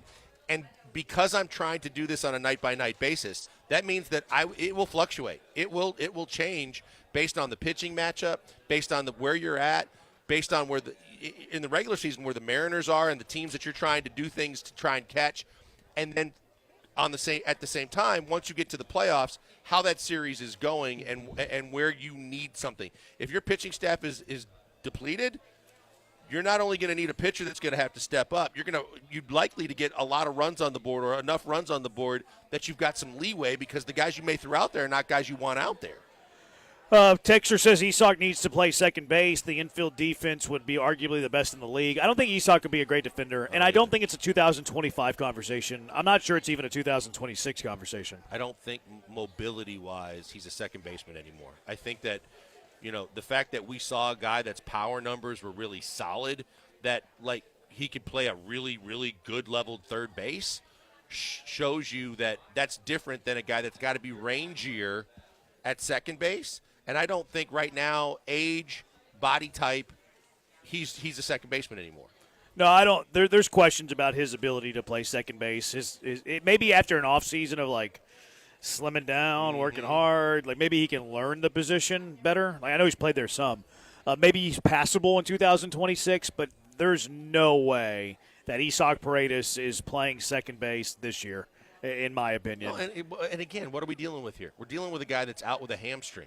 I don't think you want him to be rangy and pivoting and spinning around at second base. No. He's not in play as a second baseman the rest of the season. No, the play there would be Altuve at second, Jordan in left, Isak DHs. Like if you're trying to get all three in the lineup, that's the play. That's why Jordan in left field is intriguing. Israel says Cam in right field for sure with that 1.5 WAR. I mean, he's kind of sharing time with Sanchez already. He wasn't in the lineup yesterday. Right now, it is solidified for the foreseeable future, Cam Smith is platooning in right field. Cam Smith is not your everyday right fielder. Cam Smith is a guy that if he's going to get onto the field, he's going to be doing it against left-handed pitching, and you'll see how that works out. But the days of thinking that Cam Smith is the everyday right fielder for this team going forward, I believe, are well past us. And you look at Israel, I don't give a rat's ass about how many times you're going to bring up what his total average is. Look at his last 100 and 150 at-bats. Look at what he's hitting. Look at what he's slugging. Look at all the numbers that completely go against whatever you want to bring to me. Yeah, his recent form's been abysmal. There's no way around that. A texture, Cam Smith is distracted at the plate because Israel's kissing his butt too much. Maybe there's some validity there. Texture, I think Luis Garcia would be a good bullpen piece for this season. Remember Seattle and back to starting next season. Remember what he didn't have injury-wise while he was pitching in that Seattle series? Because he's a different pitcher right now, and not just his windup, you just don't know until you see him again what he can be. Yeah, I mean, I think he's going to get a shot, but he's going to have to earn the reps. Like, he's going to have to earn the leverage and all of that. Texture, thoughts of Espada being up for Manager of the Year with all the team has had to deal with? I think it's taken a hit over the last couple of weeks.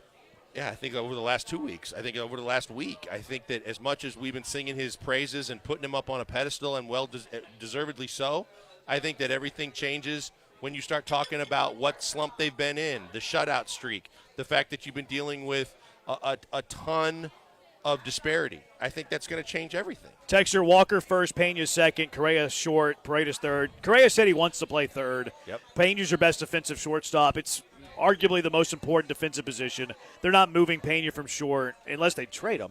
Do y'all think the Astros will trade Walker in the offseason so Esau can play first? I think that's in play. I think that's on the table. You think Walker? Yeah. If you had to trade one infielder, who would it be? I think Walker over everybody else. I think the only thing that changes that is depending on what Pena's trying to get, that, like you said, that there's a chance then that he could be a guy that could possibly be traded. That caller, Keith, must be so happy that age 37 Craig Kimbrell signed. He probably is very happy about that. Texture says Cam Smith is a Hall of Famer. He signed at Israel. Taking a shot at Israel. See what you did there. Tyler in the row, I hope that the Ravens keep losing so my attention-seeking friend has to keep getting tattoos. I guess he's taking a shot at somebody. Somebody mentioned Chaz. I saw the Baytown batting tweet last night. What do the Astros have against Chaz McCormick? Oh, I don't know. He's just not that good. Yeah, and you got better options. Yeah, that was. I thought that was pretty funny. Yeah, this texture. I can't believe you guys didn't even mention Chaz McCormick. Come on, man. Like, in what way do you want us to mention Chaz McCormick? He's a left-handed platoon bat. He's right now he's a bench player. Yeah, he's a fill-in. And offensively, he just hasn't been good enough to change that. Yeah, go ahead. Let them know what you need, Blankers. We're at El Tiempo Cantina. It's a fantastic spot. Blankers is getting some chicken fajitas. They're very, very good. He wants an add-on to his chicken fajitas, which the waiter's saying, yes, si, senor, we can do that. No problem. What did you get? Did you get it taken care of? No, I had asked for black beans and the brown rice. What'd you get, chottle? Yeah, I got the opposite. You got the chottle beans? Chottle beans and the green rice. I'll pass those suckers over. I can, yeah. I like a little chottle from time to time. Ain't nothing wrong with that. Texture, have you seen the 37 up clips on Twitter? I heard Paul talking about this a little bit on his show today. What? I have not seen these clips. I guess there's a 37 and up football league. That's the one I was telling you about yesterday. That's the one you were telling me about yesterday? Yeah, it looked like Pee-wee football from a distance because the running back was really small, but he was really quick. And then you see this like massive free safety type guy come from the weak side and clothesline him and just crush him. That's nuts. Texture says maybe Israel can give Camp a slump buster. Come on, we're not reading that. We're not going to read text like that. What do you make us out to be? 713-780-ESPN HRMP listener line. Texture says that Jordan will take a fastball to the hand first at bat. Come on. You're nice. Banned the rest of the show. That's brutal. You're banned. What do you mean Jordan's going to take a fastball to the hand first at bat? You are no longer welcome to text into the Killer Beast for the rest of the day. You can text in Monday. 713-780-ESPN. Is Amir the Astros moved on from Pedro Leon? He's actually appearing in rehab games. Yep, he's back with Sugarland. Jimmy Price, who we have on a lot, Astros future. He mentions Pedro Leon as like one of the guys that the Astros could potentially call up in September. I don't see it. I don't either. I don't see that. I do think that they've mostly given up on him. Yeah, I agree. Does Chaz take Souza's spot in the bullpen as a lefty? Probably so. Good call. Where's Jake? I read something on Myers today, and they said that he's just ramping up right now in West Palm Beach, but could be getting closer to a rehab assignment, and their spot has said that he's doing well. Okay, good. I mean, you could use all hands on deck. So the sooner the better, to see what he's got, to see if he can pick up where he left off, and to see if he can be better than who you got in the lineup right now. Israel says he could care less what them goofies say. You couldn't care less, Israel. Because if you could care less, you would care less. If you couldn't care less, that's the minimum amount of care that you can give. So it's not I can care less or I could care less. It's I couldn't care less. Grammarly instead of Grammarly. It's 100% true. Uh-huh. Because if you could care less, you could care less. Israel, again, he's going to war with the people who are texting at him. I don't give a rat emoji blank what you say, cheesehead. Y'all always is wrong, both of y'all. And just saltier than a peanut about Killican. So we're always wrong, but you're the one, Israel, that said Cam was going to be the Rookie of the Year. How'd that work out? Yeah, that has not worked out that well. Okey-dokey. Who is a better pitcher at this point, Chaz or Presley? I'll give you Chaz. What have you done for me lately? I mean, you got to wonder what's going on with Ryan Presley, because if he was going to sign with someone, he would have signed by now. I think. Ask Blankers if Pedro Leon reminds him of Sergio Llull. Blankers, does Pedro Leon remind you of Sergio Llull? No. Cam Smith's season ended months ago last year at Florida State. He's just fatigued and burnt out to a long season. I think that's a valid point. I would send him down to Sugar Land so you can add a year of club control, though, if that's the case. What's the deal? Astros got on Alvarez. A trade makes no sense at this time. Blah, blah, blah, blah. All right, 713-780-ESPN. Let's get into this war between Jerry Jones and David Mulugeta. It is fantastic, and we'll discuss next. El Tiempo Cantina on Washington, the setting. It is the Killer Bees on ESPN 97.5 and ESPN 92.5. Are you looking to escape the rat race for the weekend, the hustle and bustle of the job, traffic, whatever's causing you stress and anxiety? We'll have the best weekend idea for you. Two Creeks Crossing Resort on Lake Livingston. Escape the city. Enjoy the relaxing great outdoors and relax and enjoy the outdoors. Book your stay at twocreekscrossingresort.com right now. From the open green spaces to the wildlife you don't see in the cities, beautiful majestic trees, which this time of year, I mean, the shade that they provide, that's nice. Some of the best fishing in Texas, you can't beat it. Whether you're fishing on the Two Creeks, they have a catch and release pond right in the middle of the property so you can teach the kiddos how to fish. It's just 90 minutes from Houston. Escape the city without traveling too far at Two Creeks Crossing Resort on Lake Livingston. Hike the 92 acres of property, kayak, play some pickleball, or just hang out by the pool with a drink. That's cool, too. Two Creeks Crossing Resort, always looking to take care of their visitors. A barbecue cook-off one weekend. They're always taking care of you at Two Creeks Crossing Resort. Branham family was out there a couple of months ago. We stayed in the Treehouse. Treehouse was sensational, fantastic. Branham kid, Branham baby, they loved it. Glamping, cabins, pull up the RV. They have the perfect stay for everybody. So book that stay now at twocreekscrossingresort.com. That's twocreekscrossingresort.com.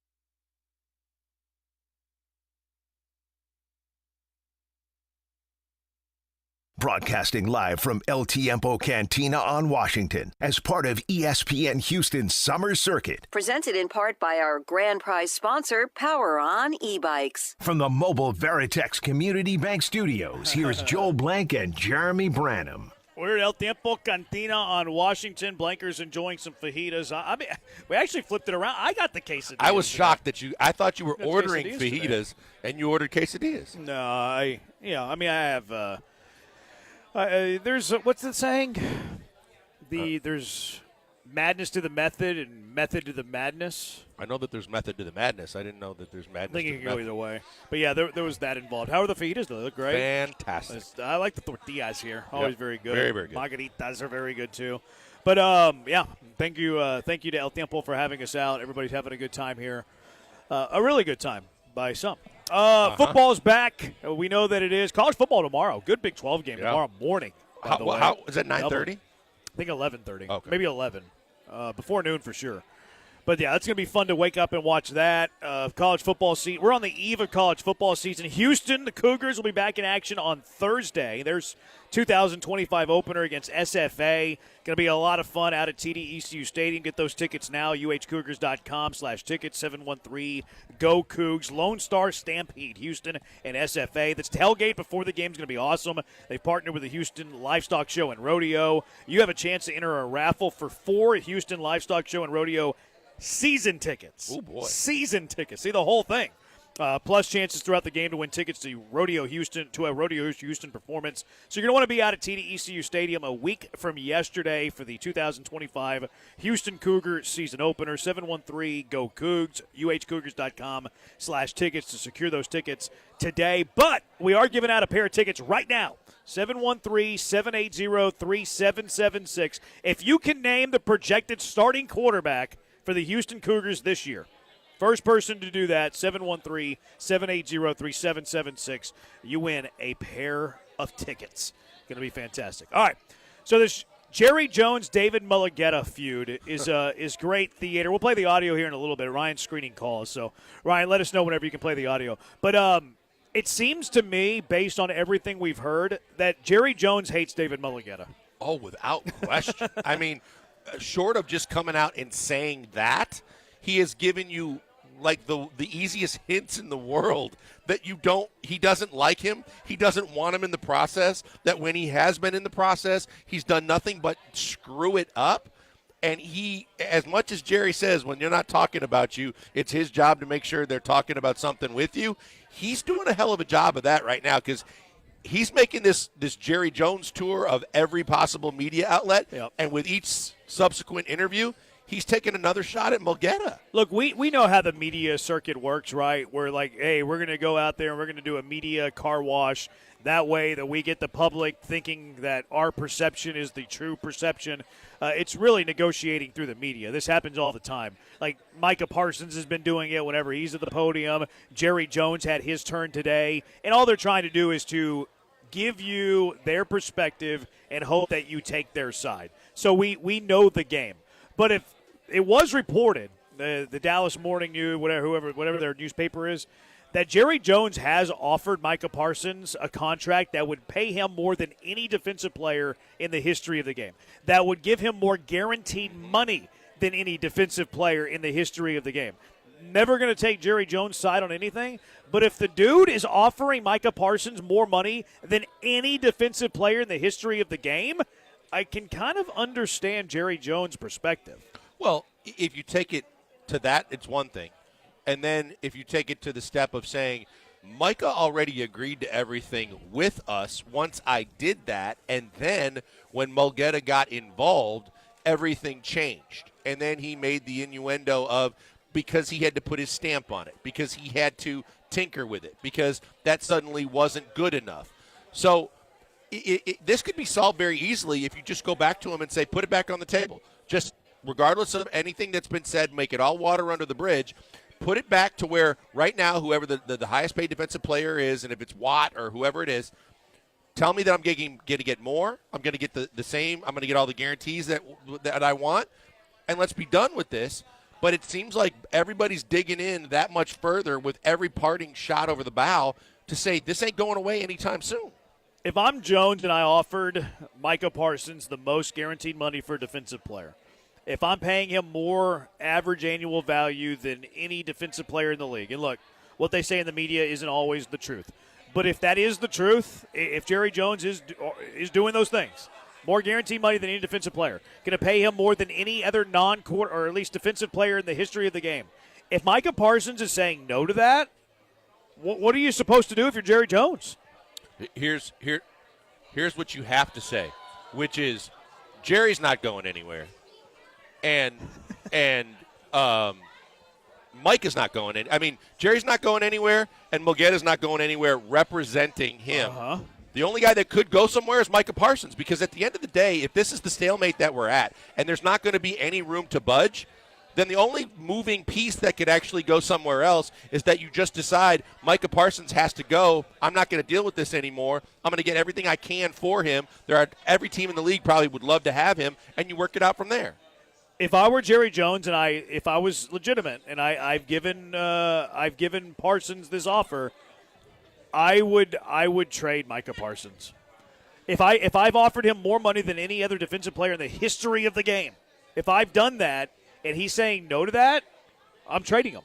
I think before it's too late, you have to, right? Because with each passing day, you get closer to the point of he's a rental, and if you want to get this done and you want the team that's getting him, part of that deal has to be that I have to get a deal done because I'm not going to trade all this capital and then not get more than 1 year out of him.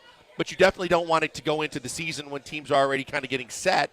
I think that there's a push comes to shove moment where you have to shove him out the door and get everything you can for him if this is going to be the stalemate and no one's going to back down. Texter, are you sure it was the Dallas newspaper and not Adam Schefter? I got duped earlier. No, this was the Fort Worth Star-Telegram. Fort Worth Star-Telegram has reported that Jerry Jones has indeed offered Micah Parsons the biggest contract ever given to a defensive player. He told Micah Irvin on his podcast to come up to I saw that to the Star. He'll show it to you. Look at it. I got a certain section where I got everything and all the notes. I'll show it to you. Yeah, is Micah worth more than Watt? I really don't think so. I think Micah's a better player than Watt, and he's younger. But Micah's being offered more money than Watt. Yeah, I would trade him. Here are some examples of David Mulligetta where he's used his clients to do things. So Deshaun Watson, a client for him, Deshaun refused to play, forced a trade, and then landed the biggest guaranteed deal ever. Jalen Ramsey demanded a trade, got dealt to the Rams, then signed a record corner contract. Jesse Bates, stalemate for 2 years, tags, and then left in free agency. Micah Thomas, training camp holdout, signed, then a record deal. Budda Baker, trade request, camp drama, and then guarantees. Derwin James, camp holdout, got record safety contract. T. Higgins, tagged, requested trade, and then left Mulligetta after no long-term deal, and then now you have the Micah Parsons. So I know Mulligetta says whatever he says publicly, but privately he likes a little drama. And David then you got Mulligetta. Ryan Clark getting in the middle of it, saying that I guess he has a relationship with Mulligetta, that he goes in and talks to Mulligetta so that Jerry insinuated that basically Mulligetta literally said to him that you can kiss his rear end or however he put it, and then Ryan Clark talks to Mulligetta and has to come out and say he didn't say that. He says he's never said that to anybody in his life. That I question, period. But also, it's just another talking head that's getting involved that's creating more minutia for a problem that doesn't seem like it's going away. Dustin says Jerry isn't trading him. He will hold him out for the next 2 years. That said, he will get signed. I do think that Jerry is drawing the line in the sand, and I'm here for it. I wouldn't want this to be my team, but I love the drama that's going on, and I kind of like it. I know Jerry Jones, senile, meddling owner, all of these things. I kind of like that he's playing hardball with David Mulligetta. It's entertaining to me. If it were my team, I'd feel differently. God, can you imagine if this was Will or Daniil Yeah, Hunter I'd feel much differently. I mean, look, C.J. Stroud's agent is David Mulligetta. Maybe we're an off-season away from seeing this with C.J. Stroud. It's scary. He doesn't want the reputation, but that's exactly who he's become. The good news, though, is that I do think that Caserio has a good working relationship with David Mulligetta. You can actually look at the Deshaun Watson example. They work together to get him traded.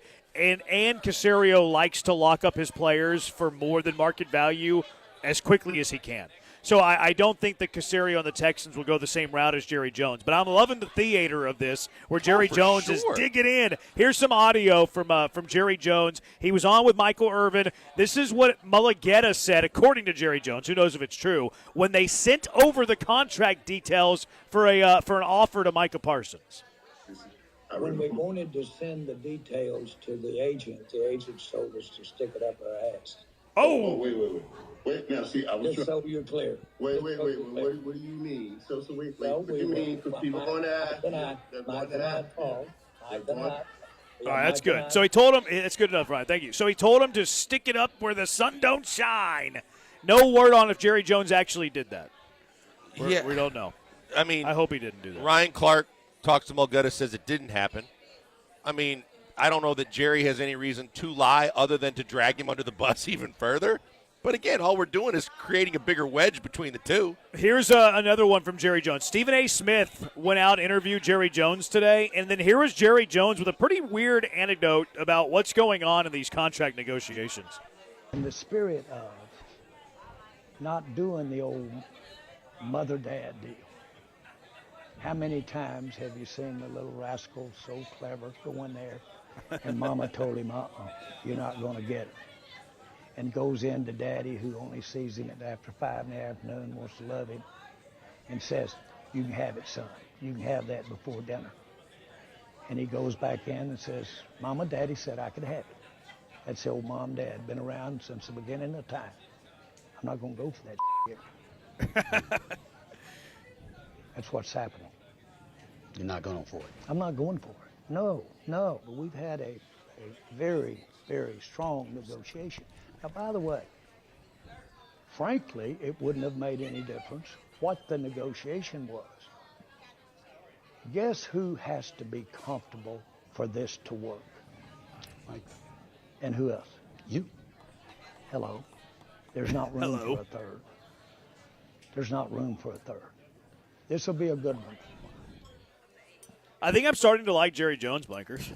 I don't know how you can. You just said he was senile. Well, because I think he's great theater. I think it's fantastic entertainment. I wouldn't want to be the owner of any of my teams. Right. But do I love that he is fighting against one of the most polarizing agents in the NFL? Absolutely, I love it. This is great. This is better than any Jake Paul fight. This is like the equivalent of the Brock Purdy when we say at some point some owner has to put their foot down to say it's not going to be the way it always has been when the next guy comes up for a contract extension or to get the most money. It takes one owner to put his foot down. This is interesting that you're doing it with a guy that to everybody, to a man, says deserves it. That is a huge piece of your puzzle, but we'll see how it plays out. No, I love this fight right now. I started the Cowboys documentary yesterday. I watched about 20 minutes of it before I fell asleep, but it looks like it's going to be very, very good. Texter, Jerry should learn from his old ways and get a king's ransom like the Herschel Walker trade. I would trade Parsons. If it is legit and it is real that he is offering him more than any defensive player has ever received, and he is balking at that, see ya. Sorry. Goodbye. I read where Parsons said it wasn't about money. It was all about the respect. Yeah, I think that was fake Adam Schefter. I fell for it, too. Texter Stingley has the same agent as well. Wasn't a problem here. Brendan the Heights. That's because Caserio is willing to pay top dollar quickly. Jerry Jones is not willing to do that. All right, let's go out to the HRMP listener line. Keith, you're in the Hive with the Bees. What's up, Keith?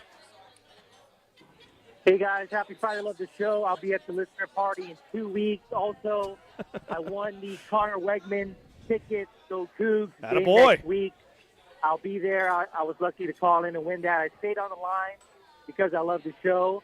I think Micah Parsons should be traded out of Dallas. I think he will command the largest trade package in NFL history. I believe a team will trade a starting defensive player, a starting offensive player, and 3 first-round picks to get Micah Parsons. That's a lot in today's NFL. If I'm the Ravens, which I'm a Ravens fan, I would trade Odafe Owe, 3 first-round picks, and a receiver to get Micah Parsons. I think he's that good. What receiver do the Ravens have? Ravens don't have a receiver. They have Cowboys don't need another one. They have Hopkins, Bateman, and Flowers. Not Batman, Bateman. No. I mean, I would do that if I'm Dallas. And I don't even need the offensive player. If you're giving me an above-average starting defensive player, 3 first-round draft picks for a player who refuses to sign the largest defensive contract in the history of the game, see ya, Micah. See ya. They didn't make the playoffs last year with him. They don't need him to miss the playoffs again. Right. No, and the thing is, you already have two good receivers because you already made the trade with Pittsburgh to get the guy on the other side of C.D. Lamb and Pickens. So you don't need the offensive player. The draft picks are great. That's what you want because you want to try and replace him and build your roster and fortify it better. And because you're losing a defensive player, you'd like to get a defensive player back and then get the picks. Texas says, I think it's obvious he doesn't want to play for a wilted star anymore. 100%. 100% that. Texter wants an update on the chattel beans. Chattel beans are sensational. Fantastic. You take it. Here's the play. You take a spoonful of the chattel beans with a little bit of the sopa in it, and then you put it in with the rice, and you get a little bit of rice in that bite. This is how you do it, Blankers. Okay. That's how you do it. I'm not going to do it right now because I comboed it. You can't eat while you're doing the show. I comboed the black beans and the rice. Yeah. That's good, too. Yeah. It's good, too. It's what you got to do. All right, 713-780-ESPN. Bad Take Boulevard. What are the worst takes of the week? 713-780-3776. Bad Take Boulevard with the Bees next on ESPN 97.5 and ESPN 92.5. First, a moment on HR&P, Human Resources and Payroll. They're the best. They're fantastic. Chris Fisher came in the studio the other day, dropped down some bars, dropped down some new spots. Love me some Chris Fisher, even though he's an Aggie. Just kidding. Chris Fisher, good people. Mike Holly, owner of HR&P. He's a Cougar. Go Cougs. U of H class of 1990. Used to protect the Heisman Trophy winner. Now he protects businesses. 25 years in the business. You're not going to last 25 years unless you're doing it right. And HRP does it right. They provide comprehensive human capital management services like HR compliance, benefits administration, payroll. They're a great ally to have on your side. They stay up to date with all the current trends in the business sector. HRP is always working with you to customize a plan for whatever you need. Nothing cookie cutter about HRP. They're also evolving. They're going to develop with you. You need to change your plan a little bit. That's fine. HRP is going to work with you. They're going to help you out. Whether it's a little help or a lot of help, HR&P is going to create a plan for what your business needs. Their customer service, fantastic, second to nobody. You'll never talk to a stranger on the other side of the line. You'll always talk to someone that knows you. They know your business. They're familiar with that. I can speak to that customer service. We use HR&P here at Gal. Anytime I have a question, usually for me, I fire off an email. They always quick to respond. A very crystal clear answer, very easy to understand. Very happy that we use HR&P here at Gal. Let HR&P take on the demands of human resources. Eliminate your HR burden so you can get back to growing your business. Give them a call at 281-880-6525. Let HR&P customize a plan for you. 281-880-6525 or visit them online at hrp.net. That's hrp.net.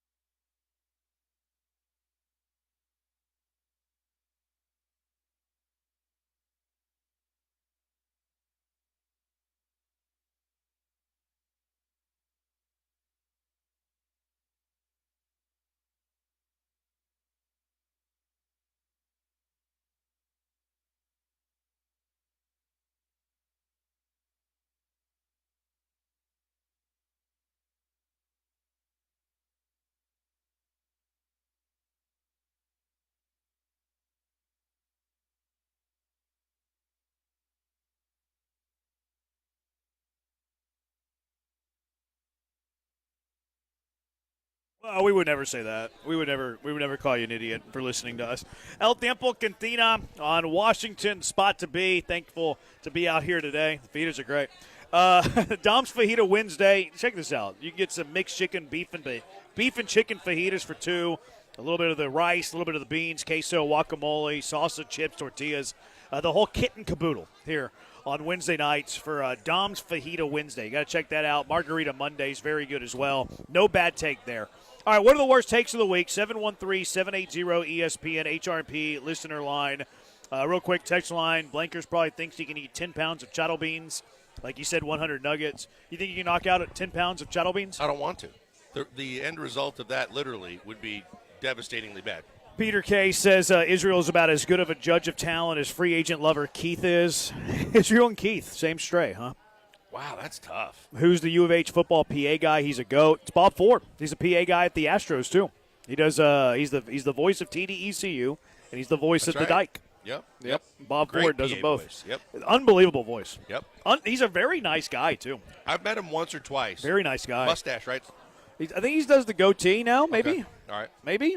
Yep. Very nice. I talked to him quite a bit because I run into him in the halls, the annals of TDECU Stadium. The pipes are deep. Yeah. I think he smokes 8 packs a day. It's quite possible. You think TK smokes? I think he did. You think he quit? I think he probably quit, but I think he probably at one point did. It sounds like he sounds like a smoker. Yes, he does. R.I.P. Gene Peterson. Gene Peterson smoked for a long time. You think he'd be offended if we asked? Yes. Yeah, I think so, too. Yeah, I wouldn't ask him that question. That's why I haven't asked. All right, 713-780-ESPN, HRP listener line. Worst takes of the week. I got duped today by a fake Adam Schefter account. Really? Yeah. I mean, I owned it. What can you do? We all get duped from bet, time yeah. to time. We've all been there. But this fake Adam Schefter, like it reads pretty real. Like if you let me find it here real quick. So Adam Schefter, the fake Adam Schefter, tweeted that Dallas Cowboys offered All-Pro linebacker Micah Parsons the biggest contract ever for a defensive player, but he declined and said, quote, "It's about more than the money." That kind of reads pretty real. It does. That was a well done dupe because I was hook, line, and sinker on that bad boy. Yeah, the spelling's the only thing that gets you. His name, the Shelfler. Yeah, but I could actually see him saying that. Like if he's rejecting the biggest contract for a defensive player. What else is it about? Yeah, it's got to be more than that, right? I mean, you've seen the kind of spitting match in the wind between both guys back and forth enough to believe that it isn't about the money. Yeah, so that I make the list. Bad Take Boulevard, I got duped. Larry and Stafford the other day saying that Framber Valdez is Laramie Tunsil. Terrible take. Framber's a champion. Yeah. He's a champion for our city. He won a World Series clincher. Laramie Tunsil wouldn't help his quarterback in a fight. How are we comparing Framber Valdez and Laramie Tunsil? Larry and Stafford, you made the list. I mean, aside from a negotiation without an agent where he became the highest paid player at his position, what does Laramie Tunsil want? He wants autographs from Beyonce? What does he want? Oh, want. I think he said want. Yeah. Want? Not much. Division titles and wild card playoff rounds. Yeah, okay. No, yeah, not Framber's much. won a whole hell of a lot more. Not much. It's a bad take. Larry and Stafford, you made the list. You see this Corpus Christi hooks graphic the other day when Yordan Alvarez made his hooks? I don't know if it was his debut. I think he might have played with the hooks before, right? I think he did. Oh, when he first came up, right? He did. Yeah. So it wouldn't have been his hooks debut, but his 2025 hooks debut. Did you see the graphic the hooks had? Because Luis Garcia pitched that day. So it was a dual graphic. They had a player up top and they had a player down low. Okay. They had Yordan Alvarez batting right-handed on their graphic. They've since deleted it, and they redid it. Really? I don't even know where they got this from. Did they flip it? Did they do the 180 like Maybe. on word art? But then the lettering would have to be backwards. I don't know how they pulled it off. Like maybe they had a picture of him in the cage messing around. I don't know. But they had a right-handed Yordan Alvarez, and they then deleted it because it's a right-handed Yordan Alvarez. Yeah, the only way that makes sense is if the lettering's backwards and they do it. Because remember, there was that one. There's one of the local hospitals had the golfer, and they had their hands cross-handed on the golf swing, and I caught it, and I'm like, okay, if you're going to look like people to stay healthy, then make sure they don't break their wrist with a golf swing. Yeah. That's worse. It was weird, but so they made the list, Corpus Christi hooks. You just made the list. The home run graphic that the Phillies posted the other day, Trey Turner was at 1,499 career hits. His next hit was going to be his 1,500th career hit. Okay. The Phillies had a scoreboard graphic ready to go, base hit, 1,500, here we go. Problem here is that Trey Turner homered. So Trey Turner hits the home run. They blast up the 1,500 career hits. Yay, Trey Turner. They forgot to turn the home run graphic off. So the home run graphic is over the career hits, and it says, congratulations, Trey Turner, 1,500 home runs. You had graphic you are now on the graphic all-time home run violence. leader by a large by double the margin. But, I mean, leave it to Phillies. I don't know if they're the smartest up there in Philadelphia. They forgot to turn off the home run graphic, so it says Trey Turner, 1,500 home runs. At least the fans won't have anything to say about it. Oh, it's pretty funny. Ryan wanted us to talk about this one. Fox Sports had a top 10 wide receiver list, and they omitted Nico Collins from this list. So he makes the NFL 100 list. But by the way, there's something about that, too, to be said. What about it? You see what C.J. Gardner-Johnson said today? He said he didn't have a vote? He said he didn't have a vote and basically was insinuating that he wanted to know when the vote took place and who actually voted because he was putting in question what players voted. Well, they don't invite everybody. Oh. They don't invite every player. Okay. It's just, I think it's selective. Okay. Selective. But the Fox top 10 receivers, Justin Jefferson won, and Jamar Chase, they were tied for first, which, okay. I mean, I prefer Chase over Jefferson, but you can't really go wrong there. They have a Monroe at number 3. Definitely top 10. 3's high. Yeah, 3's high. 3's high. They have CD at 4. I would have CD CD's at 3. at 3, for sure. They have A.J. Brown at 5. I would have him probably in the back half of the top 10. I wouldn't have him top 5, but people think I'm nuts for saying that. They have Mike Evans at 6, which back in the baseball card, it's fair. Going into the 2025 season, probably not fair. Right. They have Puka at 7. No argument there. They have Malik Neighbors at 8. I don't have an argument there, even though I think he's a little soft. Terry McLaurin at 9. I would have an argument there. Yep. I don't think that Terry McLaurin, very good receiver. Scary Terry terrifies me. Not a top 10 receiver in my book. Top 15, sure. Top 10, no way. Doesn't quarterback matter, too, to get the football? Because from a Malik Neighbors standpoint, I think CJ is going to get more footballs to Nico. I don't think that should matter. I think Nico's going to have better numbers than Neighbors. You see the numbers Neighbors put up last year? No. Neighbors was at 109 catches, 1,200 yards, 7 touchdowns in 15 games. That's more than I thought. Yeah, wow. he's legit. I think he might be quarterback proof. Wow. But he's soft, I think. But anyways, that's a different story. I feel like Scary Terry shouldn't be at number 9. I feel like that's pretty egregious. That's cool. Yep. The number 10, they had Brian Thomas Jr., which I'm okay with. I think he's a stud. Their honorable mentions also didn't include Nico Collins, Garrett Wilson, Tyreek Hill, Jackson Smith and Jigba, and Devontae Adams. So Nico Collins wasn't even in their top 15. How do you do that? Top 14, I guess. Not no ball. That's crazy. Be a casual. I guess so. He's got to be. I mean, I could listen to an argument where Nico's not top 10. I would disagree. I could listen to it, but not top 14? That's bad. It's a bad list. And again, you put Devontae on it with Puka, and I don't think with the footballs to go around and already having one guy on the list, you're going to have 2. Yeah. In the top 15. Yeah, pretty rough. Texture Nico isn't a top 10 receiver for 12 games. We're talking about going into the year, though. Texture Scary Terry had 13 touchdowns. That's a good point. It's a good argument there, I guess. I would still take Nico ahead of Scary Terry in a catches, NFL yards, redraft. touchdowns. I mean, if it's all 3, then okay, that's only 1/3 of the discussion. Where would you have Jalen Reagor on the NFL top 100? I would not, but if we're talking XFL, he'd be like 78th. Israel and Keith catching strays is crazy. Oh my gosh, Granado used to be a big smoker. Is that true? Does he talk about that? Don't know. I don't know if that's the case. Monica McNutt thought Drewski's Barry Sanders jersey was Shador Sanders. That's bad. You made the list. And then I texted You just Brendan made the Riley, list! our former producer, the other day.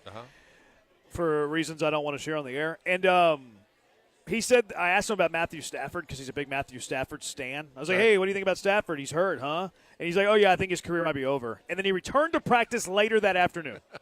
So Brendan makes the list. Bad Take Boulevard, Brendan. You just made the list! Might jump in front of a bullet for Matthew Stafford. I know. He's like, I think his career's done. He literally practiced that afternoon. Unbelievable. Unbelievably bad take. One of the worst. All right, let's get to our car wreck of the day, 713-780-3776. What do you nominate for the car wreck of the day? It's the Bees, ESPN 97.5, ESPN 92.5. Guys, before we go to the break, a word for Walmart.com. You know Walmart for low prices and great selection, but now you need to know that Walmart.com is that and so much more. Walmart.com has the selection for everything, including groceries, a ton of grocery options, and tons to choose from online, some of which that they don't even have in the stores. But the bigger, better part of all of this is is that when you go to Walmart.com, you get the groceries for the same price as you would in-store, delivered right there to your door. That's right. Delivery is the same price as in-store. Now, if you want it in an hour or less, they can do that too. There's a small charge for that, and there's some things that apply. But overall, if you want to save yourself time, save yourself the effort of having to go and the hassle of shopping in person, you can do it all at Walmart.com, have it all delivered to your door, and you get the same price as if you went right there in the store. It's absolutely fantastic. It's the part of Walmart you didn't know when you've known them for so many years for everything that they do for you. Low prices, great selection. Everything under one roof, from groceries to prescriptions to so much more. Now, if you got a kid's birthday party that your kids forgot to tell you about, you need a gift in a pinch, you can just go to Walmart.com, have it delivered to your door, then wrap it at the house and get to the party and not have to worry about losing that hour of time to go there, pick it out, bring it back, and do all of that, then wrap it. So it's fantastic, and it's all for you. Walmart always caters to you. This is the next and latest way they're doing this for you. Check it out today. Go to Walmart.com and see how the new Walmart.com is the best thing going for a Walmart that you thought you knew. Who knew? Now you go to Walmart.com and get everything delivered right to your door.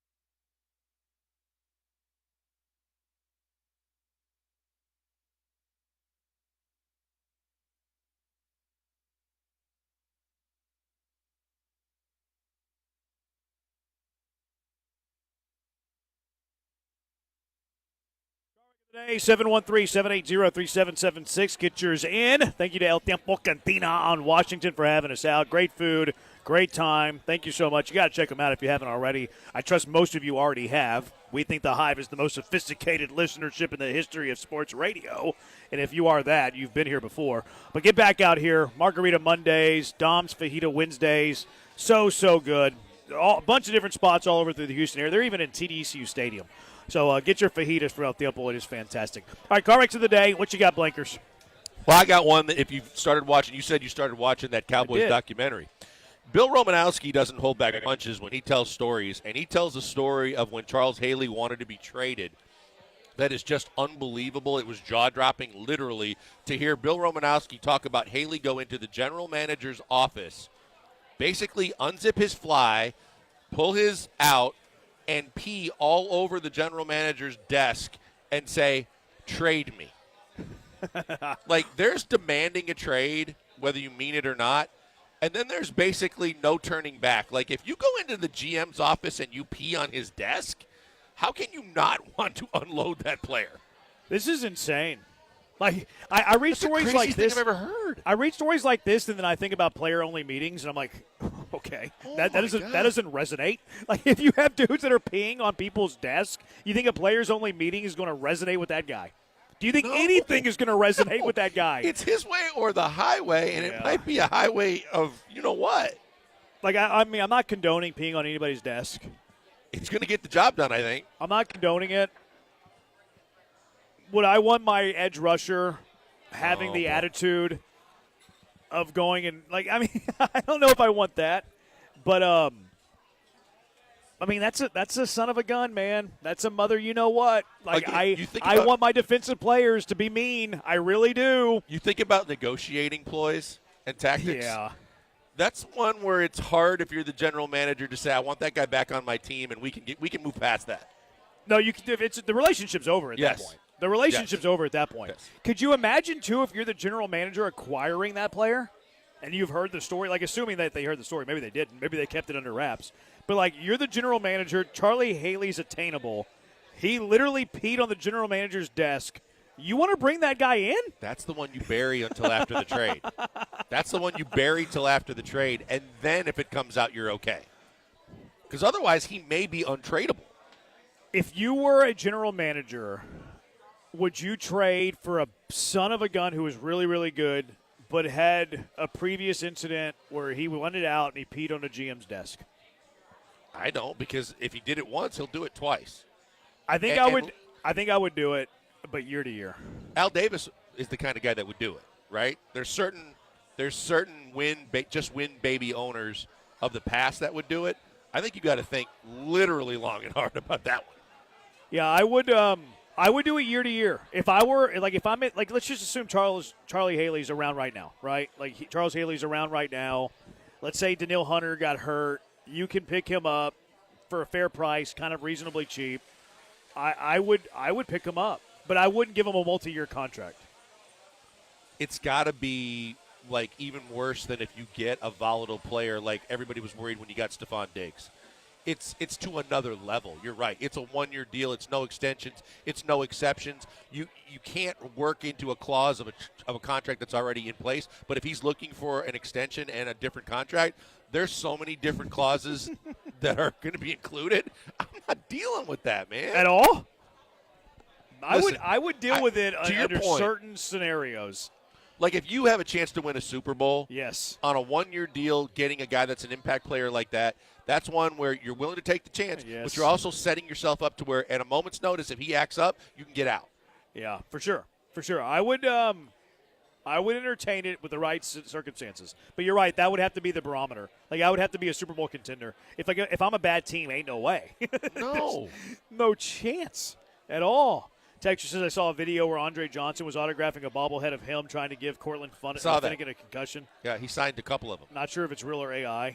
No, that was – I know the guy. Yeah, it was I think it's Fitterman Sports that does that. They have the bobblehead with the two action figures of Andre punching him, and he signs the turf right below it. Why wouldn't you? You don't look bad in that deal. No, it's fine. I can't believe Branham didn't mention Brian Thomas not being on the list. He was 10. We did mention him. Malik Neighbors is not soft. He's an elite receiver. I think he's both. I think he's an elite receiver, and I think he's soft. I'll vote. I'll nominate the Rats in New England. Apparently, there was some leaks in the front office of the Patriots, or somewhere in the front office, where they leaked the Jalen Polk news about the shoulder. All right, what wins? I like Charles Haley. Charles Haley for sure. All right, does it for us. Thanks to Ryan for doing the hard work. He's Blank. I'm Branham. Thanks to El Tiempo Cantina in Washington. Have a great weekend, Houston. Talk to you on Monday. Joe George coming up right now on ESPN 97.5.